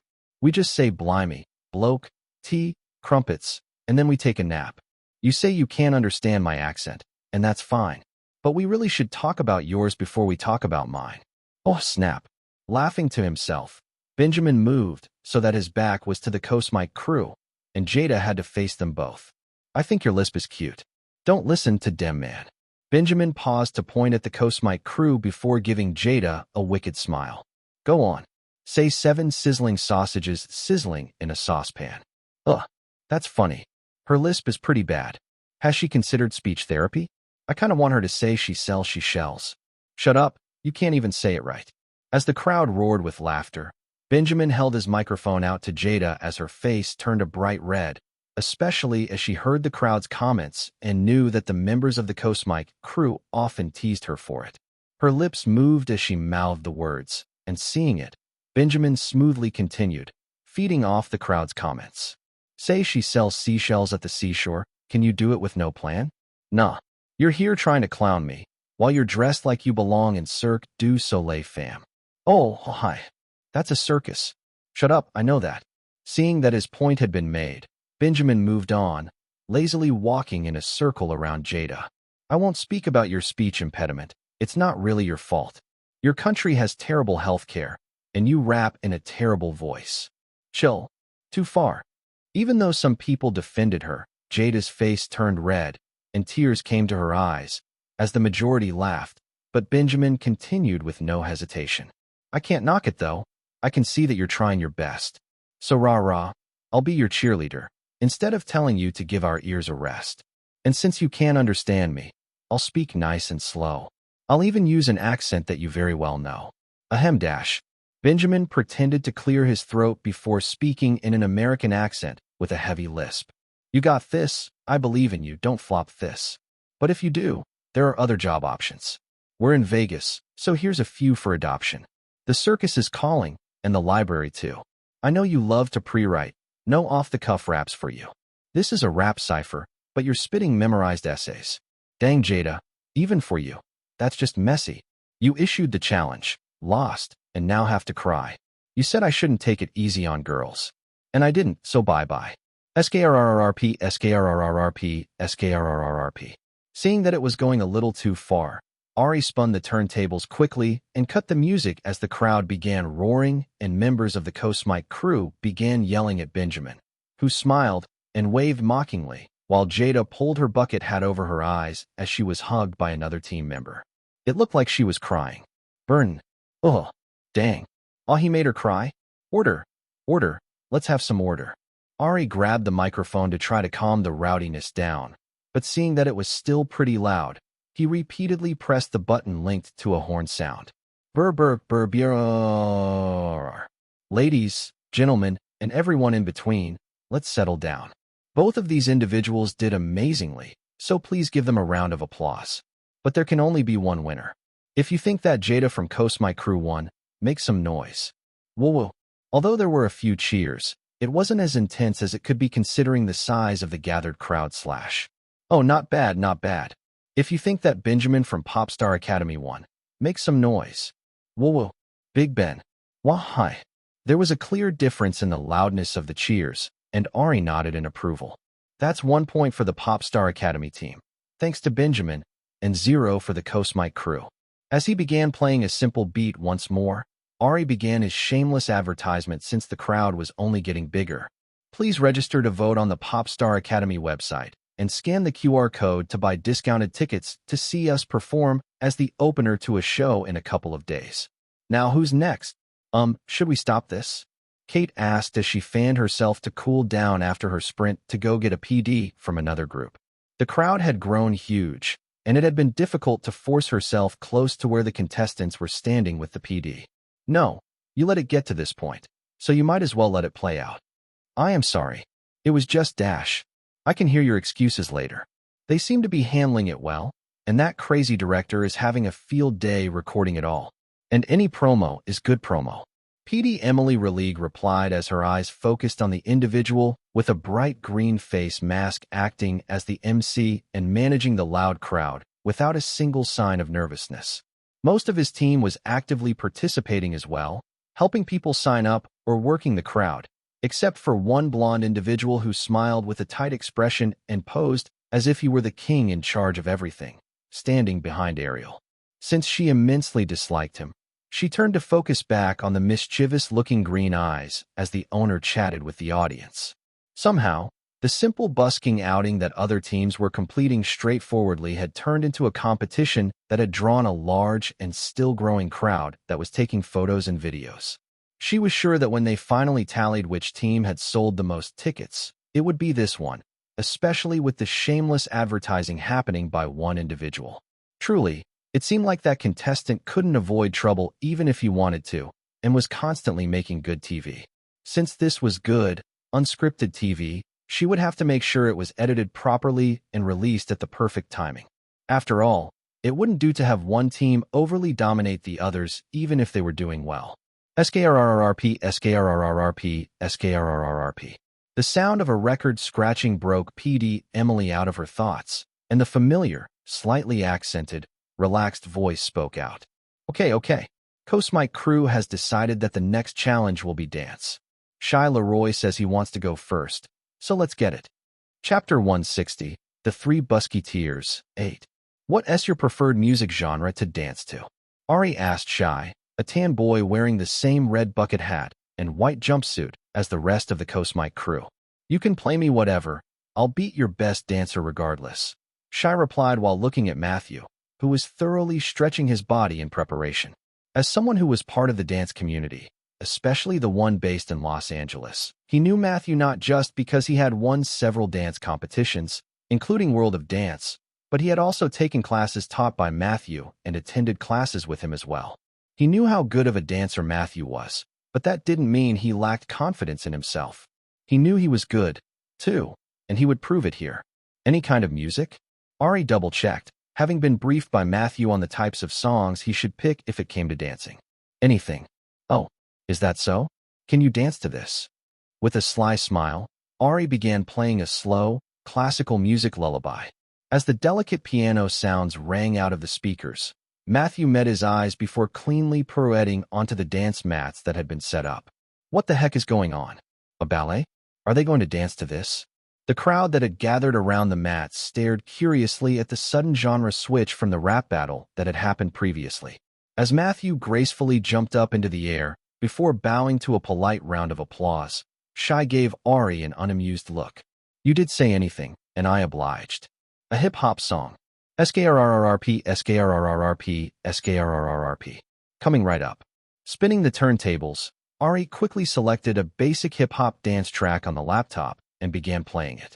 Shy quickly moved onto the dance mats, popping and locking in a controlled, jerky motion to the beat before smoothly sliding around as he freestyled the dance. His arms swung around as he performed intricate footwork, and as the song ended, he gave Matthew a challenging look, but Haruto jumped onto the mats with a quick flip and began breakdancing. He kicked his legs around like a helicopter, weaving them through his arms before freezing as he balanced on one hand in the air, holding the position for several seconds.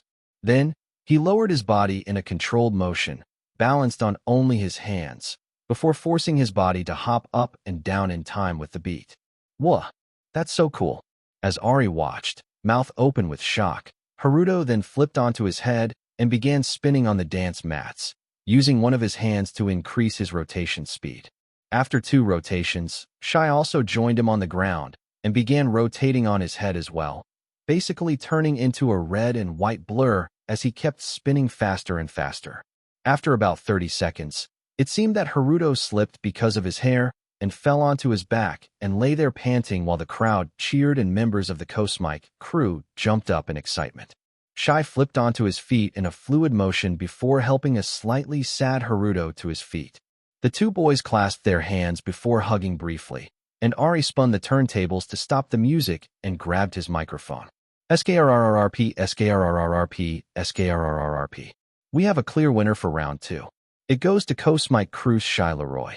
Good job to both individuals for an amazing performance. I'm actually not sure how they're not throwing up from dizziness, because I know I would be. Now who's next? I'm going again, and I'm challenging him, and I'll go first. WOD rules. 1 minute each. Shy pointed at Matthew with a determined expression. Matthew, who was currently comforting Haruto, raised his eyebrow before nodding. Sure, let's do it. SKRRRRP, SKRRRRP. Spinning the turntables and picking an upbeat, popular hip-hop song, Ari turned the music up. Bum bum bum, bum bum bum. The sound of trumpets rang out for several seconds before the song properly started. Jump in that. Summon that bee. Jump in that bee. As the music began, Shy began dancing at high intensity. His moves were sharp and forceful as he moved around the dance mats, tensing and releasing his body to hit every beat. 10, 9, 8, 7 dash. Ari began counting down the seconds remaining, and as he reached 1, Shy pulled up and posed in front of Matthew, who just smiled at him. SKRRRRP, RRKK, RKKK. As Ari spun the turntables and increased the volume of the music, Matthew began his turn. With the intensity of the trumpets and drums, he matched Shy's energy, jumping and displaying intricate footwork while keeping his characteristic grace. Boom boom. Beat him up, beat him up, beat him up ah. Keeping in line with the lyrics, Matthew got on the ground pretending to stomp, punch, and elbow somebody. As the lyrics repeated, the crowd began getting excited. Beat him up, beat him up, beat him up ah.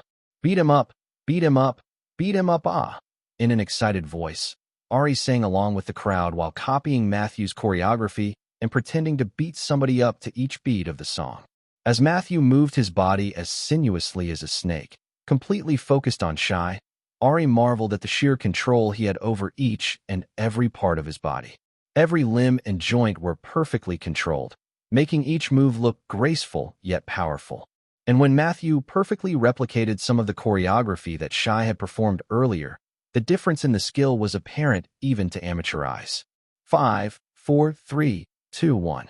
As the music died down, the crowd around them filled with people watching and recording, cheered loudly, and Ari couldn't help but clap along.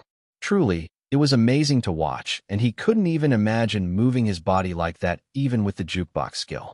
Both of them had done great, clearly pushing their bodies to the limit and showcasing all of their skill. But there could only be one winner. That was a pretty amazing performance, wasn't it? Let's give a round of applause for these two amazing dancers. It's not every day that we get to see a masterclass in dancing. Good job, boys. That was amazing. Can't they both just win? Unfortunately, there can only be one winner. Those who think Matthew won it, please make some noise. Wah! Whistle. Clap, clap, clap. Loud screams and sharp whistles persisted for several seconds until Ari waved his hands to calm them down. And those who think Shy won this round, please make some noise as well. Woo-woo. The cheers, while loud, weren't as loud as before. All right, we have a winner, and Popstar Academy is back in the game. The current score is 2-1. Who's next? I'll go, and I'm challenging Benji over there. Wilbert stepped forward, his eyes completely focused on Benjamin. You sure about that? Of course. Unless you're scared to have a no-holds-barred rap battle against me. I didn't see you wimp out like this when facing Jada. No holds barred, innit? Fine. Challenge accepted. Benjamin gave him a sharp grin. Chapter 161. The Three Busketeers, 9. Oi, DJ, turn the beat up, something classic. Wybert pointed at Ari with his microphone. Scree scree. With a quick spin of the turntables, Ari selected the song titled Basic Rap 1, which was a very simple beat made of kick drums and with a hi-hat accent. Boom boom chk. Boom chk. As the simple sound looped. Mic check check. Wilbert in the building. This ain't a tea party. I'm about to serve this Brit a lyrical calamity. You call yourself a rapper? Nah, you're a crumpet-munching catastrophe. Oh, hi. The crowd began yelling as Wilbert started off aggressively rapping. Your accent's whack, like nails on a chalkboard. You ain't street bro, you were raised in the suburbs. While I was in the hood, hustling, grinding, building my lyrical bones. You were getting tubby, drinking tea, and eating scones. Oh, hi. Is it a diss to come from a good home? Speaking of tubby, former fat kid, I know the truth. Your whole fam's a mess. None of you have any cuth. Failed football athlete, just like your bro. Your mom's a fat, white, kind of trashy hoe. Woohoo. Too far, too far. Not the moms. Scree scree. Watch the language. Ari quickly interrupted as the crowd began getting rowdy, but Benjamin waved him off with a warning smile on his face. Nah, it's fine. No holds barred, innit? If he takes it there, I'll take it further. I promise that. Giving Benjamin a sharp smile, Wilbert continued rapping, walking forward so he was right in Benjamin's face. Oh, Benji, I'm so scared. Just like your mom, who can't get out of bed. Your dad's starting families on multiple continents. Your sis is a midnight ballerina out here getting bent. Your talent was so trash, you failed out of several shows. Didn't last one episode on the last one. What didn't you think I'd know? Dang. Came to America to show off your rap talent. Now you're a wannabe pop star. Is this what you really meant? Got dumped by my sister. So, you left the whole friend group. Now stuck with untalented kids. Look how low you've stooped. Oh, he got dumped. That's crazy. I'll end it here to give you a turn too. Even if we all know that UK rap is doo-doo. Pu. As Wilbert finished his rap, Ari couldn't help but look back and forth between Benjamin and Wilbert, completely shocked. How did it get to this? What had started as a cute little competition had gotten a bit much, involving people's siblings and families. Was it time to stop this situation? It seemed to be getting out of hand. Happy with yourself? Ari's head snapped to the side as he saw PD Emily, who had suddenly appeared beside him with Kate, the assistant writer. Even though her words were a bit sharp, she didn't look particularly mad, and even had a small smile on her lips. Do you want us to stop? Ari asked, hoping she would have a solution to end this. Even if he would lose out on stat points, getting people's families dragged into a simple competition was simply out of line. You think I would want to stop this? She pointed to the crowd getting rowdy and chanting. But, Tao. But, Tao. With the sheer number of people gathered, recording, and stopping by to watch, it was sure to trend briefly, which was free promo in her eyes. Why would she ever want to stop this? In fact, she regretted not having extra staff and cameras to record more and even interview people on the street. Even if I wanted to, contestant Benjamin wouldn't let me.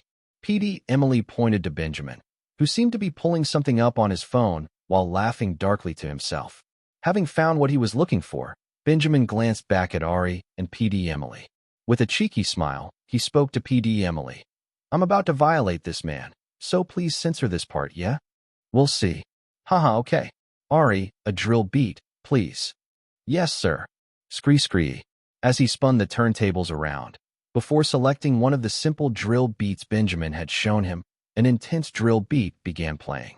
As the beat intensified, he began clapping to the beat as he walked around. Boom. Dun doing. Clap. Aight. One more dub, then it's back to business. I'm a real G, and you're all a witness. Benjamin held out his phone, which was open to messages, where only one side was repeatedly sending messages with no response. Ignored your girl, then your sister begged me. I told those girls, don't ask for pictures. Wilbert's smile froze as his eyes quickly scanned Benjamin's phone, noting that the one-sided messages came from both his sister and his girlfriend, trying to flirt with Benjamin. I do this rap thing for fitness. Pack your whole team, tie them up in twisters. Fallouts at the next family functions. The Browns are going to have an awkward Christmas. So why you love to talk about mums so much? Where's yours? The smile on Wilbert's face immediately disappeared, but Benjamin didn't stop. Let me just allow it. Let me just pause. Benjamin paused, letting out a sharp laugh before continuing. Nah, fuck that man, I gotta a lot say. Lil Willie, you should have stayed out of my way. But since you want to diss my mum so much, let's talk about your poor mum and violence. That poor little woman was scared in the house. 'Cause you put her life in danger, you prick. Gunshots flied through the window. You couldn't be the person to save her. You prick. Instead of you to squeeze the pumpy, you said, yo mum, we gotta leave the county. I never want to hear you say, free the mandem. Let's go to the prison and free your mumsy. Gasp. OMG. His mum's in jail?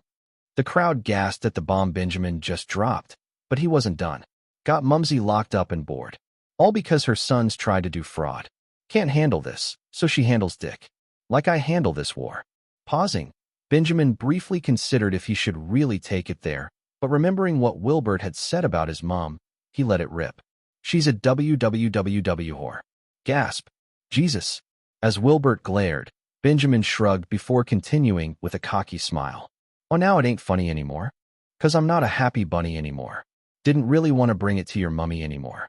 Benjamin walked over to Wilbert, slinging his arm over the shorter boy's shoulders as he continued.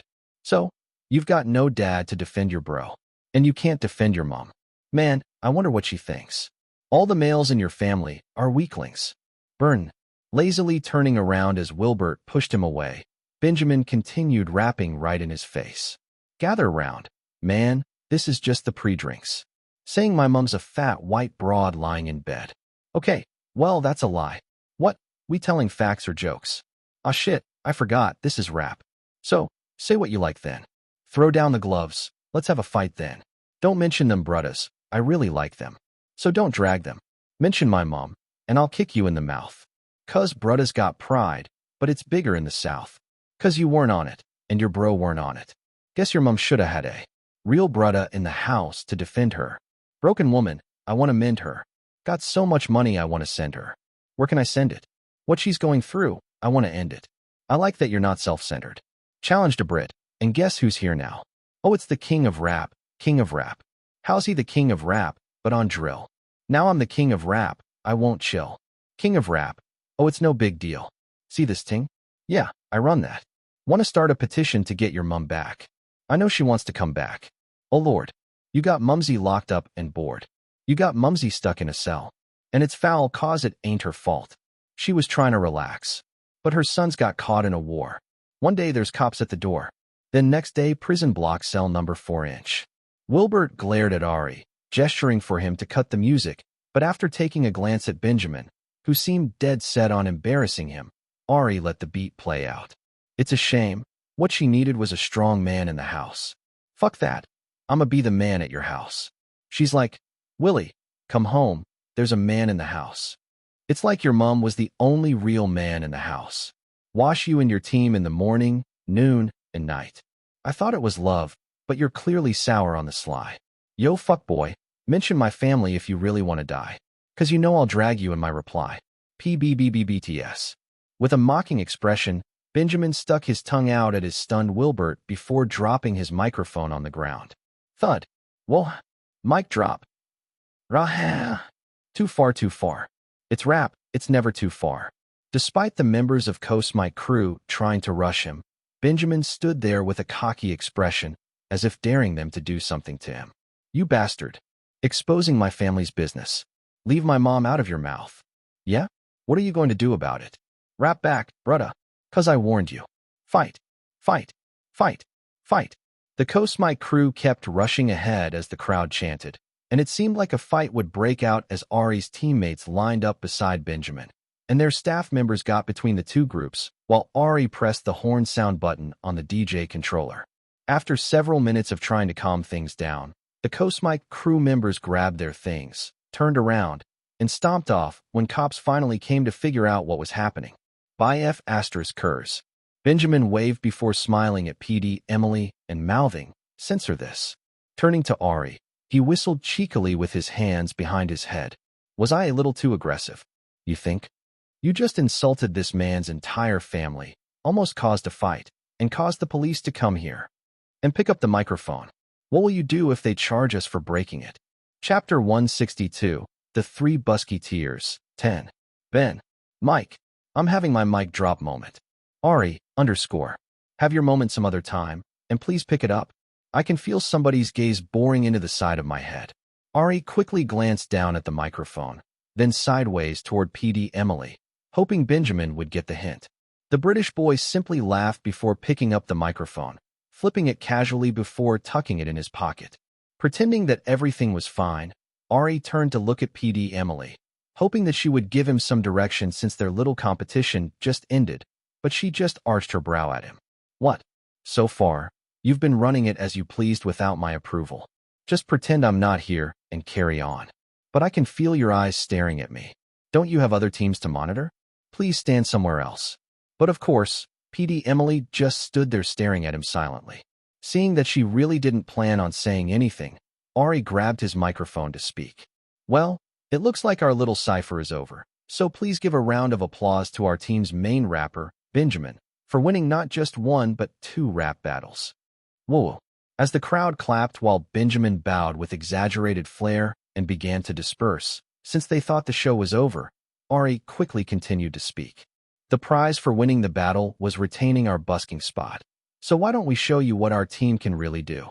We'll start by performing our show's signal song and go through a prepared medley, but feel free to put in a song request, and we'll do our best to perform it. Let's gather up.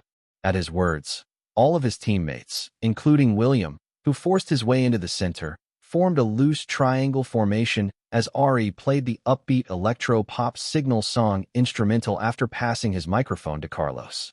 When you walked into the room, Pick me, love me, choose me. Couldn't help myself, couldn't look away. Pick me, love me, choose me. Shining like a firework, lighting up my heart and soul, heart and soul. Pick me, love me, choose me. As the 7 boys sang and danced the choreography in formation while Ari sang and danced at his little station, the crowd looked at them in surprise, especially when they heard Carlos' pure, clear voice, easily hitting all the high notes. It was a complete 180 from the style of music before, and seeing the unified choreography combined with the young, handsome faces, those who were leaving turned back to watch them perform. Wow, their voices are so pretty. The dancing looks so good. They're all so handsome, my heart. How did he turn from a mean gangster into a cutie patootie? Maybe I should sign up to vote. What did they say their names were? But is anyone curious about what the masked guy looks like?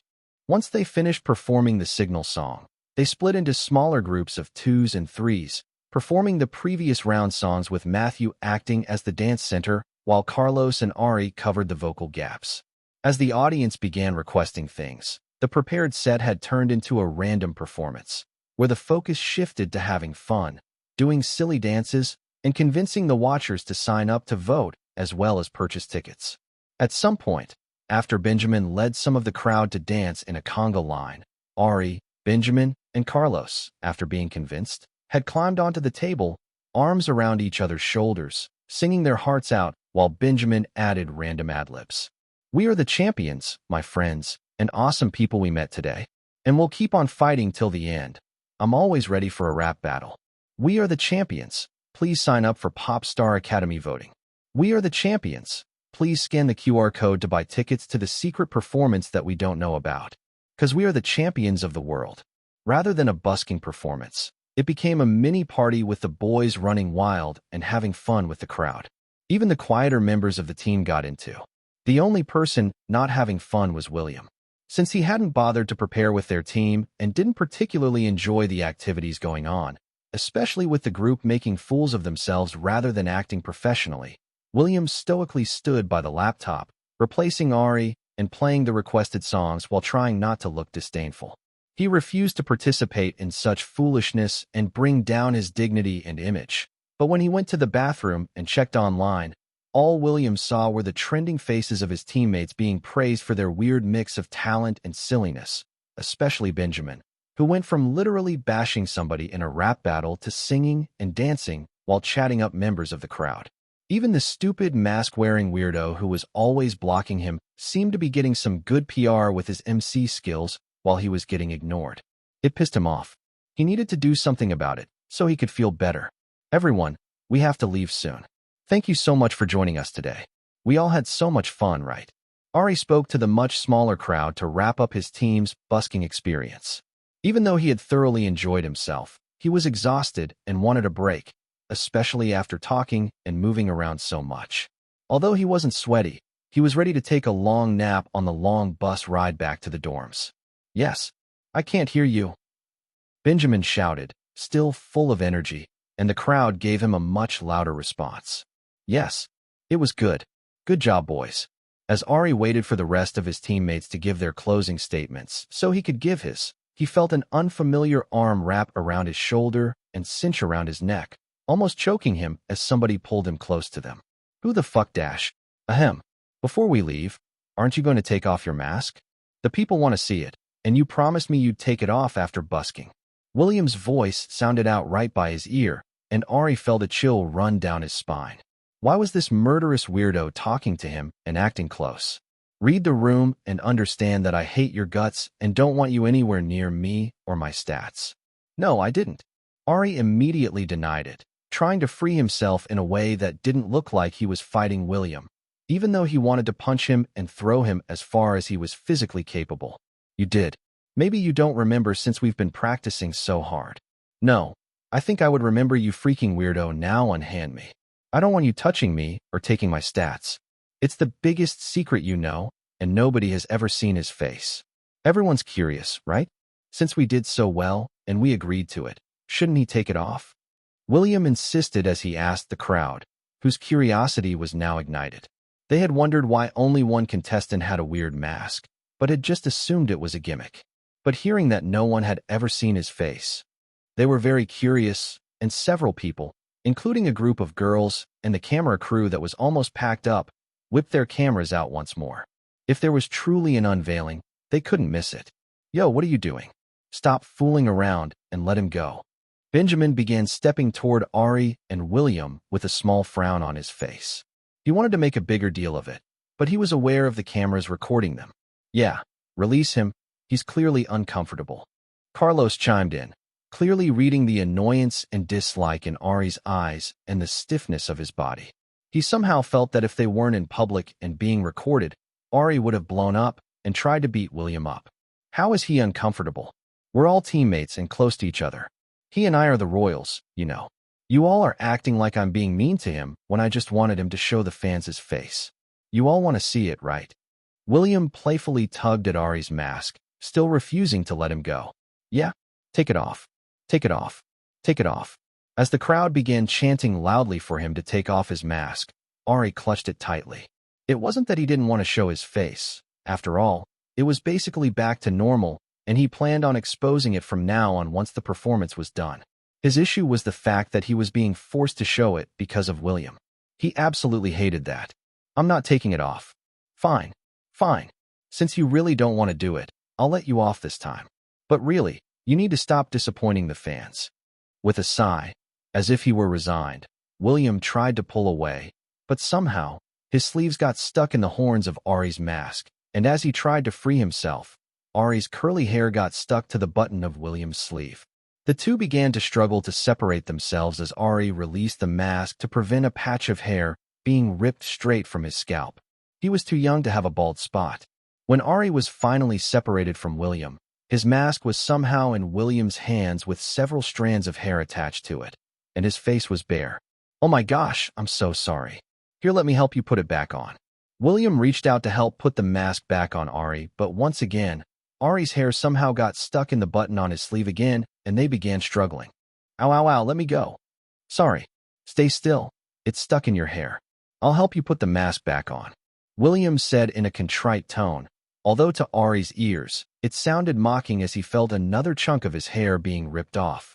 Stop touching me and just let me go, Ari growled, ripping William's hands out of his hair and shoving him hard. Although he painfully lost several more strands of hair, it was better than William continually touching him. Crack. As William flew backward with the mask still in his hand, he fell on the ground with a hard thump and put on a pained expression as he stared up at Ari. I'm sorry. I didn't mean for this to happen. Are you okay? As the blonde boy smirked internally, ready to see Ari embarrassed because his face would either be bare and unattractive or have makeup smeared everywhere due to the intense heat. He was surprised to see smooth, pale skin without a hint of sweat.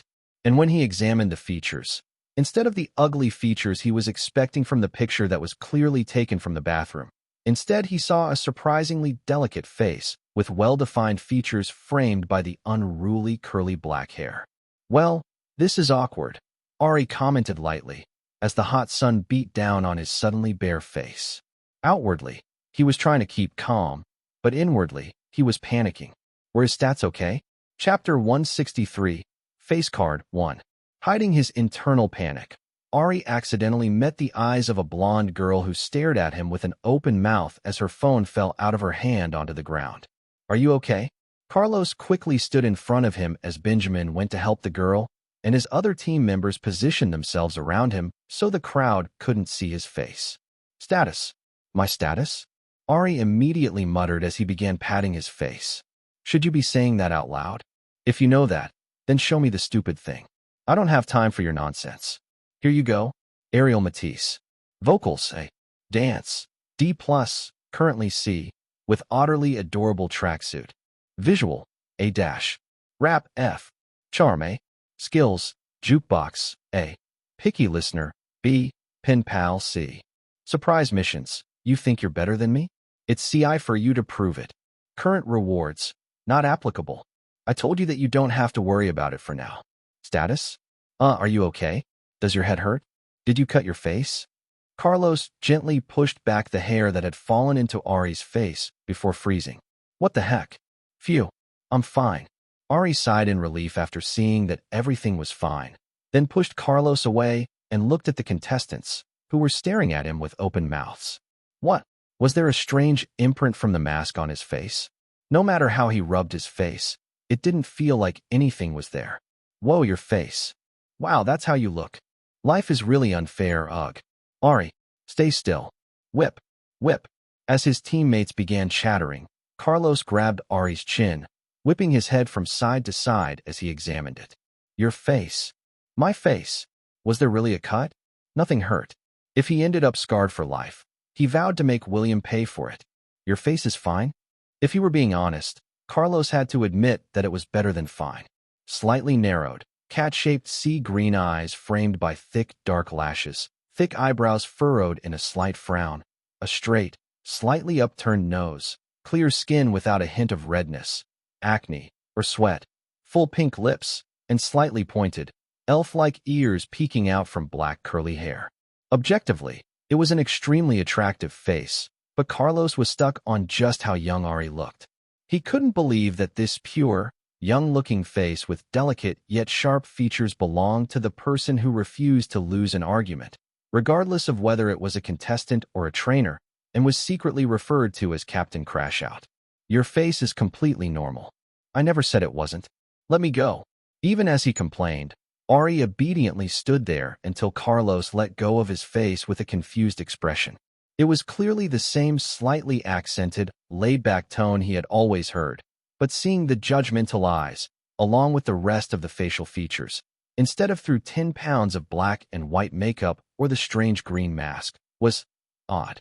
He had also seen the online comments and the supposed leaked photos of Ari's face, but clearly, that was far from the truth, and it was clearly somebody who wanted to slander Ari. Thump. Rah. Looking like a model in it? Benjamin whistled as he peeked over Carlos' shoulder to stare at Ari's face. If your face looks like this, why were you hiding it with the weird mask and even weirder face paint? I like the aesthetic. I think it's cool. The lying show is back on. Is that what we're saying now? Didn't you spend hours finding a solution to hide your face? Well, it's not as if I can tell them the truth of what happened. Usually, I support personal preferences and self-expression. But this time around, absolutely not. Unlike that aesthetic. Throw the mask away. Immediately. It's beyond ugly. It's hideous and makes you look like an alien. Benjamin honestly told him. Wow. Tell me how you really feel. Whatever. Ari rolled his eyes before turning toward William, who was still sitting on the ground. Here to help me after pushing me down? William asked sarcastically while holding his hand out before freezing as he looked at Ari's face. Why did he look handsome? Wasn't he supposed to be ugly? He had personally verified with the contestant who posted the rumors to make sure that the video was real. So why was he now looking at the unhappy face of a person who could be a model? I'm here for my mask. Move. Ari batted it away with his sleeve and grabbed the snail mask before freezing. It was messed up. There was a huge crack right down the center, and one of the horns was hanging off by a little piece, which fell off with a small thunk. Ari's eyes followed the piece as it hit the ground before slowly rising to glare at William, who had the audacity to look upset. Oops. It was an accident. Your birth was an accident. Your whole existence is an accident. Your whole bloodline is an accident. That's fine. You can accidentally pay me back for it. I take cash, direct deposit, Zelle, and bank transfer. Unless you're broke? Who do you think I am? Of course, I'll pay for it. How much is it? $10? $20? William began pulling out his wallet and removing several crisp cash bills. Identify this pop star academy contestant. Important. New. Who is this person? .img attached, video attached.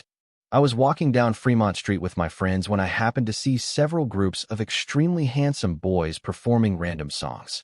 After chatting with them, apparently they're on a show, and I may or may not have spent my souvenir money to attend a senior citizen concert to see them as the opener, but who cares? Anyways, we continued down the street to see all of the groups and came across one group that was basically throwing a party on the street. It was chaotic with the boys running around, jumping on tables, and dancing like crazy with the crowd, but it was super fun. By the time we pushed our way through the crowd, they were packing up and leaving, and two of them were apparently play fighting. One who looked just like a fairy tale prince, and one with a green mask. The mask came off. I saw the most insane face card I had ever seen in my life. IMG attached. blurry video attached. Oh, is this? I have gone through all of the online profiles and found the identity of the prince, William, but I don't see anybody who looks like this. Does anybody know who this is? Is this a staff member? Is this a contestant? Is this a contestant's sibling? Their friend? Has their social media been found? I'm not a stalker, I promise. I just want to look at eye candy. Please help. Thanks. It was a post that didn't get much attention, especially because it was from a new account that wasn't following the post guidelines. But when it was reposted properly, someone left a comment that quickly led to another. Opie, why is it blurry? And the video is 2 seconds long? Not helpful. He looked into my eyes, and my brain glitched. My phone fell, and by the time I picked it up, he was blocked by the other boys, and they left. Isn't this one of the black-haired contestants? No, I already went through them all. That eye color is rare on the show. Isn't this Ariel? Even if it's blurry, the person in the video is handsome, so it can't be him. He's missing the weird makeup. No, seriously. I think it is. The brown animal tracksuit and that weird green mask are the same as what he wore in Meet the Boys, Episode 1, and Episode 2, screenshot attached, videos attached, links attached. But somebody in the community has been posting that this is what his face really looks like, and he's wearing the exact same clothing inside the dorms they're staying at. So somebody is lying. IMG attached, video attached, post links attached. WTF. You brother. The person posting says they're on the same team as Ariel and that he's literally a bully, ugly inside and out. I was there, and even though his hood is up, I got a slightly better angle as they were getting on the bus. He's actually quite pretty. IMG attached, video attached. No way, I don't believe it's him. Why are all the boys surrounding him like bodyguards? Who does he think he is? WDYM, he's Captain Crash Out, and there's his first mate, Benjamin. Does it make sense that nobody has found him online, especially if his face looks like that? If that's even him. It's suspicious. You're suspicious. As more and more comments filled the post. Wait, I go to school with him. He's in my high school. It blew up. Chapter 164, Face Card 2. The reason for the post blowing up was linked to 2 simple events. First was the release of Episode 2, which was quite anticipated after the Episode 1 cliffhanger.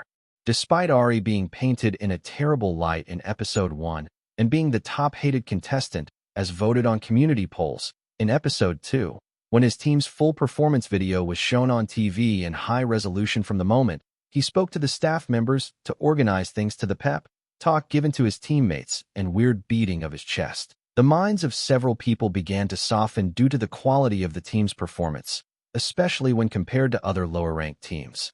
When the MC announced that the top 2 performance videos were between Benjamin's team, which had several fan favorites, and Ari's team, which nobody expected to actually do well, it helped turn some public opinion around. I mean, he was a bit harsh, but the result was good, right? If the tracking period had been longer, his team would have won. He's basically like a drill sergeant I had when I did ROTC in high school. Low-key, my band instructor is 10x worse than he is. At least he didn't yell. Guys, don't fall for it. He literally said your opinions would change if the result was good. But it was a good performance, hides face. He may be a tyrant, but he can sing and deliver a good performance with his team, hides face. Additionally, when it came time for team selection and they saw 2 of the popular contestants fighting to get him on their team, public opinion began to shift slightly, and people began to wonder what the big deal about him was. Sure, his voice was pretty decent, but there were others who were good singers, so what was the big deal about him? Expectations were set high, and the production team did not disappoint. Without any context, the ranking ceremony began, and the MC called the person who came in 89th place. While people were wondering what the criteria for the ranking were, the performance of the contestants' signal song and choreography was broadcast. He's kind of terrible? WTH? He can't even remember the lyrics or the dance. How embarrassing. Oof. I can see why he's so low in ranking. With no break, the MC called out the next highest-ranked person, whose performance video was also broadcast, and slowly but surely, they saw a remarkable improvement in the performances. From contestants who couldn't finish the song and forgot the choreography to contestants who completed it almost flawlessly. By the time the ranking reached the single digits, viewers were upset because some of the contestants they expected to be at the very top, such as William, were not, and fans began arguing that the judges were sabotaging contestants. Then the secret mission of learning the signal song in 8 hours was conveyed with the judges explaining their reasoning, and the 10 eliminated contestants giving their speeches before leaving. As the viewers watched, before they had time to be sad about the eliminated contestants, the contestants began preparing for their new performance. Some teams were peaceful and cohesive, but most of them were chaotic and full of drama. Jamie's team couldn't agree on parts or music direction. Justin's team didn't see his vision for the song and didn't understand why they had to include lots of film references. Leo's team argued intensely about parts. Amidst this, one of the most popular contestants, Benjamin, had a huge fight with William, who ended up stomping out of the room after accusing Benjamin of discrimination and almost knocking over the contestant with the strange green mask. And just when they thought the episode was over, the screen transitioned to a camera peeking through the small window of a door where two people stood. One person had their back to the window while the other was a sad Leo, who was on the verge of tears. "Tell me how you really feel." Leo sniffed while wiping his face, and then a cruel response in a slightly accented voice came. "You're a lazy, procrastinating pushover without a spine. Good luck, leader." Then, the person with their back turned gave a salute before turning around, and as the camera panned, a figure with a green mask was revealed. And then the episode ended. Naturally, the different communities following the progress of the program blew up, with people analyzing each clip. It was so busy that the first round of eliminated contestants were basically forgotten as people tried to figure out what caused the conflict between Benjamin and William, if the other teams would come together, and where Ari got the audacity to insult his team leader and the person who was ranked higher than him in that way. The split fans were constantly posting about Benjamin and William, with both sides slandering the other, but the great unifier was coming together to criticize Ari, who dared to say harsh words on air. Ari was criticized as rude, ugly, hateful, jealous, stuck-up, and more. Then, the first round of eliminated contestants broke their silence as their identities were released to the public, and several old posts claiming to be Ari's real face started trending again. As the eliminated contestants began doing lives and a few interviews here and there to capitalize on their experience, a common question kept coming up. Have you seen contestant Ariel's face beneath the makeup and green mask? What does he actually look like? And the response was all the same. He's never shown his face, so I don't know. He wears the mask to sleep, and when he takes it off, there's always makeup underneath. Even to shower. Yeah, his roommates say that they've never seen him without it. He wears it to the bathroom to shower and wears it back out. Out of the 10 people that were eliminated, there was only one person who had a different story and used the opportunity to capitalize on Ari's name and brought it up every moment that he could. Contestant Caleb Adams. Yes, since we were teammates, I've seen contestant Ariel without his mask, and he's hard on the eyes. Contestant Caleb Adams. Those pictures are accurate.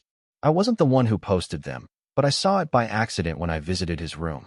Contestant Caleb Adams. He's meaner than what you see. In fact, other contestants secretly called him Captain Crashout. It was the sudden birth of a crazy nickname for an idol contestant that drove even more interest toward unmasking Ariel and finding any traces of his online presence. It wasn't because they liked Ariel. It was simply because this was a puzzle that nobody had been able to solve. It was as if he lived like a ghost with no social media whatsoever. So, when a post came with pictures and videos of the contestants on an outing with someone who could plausibly be Ariel, the community began discussing once again. Naturally, the videos claiming to be his real face circulated, but then others submitted their own videos of the green mask being taken off and his face being exposed. Some people denied it. Ari's fans used it as evidence to defend him against the ugly allegations. Commenters were going back and forth with no clear resolution, until someone claimed that they knew and went to school with Ariel. With new facts being unveiled, naturally, that new poster was swarmed. You go to high school with him? What do you mean by that? Please post details and evidence. And the high schooler, who was a junior, who didn't expect to be spammed with hundreds of messages, rushed to get her yearbook and quickly took a picture to post. First here's the evidence. He's a senior at my high school. LA Central High School yearbook screenshot. Ariel Matisse. Success is the best revenge. It was a picture of the individual senior photos and their quotes, with all the other faces, apart from Ari's, manually blurred out. While staring at the small photo, People found similar features to the crazy profile picture taken by Pop Star Academy, most notably the blunt-cut curly hair that hung in his face and sea-green eyes narrowed in a slight frown. The only difference was that if the Pop Star Academy profile photo, which had the crazy white and black makeup all over it, had a score of 0 out of 10, the yearbook photo had a score of 9 out of 10. It looked like the face of a top model. It was that insane of a face card, which was brought down by the ugly haircut that looked as if somebody took a pair of scissors and cut straight across the forehead. Nobody in the community could believe that this was the person with the weird makeup, the person who always wore the green mask. And suddenly, there was an influx of people buying tickets to see the performance, all in hopes of seeing the truth with their own eyes rather than waiting for the next episode of the show. And people began bothering the high school student to find out more information about Ari. Hey, high school girl/boy, can you tell us more about what Ari is like in your school? Is he as mean as he's portrayed? Chapter 165, Face Card 3. By the way, I'm a girl. I don't know much about him since we're in different classes. I just recognized him from the video. From what I know, he's really quiet and doesn't talk to anyone, so he's not popular. But he's really smart. He holds the school record for the highest and most AP exam scores and used to tutor for money before he quit a couple of weeks ago. Plus, he's been ranked first since he transferred over to our school. There's some stuff about his personal circumstances that I don't think I should share. I can ask my friend who's a senior for more details about him. What personal circumstances? She said she can't share? Then why did she mention it?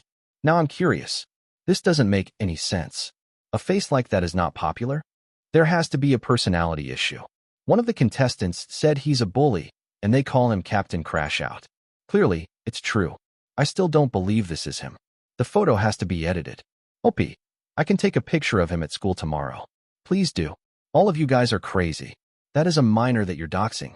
Opie, stop posting about him. At this point, he's a public figure, so who cares? If he didn't want his life shared in public, he shouldn't have gotten on the show. Opie, ignore them. If there are any other photos of Ariel, please share them. Yes, and ask your friend or post in the high school group chat for details. We need to verify the facts. Why do you know about high school group chats? I see that you're an adult with a real job. FBI, this one right here. With Ari's true identity being found, the fuss about most of the eliminated contestants died down, except for Caleb, who was the only one who had been on Ari's team. Even without being asked, he constantly shared stories, painting Ari in a bad light, and shared pictures taken by Ian, insisting that this was Ari's true face and that he was a victim of his harsh behavior. Of course, when the high schooler arrived at school and wanted to take a picture of Ari, since he was currently filming, he wasn't there. So Caleb's credibility went up, and lots of people began trying to attend the performance, as well as spamming the production team to release footage showing Ari's true face and verifying if the yearbook photo was actually him. What to do? PD Emily sat in a meeting room with PD Jiho, assistant PD David, Claire, and a bunch of writers, including Kate. They were reviewing not only the footage and results from busking as they planned the next episode, but also the online response to Ari's face being exposed and blowing up into a bigger deal than expected. After all, when choosing the contestants, one of the most important criteria was attractiveness in addition to talent. Many of the contestants had built a decent following on social media and had even gotten modeling gigs. But even among the good-looking contestants, just like there was division in talent, there was a clear division in visuals as well, and Ari hit all of the marks and immediately rose to the top ranks. Even those who had a type would admit that he was good-looking. When he was born, she was sure his parents high-fived each other. PD Emily briefly wondered if that cheeky green-eyed contestant had orchestrated this situation by never removing his mask and makeup where it could be captured by cameras, to allowing his teammate to get pictures, to finally accidentally removing his mask where the public could capture it, therefore building hype for his official mask removal and performance. With the addition of the edited pictures floating around, it drove a crazy amount of interest towards him. Even regular people were tuning in to see what all the fuss was about. If he had planned all of this, she had to admit that he had mental strength of steel and confidence as high as the moon to stick with getting criticized by both trainers, other contestants, and the public, when he could have just shown his bare face and shut everyone up. And if it was a coincidence, then he had an insane god of luck on his side, and she wanted him to buy her a lottery ticket. Still, his plans were his plans, and her job was to come up with the best way to capitalize on this moment. And to do that, firstly, even if the internet detectives are at work, we have to protect his information on our side since he's a minor. Have his guardians been contacted? No, but we've left them several voicemails and messages to call us back and to inform them of the situation so they can be alert. Assistant PD Lee Bora replied as she flipped through her notepad. Okay, keep trying to reach them. I'll speak directly to contestant Ariel myself, and if need be, I'll contact his school as well to keep an eye out, even though I doubt anything will happen. Also, contact the eliminated contestants and let them know that they can talk as they please about their experience. However, they're not allowed to give spoilers, or they'll be held liable. PD Emily explicitly had one contestant in mind who was constantly running his mouth about Ari. Then, for the concert, let's up the security. PD Jiho added as he pointed to the charts they had, which displayed ticket sales by teams. The team led by William had almost double the number of people who had signed up using their specialty team code compared to the other groups. And in the time between the busking being over, Ari's face being revealed, and his identity being exposed online, an additional 200 people had bought the discounted tickets to see the contestants open for an old people's concert, while the votes he received had pushed him up almost 10 spots. All this and more just by his bare face being partially captured. It seemed that her instincts were right in thinking that he always caught attention, whether he wanted to or not. That works for me. And David, about this contestants team. PD Emily turned to look at him with her cold eyes while tapping her pen on the tabletop. Yes, ma'am. Assistant PD David sat up straight with his heart in his throat as he wondered if the contestant they had been talking about had reported his actions to PD Emily, or if she had found out that he was passing information to a particular contestant. If she found out, he would be fired immediately, losing the job that seemed like it would be extremely successful and offer a substantial bonus at the end of it. Not only that, he would possibly be blackballed, making all of the money he had collected useless since his career would be over. I know you have quite a lot of private meetings with the leader of the team. Hick. David couldn't help but hiccup in fright, and PD Emily smiled in her usual sharp manner. No need to be scared. I don't care since you already know I don't particularly like him or his agency. Since he seems to listen quite well to you, convince them to choose the last performance spot by any means necessary. It would be a shame to immediately satisfy the curiosity of all the people coming to see a face reveal. That's it. Sure. Yes. Of course. I'll convince him or die trying. David sighed in relief before replying in a much calmer tone. After giving him a strange look, PD Emily chewed her lips before speaking slowly. And I want to say, you're doing quite a good job. Ever since you took over dealing with the contestants' issues, we've had far fewer complaints, and they bother me and PD Jiho much less. Whatever you're doing is working, so keep up the good work. If you keep working like this, expect a fat bonus when things are over. PD Emily decided to compliment him since she didn't want him to quit. Having to go through the trouble of finding a new assistant when the show was just picking up would be annoying. It would be perfect if things just stayed the exact same way. Really? Well, thank you. I'll continue to do my best. Assistant PD David replied cheerfully as he patted his heart, although he would have to bow his head a bit more to that annoying blonde brat. As long as the money kept rolling in from both sides, he could tough it out. Now, about the editing direction. Since a particular contestant has blown up in popularity, we need to switch the order around and increase his screen time and decrease the screen time of others. Starting with the boring blonde on his team, we'll start by cutting his scenes that have nothing to do with him being a leader. At the PD's words, the bright smile that was on David's face slowly disappeared. Even though the PD had praised him, he now had to figure out how to explain to William why his scenes were cut after he had spent hours personally assembling all the good scenes of him, while eliminating the ones that would tarnish his image if shown to the public. And the center of all of the online buzz was currently slumped over on the roof, pounding his fist on the ground in anger. You're telling me it's broken? Forever? Yes. Gone. Finito. The end. Hasta la vista, baby. Sayonara. Au revoir. Chapter 166. Defense 1. You're telling me it's broken? Forever? Yes. Gone. Finito. The end. Hasta la vista, baby. Sayonara. Au revoir. Shall we have a funeral? Here lies Snail Mask. It didn't live a good or long life. Ari couldn't even be upset at the sarcastic words. He was absolutely devastated at the loss of the mask that he had worn for almost 2 months straight. He looked at the cracked snail mask that seemed to have lost its luster, gently running his finger over the crack. Please rethink it one more time. It can't be broken. I'm sure you can do something. Do I seem like a magic genie that can grant you 3 wishes? Yes. You do amazing things all the time, so you can do this. I believe in you. Ari replied honestly. After all, he had no idea how this system worked, and it was somehow spitting out magical items that could affect the real world. If that wasn't magic, then what was? It seemed that Nova was suitably flattered because the blue transparent flickered for a bit, flashing red before it became blue once more. I appreciate the flattery, but unfortunately, it will get you nowhere. There's really nothing I can do.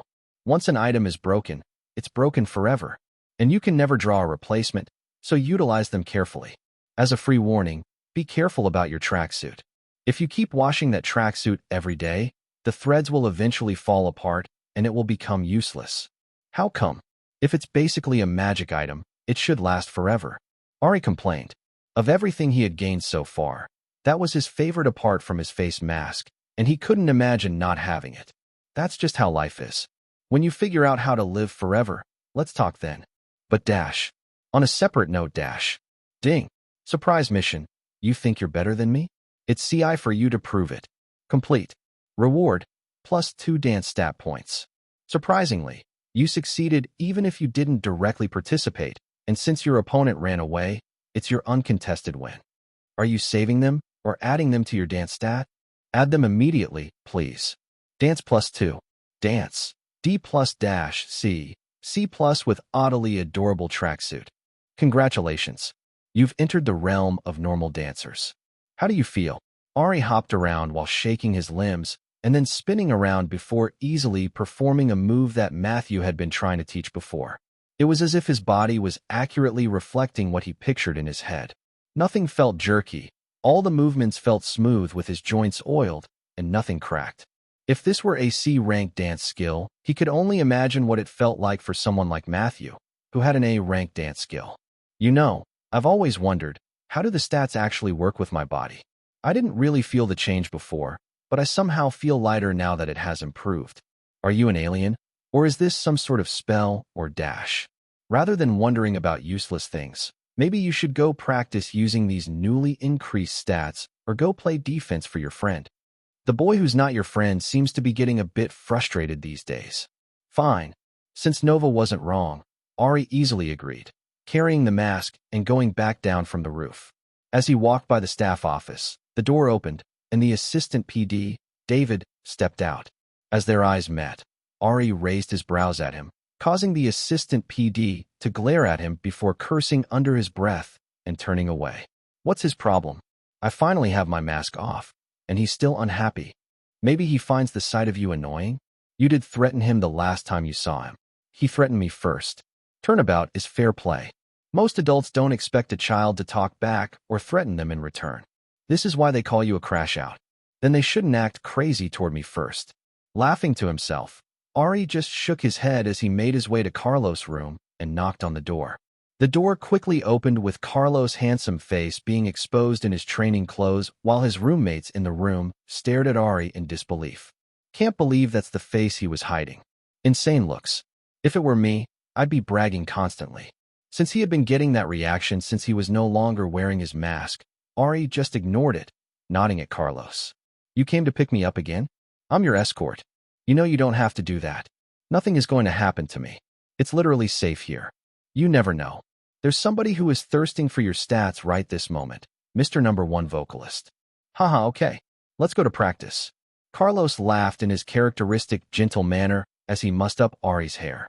It was still amazing to him that this young-looking face belonged to a person who had such a sharp, forceful personality. Stop messing up my hair. Sorry, it's a habit. It's 'cause you remind me of my little brother. Same reaction, too, when somebody messes up his hair. As Ari turned to glare at him, Carlos laughed harder but removed his hands, noting that Ari stayed still until he did so. He was like an angry black cat that would complain and glare but still tolerate others messing with him as long as he liked them. although his temper is not as bad as yours. Ari immediately elbowed him in response, prompting Carlos to laugh with a "see what I mean." Whatever. Speaking of which, favorite color? That's random. Favorite color? That might be the first time I've been asked that. Carlos thought about it for a bit before speaking slowly. Green and then red, though it doesn't really matter. What? Just wondering, Ari replied neutrally. The staff had previously asked them to submit stage outfit ideas, and along with Vishal's idea, they had chosen a predominantly black uniform with rainbow-colored, reflective line details that would glow when hit by stage lights. Ari was gunning for the all-black outfit, but kept Carlos' preference in mind since the older boy rarely spoke up for what he actually wanted. Benjamin, with his expansive network of connections, had told him that one of the staff members had secretly said to him that the team costumes would be delivered today, so Ari was looking forward to it. "You're late," William immediately said as he stared at Ari before looking away, mindful of the cameraman in the room. "Oh, sorry about that," Ari replied insincerely and went to take his seat, sandwiching a bemused Carlos between himself and Benjamin. He noticed that William generally didn't speak to Benjamin if he didn't have to, and both boys tended to pretend the other didn't exist, except in front of the cameras. There were 2 large boxes and a small one at the front of the practice room, one containing the uniforms, one with helmets, and one with the foot coverings and Ari's special prop, which he was looking forward to using.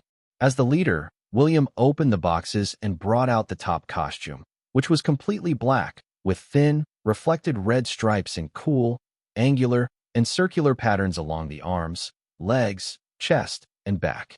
He then brought out the plastic red and black helmet, which had similar red patterns, trying it on his head while posing. "How do I look?" "That looks sick. They actually did a really good job with it. I want to see what it looks like with the stage lights." Everybody agreed that it looked quite cool, and the excitement toward performing only grew. Satisfied with the praise, William removed it with a satisfied smirk before he began speaking. "Well, let's start distributing costumes. I think you'll all agree that as the leader, I should get the red costume. That's literally the color of leadership." The team all glanced at each other and shrugged, letting William's words slide since there was generally no point in arguing, since all the costume colors looked good. The only one that people didn't really want was the black one. "I want the blue one." To match the movie, Vishal added with a happy smile. It was a bit surreal for him to see his vision come to life. "Yellow for me, and I'll fight you all for it." "Fisticuffs," Benjamin added excitedly. "You're going to look like a warning sign," Matthew grumbled. "A very sexy one in it," the British boy replied while waggling his eyebrows at Matthew, who snorted. "I'll take whatever is left over," Carlos said quietly. Rolling his eyes at the expected answer, Ari raised his hand and spoke loudly. "I want the green one. It doesn't match your prop." Naturally, William interjected, but Ari just continued speaking in a lazy tone. "So? It matches my eyes. If anyone else wants it, let's just rock, paper, scissors for it. If not, it's mine." Nobody else wanted to argue about it, and once each person had chosen, Ari held his hand out to Carlos, who high-fived him in confusion. "Not that. Gimme." "What?" "Helmet, foot cover, and costume. Give me yours and take mine." Carlos looked even more confused. "Why? You said you wanted the green one." "I told you. I'm fine with anything. Black is fine." "I lied. I never wanted it in the first place, and always wanted black. Since green is your favorite color, take this and gimme." Ari snatched the all-black helmet and outfit with a pleased expression. Although Carlos looked a bit touched, he tried to give it back, but refused. "You really don't have to do that. It's plain and doesn't stand out at all." "I know, but I've always wanted the black costume. But if you really feel bad for me, let me use your motorcycle helmet as my helmet. Oh, and let me put temporary paint on it for the performance. I promise not to damage it." "Sure, that's fine." Carlos easily agreed, wanting to pay Ari back for helping him with the choreography and parts early in the morning, and now this. "No way. That's not fair. I want a motorcycle helmet." Haruto began complaining, trying to cling to Carlos, who gently patted his head like a little puppy. "Yeah, it's not fair. How come you're nicer to Ari than to us?" "Because I suffer every day at 5 a.m. because of him." Even though he really didn't mind, knowing how sensitive Carlos was about the issue, Ari just smirked at them while grabbing his bright orange toy dart gun from the box, aiming it at Matthew's reflection in the mirror. It's 'cause I'm good looking. Hey, are you saying we're not good looking? Pew. Ari fired the orange gun at the mirror, and it stuck to it, positioned directly between Matthew's eyes, before pretending to blow the smoke off the gun. Headshot. 10 points for me. And come see. It depends on whether you brush that hair of yours before coming to the practice room. I know that much French. He said maybe we're ugly. You've gotten a lot cockier since you took that mask off. You jealous? Jump him. As he was pinned down by Matthew, Haruto, and Niall, with Benjamin joining in as the ref for the love of the game, Ari let out one final shout. Jealousy is a disease, and pinning you down will cure it. Fight, fight, fight, fight. Benjamin began chanting before getting on the ground and beginning to pound it as he counted down. He's pinned. He's pinned. 3. Ari, fight back. Fight back. 2. I told you, you need to work out and lift weights. Now look at you. Losing a fight you started. It's 3 versus 1. How am I supposed to win? Ari shouted as he was smothered beneath the weight of all 3 of them. Despite looking skinny, they were all quite heavy. All I hear is excuses. 1. KO. Winner, Niall, Haruto, and Matthew. Congratulations, boys. The great evil has been defeated. Yay. We are the champions dash. As the 3 boys held Carlos's helmet like a trophy and marched around the room while singing, the cameraman couldn't help but laugh at the shenanigans. How had what was supposed to be the costume reveal and hint of their performance turned into a wrestling match? I demand a rematch. While the rematch was being noisily conducted, William sidled over to Carlos. Carlos, I wanted to ask if you had time to help me sing my part.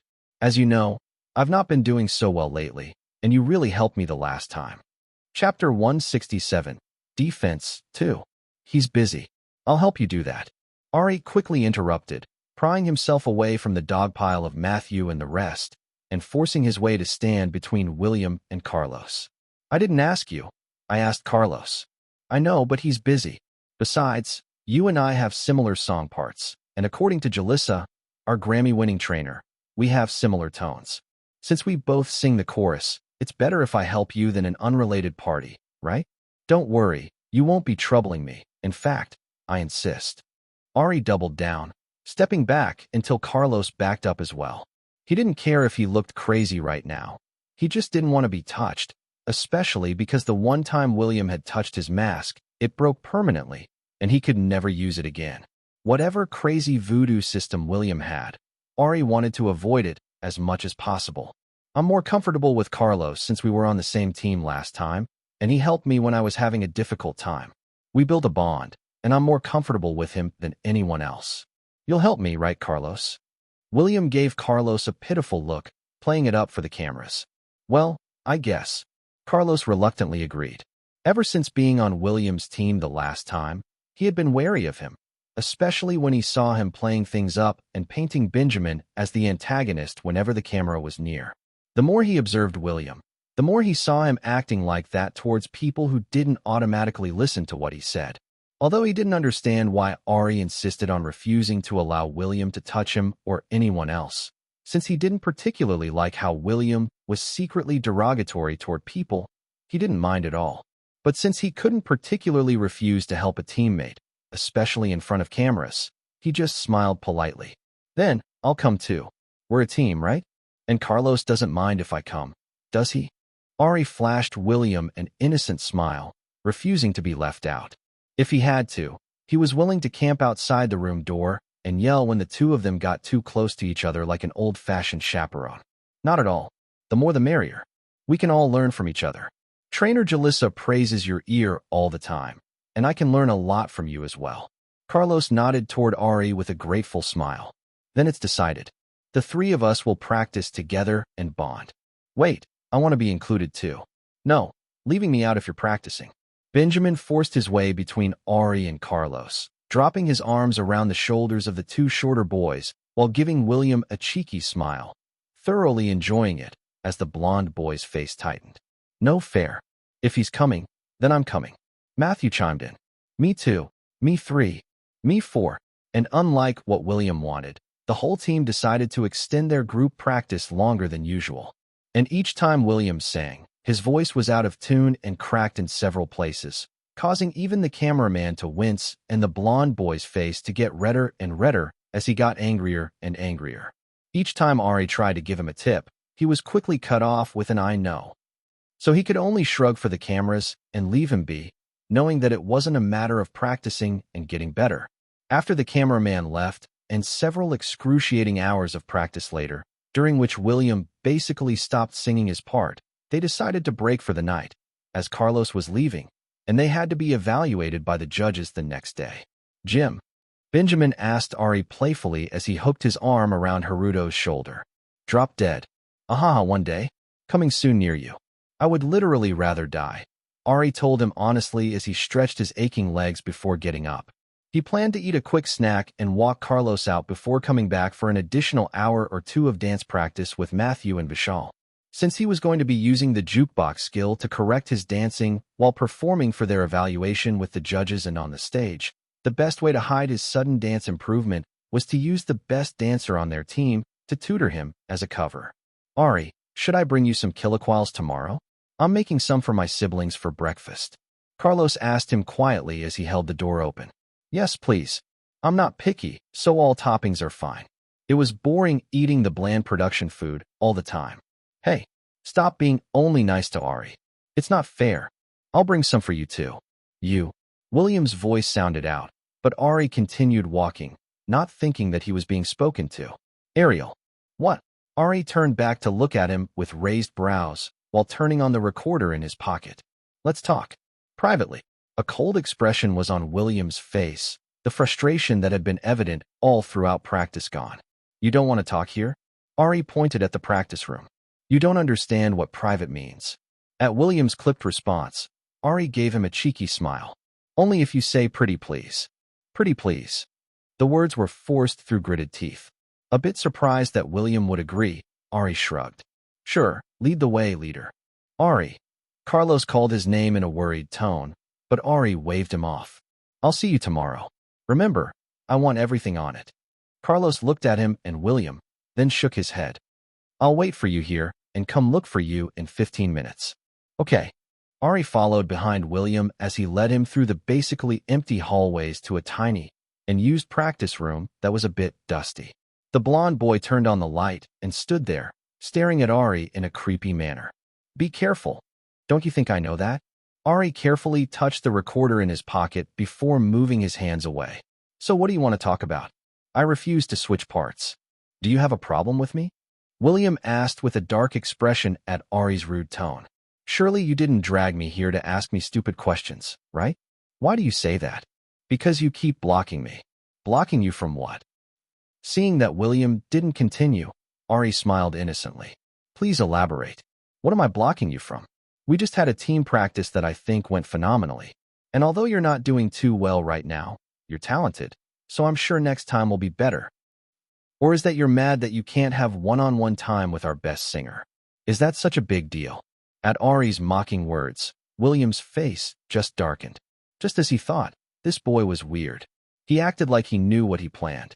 Chapter 168, Defense 3. William had been suspicious for a while about the way Ari had been moving. Initially, Ari had done everything to avoid speaking with him, but now, he was constantly blocking him from touching those he had marked as highly talented, farms to be harvested. When Ari asked if he knew his face when he took his mask off, he had wondered, but hearing the mocking words, it meant he knew something. Narrowing his eyes, William began moving toward Ari, who lazily backed against the wall with his hands in his pockets. What do you know?" "About what?" Ari asked innocently. Not falling for it, William glared. "Who sent you? How much do you know? Why do you keep getting in my way?" "Sent me? No one." "How much do I know?" "About what?" "I don't know anything." "Or are you trying to accuse me of being aggressive or call me a crash out again?" "Sorry, I can't be threatened with a visa for breaking fake rules. I'm American. And your singing badly is not my problem. Perhaps try practicing more, rather than trying to meet people one-on-one and touch them. It's weird. You're weird." Ari replied with a wide smile. Seeing that smug smile mocking his singing, something in William's head snapped. "Heh, you think you're the only person who can crash out." William spat out before rushing Ari, his hand grabbing his neck and slamming him against the wall. "Cough." Ari temporarily saw black as his head smashed into the wall. You've been acting like a little know-it-all for a while. Who are you working for? Speak up. William kept slamming his head back while squeezing the air out of his throat.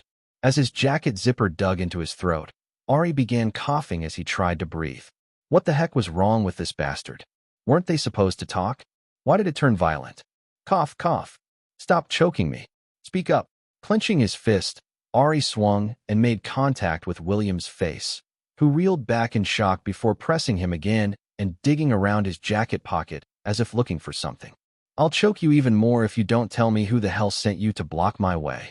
And don't think I don't see that stupid recorder in your pocket. William grabbed it out of Ari's pocket, threw it to the ground, and stomped it to bits, sending plastic and metal everywhere. Cough. Are you crazy? Very. Matter of fact, why am I stressing about the performance? Your vocals are pretty good too, and if you block me from his, then yours will do. Give it. William muttered as he grabbed Ari's chin and began squeezing it. Danger. Danger. Get free. Instead of the transparent blue screens he was used to seeing, blood-red screens began filling Ari's vision as Nova kept sending danger messages. Ari swung his leg forward, trying to go for a low blow, and as William deflected it, he leaned forward with all his strength, smashing his forehead into William's nose, causing blood to spurt out immediately, and the blond boy fell to the floor while clutching his bloody face. Ari slid to the floor, while clutching his throat and aching forehead as he tried to breathe. I've told you to stop touching me, you fucking weirdo. The next time you put your hands on me, you'll regret it. Ari spat out while clutching his aching forehead. He swore there was a bump growing on it. Ugh, my nose. Ugh. Count your days. The assistant PD will get you out of here for violence. And then I'll get you and find out everything you know before getting rid of you. You damn brat. You better watch your back. William yelled before falling silent, his arms falling limp on the ground. As William lay still on the ground, the recorder pieces and blood scattered everywhere, Ari began panting from stress. This was bad. This was really bad. Was he dead from the headbutt? Did he accidentally kill somebody? Ari's heart was pounding rapidly as he began hyperventilating, and he felt his vision go blurry. Little kid, don't pass out. Breathe. It's okay. Calm down. 1, 2, breathe in. Breathe out. Despite Nova's words and the blue screens filling his vision, Ari just stared blankly at William's still body. He knew he needed to get up. He knew he needed to move, to do something, but his body felt frozen. Ack, you say you want revenge, but you're such a baby. Boy, use your eyes to look properly. He's still alive. He just looks scary. Look, his chest is rising and falling.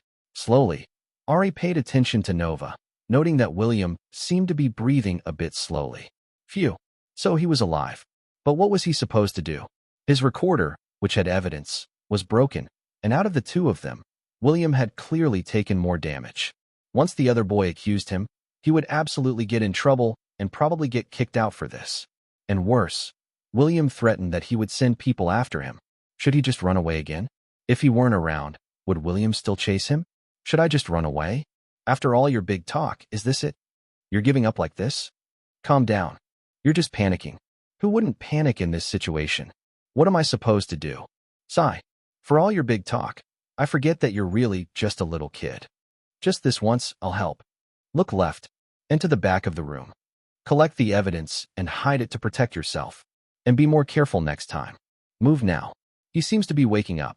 Following Nova's instructions, Ari's eyes began roaming around the room, and he spotted a slight reflection of a camera lens hidden in the wall panels. Almost in a daze, he grabbed the camera, removing the memory cards from both of them, put them back in their spots, and ran out of the room, leaving the groaning William behind. Chapter 169, Defense 4. As he dashed through the hallway, he ended up running into a figure and fell to the floor. Ari, are you okay? How was your talk? What happened to your head? It's bloody. Did you get into a fight? Did he hit you? Carlos asked in a surprisingly cold tone as he looked over Ari, who was sprawled on the ground with a bloody red forehead, as if he had been hit. I hit him back harder. Ari replied in a daze as he stared up at Carlos. What's wrong? Concussion? Your head is swollen, and you're sweaty.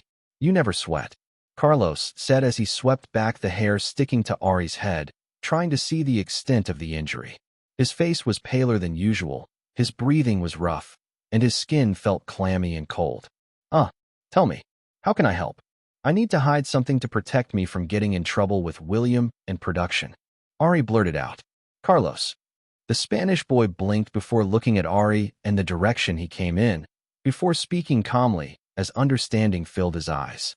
Okay, I'm leaving soon, so should I take it to my house or deliver it to someone for you? Can you deliver it to this address and tell them to keep it safe for me? Ari shoved the memory cards into Carlos' hands. His hands were still shaky and damp with sweat, no matter how much he wiped them on his pants. Okay, calm down for me, okay? Go and take a shower and ice your forehead. No, I'm fine. Please deliver it as soon as possible. Ari insisted as he stood up, planning on walking Carlos out even though his head was throbbing. Carlos looked him over once more before sighing. Okay, I'll leave now and come back right after I drop it off to let you know it's done. In return, go shower and wash your head. It's scary looking. Okay. Otherwise, I won't deliver it. Okay. Good. Ruffling his head once more, Ari followed Carlos to the exit, watching as he left before Ari went to shower, scrubbing his body thoroughly before going back to sit at the exit. His mind was trying to come up with different solutions depending on what William did. Although he had the memory cards, William could still accuse him of assault, and he could only hope that his innocence could be proved with it. As for his recorder, nothing was backed up, and all his previous recordings were smashed. Honestly, he had probably been a little too confident and stupid since things were going so well. Now he was on edge, waiting for William's reaction. Your royal CNS. Go away. I don't have the energy to be nice to anyone right now. Ari replied without looking up. Jamie stared at him silently before leaving and coming back with a pillow and an ice pack. He shoved the ice pack down Ari's jacket, watching him squirm and scream before throwing the pillow onto Ari's legs and lying down on top of it with no care for his weight. What are you doing? Waiting. For what? Whatever you're waiting for. Carlos told me you look rough. Jamie replied calmly before taking off his hat and covering his face, his long blonde hair splaying out everywhere. Wake me up. Yawn when things are settled. Jamie's mumbled voice was punctuated by a yawn before he went silent. Before Ari could even say anything in return, all he heard was the sound of Jamie snoring loudly on his lap. The urge to throw Jamie off and stick the ice pack down his shirt surged through Ari's mind, but eventually he just sighed and let him sleep while staring at the door as he held the ice pack to his forehead. He didn't know how much time had passed, but eventually the door creaked open and Carlos's figure appeared, carrying a food box in his hands. I'm back. I dropped it off and brought you some tacos. Carlos said with a gentle smile as he dropped a takeout box and a drink next to Ari. Thank you. You're really nice. I'm sorry I made you make such a round trip. Ari replied solemnly. Carlos blinked at him before smiling his usual gentle smile. Of course. We're a team. I'm glad I could help you in return for all you do for me as well. Go get some sleep. Okay. I'll see you in a couple of hours. Ari nodded silently, and after ruffling his hair again, Carlos left. Like a dog smelling food, Jamie began sniffing the air in his sleep before sitting up suddenly. What's that smell? Tacos. You can have half, Ari said, taking 2 tacos and passing the box over to Jamie, who devoured it in a few seconds before licking his lips in regret. As Ari slowly ate, he shamelessly took his drink as well, slurping down over half of it before speaking slowly, his southern drawl becoming more pronounced. You want to tell me what happened? Do you really want to know? If you want to tell me, do I have to beat somebody up for you? No. Pause. What makes you think I can't beat somebody up myself? Cough. Short wimp with no muscles cough. Jamie fake coughed into his hand before standing up and running away. Ari, _ So you've chosen death. Prepare to take an ice bath that will put the Ice Age to shame. As he began chasing after Jamie, who stopped to look back at him with an expression of worry that couldn't be hidden, Ari stopped for a moment, realizing that this was Jamie's way of cheering him up. Laughing and a little bit touched, Ari went to the ice machine and got half the usual amount he usually poured down Jamie's shirt. He was feeling kind tonight. And in another room, a blonde boy was going crazy. First of all, give me my phone. Okay. Anything else? That stupid boy with the girly-ass name. I want him gone. Immediately. You know I can't do that. At the firm denial, William looked at the assistant PD as if he were crazy. Chapter 170. You're Ariel? Get rid of him. It's currently out of my hands. Right now, eliminations are decided by public votes, which are counted and delivered by an external company. There's literally nothing I can do. Assistant PD David tried to calm the agitated William, who was holding an ice pack to his mottled. His face was swollen, and a large, dark bruise was forming around his nose and under his eyes, as if something had bashed his face at full strength. That bastard hit me. He almost broke my nose, and you're telling me there's nothing you can do? There's no proof of that. He took the memory cards, and unless you're sure there's nothing implicating you that was caught on video, there's nothing I can do right now. Unless you want to press charges? Of course not. Then I'm stuck. Assistant PD David insisted while rubbing his aching head. He still hadn't figured out a way to let William know that, for the next couple of episodes, his screen time was being reduced drastically because he couldn't stand out when compared to his other team members, and now there was this. He couldn't believe that William had gotten into a fight, and by the looks of it, he had lost and then gotten the evidence stolen from right under him. That green-eyed boy was clearly more trouble than he thought, and either had a death wish, or he didn't know who he was messing with. What's the point of preparing that room for me if the memory cards can be so easily snatched, huh? You're a useless money-grubbing pig who's not even worth the paycheck. William shouted through gritted teeth as he repeatedly kicked at Assistant PD David's legs, ignoring the fact that the man winced. He was furious that nothing was going his way, and it was all due to that stupid, smug know-it-all brat. Gritting his teeth, William grabbed his phone. Ring. Ring. Hey, it's me. Could you run a deep investigation on a contestant? His name is Ariel Matisse. He's on the show that I'm on right now, and seems to know a little too much. Yes, I'll wire the money over. Just start the process, find out who's behind him, get some people to follow him, and find out everything he's done since birth. Beep. Hanging up, William turned to the assistant PD and kicked his leg once more. And you, go search his things for that memory card or any other recording device. Just know that if you don't find it, you'll pay. By the time Ari made it back to his room, it was to see his things scattered all over the floor while his roommates were all fast asleep. It was easy enough to guess who would do such a thing, and clearly there was no point in reporting it to the assistant PD. With a resigned sigh, he picked everything up, washed up, and went to bed after locking the room door. And for some reason, he had a strange dream that he would wake up William choking him while sucking out his stats like some weird demon. Oh, I'm very excited to see the team performances. Aren't you? Jalissa clapped her hands happily as she took her seat next to the other judges. It was evaluation day, and she and the other trainers would see what the contestants had come up with for their performances and give them notes. I don't understand why you're excited. You've basically lived at the studio, implementing all their requested changes. You know what it will sound like. We don't get paid for overtime, you know. Larry Jackson spoke harshly. He almost felt bad for not doing as much work as Jalissa, but he would much rather enjoy his life than slave away for some contestants. Besides, she had rebuffed his advances and often opposed him, so there really wasn't any reason to be excessively kind to her anyway. Well, I don't mind, and we have quite a few up-and-coming, talented, all-rounder producers, and it's always good to nurture their talent. Who knows if you'll purchase a song for them in the future? Jalissa replied with a bright smile as she thought of the two standouts in the vocal class, one of whom had a phenomenal ear and could deconstruct a song into separate parts before creating and fitting the pieces back together into a new puzzle, and the other who was talented in taking an idea and creating something from nothing before fine-tuning it into a refined product. They were quite talented, and she was looking forward to hearing what kind of music they would make if they ever worked together. Not to mention, they were great singers too. Well, if you say so. It's not like I don't know which teams you're looking forward to. Larry Jackson grumbled, not in the mood to get into an argument, as they would have a lot of performance evaluations to get through. And which teams are those? Jalissa asked mischievously, her legs swinging as she played with the flower in her hair. Naturally, the team with Selena's favorite French contestant and the team with the cowboy. Who doesn't know that you like those two? Selena as well. You mean the two contestants that you seem to dislike? Selena shot back since she was dragged into it. I don't dislike James. I'm just hard on him because he can do so much more with his talent.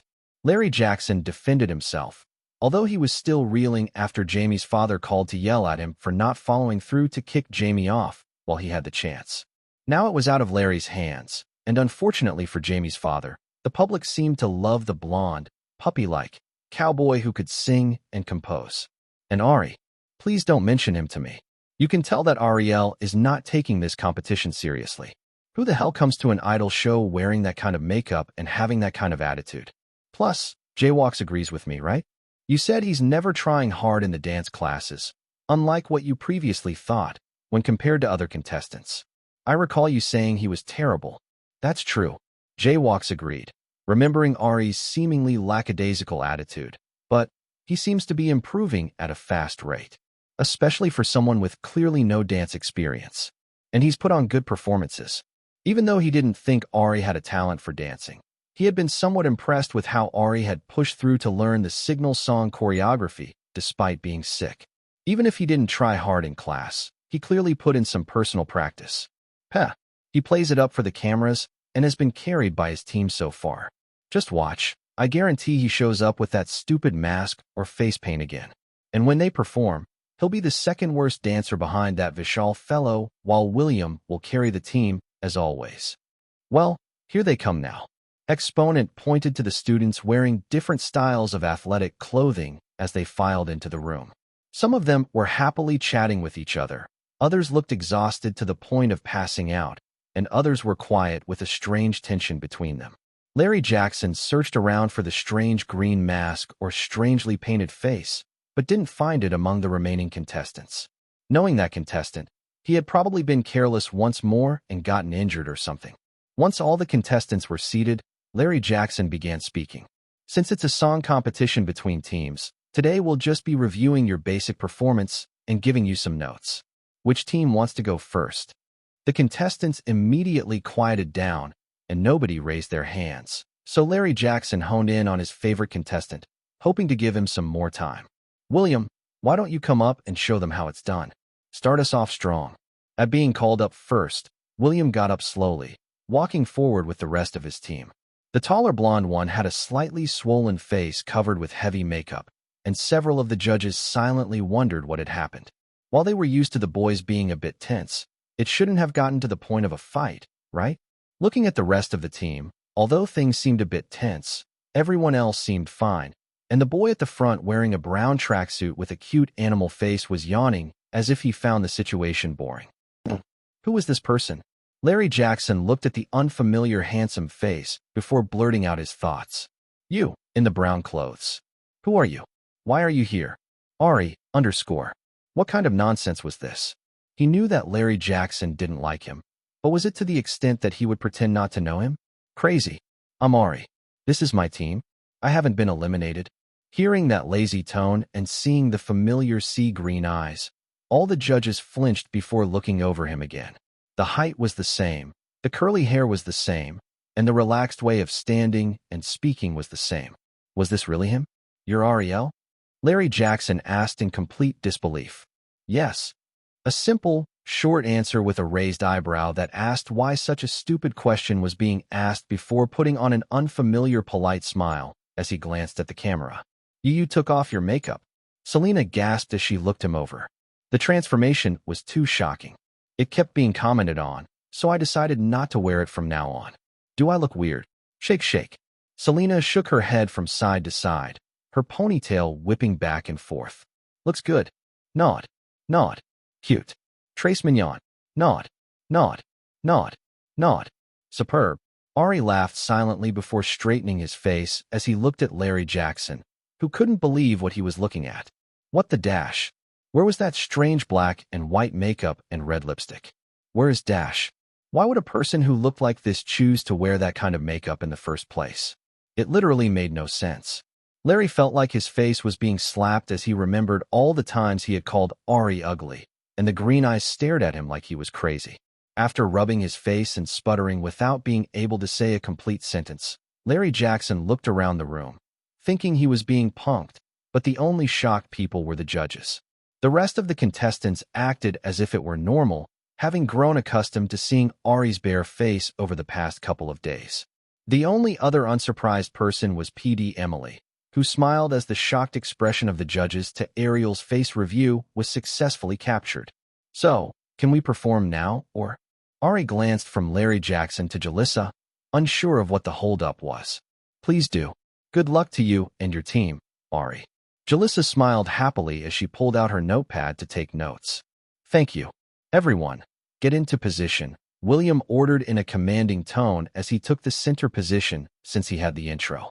All of the boys got down on one knee, their faces hidden as they stared at the ground while waiting for the music to start.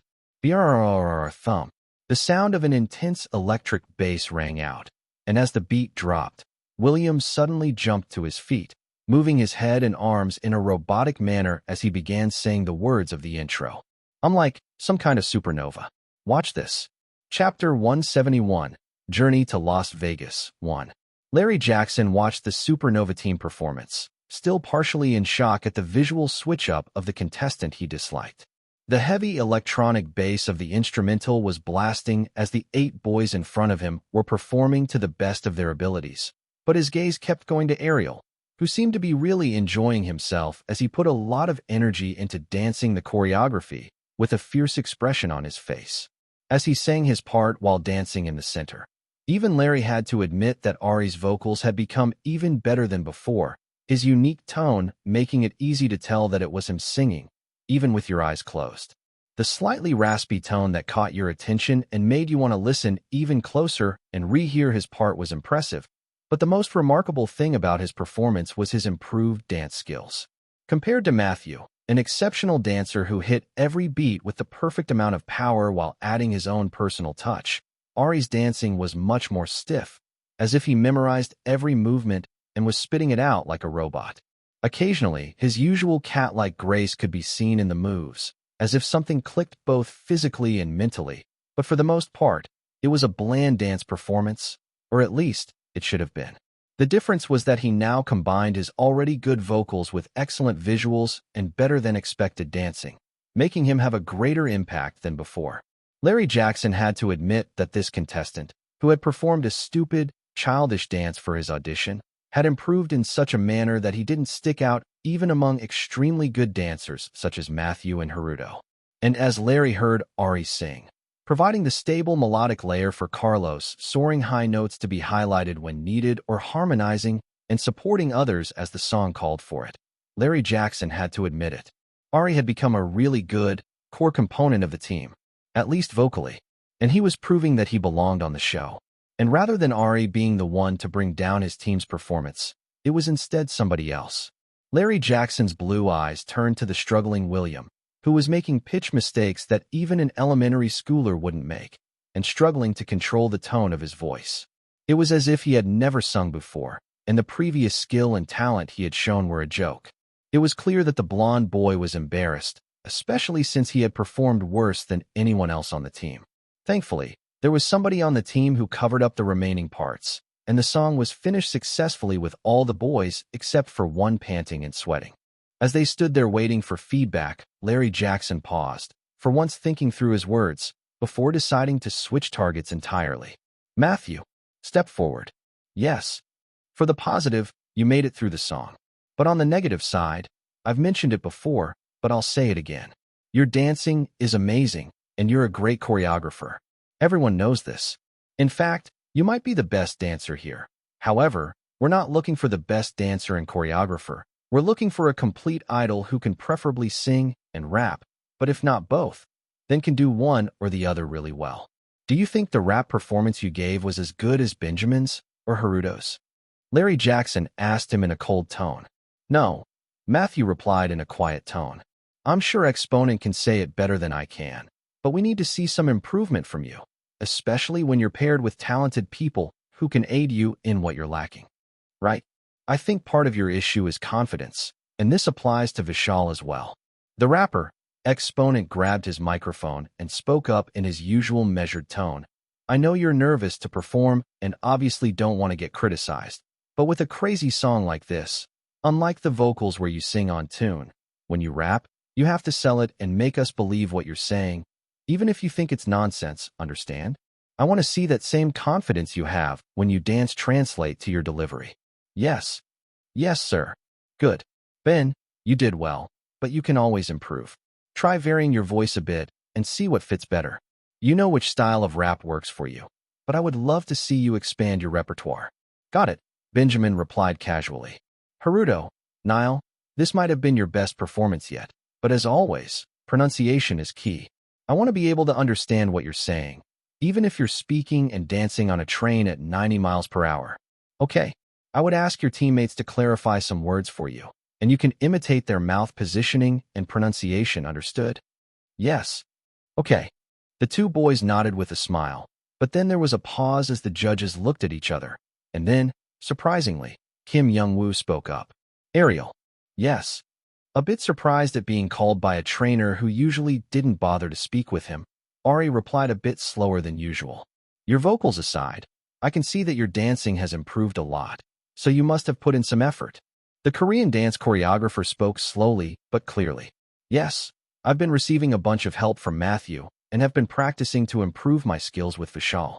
I can see the improvement, but part of being a good dancer is not only learning how to do the moves, but also integrating them with your own personal style, which is something you can improve on, especially with this type of performance. I recommend you work on trying to make the choreography your own rather than just spitting out the moves that Matthew choreographed. This applies to Vishal as well as to Carlos. Okay, thank you. Sure. Understood. At their polite responses, Kim Young-woo nodded before leaning back. I guess it's my turn. William. Jalissa's gentle voice sounded out, and the blonde boy's face darkened defensively. Yes. This is the worst performance you've given so far. You know that, right? What's going on with you? You've been on a downward trend for a while. Is there something that you're not telling us? Or that you need help with? Jalissa asked him in a gentle but pointed tone. I'm fine. I don't think you are, and this performance shows that you're not. Do you plan to go on stage like this? Jalissa replied bluntly. She might disagree with him sometimes, but William was still a student whom she nurtured and taught, and she wanted to see him succeed. His doing badly was a poor reflection not only on her, but on his team as well. As William stayed silent, his neck and ears flushing from embarrassment, Jalissa turned to Ari and Carlos, who were objectively the two best singers on the team and were also her direct students. Carlos, Ari, you're all a team, and I know that both of you are excellent singers who can help other people improve when they're having issues. Is there a reason why you let it get to this point? Jalissa subtly scolded them while trying to figure out what the issue was. Previously, it was Carlos on a slump, but now it seemed that the slump had transferred to William. No matter their personal feelings towards him, as teammates, they should be doing something to help, not watching William fail. Ari stared at Jalissa, but before he could say anything, Carlos spoke first. Sorry, we'll try to be better in the future so we don't disappoint you. Hearing the sincerity in Carlos's tone and seeing no signs of deception, Jalissa sighed before turning to William, who had his head bowed. And William, I understand that you're the leader, but it's okay to accept help from your teammates. Especially these two. You know how good their skills are, so you should utilize their help or come to the trainers. Understand. Fine. Sorry, what was that? Jalissa asked with a raised brow at the muttered comment. I said I'll fix it by performance day. One way or another. William said as he suddenly looked up, his fierce blue eyes meeting Ari's, who blinked before looking away. Good. Then that's all. Supernova Team Number 2. Please come forward. As the entire team went to sit back down, Ari was somehow sandwiched between Benjamin, Carlos, and Vishal, who seemed to be bent on keeping him and William far away from each other. With a peaceful heart, Ari watched the rest of the team's performances, clapping appropriately with a smile on his face while pretending he couldn't feel the burning eyes of a certain individual. After they were done, they naturally went back to the practice room to debrief. The team looked between William's swollen face with a lot of foundation on it, and the large band-aid on Ari's forehead hidden beneath his hair, as well as the cold glares at each other on both of their faces, before making sure they sat as far from each other as possible. Although the issue between them wasn't known, now wasn't the time for that. Shall we talk or shall we practice? Let's practice.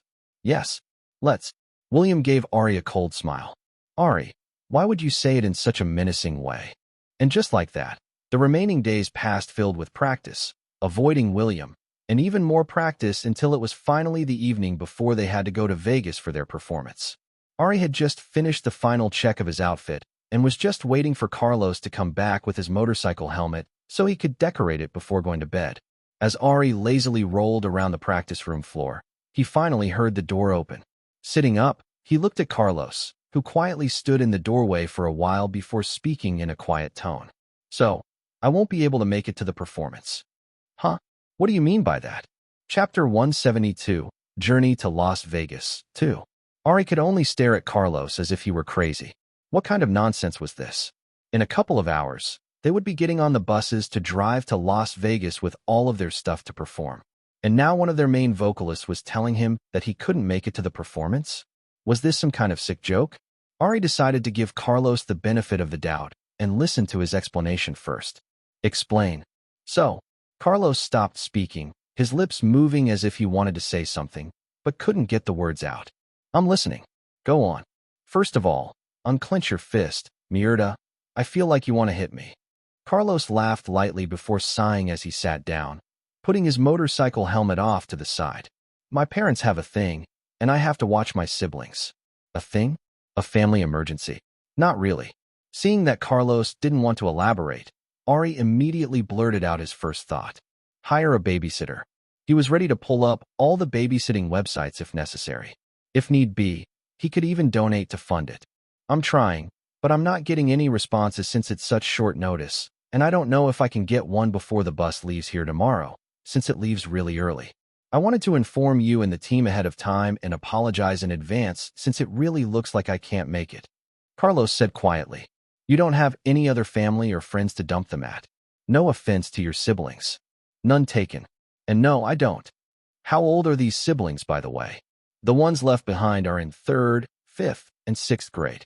So, they were 8, 10, and 11 years old. Wasn't that old enough to be left at home for like a day? Can't you just leave them at home until we or your parents get back?" "I'm assuming they're home now." "They're home, but they're sleeping, and my parents are still home for a couple more hours. They just let me come notify the production team, but I have to hurry back. Since we're not getting back until past midnight, and my parents won't be back for a couple of days, so no, I can't just leave them at home by themselves." "I don't mean to make you feel bad, but you're going to abandon us? It's literally a couple of hours before our performance. What the heck? Can't you just tell your parents not to leave? What if you don't go back at all? Won't they have no choice but to stay with your siblings?" Ari asked in as gentle a tone as he could manage. He personally couldn't understand why Carlos' parents were choosing now to do whatever it was that they were doing. "I'm sorry." Carlos bowed his head, but Ari just held his hand up to stop him. There was a lot that Ari wanted to say, but since he had always been an only child before being orphaned, it would probably come off as insensitive. And what he needed right now wasn't apologies or to blame Carlos, but solutions. If they couldn't find a babysitter in LA in time because Carlos would miss the bus driving them to Vegas, couldn't they just find a babysitter in Las Vegas?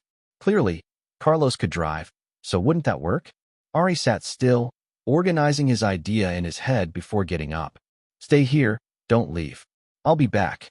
Ignoring Carlos' apologetic yet confused face, Ari ran through the halls until he got to Benjamin's room, quietly entering it and shaking the British boy awake from his bottom bunk bed. "Wagwan, you should be sleeping, yeah? Place burning down." Benjamin yawned sleepily as he sat up, exposing his shirtless body and wearing Superman pajama pants, along with a matching do-rag tied around his head. "It's basically burning. Our performance tomorrow is at stake."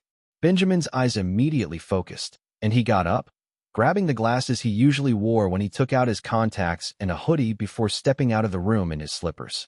"What's the issue, Carlos?" Ari replied simply as they walked to their practice room. "What? Family issues. Not making it to our performance." Surprisingly, Benjamin's guesses were on target. "Yeah, King Hellmate." Benjamin cursed before sighing. Once they got into the practice room, Benjamin sat down in front of Carlos with a simple expression. "What's the deal with your fam?" "I have to watch my little siblings." "Your parents? They have something that came up." "An emergency?" "No." "Okay, this is not a problem.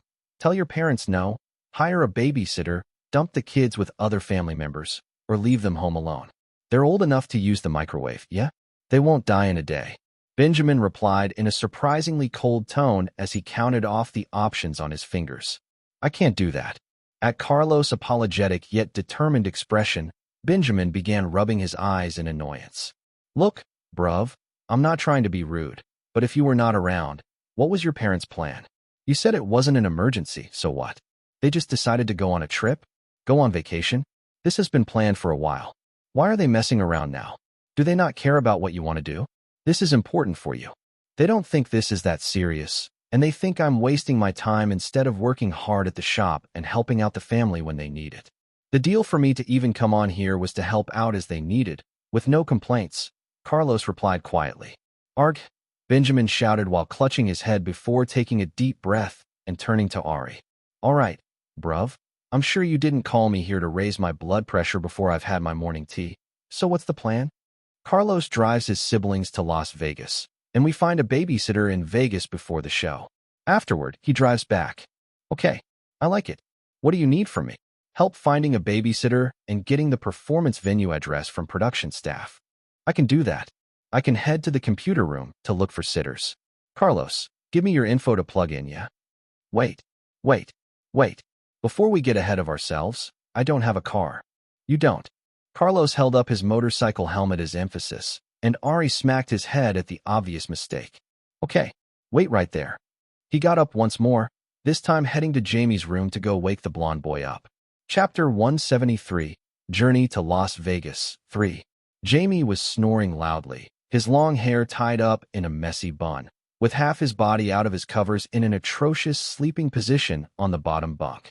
After shaking him repeatedly with no luck, Ari just pulled his sheets until he fell to the ground. Thud. Snorri, haha, what's happening? Earthquake.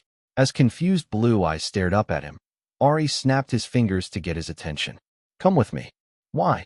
It's a surprise. Oh, okay. I hope it's a good one. Although he looked very confused, Jamie got up and sleepily followed Ari out. What's the surprise? Midnight breakfast party. No, our team is having issues. Ari replied dryly. Jamie. Ari, surprise. That's a terrible surprise. Why am I being called over? I'm not even on your team, even though I tried to be. As Jamie began sulking, Ari started the praise barrage. I need your help, and you're my only friend.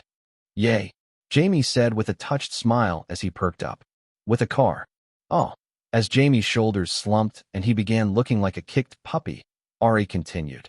But seriously, you're my closest friend here. Yay. That is willing to lend your very expensive car to me. Oh. So help me, by lending your car.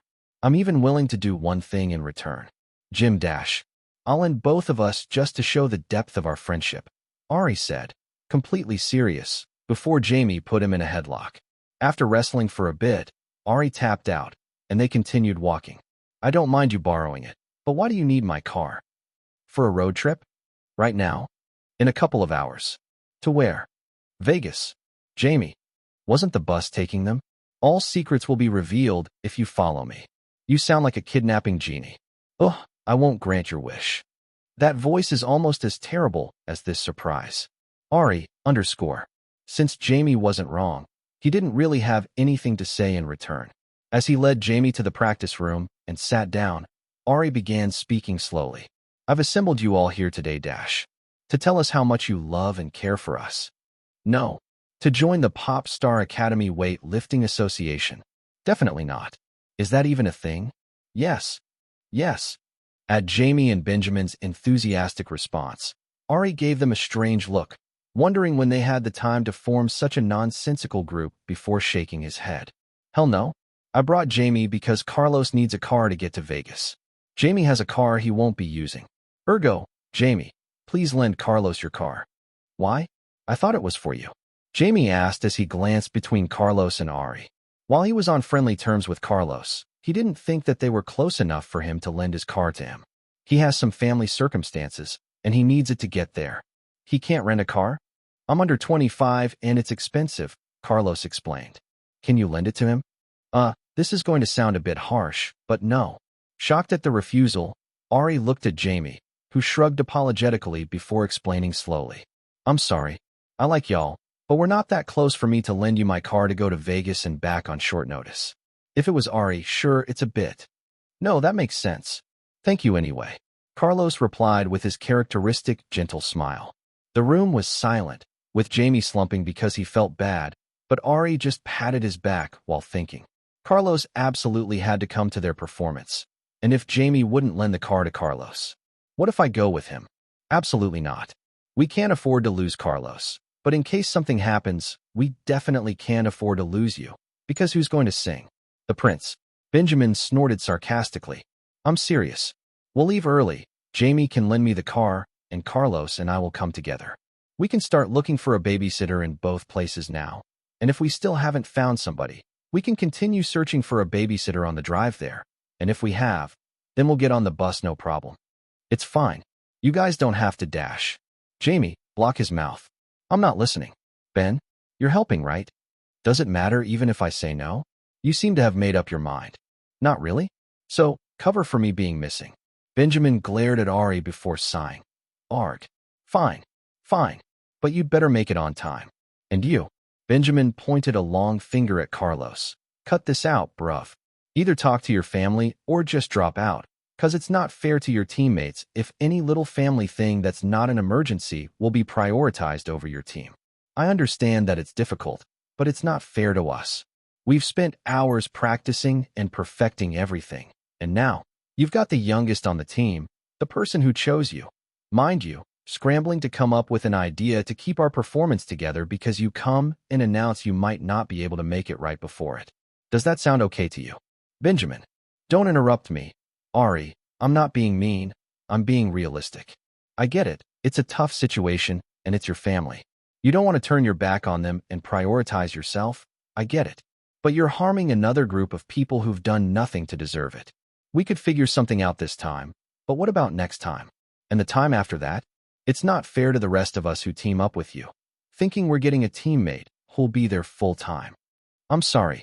Carlos simply bowed his head, and seeing it, Benjamin sighed before softening his tone. I'm not looking for an apology.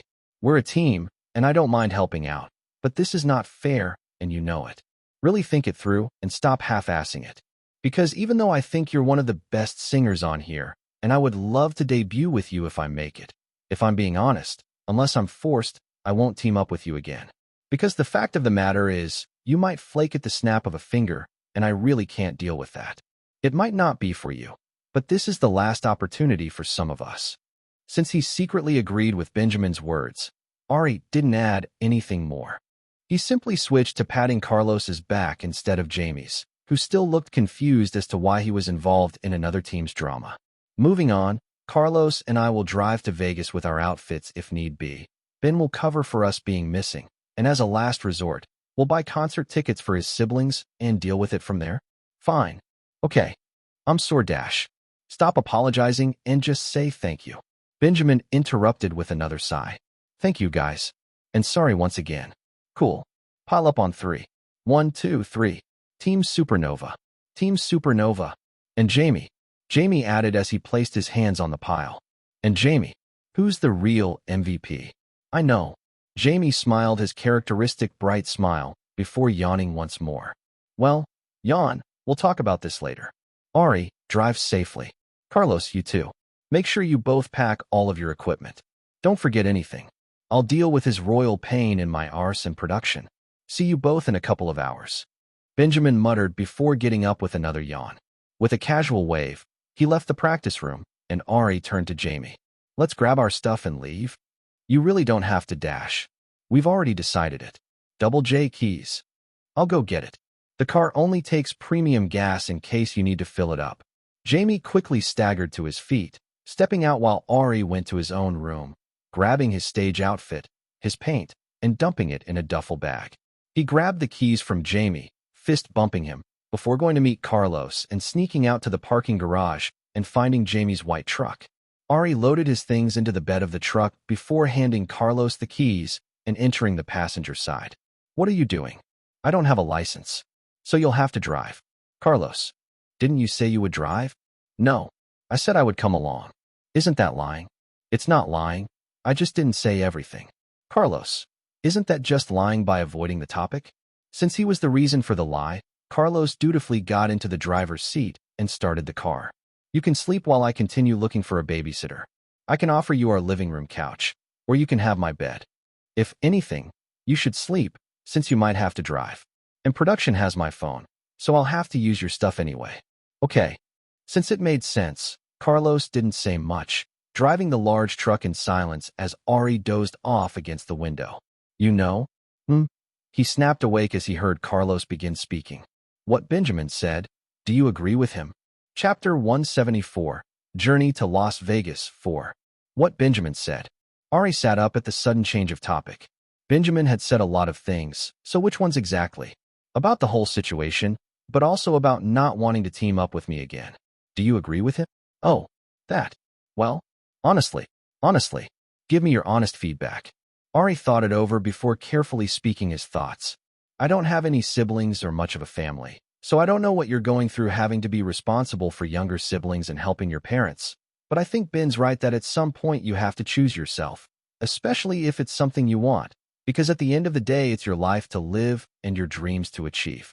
It's you who might be miserable 5, 10, or 20 years down the line, regretting everything and wishing you had spoken up and acted differently now. Even if there's a negative outcome, I think it's worth speaking up because you never know what might happen. You clearly wanted this opportunity, even if your parents were against it, and you have made it this far. I would hate to see you sabotage it like this. And teaming up? Be honest with me. Would you choose me to be on your team again? Teaming up with you again? Probably not. I want to do my very best to debut, and this seems like a difficult issue for you to deal with no easy resolution. I don't want you to drop out, and I don't mind helping out when I can, but the show is already hard enough without extra issues. So even though I would rather have you on my team, I would probably choose someone else if given the choice. Although the words were quite harsh, Ari quite liked Carlos and wanted to be honest with him, especially since the older boy asked for honesty. That's fair. Thank you for your honesty. Sorry if it was a bit harsh. No, it's fine. You're much gentler than Benjamin is, haha. And it's not like you're wrong. He's not wrong either. Understanding the situation is quite different from wanting to deal with it. I need to make up my mind. Mierda, I really need to. Carlos pounded the steering wheel before sighing. Do you actually want to debut? Ari asked Carlos curiously. I want to say yes. Want to? Or maybe the answer is yes. I don't know. Okay. Well, I still consider us friends. If you're having issues, tell me and I'll help. And if you need me to be mean to somebody, I can do that too. And if I need someone to keep William from touching me, I'll call you as well. Why do you treat him like he has some strange disease that transfers when he touches people? He has evil powers that can suck away people's talent. He can literally steal your voice, so don't touch him. Haha. I see that you take the movie you were named after very seriously. You have a very active imagination. Is that how you come up with good concepts? Ari, I'm being serious. You're laughing, and I'm being serious. Since it was clear that Carlos wanted to change the subject, Ari just let it slide, and they talked about nonsensical things until they got to Carlos' family's house. Since his parents were already gone, Ari spent his time until sunrise trying to find someone who could watch his younger siblings. And after watching Carlos chase after the three in the house, making them breakfast, helping them with their hair, and getting dressed, Ari was doubly happy that he didn't have a younger sibling. It seemed exhausting. As they were loading up into the car, a standoff happened before the four of them introduced themselves. I'm Antonio. I'm Luis. I'm Gabriela. Ari stared at the three short kids, who all looked a bit like Carlos, before introducing himself. I'm Ariel. That's a weird name. No, it's not. It's a girl's name. It's not. Are you secretly a girl? No. Your clothes are weird. Your brother is wearing the same thing, so I guess his is weird too. Your accent is weird. So is yours. Ari retorted calmly, unashamed about arguing with little kids. Carlos, he's being mean to us. Don't you feel ashamed arguing with children? Carlos says an ugly personality leads to an ugly face. If you continue like this, your pretty face will disappear. It happened to one of our aunts. Ari, why was he suddenly being cursed into being ugly? Boy, be nice. Sorry for my siblings. They can be a bit rowdy. Carlos quickly smacked all three of them on the back of the head before shoving them into the car. I can see that. It's fine. Ari just entered the passenger seat and continued using Carlos' phone to message different babysitters in Vegas, hoping to find one quickly while occasionally arguing with Carlos' youngest siblings. The drive to Las Vegas was boring apart from the traffic and having to stop often at gas stations so that Carlos' siblings could use the bathroom. As the performance time drew closer, Ari began to feel a bit anxious, as the drive took longer than expected, and communication with several babysitters suddenly stopped right when they were about to finalize things. As they approached the venue and began searching for parking, they finally found a babysitter with good reviews at a price point Carlos was willing to pay, who could meet them at the performance location. Parking, we're going to be late. The babysitter said that they're there. Okay, I'll drop you all off first and meet up with you inside, okay? Gabriella, you have cash and my card. Luis, Antonio, please behave and listen to her. Okay, fine, okay. Mucha suerte, Carlosito. Besitos. Gabriella pressed a kiss to Carlos's cheek before all three of them, and Ari hopped out of the car. As Ari stood there with the motorcycle helmet on, Gabriella stared at him in disgust before grabbing her siblings' hands and pulling them away from the curb as they began to get rowdy and cars zoomed by. You don't really like kids or interact with them much, do you? Zero interaction and not really, Ari replied, regretting wearing his full costume as he began sweating profusely from the heat the black clothing was absorbing. You're supposed to lie when somebody asks you that. Oh, then I love kids. They're great. Woo, you're a terrible liar, and that sounds creepy. Ari, _ So, do you want me to lie or not? Gabriella was silent for a moment before looking up at Ari while biting her bottom lip. Ari, what? Do you think we're a burden to Carlos? Our parents never let him do anything because of us. What kind of question was this out of the blue? When did I become your family therapist? Why are you asking me that? Because you argue with kids, so I know you'll tell me the truth since you don't care about protecting my feelings. At Gabriella's blunt words, Ari just stayed silent. It wasn't like she was wrong. And he might be tactless at times, but even he knew not to answer that loaded question. I think you should talk to your brother about it instead of asking a stranger. You're not a stranger. You've been to our house, Luis added, and eaten our food. You didn't even bring a gift. What a rude guest. Visiting and eating with no gift. Antonio, who was the youngest and the cheekiest, added while glaring at Ari, who flicked his forehead. Wow, look, the person who's going to babysit you babies is here. Ari pointed to an older woman wearing a floral dress and sun hat who matched the photo on the babysitting finder website. She was coming out of the building he was supposed to be heading into, which was surprising. Maybe she had been waiting inside to escape the heat. Don't call me a baby. I'm not a baby, Antonio complained, and Ari messed up his curly hair, laughing as he continued to complain. Sure. Hello, Susan. I think you're looking for us. Susan stared at him before grabbing her phone out of her purse. Are you kidnapping these kids? How do you know my name? Take off your helmet, or I'm calling the cops. Ari quickly took the motorcycle helmet off, while holding out the phone that had the exchanged messages and the correct profile. We've been communicating by text and scheduled you as the babysitter. These are the 3 kids to watch. This is the emergency number to call. They have money for food, and there's a small chance we pick them up earlier than usual. Although the woman looked at him with suspicion as she triple-checked Carlos's phone and her own phone, Ari really didn't have time to waste with her. Gabby, you good? I got it under control. Just go already, or you'll be late. After a moment's hesitation, she whispered, Mucha suerte. Gracias. Call your brother if there's any issue. I'll hand his phone back as soon as I see him. Okay. Oh my gosh, Ari. Ariel Matisse. Is that you? As a loud voice screamed his full government name, and a few people turned to look, Ari glanced to the side, spotting several young girls he didn't recognize holding their phones and recording. Oh my gosh, it's him. The post was right. Are you famous? They're calling your name. Susan asked as she stared at the shrieking girls who were still recording while getting closer before looking back at Ari's face. Although it was a bit sweaty and turning red, she had to admit that it was quite a pretty face. Maybe he was one of those handsome young men that she had been watching performing on stage. He was certainly dressed for the part. I am not famous at all. I actually don't know how they know my full name. It shouldn't have been released to the public.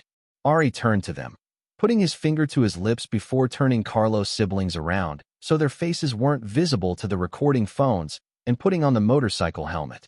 Gabby, Luis, Ant-Man, I'm leaving now. See you later.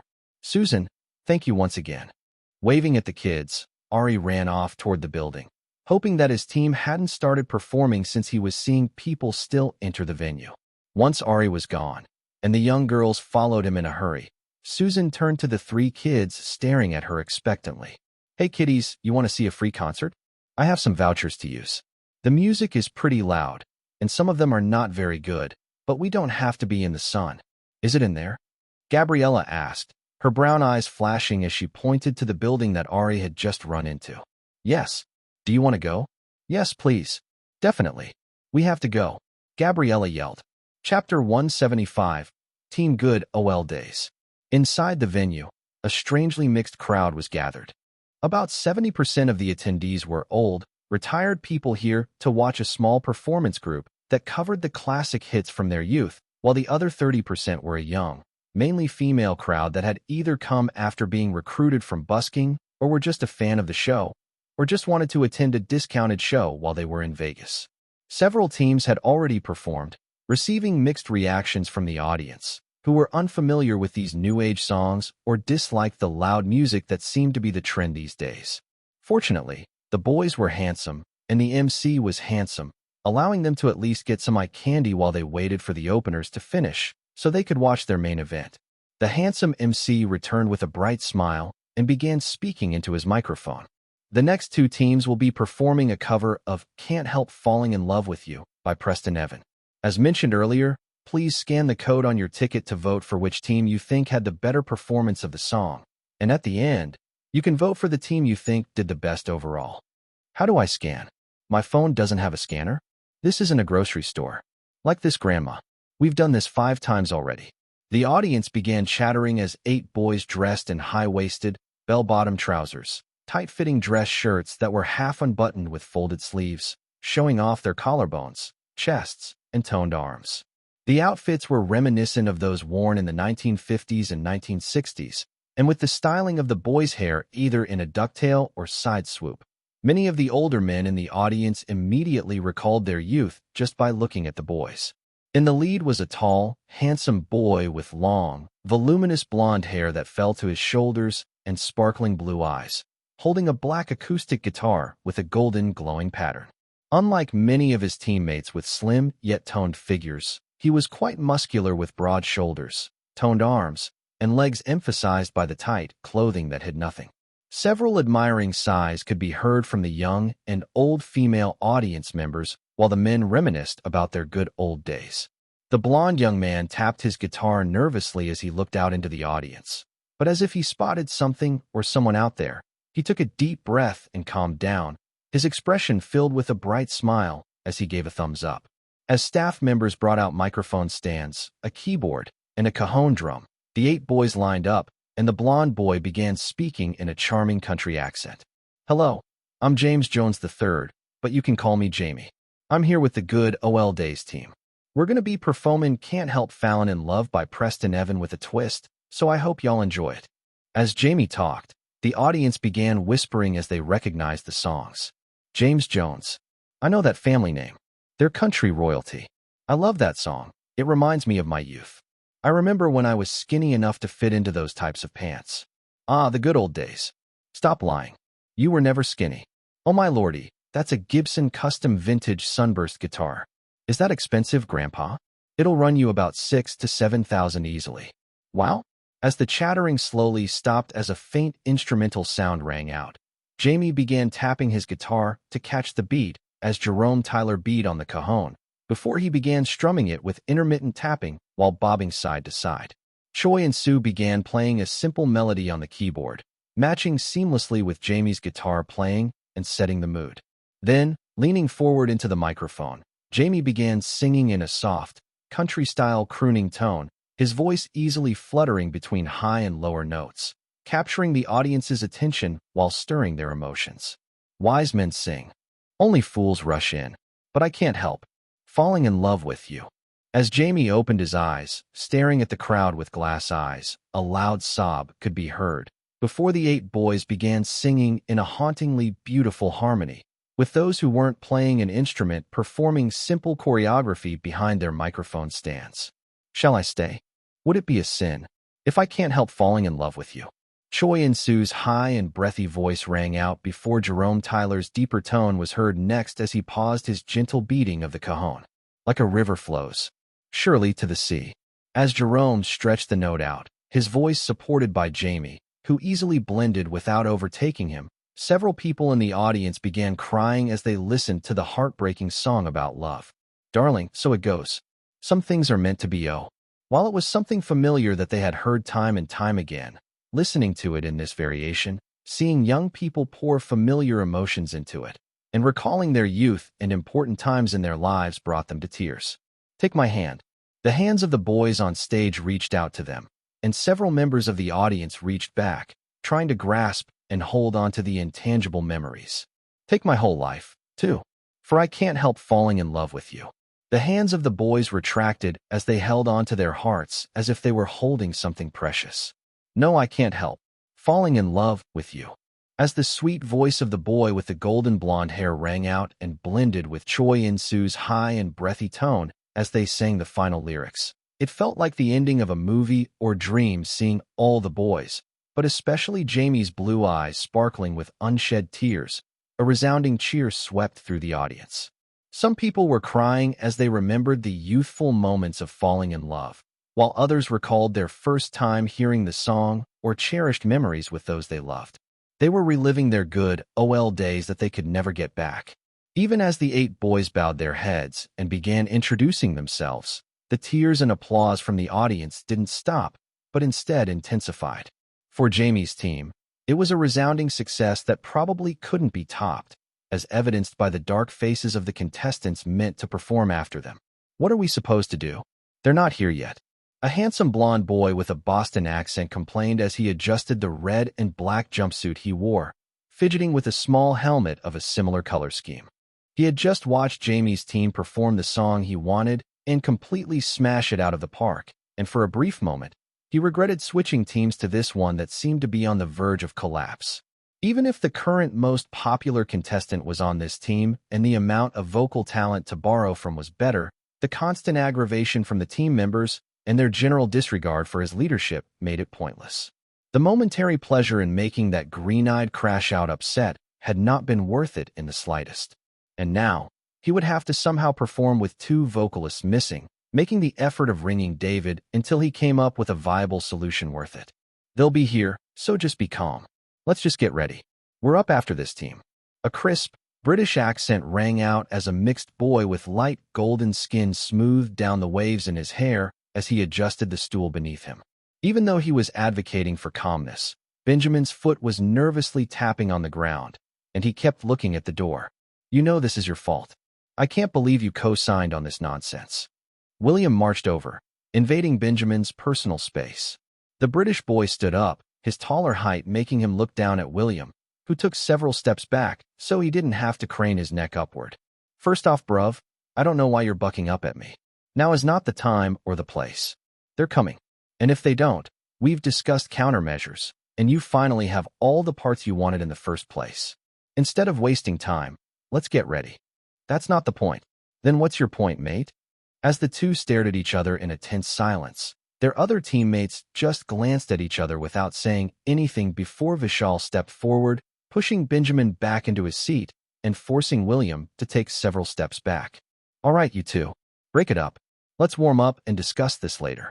Don't tell me what to do. I'm the leader here. William threw Vishal's hand away in disgust, and the Indian boy backed up with his hands in the air. Okay, you got it. Just chill out. I am chill. Are you though? Everyone in the team was thinking it, but nobody said a single thing, just stared at each other in tense silence. Bang! The door was slammed open, and as everyone turned to see why, sorry I'm late. Carlos panted as he sprinted into the room, sweat dripping down his face as he bent over, gasping for air. Once they saw one of the main vocalists of the group arrive, sighs of relief could be heard, and William's expression got even worse as he realized that nobody in the team had faith in his ability to sing the parts. Good. You're here. Where's Ari? Benjamin skipped straight to the point, having no time to waste on small talk. Blame could be assigned later. For now, they needed to find their missing teammate. He's not here already? He came ahead of me. Carlos explained while gasping for air. No, he's not here yet. Really? Give me a second. Carlos quickly texted a number on his cell phone, and the response came back immediately. My little sister says he already entered the building. Maybe he's coming through a different entrance. He needs to hurry up. Let me go ask a staff member. Before Benjamin could move. Team Supernova 2. Time to get ready. You're on stage in 10 minutes. One of the stage staff poked her head through the doorway, gesturing for the contestants to follow her. Ari, you better get here on time or else. Benjamin muttered before cracking his neck and following behind everyone else. Chapter 176. Team Supernova 1. When's Carlos performing? Antonio asked while standing on the seat and staring at the stage. I don't know, Gabriella replied while staring at the stage as the team that had just performed. Even though she didn't like country music, she had to admit that it had been a really good performance, and the boy who was playing the guitar really caught her eye. It made her look forward even more to seeing her brother perform. She knew that he had a good voice from the few times she had heard him sing random things at home or hymns in church, but she had never seen him perform on stage. The few times that he had tried to get their family to come to a performance had been canceled by their parents for one reason or another. Has Carlos already performed? How would I know that, Luis? I got here at the same time you did. Besides, we saw his outfit in the car. Does anyone on stage have that outfit? You don't have to be so rude. Luis muttered with a bored expression. And you can always use your brain, estupido. What song are they performing? I can't see. Can I have a snack? As her irritation grew from having to answer stupid questions from her little brothers, Gabriella began questioning how Carlos somehow managed to be gentle with a smile on his face all the time when they were home. Because she wanted to throw them into the trash can, and she wasn't even in charge. Thankfully, the babysitter who had been hired passed over a bag of chips and a juice pack to Antonio, and then handed over the concert itinerary pamphlet, written in big letters, to Luis, and they both quieted down as the next three team performed. Although she knew the song, the team performance wasn't as good as the first one that she had seen, and there was still no sight of Carlos or, reluctantly, Ari. It seemed that the audience felt the same way because some of the high school and college-aged looking girls near her looked disappointed while saying he's still not here. And when are they going to bring him out? As the team on stage cleared out, the MC, whom she recognized from hosting a cooking show for terrible cooks, came back on stage. Did you all enjoy the last performance? Yay? It was okay? Mixed reactions came from the crowd, and the MC simply laughed it off before continuing. This is the final team before we let you get to the regularly scheduled programming. The next two teams will be performing Supernova by the Avatars. You all know the drill by now, so let me get out of the way and let the teams perform. The team going first will be the Supernova astronauts. Good luck. As the MC left with a wink, 8 boys wearing white jumpsuits with multicolored patches and clear astronaut-like helmets walked onto the stage.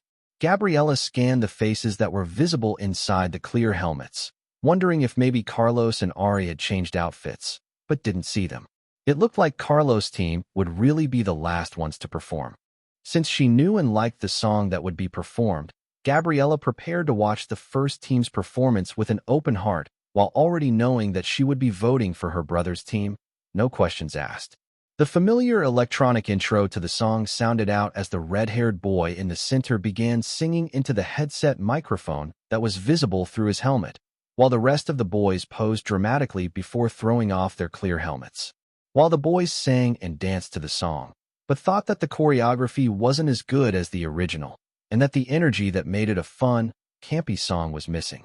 Rather, it felt like the boys thought it was cringy and didn't perform to their full energy, and as the old people in the audience began complaining loudly about not getting the music, it felt like their performance got worse and worse. Once they were done performing and introducing themselves with the help of the MC, Ryan Leary, he dismissed them and made the final announcement. And for the final performance by the Pop Star Academy contestants, this is the Supernova team performing Supernova. After the MC left the stage, 7 people wearing black jumpsuits and helmets with different colored circuitry lines on each suit walked onto the stage and posed with the person in the black and red jumpsuit at the center. The black suits were sleek and hugged every contour of their body, making them look like superheroes or car racers, and several people whistled in appreciation. It was the team Carlos belonged to, and despite none of the faces on stage being visible, she and her siblings instantly recognized him not only by his build, but also by the black and green jumpsuit and helmet that he was wearing. As the younger women in the audience who were familiar with the show began chatting while trying to guess who was who by their height and build, Gabriella felt her arm grabbed by the person standing beside her. "Gabby, look. It's Carlos." Antonio pointed excitedly at the stage while hopping up and down. "I know. I see him. Let me go." Gabriella ripped her hand away from Antonio's sticky fingers while keeping her eyes on Carlos. Even though she couldn't see his face, she thought he seemed a bit nervous as he kept looking around. In fact, the whole team seemed nervous as their heads kept swiveling as if they were looking for something or someone. With all the outfits lined up like that, I guess it does look pretty cool, Luis reluctantly admitted while admiring the boys standing on stage. With the stage lights directly beaming on them, the colored lines on the jumpsuits seemed to glow, making them look quite cool like video game characters. But where's Ari? Oh yeah, where is he? No matter how the three of them looked, they couldn't spot a person with an all-black jumpsuit until Gabriella spotted a familiar black motorcycle helmet with red Joker-like lips and a white star drawn over the visor talking to a person wearing a staff shirt at the edge of the high stage while gesturing with a hot pink toy gun before the staff member ran out in a hurry. What is he doing over there? He needs to hurry up and get on the stage right now, Gabriella muttered. It didn't make sense for Carlos to be on stage when Ari had run in first. What the heck had he been doing? Playing around? Or had he been delayed because he was dropping them off? As a feeling of guilt filled her, the familiar, intense electric bass sound of the song began ringing through the speakers as the boys on stage got into position. Ari seemed to be jumping and yelling something while trying to get the attention of the people on stage, and finally the boy in the black and yellow seemed to look down and spot him, elbowing the rest of the people around him to look over at the right spot before getting into his position to the right of the boy in red in their triangle formation. All at once, the atmosphere seemed to relax, and everybody on stage seemed calmer. So, as the final line of the intro sounded out, the performance began. Chapter 177, Team Supernova 2. The person in the black and red jumpsuit posing in the center raised his hand as a signal before a cool, deep voice sounded out for the intro. "I'm like some kind of supernova, watch out." As the electro bass of the music filled the area, the boy in the middle switched poses as the other contestants made their hands like arrows to point at him. "Look at me go." So, the boy in the red and black jumpsuit pretended to drive a car as the other 6 boys lined up behind him in one clean motion. As the stage light reflected off his suit, the red lines seemed to glow with an almost evil red light. "Hotter than y'all." The cool, deep voice sounded once more as the people previously hidden behind the boy in the red and black jumpsuit jumped out and fanned their hands like flames as he fanned himself. So, like the sun's core. So hot, hot. Hot, hot, hot, hot.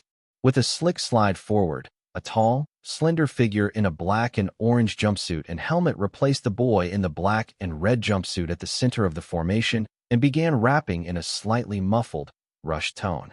"You can't cool down. I cause sparks to fly around me. I bring the heat. You can't stop me. I'm all you see." The boy in orange performed a fast-paced spin, causing the orange lines on his jumpsuit to blur together and glow like fire before he stopped, and the entire group interlocked their hands and looked to the left and right in quick unison. Drop. All the boys dropped to the floor in unison, with the boy in the orange and black jumpsuit sliding backwards with his arms while the boy in the yellow and black suit jumped forward and began rapping in a crisp British accent that came off slightly muffled as well. Still, each word was enunciated playfully, as if he were joking around with the listener. "When I come, you all stare ah-oh-I. I'm a star, can't compare ah-oh-I." Despite his tall, leanly muscled frame, the owner playfully bounced around while dancing, clearly feeling himself. That tick bomb. Moving in slow motion, the boy in yellow raised his fist while pretending to punch to the side, causing the boys on his left to pretend to fly away. That tick bomb. Switching arms, the same ticking punch was repeated toward his right, causing the same reaction as the contestants pretended to fly back. He then pointed upwards before making a crown with his hands and placing it on his head, the light hitting the yellow lines on his fingers, making it shine like gold. "Even if my reign is short, I'm on top, yep. I'm brighter than your sun. Supernova." Then, after pointing to the audience, he crossed his arms and stood in a cocky manner as all the contestants copied the same pose before he shifted to the side for the contestant with the red coloring on his jumpsuit to replace him in the center and began singing the chorus in a clear, unobstructed voice. Nova. Can't stop. Hyperstellar. Brighter than any other. Bring the light of a dying star. Gonna blind all the haters now, so watch out. Supernova. Zipip. Zoom. As the 7 boys danced to the chorus, they moved until they were arranged in rainbow order from red to violet. The electronic zooming sound rang out before an oof was heard, and then somebody began singing. Bo dy bang bang bang bang bang bang bang. As the voice sounded out, the 7 boys on stage wearing helmets began falling like dominoes as a bright pink dart suddenly appeared at the center of their helmets. What the dash? Gasp. Shocked, the audience looked to the side to see a boy wearing an all-black jumpsuit that clung to his lean body, jumping onto the almost 6-foot-tall stage in one graceful movement, with a hot pink toy gun in one hand and a handheld microphone in the other. Unlike the other boys with sleek helmets that matched their jumpsuits, he had an oversized black motorcycle helmet with a white star drawn on one side of the visor and red Joker-like lips drawn into a smile where his mouth would be. To be honest, he looked like the villain who just took out a bunch of heroes. Gotta take them out. With the hand holding the microphone gripping the bottom of the helmet and lifting it slightly so that a pale, pointy chin with red lips was exposed. A slightly raspy yet alluring voice rang out while the owner stalked to the center of the collapsed boys, casually spinning a bright pink toy gun on one finger and pretending to blow out the smoke, before carelessly flicking it off to the side in a slick motion. Why is he aura farming right now? Luis commented while Antonio nodded enthusiastically before adding, plus 1,000 aura. Shut up, Antonio. Gabriella hissed, unable to look away from the stage. Without any doubt, that was clearly Ari, and she had to admit that Antonio was right. He looked super cool right now. Gabriella continued watching, her eyes unable to leave Ari as he used the same pointer finger that had been spinning the toy gun around to point at the crowd in a sweeping motion as if he were speaking to them. Right now, they probably feel they're so special. My light had dimmed, so they really thought they had hope. The boys who had been playing dead on the ground threw aside the darts on their helmets and began to rise with each flick of Ari's hand. Each boy continued to dance around him as he sang, giving off the appearance of fireworks in the night sky with him as the central focal point.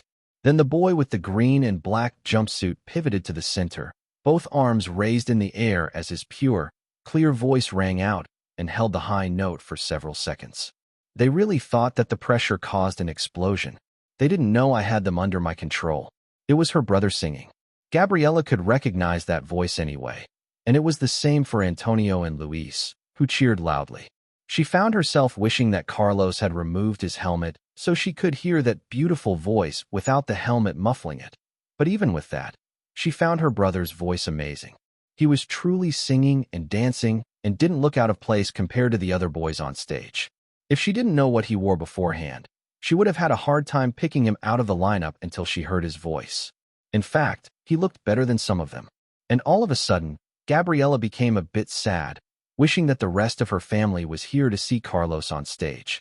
Resolving herself to at least take a good video so that she could show them how well her brother was doing, she gripped her phone with 2 hands to hold it steady and focused on the stage that was still happening. Chapter 178, Team Supernova 3. The boy in the red and black jumpsuit took the center once again, singing the chorus with such clarity that it was hard to believe he was singing live while performing those intense dance moves. Nova. Can't stop. Hyperstellar. Brighter than any other. Bring the light of a dying star. Gonna blind all the haters now, so watch out. Supernova.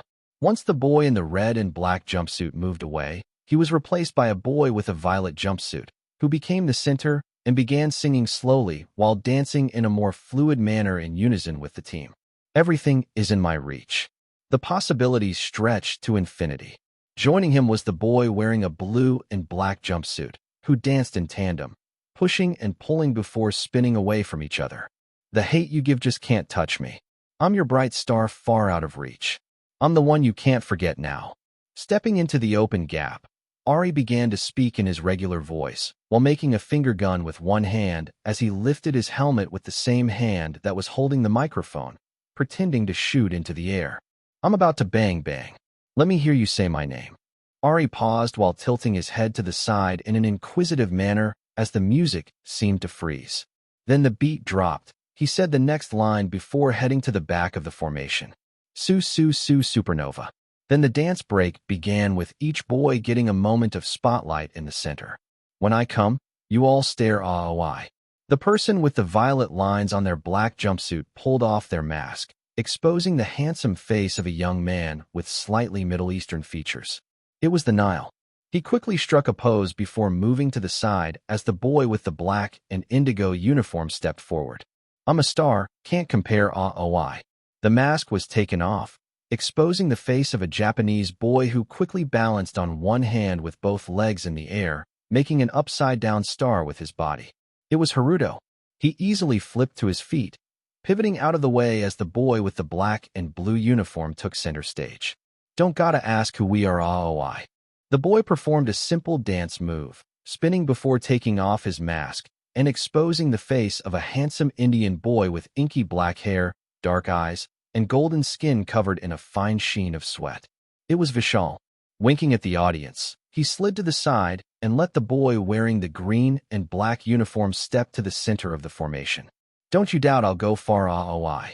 With a perfect body roll and shoulder shimmy, the green and black mask was taken off, exposing a handsome Spanish boy whose sharp appearance contrasted greatly with his angelic voice. Smiling gently, his chocolatey brown eyes curved happily as he heard familiar voices screaming his name. Carlos shifted aside, allowing the person in the black and yellow jumpsuit to enter the center. I'm the one at the top AOI.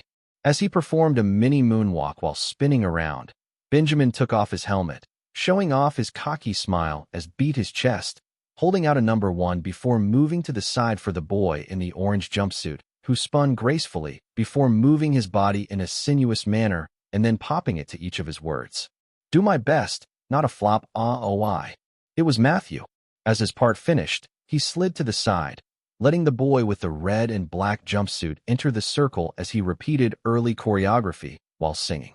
Tell the rest I'm the best AOI. Then he slid to the side, allowing Ari to take the center.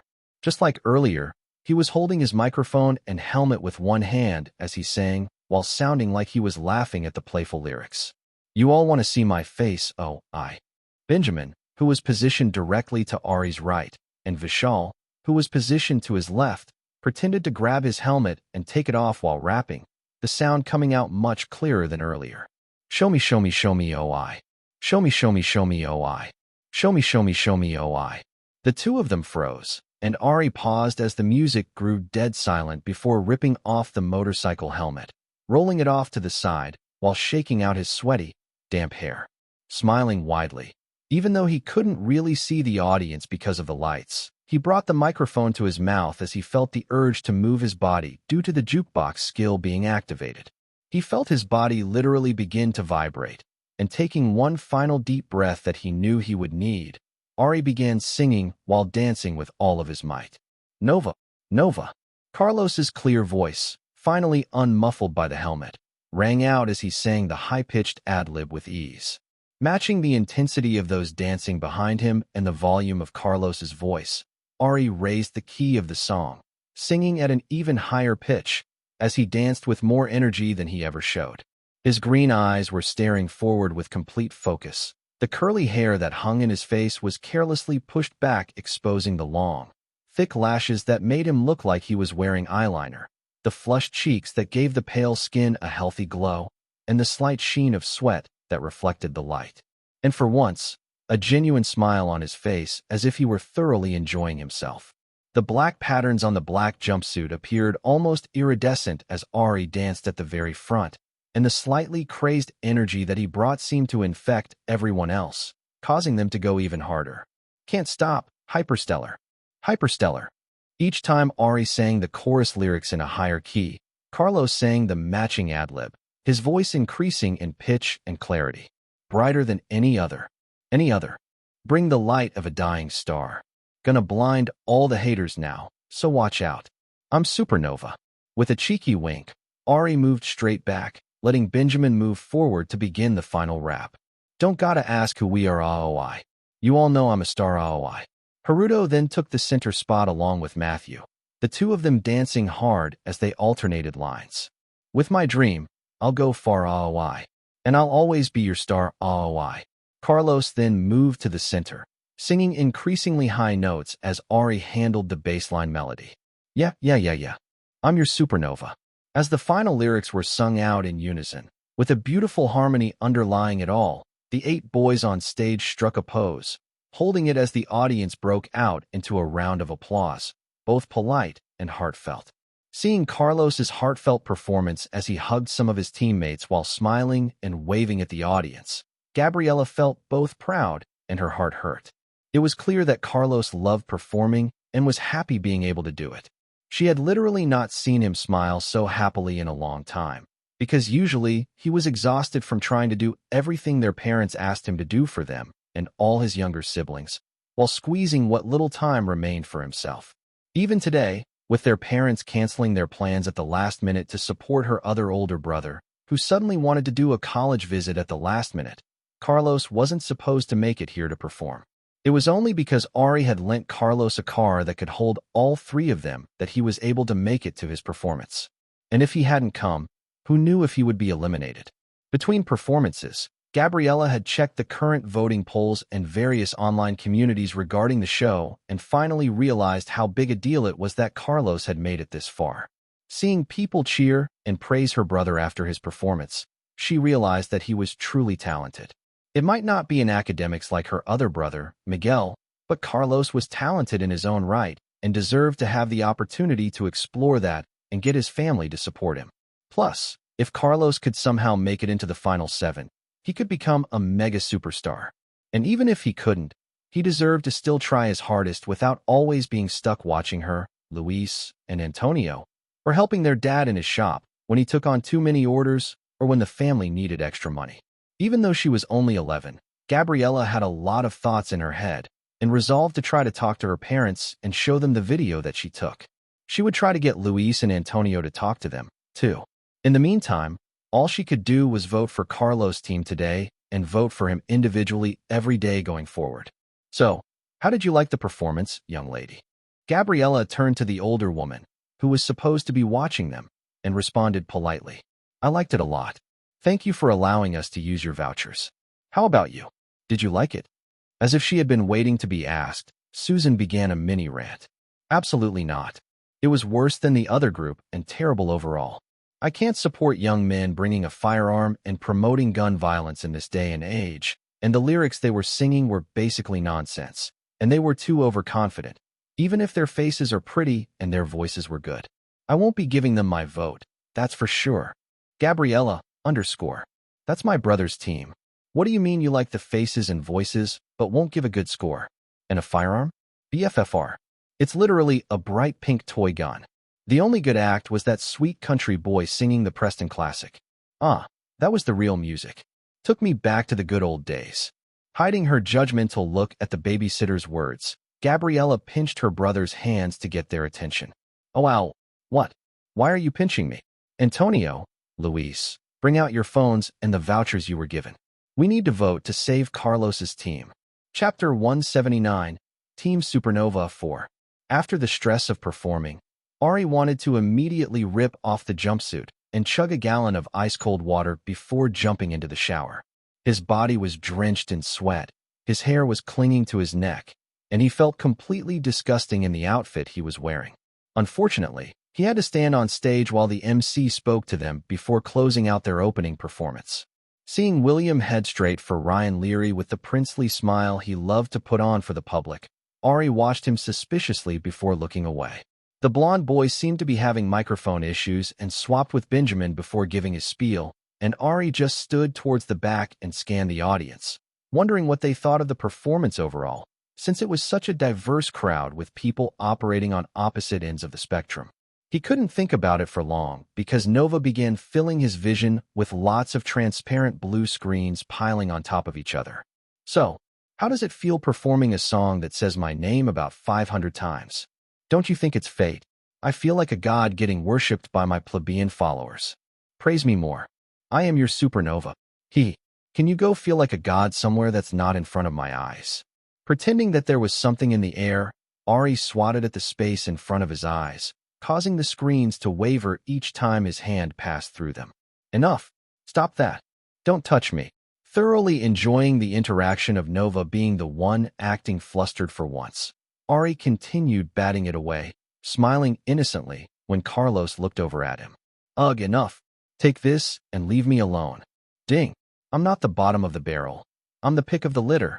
Improve your Pop Star Academy rank to be within the top 50 complete. Reward, 1 stat point. Oh, this was nice. It seemed that the face reveal was well received. Or perhaps the audience liked the performance and posted it online. Either way, the extra stat point was very welcome. Shall I add it to your visual stat? Yep. It was finally time to make his visual stat a proper A rank. Did you say something?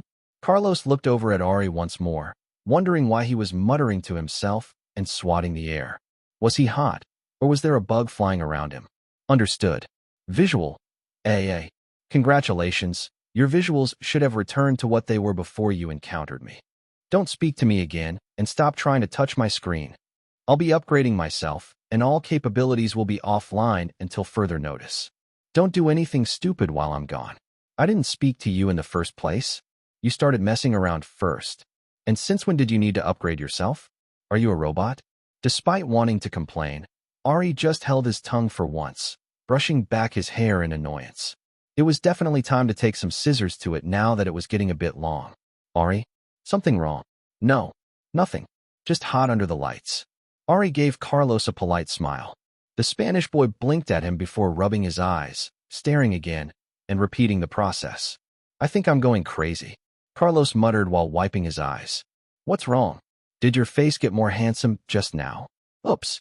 No, you're seeing things because your eyes are tired from driving. You're probably right. That's probably it. Yeah, huh. Although he felt a little bad for lying, literally and figuratively, Ari wiped the sweat off his forehead, thankful that Carlos didn't investigate too much. And he was doubly glad that Nova wasn't here to see it and nag him. He really needed to be more careful when messing around with his stats around other people. And as I mentioned earlier, these are my teammates: Matthew, Benjamin, Haruta, Niall, Vishal, Carlos, and Ariel. William's voice sounded out, and when Ari's name was called, he waved politely at the audience, who cheered a bit before trying to zone out again. But the MC wasn't having it. Contestant Ariel, would you like to say a few words after that fun performance? You had a late entrance, but you definitely made a big impact and might have stolen the show. Ryan Leary walked over, throwing his arms around Ari's shoulder. Hiding his reluctance, Ari held his microphone up to his mouth with a small smile. Hello. Yes, I'm contestant Ariel, Ari for short. Please vote for me individually and also vote for the Supernova team to win. Thank you. He immediately put his microphone down, but it seemed that Ryan Leary wasn't done with him. Haha. Short and sweet like always. Now, before we move on, I see that you look quite a bit different today. You're not wearing your usual makeup, and you look quite handsome. Not that you didn't look good before. But this? Wow. I'm quite jealous of this face of yours. Could you tell us what prompted the change and why you decided to reveal your face now?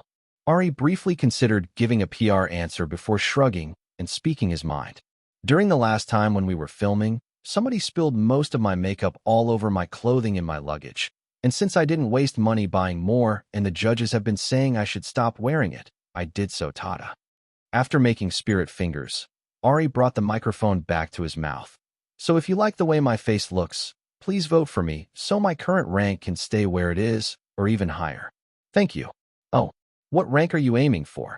Anything above rank 50 is fine with me. Huh, that is an oddly specific number. Yes, it is. Ryan Leary. Ari. The two of them looked at each other, but seeing that Ari truly didn't plan on saying anything else, the MC began wrapping up the conversation.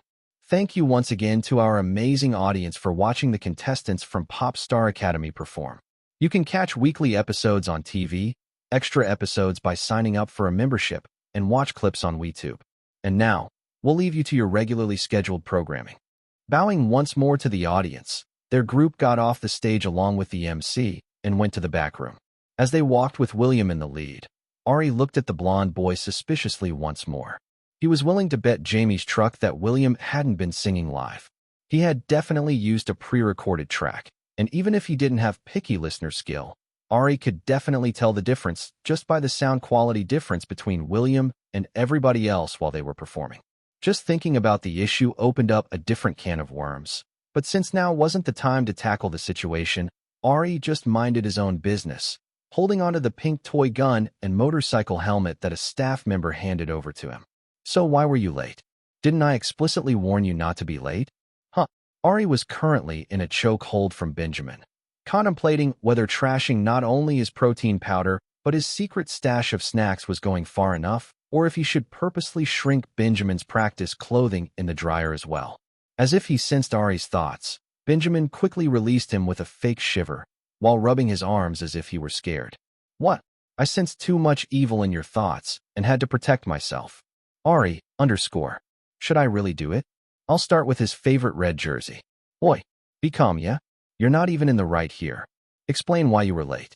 Carlos said you entered first, but he got in before you.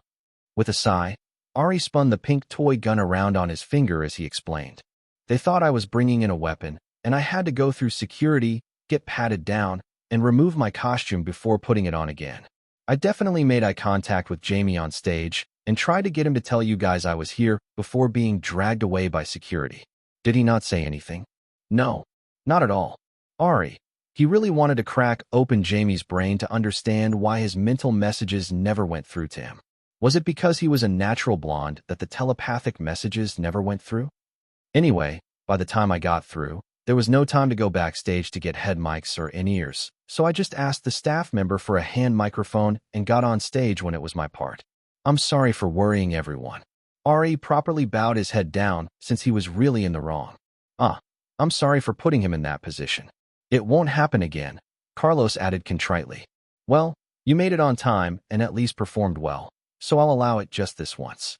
But never again. Same goes for you. Benjamin turned to glare first at Ari, then at Carlos, who looked remorseful. You don't know how worried we were that you wouldn't make it. You know the PD dash. Wait. Matthew quickly interrupted the conversation. So you sang the entire song without being able to hear yourself or the backtrack. You literally raised the key during your parts and added runs that we've never practiced before. Matthew jumped into the conversation with an incredulous expression. Yes. Seriously? Yes? Did it sound bad? Ari asked back in confusion. Obviously not. But how did you do it? I just did it. Is that supposed to be hard? How do you keep the time, sing on tune, change the key, and know that what you sing is going to sound good when you can't hear yourself? Matthew asked, a bit frustrated at Ari's clear confusion. I don't understand the question. We practice every day, so why wouldn't I be able to sing in tune even without in-ears? And if you know the underlying melody and notes, as a singer, you can adjust it as you please. Jalissa says this is the bare minimum, so I practiced hard to get it. As Matthew stared at him incredulously, Ari turned to look at Carlos expectantly. You can do the same thing, right? Yeah, haha. I can usually tell what's going to sound good, but sometimes you have to experiment. Ben too, right? Of course. Bare minimum for a musician, I thought. Niall? Haruto? More or less. For at least a little bit. Vishal also nodded along. Wait, am I the only one who's just bad at music? I can't do that even if I try. Matthew slumped down sadly, his long limbs making him look like a wilted salad. No. You're amazing at dancing, right? Thanks for creating great choreography. I can barely dance, and my rapping is terrible. Ari patted Matthew's back in what was becoming a very familiar motion, and he got a wan smile in return. His rapping is not terrible, it's abysmal, innit? Truly, the worst I've heard in a minute. All our Ari boy can do is sing it. Mini rhyme. Nice. Ari shot Benjamin, who was high-fiving himself, a sharp glare before turning away with a sigh. There was no point in arguing back, especially since Matthew was feeling bad. All he wanted to do was change and rest.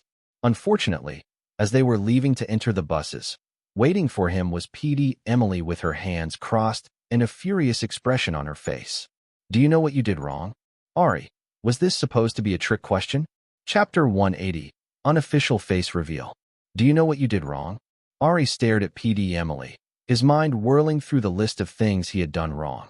From sneaking out repeatedly to arriving late at a performance in another city, hitting William accidentally, sneaking in a recorder when there was an electronic ban, complaining about makeup being spilled on his clothing to the audience, complaining about something else during the ranking ceremony, threatening the assistant PD, breaking the door handle to his first room, etc. The list could go on, and when he thought about it, maybe he went too far some of the time. But as he stared at PD Emily's expectant face, he stayed silent. He'd played these games plenty of times when his parents were still alive. This was clearly a trap to force him to confess to things she might not know about, and he absolutely would not be falling for it. Instead of admitting anything, clearly the best response was, no, denial. Deny, deflect, deny. You don't think you've done anything wrong? I don't think so, Ari replied as innocently as he could, rounding his eyes in a way that he knew made him look harmless and cute. PD Emily was not impressed. Is that right? You think all the cameras we have are for show? Well, you think a minor like you can just disappear with no way to contact you? You're lucky we didn't call the cops to report you missing. Arg, we'll talk this over later. Front of the bus, next to me. Now. But dash. He needed to drive back with Carlos. I have half a mind to call your parents to pick you up after I kick you out of this program for violating the rules. Don't tempt me, Ariel Matisse. Follow me and keep your mouth shut. We'll have a long talk when we get back. Seeing that she was well and truly angry, Ari just shut his mouth and followed along behind her. Seeing Carlos' mouth, I'm sorry, and the other contestants staring from him to the angry PD in shock, Ari just shrugged while following behind her, boarding the bus, and sitting in the seat right behind the bus driver with PD Emily glaring daggers at him. Oops. It seemed that she was quite angry. Well, the conversation that would be happening later would be interesting, so he might as well get some rest now. Unbothered by the PD angrily staring at him, Ari put on the motorcycle helmet so he couldn't see her face, leaned his head against the window, and peacefully fell asleep. It had been a long 24 hours. And in the Pop Star Academy community, several images, videos, and GIFs of a single person were currently being spread far and wide. The most popular of them was a short GIF of Ari lifting off a motorcycle with a white star over the eyes and red lips, a callback to the same manner he used to paint his face. As his face was slowly revealed, from the pointed chin to the full, pink lips in a cocky smile, the slender nose, the green cat-shaped eyes staring dead ahead, and finally the faintly sweaty forehead covered in jet-black curls that was quickly swept back before the GIF restarted. Several posts had already been made and filled with comments, but there was one that was pinned directly at the top by a poster who had learned their lesson the hard way. Contestant Ariel Matisse face reveal. Just saw the most beautiful face go from 4K HD to 8K HD in real life. You're welcome. IMG attached. Video attached. Video attached. Guys, I went to the performance where the boys were acting as openers, and I have to say that I'm amazed. More on that later. And it was money well spent, even though there were a bunch of old people there. But for now, what we need to focus on is this face. That's right, I'm talking about Ari's face reveal. We all wondered if it was Photoshop, if the sighting was fake, if it was plastic surgery, or if we even had the right person. All I have to say is that not only have my eyes been blessed, but your rankings for the most attractive contestant on here are all wrong. Straight from the horse's mouth himself, I present to you my new bias. The prettiest contestant we've ever seen on the show, contestant Ariel Matisse. Please vote for him and get him into the debut range. Clip of him introducing himself and answering the MC's question about his makeup. Clip of his face going from 4K HD to 8K HD while talking to contestant Carlos. Clip of him zoning out as his team members talked. Clip of his tongue being stuck out. Clip of him fanning himself. Clip of him winking directly at me. Clip of him smiling like a cutie patootie angel after shooting all of his teammates in the center of their heads. The post had the maximum amount of images and videos attached to it, and underneath the post, the comments were going crazy. Holy sh**t. This face card is insane. Somebody clearly maxed out their character creation profile. Everything is on 100. Nerd. Is the face of a regular high schooler and not a model? WTH? Who needs an education? If I were his parents, I would throw him into entertainment immediately. Acting, modeling, anything. He's here, isn't he? Up. Was your camera dirty? How did his face become even clearer and prettier out of nowhere? It wasn't. Even Carlos was confused and kept wiping his eyes. He's clearly a fairy on Earth. Why would the production staff allow him to cover his face with that ugly makeup? I would have snuck into his bedroom at night and trashed all of it. That profile picture on the website needs to be replaced immediately. Pause. Why would you say that? What happened to personal expression? Personal expression is for ugly people. If your face is pretty, you should display it to the world. Clearly, the production team is slacking because this would be my advertisement for the show. No message? Nope. Just his face for 20 seconds. It would sell. I would buy it ashamed. Pause. Opie, what do you mean by shooting? His teammates? It's a performance secret. Just know he went from an aura-farming, cool villain to singing angelically within 30 seconds of each other. Up. This is a minor. Please remove his last name. It's too late for that. It's already online. He's 17, which is basically an adult, so Siba? With the unofficial reveal of his face, and with it being more attractive than expected, a few posts calling him ugly slowly began to disappear. But of course, there were plenty of hateful comments, too. Guys, it's definitely plastic surgery. Look at the bruising and swelling on his face from the video that was circulating a while ago, link attached. He definitely got a nose job, lip fillers, an eye lift, and more. I work in a plastic surgeon's office, so I know the recovery signs. That face cannot be natural. We saw the yearbook photo, and he looks pretty much the same. It's just that he looks like he added a bit more weight and has fewer eye bags. He's literally a minor. Can he even get plastic surgery? If his parents sign off on it. I see it all the time with celebrity children who want to look as good as their parents. Unless he can show his baby pictures, I can guarantee on my job that it's definitely surgery. Stop yapping. I don't even like him, Prince Wallah FTW. But all of you making posts and comments accusing him of being ugly need to apologize instead of quietly deleting them. You guys are all the weakest links. So what if he's pretty? That just means that he has a pretty face and a terrible heart. Don't you remember what he said to poor Leo when all Leo was doing was asking for advice when he was feeling down? He called him so many names. Exactly. And then there's Caleb, the eliminated contestant who has repeatedly said that Ari basically bullied him constantly. It was so bad that everyone called him Captain Crash Out. I can't believe you all are supporting him all of a sudden just because he's a little pretty dot. Getting bullied by a 17-year-old is pathetic NGL. Fight back, bro. It's always too dumb be asterisk cheese tell each other exactly. Ugh. The contestant you supported was so untalented that he couldn't even survive the first elimination round. Get a life and stop commenting under every post about Ari. Aw, here we go again. It's Ari's Angels, aka mini crash outs coming to his defense. Bunch of bots. Better to be a bot of someone who can sing instead of an ugly eliminated loser. And it's clear he got some work on his face done. Otherwise, it wouldn't have swelled and be bruised like that. Maybe he got into a fight and lost. Maybe. With how rude he is to others and the way he bullied Caleb, he definitely deserves it. You don't know that. It's just the editing.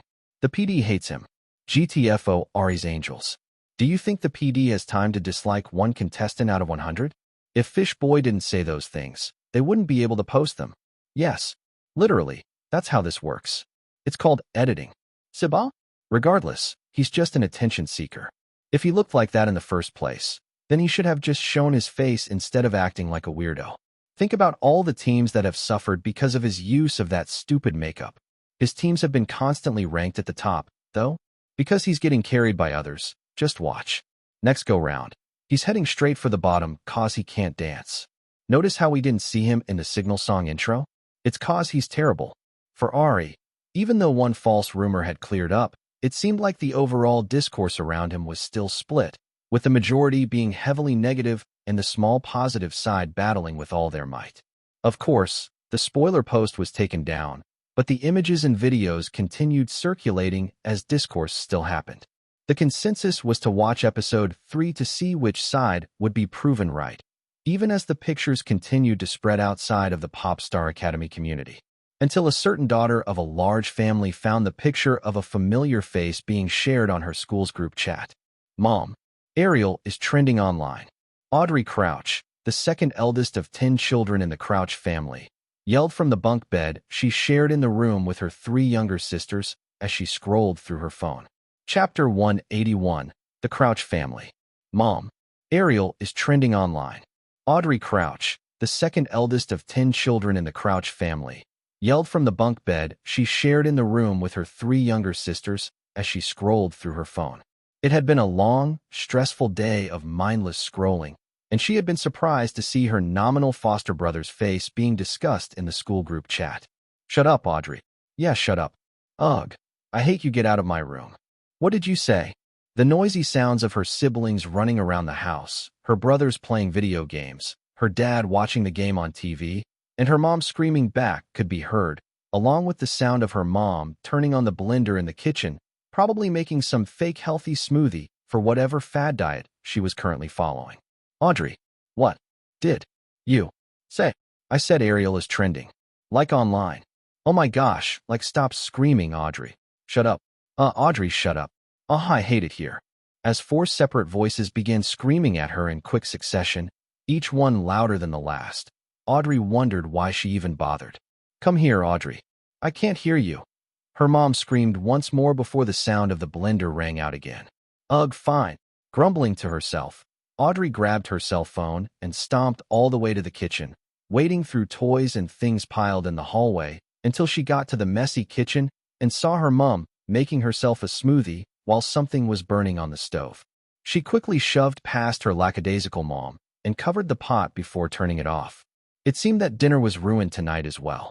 She would just find a bag of chips in the cupboard or something. "What did you say about that ungrateful brat? Why is he on the internet? Is it the principal again? I told that school not to bother me about him, especially after that bullying nonsense and him being sick. If he doesn't want to financially contribute to this household and listen to my rules, then he can stay the hell away and suffer the consequences of his own choices." Her mom, Annalise Couch, spat out as she sipped her smoothie while rubbing her baby bump. She was expecting her 11th child. "No, it's not that. Apparently, he joined an idol show, and his picture was trending for a little bit. Look." Audrey turned her old cell phone so her mom could see the short clip of Ari removing a strangely painted motorcycle helmet surrounded by boys who were wearing similar black jumpsuits like he was. And unlike when he lived at their house and constantly frowned with that judgmental look of disgust in his eyes, he had a mischievous smile that made his green eyes sparkle as he held the microphone to his mouth before the video cut off.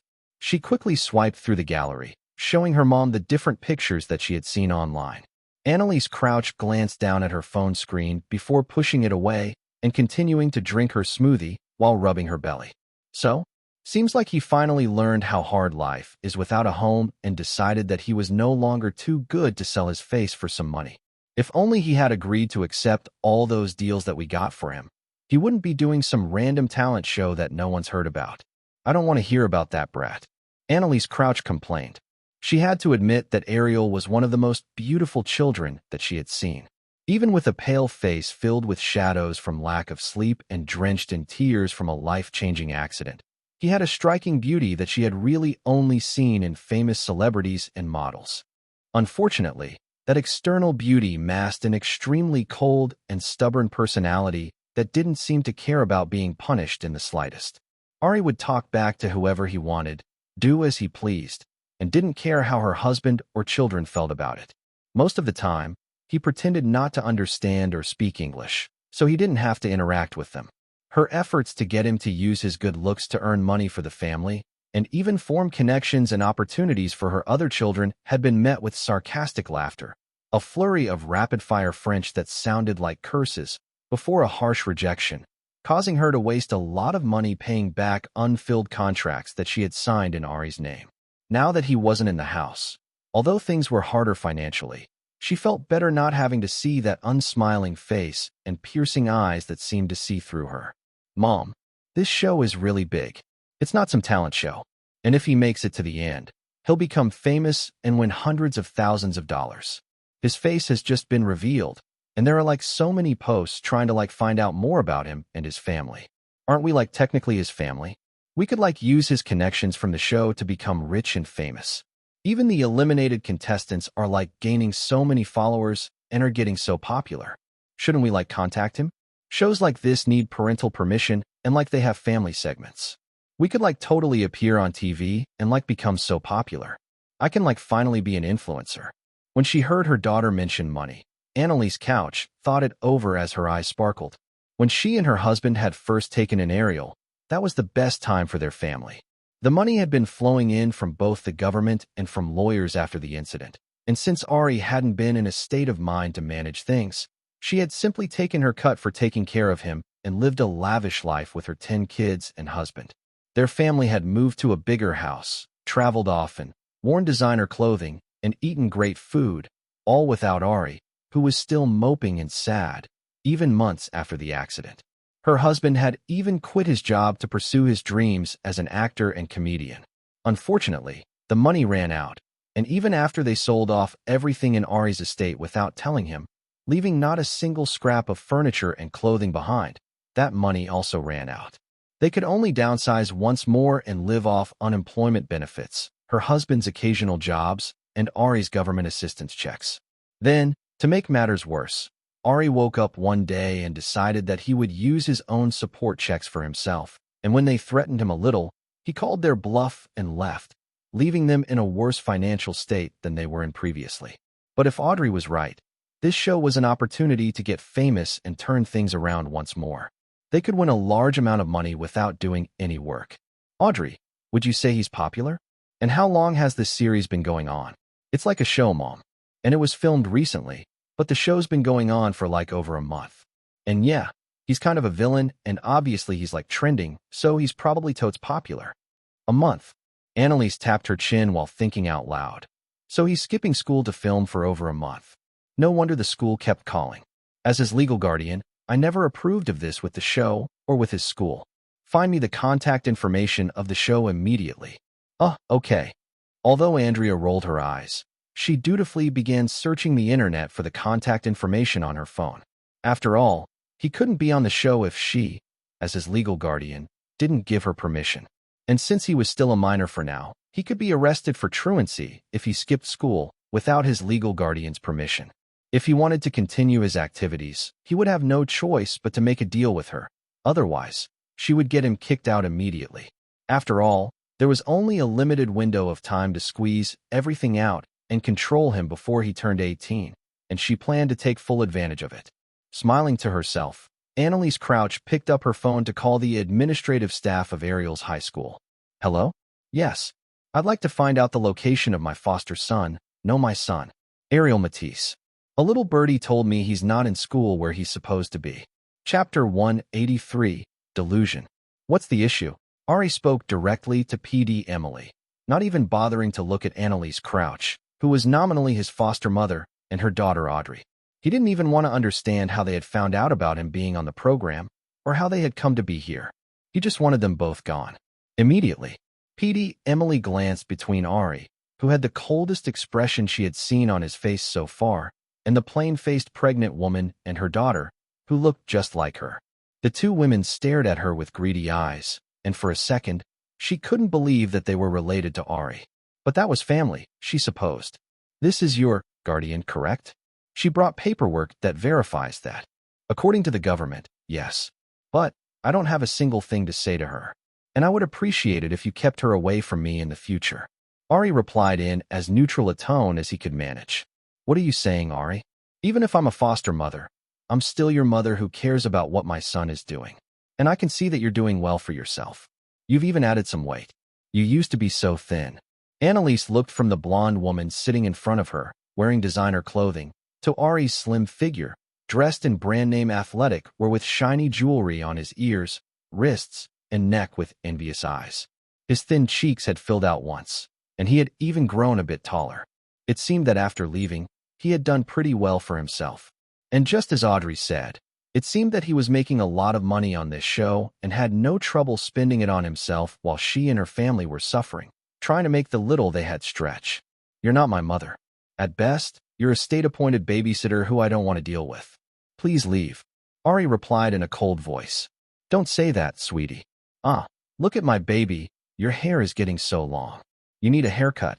Ignoring his cold voice and putting on an affectionate voice, Annalise Crouch reached out to touch Ari's hair, but he quickly grabbed her wrist, his thin fingers squeezing it tightly.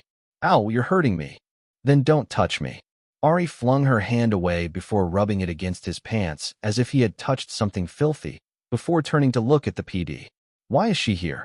She says she has something important to speak to you about. There's nothing to talk about. Can I go back? I'm missing the team selection right now. What are you talking about, sweetheart? We need to discuss your presence here and your academic situation. I spoke to the principal, and apparently, you've been keeping secrets and skipping school. That's a no-no. I would hate to have to do something drastic like pulling you out of this program. At her words, Ari finally turned to face her, giving her the frostiest expression she had seen in a while. Set salop esteri? Have you lost your mind? Ari looked at her incredulously before turning to the PD, his eyes clearly sending a message for her to do something. Even though she couldn't understand what he said, Annalise Crouch instinctively knew that he was cursing at her. Don't curse, sweetheart. He's a bit finicky. Can you give us some time alone to talk?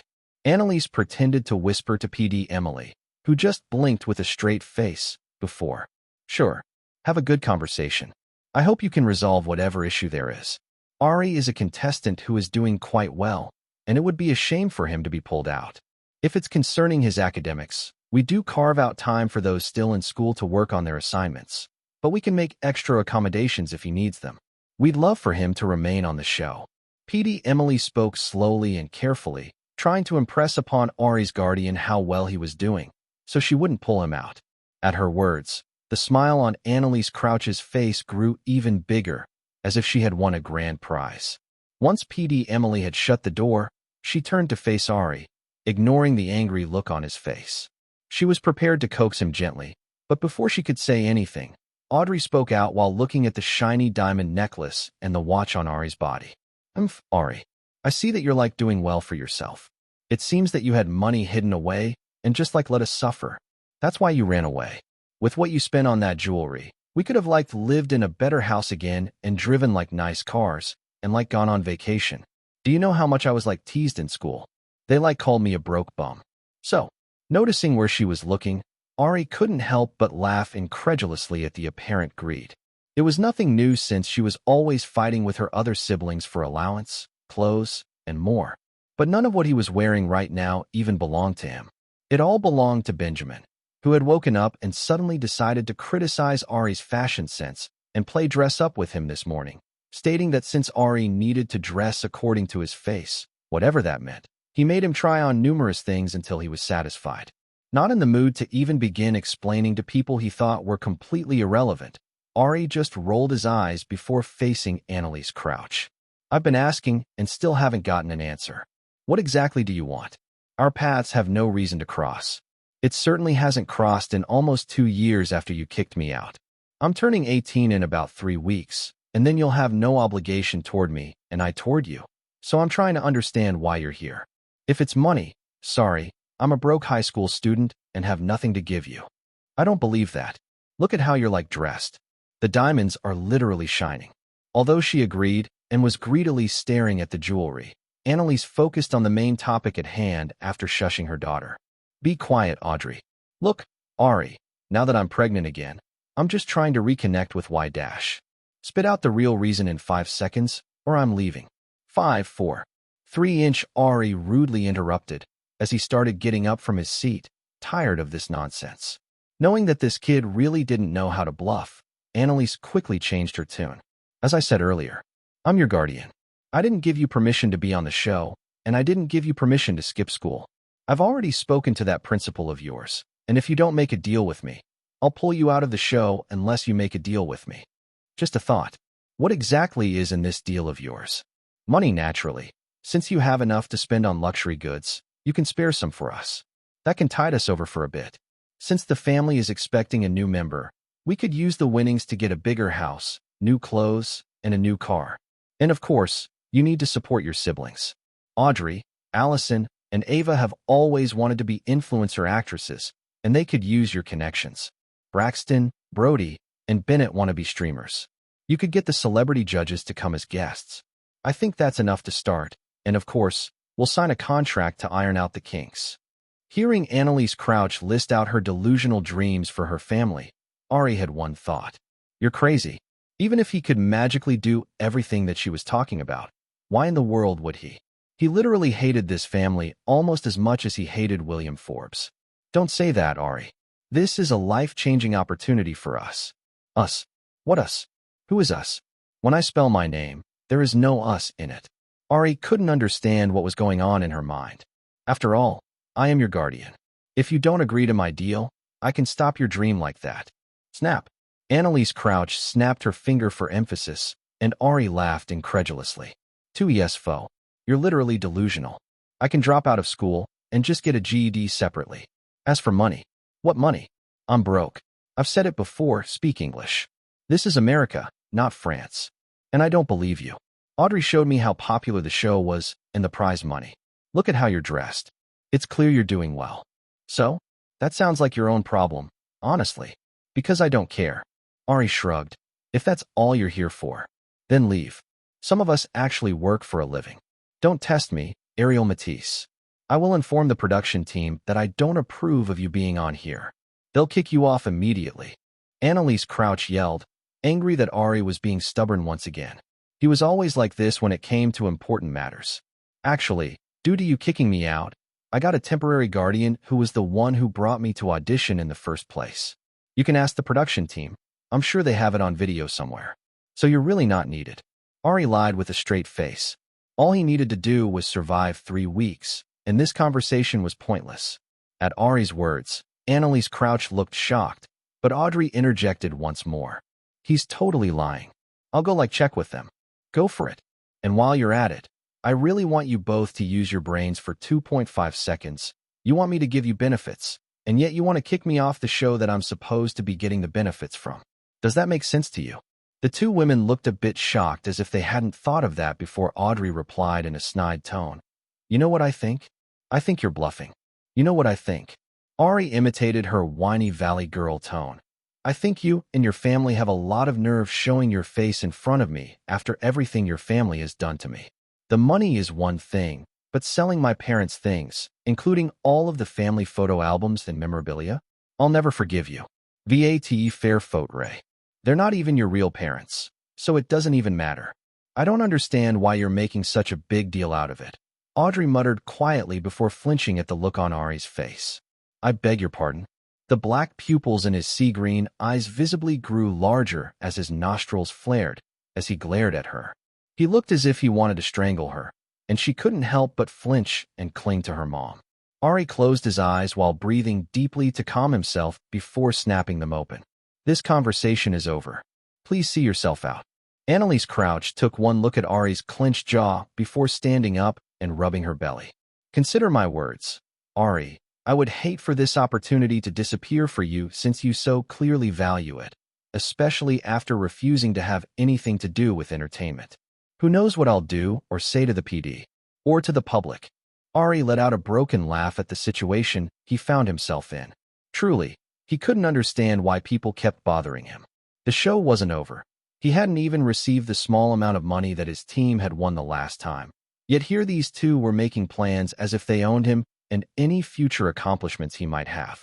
Look, it's been about 2 years, so you've probably forgotten that I actually have quite a bad temper, especially when threatened.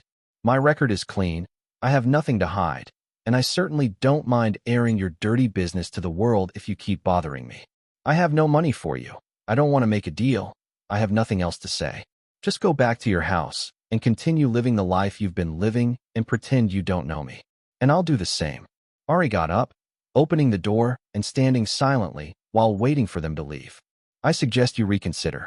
I also have quite a bad temper when things don't go my way. I'll give you some time to think about it. Annalise Crouch warned him one final time, but Ari simply snorted. Goodbye. Ari didn't even bother looking at her, simply closing the door and sitting with his head bowed on the chair once they both left. To be honest, he felt drained both emotionally and physically.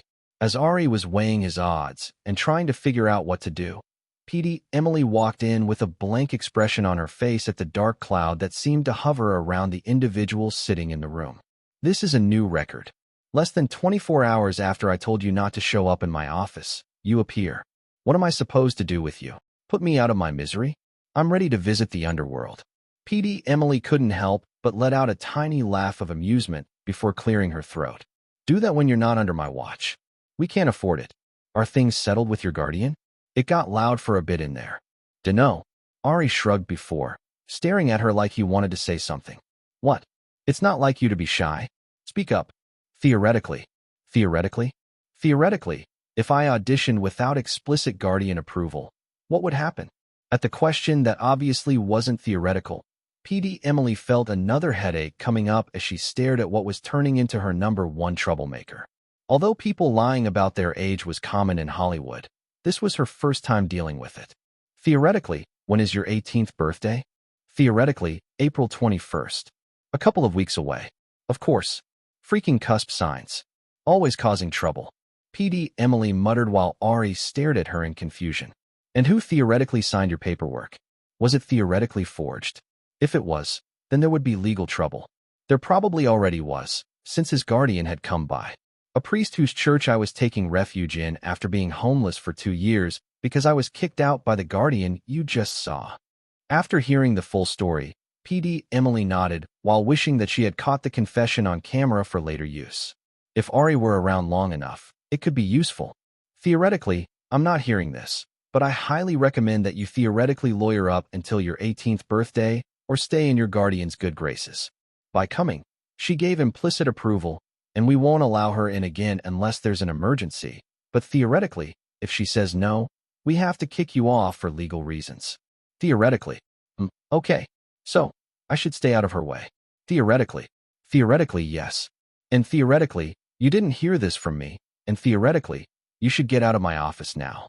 And I'm serious. I don't want to see you in here again. Got it. Thanks. Theoretically.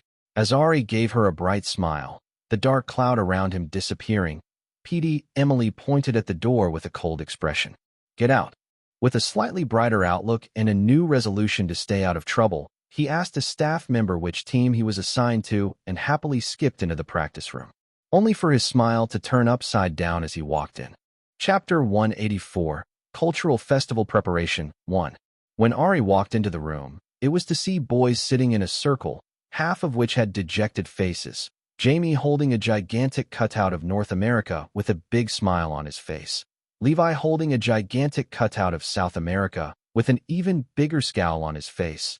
2 cameramen standing in the corner of the room, and a happily smiling PD Jiho, who turned to face him with his glasses flashing in a menacing manner. Ah, contestant Ari, so nice of you to join us. Thank you. Ari immediately took several steps back as he tried to understand what was happening, but PD Jiho stepped forward and dragged him back. You've joined us at the perfect time. I just finished explaining what the next mission is for the team, but I don't mind going over it again. But before I do that, would you like to take a guess as to what's going on? Not really.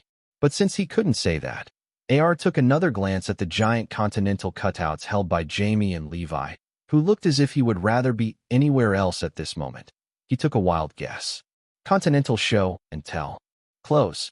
It's a continental talent show, and you'll be participating.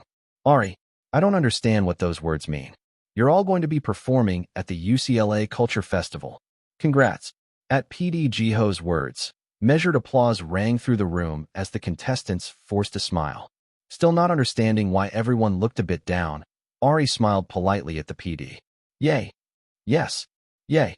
You might not know, but the UCLA Culture Festival is quite a big deal. There's food, games, and more from different cultures around the world. And since we're trying to select the members of a global group, you guys have a chance to create and perform music from different parts of the globe. We, the production team, worked really hard to get you guys this opportunity. Thank you. You're quite welcome. Now you and your team members have been assigned to Americas, and your team will be performing Latin American music. And remember, like I said, you may choose any song, but 50% of the song must be in Spanish or Portuguese. And while not required, I think it would be nice for your outfits to reflect the culture of the song and the choreography, if you do have choreography to do the same as well. Again, it's not required. Just a recommendation. By the fact that you repeated it twice, it's definitely required. Oh, I see. And what's the timeline for this? Aren't we supposed to have an elimination ceremony soon? Don't worry about that. We pushed back the elimination ceremony, and we'll just eliminate double the number of people during the next one. It's all good. Good. Good. PD Jiho held out both thumbs, and audible gulps could be heard in the room. Ari could literally feel his smile freeze in place because he couldn't understand what was good about eliminating 20 people at once instead of 10. Ah, I see. Then, how much time do we have to prepare for the performance? Since they would have to sing in a different language, they might need more prep time than usual. The first rehearsal on the stage is happening in 5 days, and the performance is in 6 days. So, it's literally right around the corner. Ari, a week. Ari could only ask for clarification, hoping that his ears were mistaken. 5 days, really. PD Jiho clarified with that smile still on his face. Oh, well, that explained the dark expressions. I'm excited to see what you guys come up with, and I'm sure you'll have lots of fun at the festival once the performance is over. We'll even give you some spending money so you can get snacks and treats. A rider will be by later to get your planning details. Good luck. With an excited wave, PD Jiho left with one of the cameramen. After a moment of silence, Levi slowly and methodically shredded the cardboard cutout into a small piece before shoving it into a trash can and taking a seat away from everybody else. At the same time, Jamie began flipping his own around like it was a pizza, clearly pretty happy at the events going on. Everyone else just seemed to be staring at each other or into the air, waiting for someone to speak first. As the room remained silent, Ari took a seat with a restrained sigh. Almost immediately, Jamie sat next to him and almost decapitated him with the North American cardboard cutout, before placing it far away from Ari after he received a glare. So, since we don't have a lot of time, let's get started? I guess the first question before we choose a song is to decide the language. Hands up. Who can speak Spanish or Portuguese? If you've taken a class in middle or high school, I'll count that as well. 3 hands shot into the air. Alfonso, Diego, and Carlos, while the other 4 shook their heads. Cool. If I remember correctly, Alfonso speaks Portuguese, and the 2 of you speak Spanish, yeah? Ari clarified while pointing to each person in turn. Yes. Yep. That's right. Okay. I can speak a little Spanish, so that's already 50%. Unless there's opposition, I think we should try to perform a Spanish song since there are more people to help with pronunciation. Is that okay? Although Diego looked a bit down, there was no opposition, so Ari continued. Then, efficiency sake, we can assign those parts among the 4 of us. Unless someone else wants a Spanish part of whatever song we choose. I want to try singing in Spanish. Jamie immediately raised his hand excitedly, and Ari gave him a strange look. Even when he sang in English, Jamie couldn't fully eliminate the apparent country accent. Ari had no doubt that it would sound just the same, but just in case. Say hola.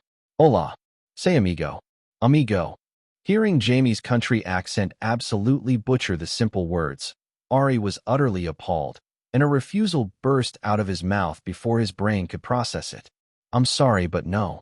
Absolutely not, Levi added seconds after, his face one of disgust, as if he couldn't believe what he just heard. Is my accent that bad?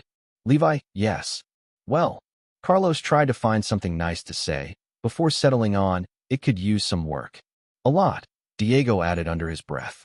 Seeing Jamie wilt dramatically and begin sulking, Ari changed his tune while patting his back. You know what? Let's table it for now, until we pick a song. You can definitely be tutored into correct pronunciation or die trying. The issue is what song to select. I don't have a lot of experience in Latin American music, so I'll probably have to lean on the rest of you to help with song selection. What vibe do we want? The floor is open, so speak your mind. Ari brought out the sticky notes and pen he always carried in preparation to take notes. It's a festival, so definitely something upbeat. It would be nice if we could play an instrument or 2 as well. Jamie spoke first as his mood jumped back up after hearing his Spanish singing dreams weren't dead yet. Upbeat and instruments. Got it. In Mexican culture, we have something called mariachi bands that often perform at different events, from birthdays, festivals, funerals, and more. We can take inspiration from the outfits or music style. They also play instruments when they perform. Carlos added, remembering all the events that had mariachi bands that he attended growing up. Mariachi outfit, instruments. Okay, anyone else? For choreography inspiration, we can get some influence from salsa dancing. I'm Cuban, so I can teach you guys some popular dance steps. Having a pair choreography with red and black outfits could be cool visually. Diego added, getting excited at the thought. Salsa, pair choreography. Red and black outfits. Okay. Ari wrote on his sticky notes, sticking them on the mirror behind him, and continuing to write as people listed their ideas. After the bottom of the mirror was almost filled with everything from songs, outfits, and more, Ian finally stood up. Before we go any further, I think we should decide on who the leader of the team will be. I nominate Dashed. Shut the hell up and sit your ass down. We don't have time for that political nonsense right now. We're planning how not to embarrass ourselves, and you haven't added anything constructive this whole time, so I don't see why you would even speak up to be the leader. Levi interrupted in a calm voice. The room immediately grew silent as everyone stared at Levi in shock before looking at the cameraman in surprise. The cameraman shrugged, not surprised by Levi's words, and Ari had to do his best not to laugh, even though he completely agreed with Levi's words about Ian, if not the delivery. Ian's face turned red, and he slowly sat back down while avoiding eye contact with Levi. Blinking slowly, Levi turned to Ari, his expression remaining the same as it was. Feel free to continue, Ari. After a second, Ari continued speaking. Thank you for the support, but let's try to use kinder language next time and not cut people off when they're speaking. That wasn't kind to Ian. He's a teammate who needs to help us not embarrass ourselves. Levi stared at Ari for a moment before turning to Ian. My bad. Even though it looked like he didn't want to accept the apology, Ian gritted his teeth and responded. It's fine. Cool. Regardless, any other ideas? If not, shall we begin listening to the songs? Chapter 185, Cultural Festival Preparation 2. So we finally narrowed it down between La Bamba, Bailando, and Danza Kuduro? State your cases, por favor. Ari pretended to hold a microphone out as he stared around. Carlos walked to the front of the practice room with a small smile. Ahem, La Bamba, a Mexican classic. The pros are that even non-Mexicans know it. It's fun, it has a guitar solo, the lyrics are repetitive, there's no recency bias since it's super old, and it will definitely get the crowd going. I like it a lot. The con is that there's no English portion at all, and for those who want to rap, there's nothing in there for them. Ari pointed out, glancing over at Levi, who was frowning and looked like he was about to say something. Ah, yeah, I didn't think of that, Carlos admitted. Then we can just scrap it. No, it's a viable option. Just pointing it out. Ari quickly interrupted, glancing over to see that Levi's brow had smoothed out, before looking over at Alfonso. You're up next. My offering is Danza Kuduro. It's a fast-paced song, has a nice beat, and it's in both Spanish and Portuguese. Has a dance already. The con is there are so many words and no English. It's super long, I'll just forget it. Alfonso slumped down as he recalled the length of the song and Jamie's terrible accent. It would take forever just to learn the parts of the song, and tutoring would probably be a hopeless cause, especially since he was the only one who spoke Portuguese in their group. Are you sure? We'll have a blind vote regardless. It's okay. Maybe another time. Alfonso murmured, so Ari struck the song off their list. Okay, then, finally, Double J? Ahem. Jamie stood up tall before he started speaking. I want Bailando. Pros. There's an English and Spanish version that we can combine. We're more vocally focused in this group, which is the song's strong point. But it's flexible enough that we can go the route of pair choreography like Diego mentioned, or go the route of playing instruments. The cons. Jamie glanced over at the glaring Levi before speaking in a softer tone. It's slower paced, so it's a bit less exciting for the audience. There's a rap portion, but it's in Spanish. That is all. Thank you. Any other song requests before we vote? No? Cool. Ari turned to the cameraman, who was capturing everything. Do you mind telling us the results after we vote blind? Please. Me? The man wearing a staff shirt and staff baseball cap pointed to himself in confusion. He had never been asked this before. Yes. Is that a problem? The cameraman looked a bit amused to be suddenly included in the team voting, but he nodded obligingly. Sure. Thank you. All right. Boys, heads down, eyes closed. Hands up for those who want La Bamba. Rustle. Ari heard rustling before the room fell silent. Should I say the number of votes out loud? The cameraman asked. Sure. 4 votes. It was a tie. One more time. Hands up if you want La Bamba. Rustle. It's a tie again. Ari, one more time. Hands up for La Bamba. The sounds of hands being raised and then silence. Tie again, haha. Guys. Someone, please change your vote and pick one song. Hands up for Bailando. Russell. It's a tie, ahaha. Nobody changed their votes. Ari, rubbing his suddenly aching head, Ari sighed. Okay, eyes open. Since we can't decide, let's just do both. Jamie will make a remix of the two songs. I will. Jamie looked completely confused at suddenly being told to make a remix. You can't do it? I mean I can, but. We voted, and it's been tied 3 times. So it's either that or rock, paper, scissors for which song the group performs. I don't care. I can just give up my song choice. Carlos spoke softly, and Ari snorted. Why would you do that? 3 other people, including me, agreed with your song choice. I think it's good. Traitor, you don't like my choice. Jamie looked immediately offended. I like your song choice, but I'm also being realistic in that we have 5 days basically to come up with a decent performance, and I think a simpler song is better, even if it has no English lyrics. We'll have to spend a lot of time getting you to roll your Rs, which I'm willing to bet your white cowboy hat that you can't do. I can roll my Rs. Do it, Jamie. That's what I thought. Ari quickly dodged Jamie's elbow before continuing. Anyway, since the vote is split, if everyone agrees to the remix, nobody has to lose out on their song choice.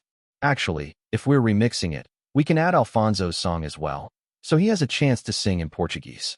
Or if someone else wants to make the remix, they can. It's just that Jamie is good at composing, so he can be quick about it. As I said earlier, I don't care one way or another. Yes, let's do that. Alfonso yelled excitedly. That's fine with me. Wouldn't that take a long time? And would it even sound good? Let's just pick one song. Or let Captain Crash Out pick it since he wants to be in charge so badly. Ian muttered under his breath before becoming quiet, as Levi glanced at him with the same fierce expression. What was that? Nothing. That's what I thought. Seeing the room get tense again, Ari clapped before rubbing his hands together. All right. If no one disagrees, we'll have Jamie work on a remix, and we can flesh out the details later. My secretary duties are over. Let's decide on the group leader, and they can take charge. You don't want to do it? You already started. Jamie asked, surprised, and even Levi arched an eyebrow. Pass. Ari replied honestly. So who wants it? Carlos. You're the eldest. Hard pass. Carlos made an X with both arms and shook his head for double emphasis. Levi. Seems troublesome. Pass. Alfonso. Ian. Jamie. Diego. Charlie, Diego, and Jamie all shook their heads while Alfonso and Ian perked up. I see that the 2 of you want it.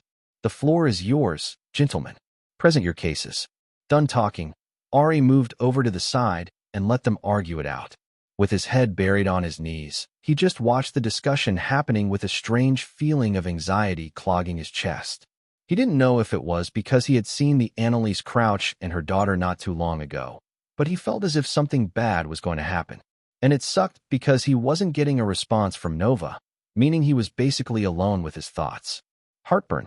Jamie caught him rubbing his chest with a smug expression and whispered, That's what you get for eating spicy eggs for breakfast. Better than eating so much sausage, you became 5% pig. I'm aiming for 10% next time. I want you to know that the sheer amount of food that you and Benjamin consume disgusts me. Ari whispered. There's a reason we're both taller than you know. This is farm-fed height and muscles. As Jamie flexed unnecessarily, Ari rolled his eyes. Shut up. I'm in my growth period. On another note, how did we even end up on the same team? Ari asked, curious as to how this strange mix of people got together. It didn't make any sense at all. Jamie glanced at the cameraman, focused on Alfonso and Ian's discussion on why they should each become the team leader, before using his cowboy hat to cover his mouth as he whispered even quieter than before. While you were gone, they just had us go to continents/countries whose music we wanted to try by the previous ranking order. 3 groups for Korea, 2 for Japan, 1 for Africa, and 2 groups for the Americas. Ben and Vishal went to Africa. William is in the other Americas group, and I know you don't like him. So I had a chat and swapped with him so we could be on the same team, and you didn't have to deal with him. And don't start nagging, I didn't touch him. Huh, thanks for that. I really appreciate it. Ari gave Jamie a genuine smile, and the blonde boy gave a bright one in return. If you're really thankful, come work on the remix with me so I don't make it sound like a country song like I ended up doing for the last performance. You owe me for my car. Sure, I can do that. That's fine. I still can't believe you can't drive, Jamie complained. He had gotten his license as soon as he turned 16, but had been driving well before that. I believe in getting driven around. Whether it's the train, bus, or a car, it's all the same to me. I will, however, consider getting a motorcycle license. It was fun riding around with Carlos. Seeing Ari's body relax and his eyes return to their usual indifferent gaze as he turned to chat with Carlos, the bright smile on Jamie's face disappeared. What he didn't mention was that the chat hadn't been particularly friendly for William, but that was on a need-to-know basis. And as Ari often told him, sometimes you don't need to know. Chapter 186, Cultural Festival Preparation 3.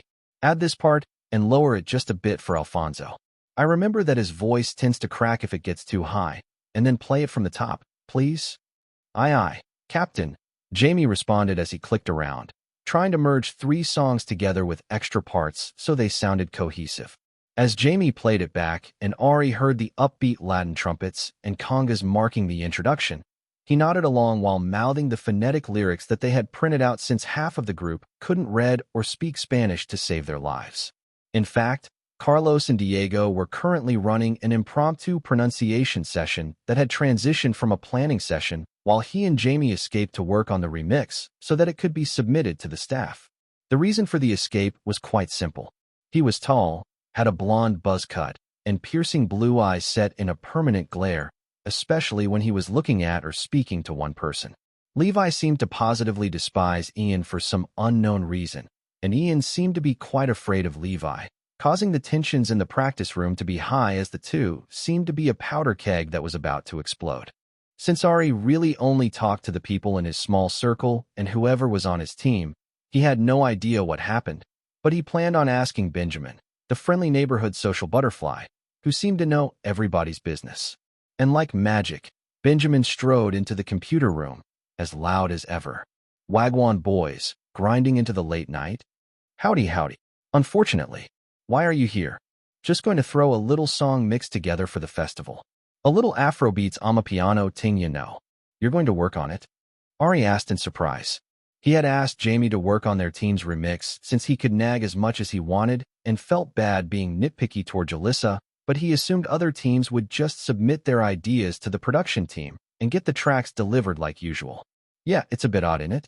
The production team seems busy in meetings and has asked us to either try it ourselves or wait a day or two so they can sort themselves out. Since it's not being judged officially and the deadline is tight, I thought I'd have some fun with it. Benjamin replied as he chaotically spun around on the chair. As Benjamin waited for the computer to turn on, Ari curiously asked him what was on his mind. Random question. What's up with Levi and Ian? Was there a fight? Ari asked curiously. The angry golden kiwi? Cause of the buzz cut. Ari's confusion at the term, Benjamin brushed his head, indicating Levi's hair. They had a huge fight. I can't believe you didn't hear about it. I'm actually looking forward to it popping out in the next episode. They fought? When? Benjamin looked at Ari as if he were an alien. You know Levi was on Gail's team this past round. Apparently, Ian came by and was messing around with Gail and making slick comments, so Levi cursed him out. Ian got pissed, accidentally broke Levi's headphones, and got cursed out again. Then they ended up roommates. Ian thought it would be funny to lock him out, so Levi broke down the door, dragged him out of bed, and almost beat him up. Production gave them both a warning to stop messing around, or they would both be kicked off. What? Where was I? He hadn't noticed any of this happening. Bruv, you tell me. There's been quite a lot of doors getting broken down these days, now that I mention it. Either way, that brutta has a short temper and doesn't talk to anybody, including the prince. Since they're both on your team, good luck, mate. Thanks, I guess. Well, as long as it didn't affect him, Ari didn't really care one way or another. Is that what Ari said? He would like to take that back. Restraining a sigh, Ari looked to his left. RRRR. Not LLL. RRR. Repeat after me. Ariba Ariba. Aliba Aliba. No, let's try moving your tongue this way. RRRR. RLLLL. Carlos was doing his best to teach Charlie and Jamie to roll their R's. To his right, Alfonso was practicing his lines for the remix song with the tablet. And right in front of him, Diego was attempting to teach basic salsa steps to Ari, Levi, and Ian. Except, Ian, you stepped on my foot. Levi, then get out of my way. Ian, hand accidentally brushes Levi. Levi, the next time your hand hits me, I'll hit you back 10 times as hard. Ian, bald-headed B asterisk asterisk asterisk H. I hate you. Levi, what did you say about me? Ian, Levi, stop muttering like a rat and speak up. Levi was a very, very prickly person. He barely spoke if he didn't have to, and often just stared with disinterest. The few times when he did speak, crazy things came out of his mouth, and it seemed like he truly didn't care whether or not the cameras were recording. And unfortunately, Ian constantly antagonized him, or so the volume of crazy things being said was increasing slowly. Ari had thought he always said what he wanted, but this was clearly on an entirely different level. As a result, the practice room was tense. Very, very tense. The only person who was seemingly oblivious to the tension was Jamie, who was determinedly trying to roll his R's off to the side. And Ari?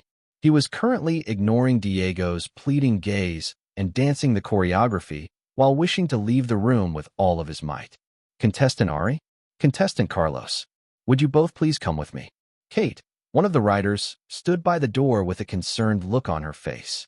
With an almost grateful sigh of relief, Ari turned to look at Kate with the warmest gaze he had given a person in a long while, and immediately followed after her, wondering if he was in trouble yet again. He didn't think he had done anything in the past day to warrant being called to meet the PD, but who knew what was going on with the Crouches? Maybe they came to visit again. Since the prod team has your cell phones, we try to keep them charged in case there's an emergency, and both of your phones have been receiving quite a few calls. Carlos, it's your family, and Ari, it's an unsaved number, so I wanted to give you time to look at it and call them back if needed, since it might be a family emergency. Kate handed the two of them their cell phones and led them to an unused room while staring expectantly. Ari took his cell phone from Kate, staring at the unsaved but familiar number and over 100 missed calls and voicemails. It was Annalise Crouch's number. Without batting an eye, he cleared the call log, deleted voicemails, and blocked the number before handing it back to Kate, who looked a bit surprised at him being done so quickly. I'm not expecting any calls, so you can just keep it off permanently. Ah, really? It wasn't anything important? They seem to be calling quite often. That's the number your guardian left with us. Spam callers are really persistent these days. Just ignore it. Ah, got it. Well, you're free to go. This will take a while. Kate pointed to Jamie, who was pacing around the room while murmuring on the phone. Having no plans of going anywhere, Ari leaned against the wall and settled in to wait. Is this a repeat thing? Ah, yes. For the past couple of days, his mom's been calling both the staff number and contestant Carlos's number, and the conversations usually last quite long. She's been interesting, aha. Kate laughed awkwardly as she remembered some of the things Carlos's mom had yelled at her. But it's fine. We're trained to handle these things, and she's not even the worst parent we've had to deal with, so aha. So you're saying she's pretty bad. I shouldn't be telling you this. Please pretend you didn't hear it from me. It's fine. I know his parents wants him to quit. Ah, he told you? Well, you are close enough to sneak away on a secret midnight date together.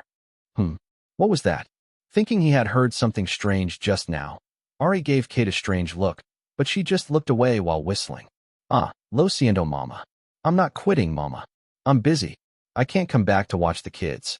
No. Poor Kate. On that side, the conversation didn't seem to be going so good. Ari looked at Carlos silently for a moment before walking over, snatching the phone out of his hand and holding it to his ear. What are you, Dash? Hola, tia. Auntie, this is Ariel. I'm a boy, tia. I'm actually the team leader of Carlos' team, and you're taking him away from practice time. We actually don't have enough time since we're preparing for the culture festival, so I'm afraid Carlos will have to call you back some other time, but it might take a couple of days, maybe a week, since I don't plan on giving him a break again. If it's not an emergency, please stop contacting him because he's busy. Ari, there was a woman's voice screaming in Spanish mixed with English, so Ari put the phone on mute and turned to Carlos, who looked a bit embarrassed and frustrated. Committing or quitting? Just answer and I'll handle it. Brown eyes met his green ones before Carlos slowly nodded. I'm committing. Okay. Beep. Ari unmuted the phone and then said, Tia, I'm so sorry. Oh, what's that? You're breaking off CRR dash. Ignoring the flabbergasted expression on both Kate and Carlos' faces, Ari continued his bad acting. Tia, the cell service in our practice room is bad. Wi-Fi? We don't have Wi-Fi either. The production staff keeps us blocked off. Send him back? Lo siento. I'm sorry. I can't hear you. You're breaking CRR dash. Beep. Ari quickly hung up the phone and tossed it at Kate, who almost dropped it as she scrabbled to catch it. Phew. Don't do that. Sorry. You're clumsier than I thought. Explains the attempted murder on the way to the hospital. At Ari's words, her face turned bright red, and she grumbled back. You know that we have a perfect Wi-Fi signal. And I'll have you know I'm a very good driver. Me too, and I don't even have a license. As she glared at him, Ari laughed wildly. I'm kidding. Sort of. Anyway, if she calls back, don't bother Carlos. Just tell me. He's banned from using his phone. If there's an emergency, I'll let him know. Deal. Carlos stared at Ari silently while biting his lips, and Ari rushed to clarify. If you're worried. Promise, I won't read your messages. Strictly answer calls from family. Or we can let the battery die completely. I would be worried in case something happens to my siblings. And she can say some crazy things. Doesn't matter to me. I'm your cell phone handler from now on, and I'll update you. As your fake team leader, I'm banning you from answering your phone. Now go practice, young man. We have 2 people who can't roll their RS who need to learn in 4 days. Deal. Ari held out his hand, and after a moment, Carlos grabbed it and nodded silently. His voice choked up when he responded. Deal. Kate, you're the witness. Don't let him renege, okay? If he does, he owes us both a year's worth of tacos. Oh, definitely. Deal. Deal. With drinks. Yes. And dessert. Yes. At Ari and Kate shamelessly adding things to a bet they didn't even want him to win, Carlos could only smile softly. Okay. Chapter 188, Episode 3, 2.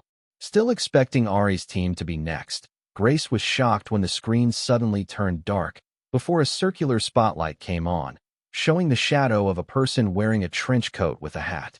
The face of the person was heavily shadowed as they seemed to be performing martial arts-type moves before they froze. Then, like a spy movie, more and more people appeared in trench coats as the guitar intro to Backdoor sounded before the boys began singing and dancing in a spy-like sequence that looked like it was ripped out of an old noir film with the play of intense white lighting and shadows. When they finished and the judges gave resounding praise to the team, Grace was amazed, and so was the chat. Dang, theater kids are really winning. I felt like I just watched a movie. That was amazing. The stage staff are the real MVPs here. Hearing about the concept and seeing the execution, wow. No, like there's minimal popular people on that team, but they killed it? WDYM? Justin is popular. WTH? Why is this a better music video than the original? Look, I agree. If this is the team that came in second, what the heck did the first team do? That was Grace's thought as well. If this team came second, what the heck did first look like? No, seriously, Ari. What the heck did your team do to get first place? You were literally had nothing last episode. As Grace spoke aloud, the scene panned back to Ari talking to Leo in his nonchalant voice. You're a lazy, procrastinating pushover without a spine. Hearing the harsh words for the 3rd time, Grace couldn't help but wince and want to reach through the screen and smack him on the head. It was as if Ari had never heard of evil editing or media training a day in his life. There was a small pause as Leo hiccuped while holding back tears before Ari continued. But, on a more positive note, you're trying your best to make the team succeed, which is admirable. So, just let the judges drag us to with their criticism. Is that supposed to be a positive note? He didn't apologize for being harsh. He's a bully. Hater. Poor Leo. I'm sure it was him who turned things around. At least he's self-aware that they're going to get dragged. Larry Jackson will cook them. Can he take that ugly green mask off? This is the team that's supposed to be first? How? Justin's team was robbed. How were they robbed? The audience voted live. Let's just watch and see.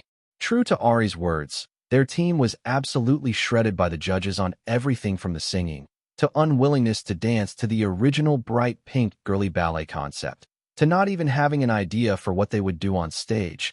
And throughout, Leo seemed to be on the verge of tears while Ari yawned, as if he couldn't care less. Look at him. He doesn't even care about his team. He can't even dance at all. All he is going for him is his good voice. Well, Duh, it's an idol program. Better than your fave who can't sing and can barely rap. At least my fave isn't ugly and has to hide his plastic surgery with weird makeup and a strange mask. Ignoring the arguing commenters in the chat window, Grace watched as the scene changed to Ari's team coming back to their practice room, and then Ari passionately talking while pasting blurred sticky notes on the mirror, drawing lines and arrows with a marker and connecting them as the rest of his teammates stared at him with blank expressions. He's crazy. Captain Crashout has finally lost it again.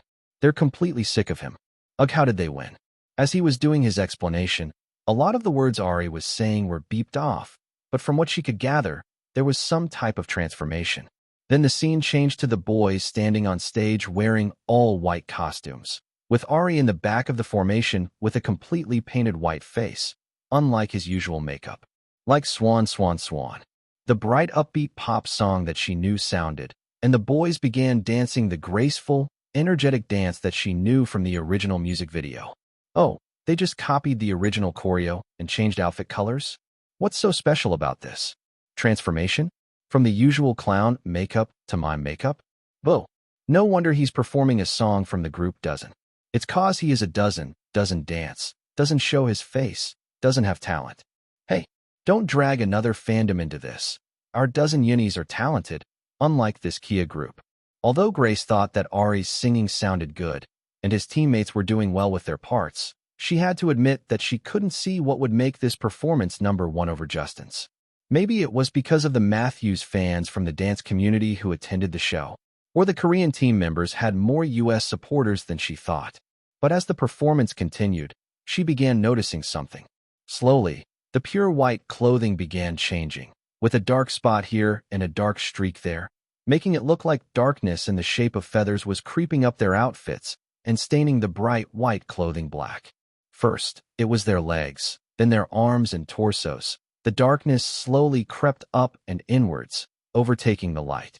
The music became more eerie, and the previously graceful flowing dance lines became more erratic and aggressive, as if each person was becoming corrupted by darkness.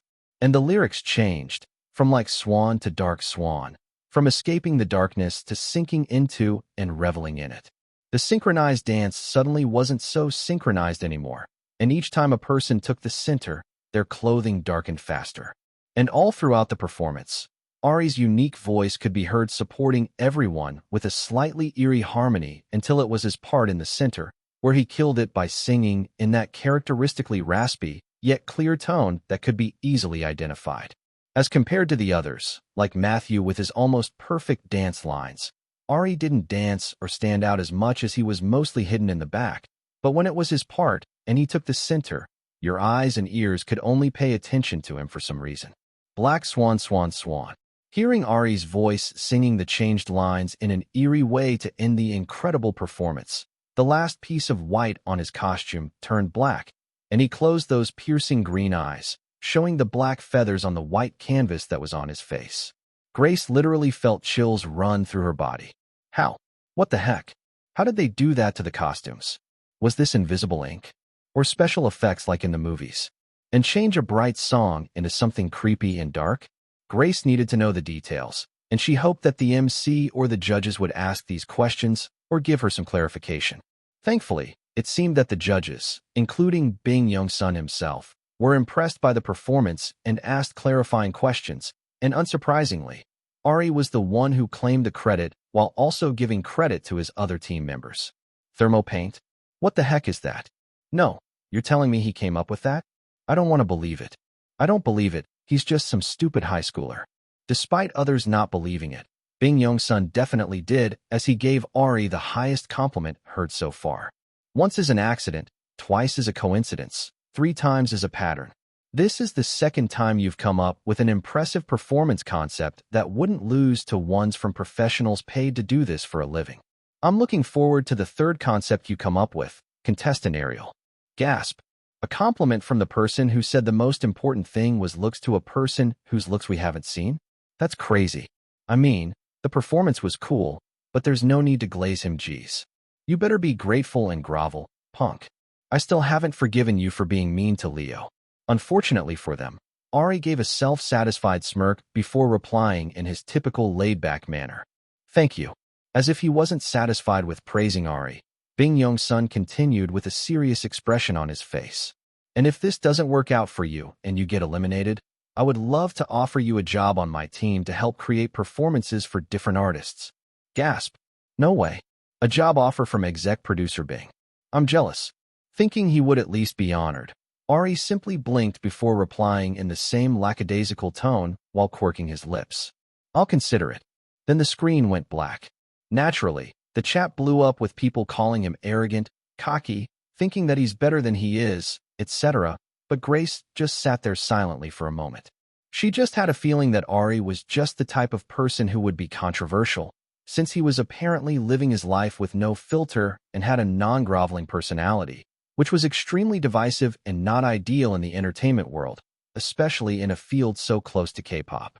As a future PR firm owner, the thought of how to handle this gave her an extreme headache.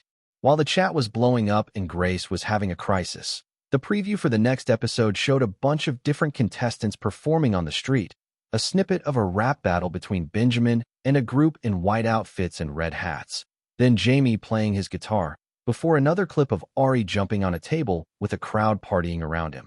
Looking at it, Grace couldn't understand what the heck was going on at all. It was just straight chaos. Following the usual ads urging people to vote for their favorite contestant and sign up on the website for behind-the-scenes content, a screenshot announced that the Pop Star Academy boys would be performing at the UCLA Culture Festival from 12 to 1 p.m. on the upcoming Friday. Seeing it, Grace had one thought on her mind. Must go. After missing out on getting tickets for previous performances and being unable to convince her father or grandparents to let her go to Las Vegas, Grace knew that this was her chance.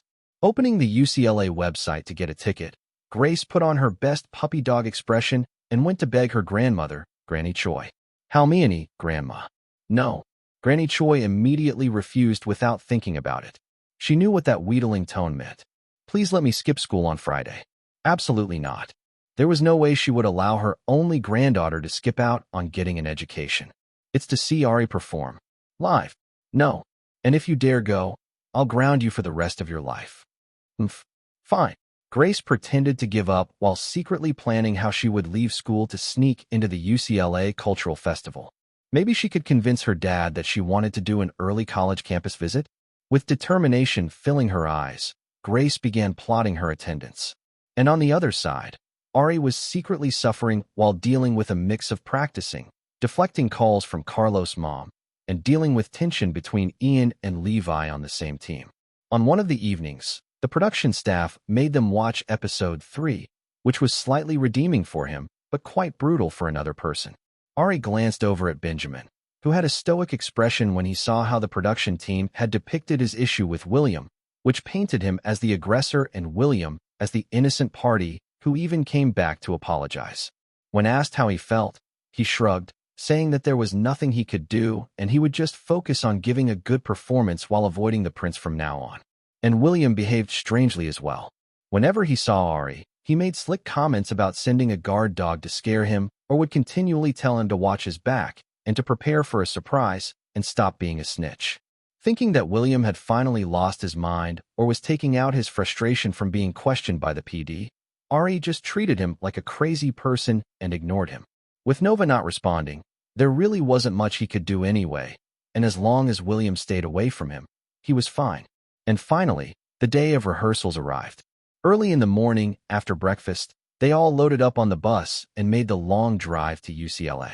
As their large group walked through the campus, they received quite a few glances from people walking around.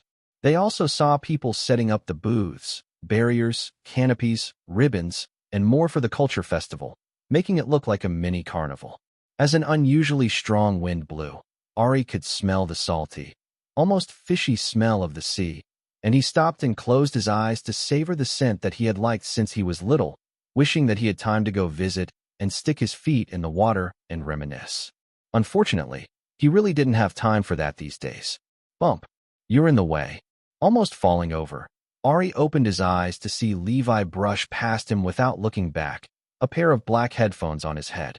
Somewhat used to the harsh way that Levi spoke when he wasn't trying to fight Ian but was in a bad mood, Ari immediately snapped back. Talk like a normal person. As Levi turned back to look at him, Ari just stared back at him. Levi _ Ari _ As the two of them silently stared at each other, Ari heard bets being placed about which one of them would snap first. It had been a running bet the entire time he and Levi had been teammates. Levi, don't stand in the middle of the walkway so you don't get hit. Fair enough. It was my bad. Ari immediately apologized, and Levi nodded before turning away and continuing walking on.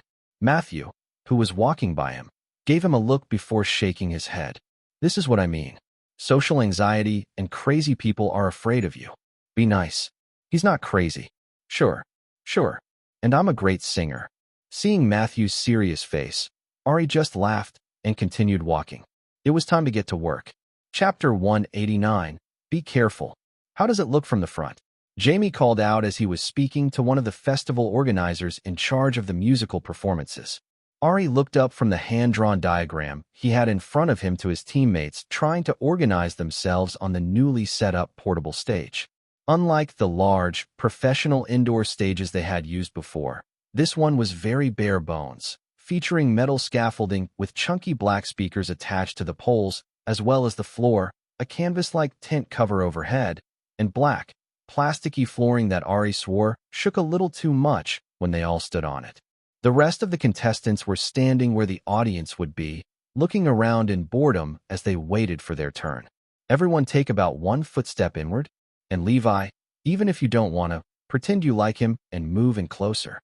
Ari yelled, ignoring the look Levi shot at him before reluctantly scooting closer to Ian.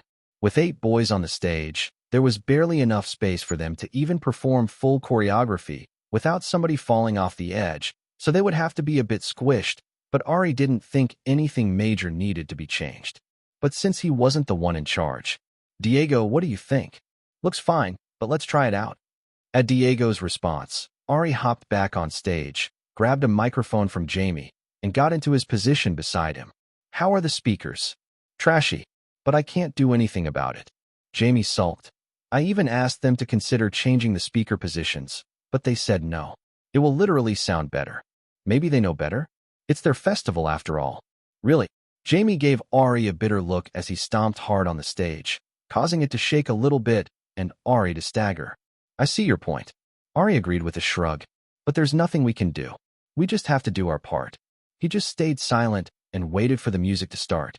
As the guitar sounds that marked the intro rang out and Carlos began humming, Ari began along with the others to keep the beat while they performed the basic salsa steps they had learned. Clap, clap, clap. Clap, clap, clap. Dum, dum, dum, dum, dum, dum. Clap, clap, clap. Clap, clap, clap. Yo te miro y ese mi corta la respiration. Cuando tu mi ris, ese mi sub el corazón. Got me begging. Got me hoping that the night don't stop. Jamie then stepped forward, his medium-pitched voice easily singing the next lines. Bailando, bailando. Tu cuerpo y el mío llenando el vacío, subiendo y bajando. As the simple chorus without a single R that Carlos had spent his blood, sweat, and tears teaching Jamie how to pronounce rang out cleanly without a country accent or any mistakes. Ari sighed in relief since a major hurdle had been successfully passed. With a much more relaxed heart, they completed the rest of the rehearsals, and he mentally made a note of the things they needed to adjust before tomorrow's performance. As he got off the stage while the next team went up, Daniel Kim walked over to him, his fluffy orange hair bouncing up and down before speaking with a soft Korean accent. Can I talk to you? You're talking to me now? Alone? Sure. Giving Daniel a strange look, Ari shrugged before gesturing for him to lead the way since he didn't know where he was going. Where you headed? Jamie asked, turning away from the performance that he had been humming along to. Dunno. Be back soon. Ari replied, waving without looking back at him. He silently followed behind Daniel, wondering what the Korean boy wanted. After the incident in the bathroom, where they both overheard William talking to the assistant, PD David, and Daniel handing over his snack bag at a later time, the two of them had absolutely no interaction with each other since their circles of friends and acquaintances did not intersect in the slightest. Daniel didn't seem to know where he was going as he walked in a circle twice before leading Ari to the back of a building. You need to be careful. Of Ari, listen, there are several things I hate, and one of them is people who tell me things halfway. Be careful of what? At Ari's repeated question, Daniel bit his lip but didn't say anything, causing Ari to begin tapping his foot impatiently. Seeing Daniel avoid eye contact while fidgeting nervously and looking around, he decided to change his question. Should I be careful of a blondie? Not. Good. Progress was being made. My blondie teammates or the bathroom one from before? Bathroom one. Daniel mumbled quietly, and Ari nodded with a gentle smile on his face. So it was William. Okay, that's good. I know the person. What's the issue? Did you overhear something? Not. What is it? Seeing Daniel tense up again, Ari softened his tone. Something dangerous? Not. To me? Not. Really? What? Don't tell me he's going to kidnap me or something. At Ari's joking words, Daniel froze like a deer in headlights, his eyes flashing from side to side. His mouth opened and closed repeatedly before he mumbled, "Just be careful," and ran away at a fast speed, his fading orange hair bouncing on top of his head like bunny ears. Ari, you're joking? What the hell was that about? Kidnapping? Ari began thinking through all his actions, wondering if it was serious enough to warrant him being kidnapped. Sure, Ari had publicly accused William of picking his nose in front of his peers and celebrity judges, and maybe Ari had hit him until he was almost unconscious and his nose bled heavily. And sure, Ari pretended not to understand what he was saying while speaking a different language, laughed at him often, fought with him, and took the song parts he wanted when the camera was turned off, told him he disliked him, and called him a weirdo to his face, stopped others from touching or getting near him, and probably stopped him from stealing stats to have a better performance. Well, when put that way, he sounded like he was a terrible person. Ari didn't think all those things warranted being kidnapped. William deserved it all for killing him in the first place. And kidnapping? Plus, how the hell is William planning to do that with all these cameras watching them 24/7? It wasn't like Ari was living on the street anymore. They literally lived in a building with staff recording their every move.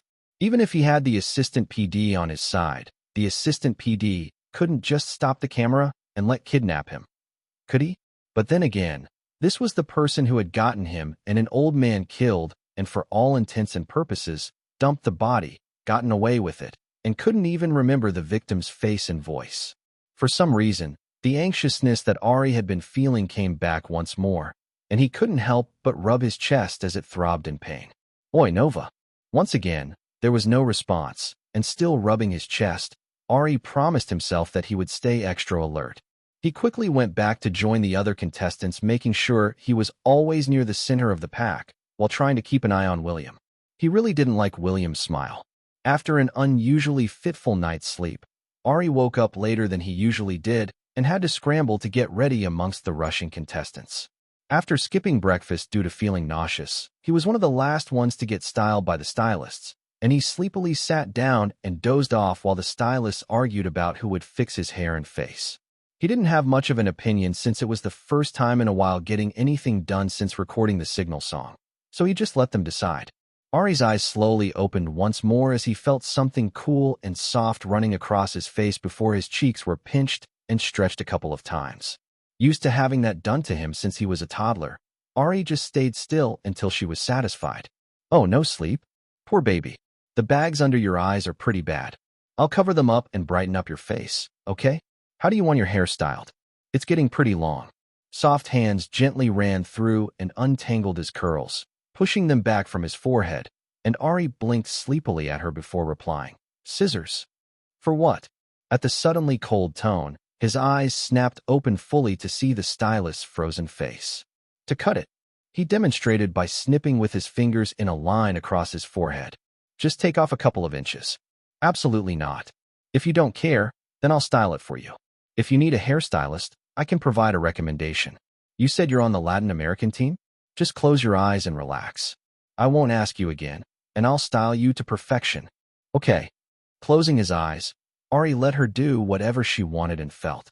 When he woke up, the dark circles under his eyes were covered up, his lips looked redder than usual, and his hair was slicked back except for a single curl dangling in a perfect ringlet in his face. With his bright red pants, red shirt, vest, and jacket with a white bow tie, he thought it was quite an interesting contrast with his hair.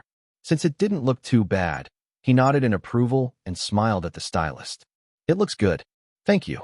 Just as he was about to run his fingers through it, his hand was slapped away lightly. "Don't touch it. Don't lean on it. You have to appear perfectly like this on stage, understand?" Seeing the fierce look in the stylist's eyes, Ari froze before putting his hand down.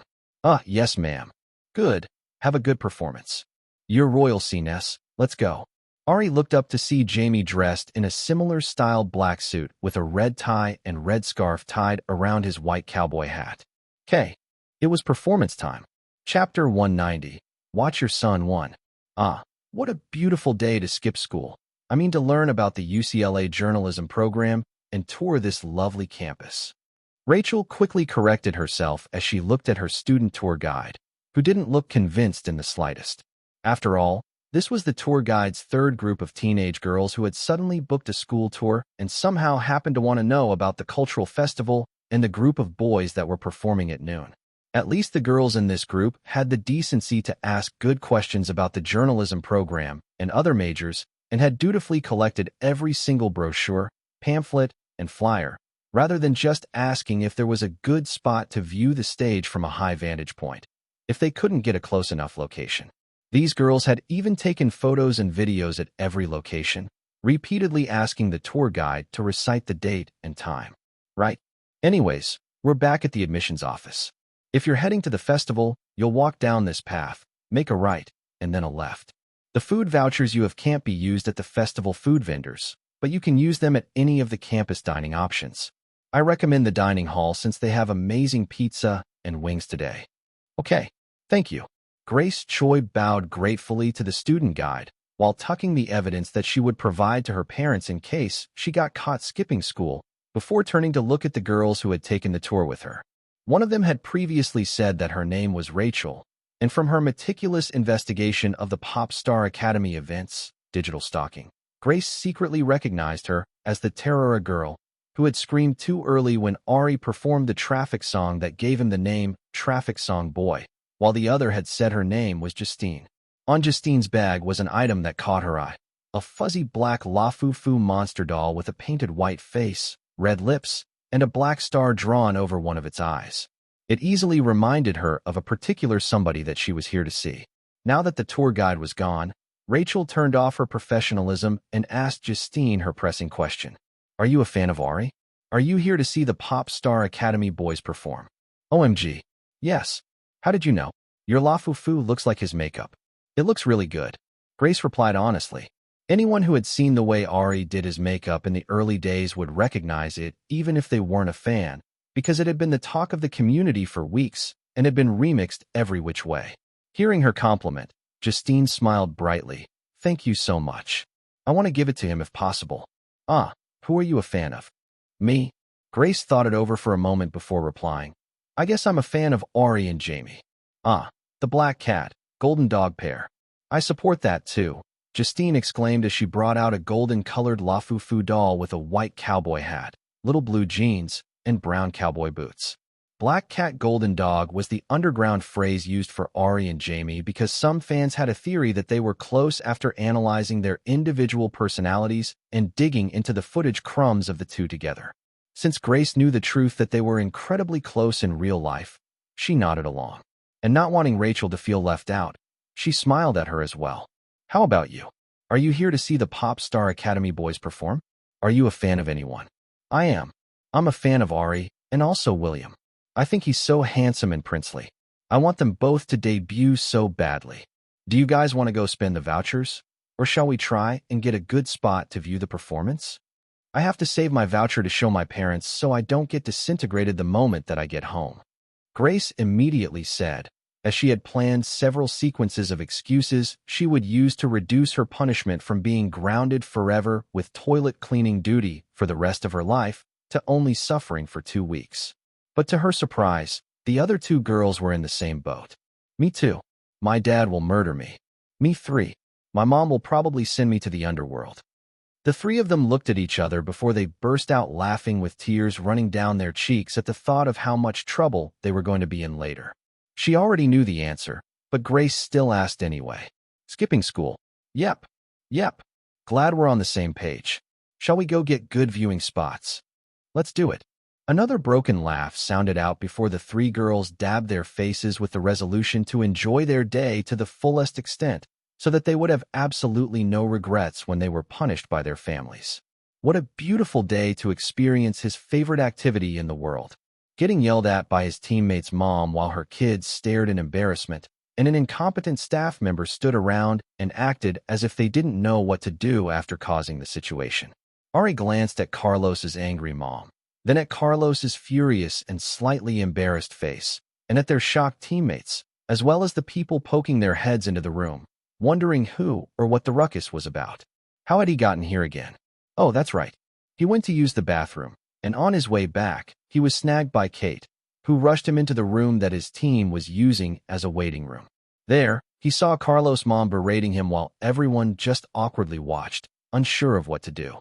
Seeing Jamie look frazzled and Levi walking up behind Carlos and Carlos' mom flinching as she took in the scowling, looming figure, Ari had interrupted the fun party and was now the one being yelled at, which was good or bad depending on how you looked at it. Good because Carlos was no longer being yelled at. Bad because his eardrums felt like they were going to pop and he felt a sneeze coming. But looking at his mom, it was clear where Carlos had gotten his good looks and amazing lung capacity from. His mom had barely taken a breath and was speaking in rapid-fire Spanish, and her dark brown hair and makeup still looked perfect even as she yelled. As Ari began to daydream of random things, Carlos' mom switched to yelling in English. You? Ariel, or whatever. Are you even listening to me? No, not really. The response immediately came out of Ari's mouth before he could fully process what it was that she had said. As she sputtered in shock, Ari snapped out of his daze and bowed his head in apology. Sorry about that. That was a reflexive response. Tia, Annie, let's just say we're both in the wrong and calm down, okay? Let's go take a seat and have this conversation like adults. Okay, who are you calling Tia? I'm telling you, Dash. Okay, Mrs. Rodriguez. I'll be real with you. This is embarrassing.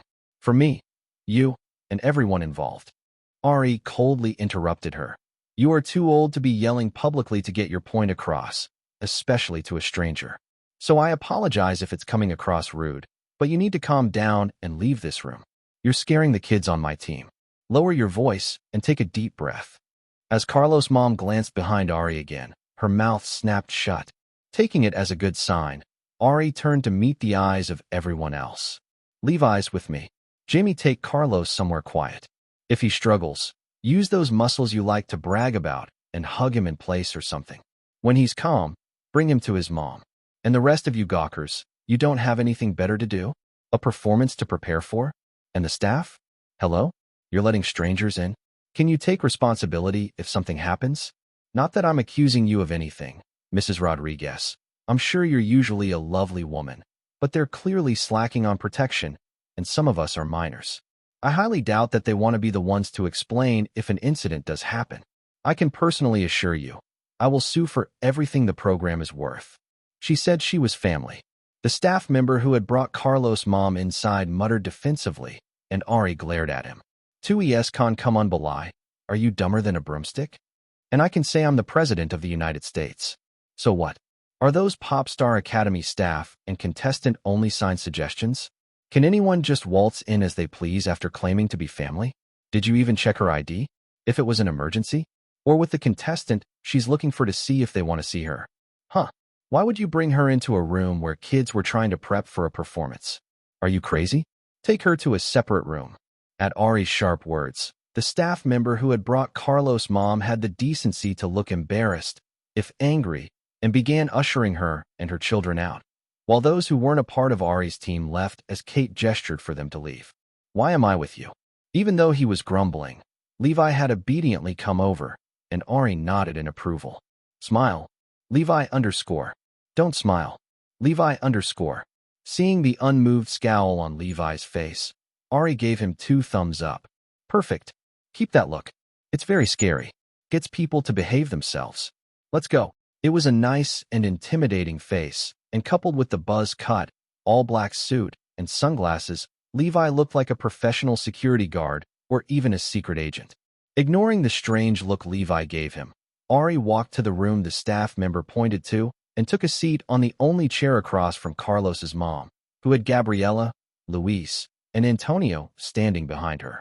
Gabriella looked as though she was about to die from embarrassment and burst into tears. Luis looked bored, and Antonio waggled his eyebrows at Ari, who waggled them in return before staring at Carlos' mom. "So, Mrs. Rodriguez, why are you here?" Even though his tone was gentle because it was his friend's mom, Ari's expression was dead serious as he couldn't understand why she would barge over here right before her son had to perform. Chapter 191. Watch your son too. "Why are you here, Mrs. Rodriguez? You can see that we're busy, right?" Ari asked Carlos' mom again while doing his best to hide his irritation.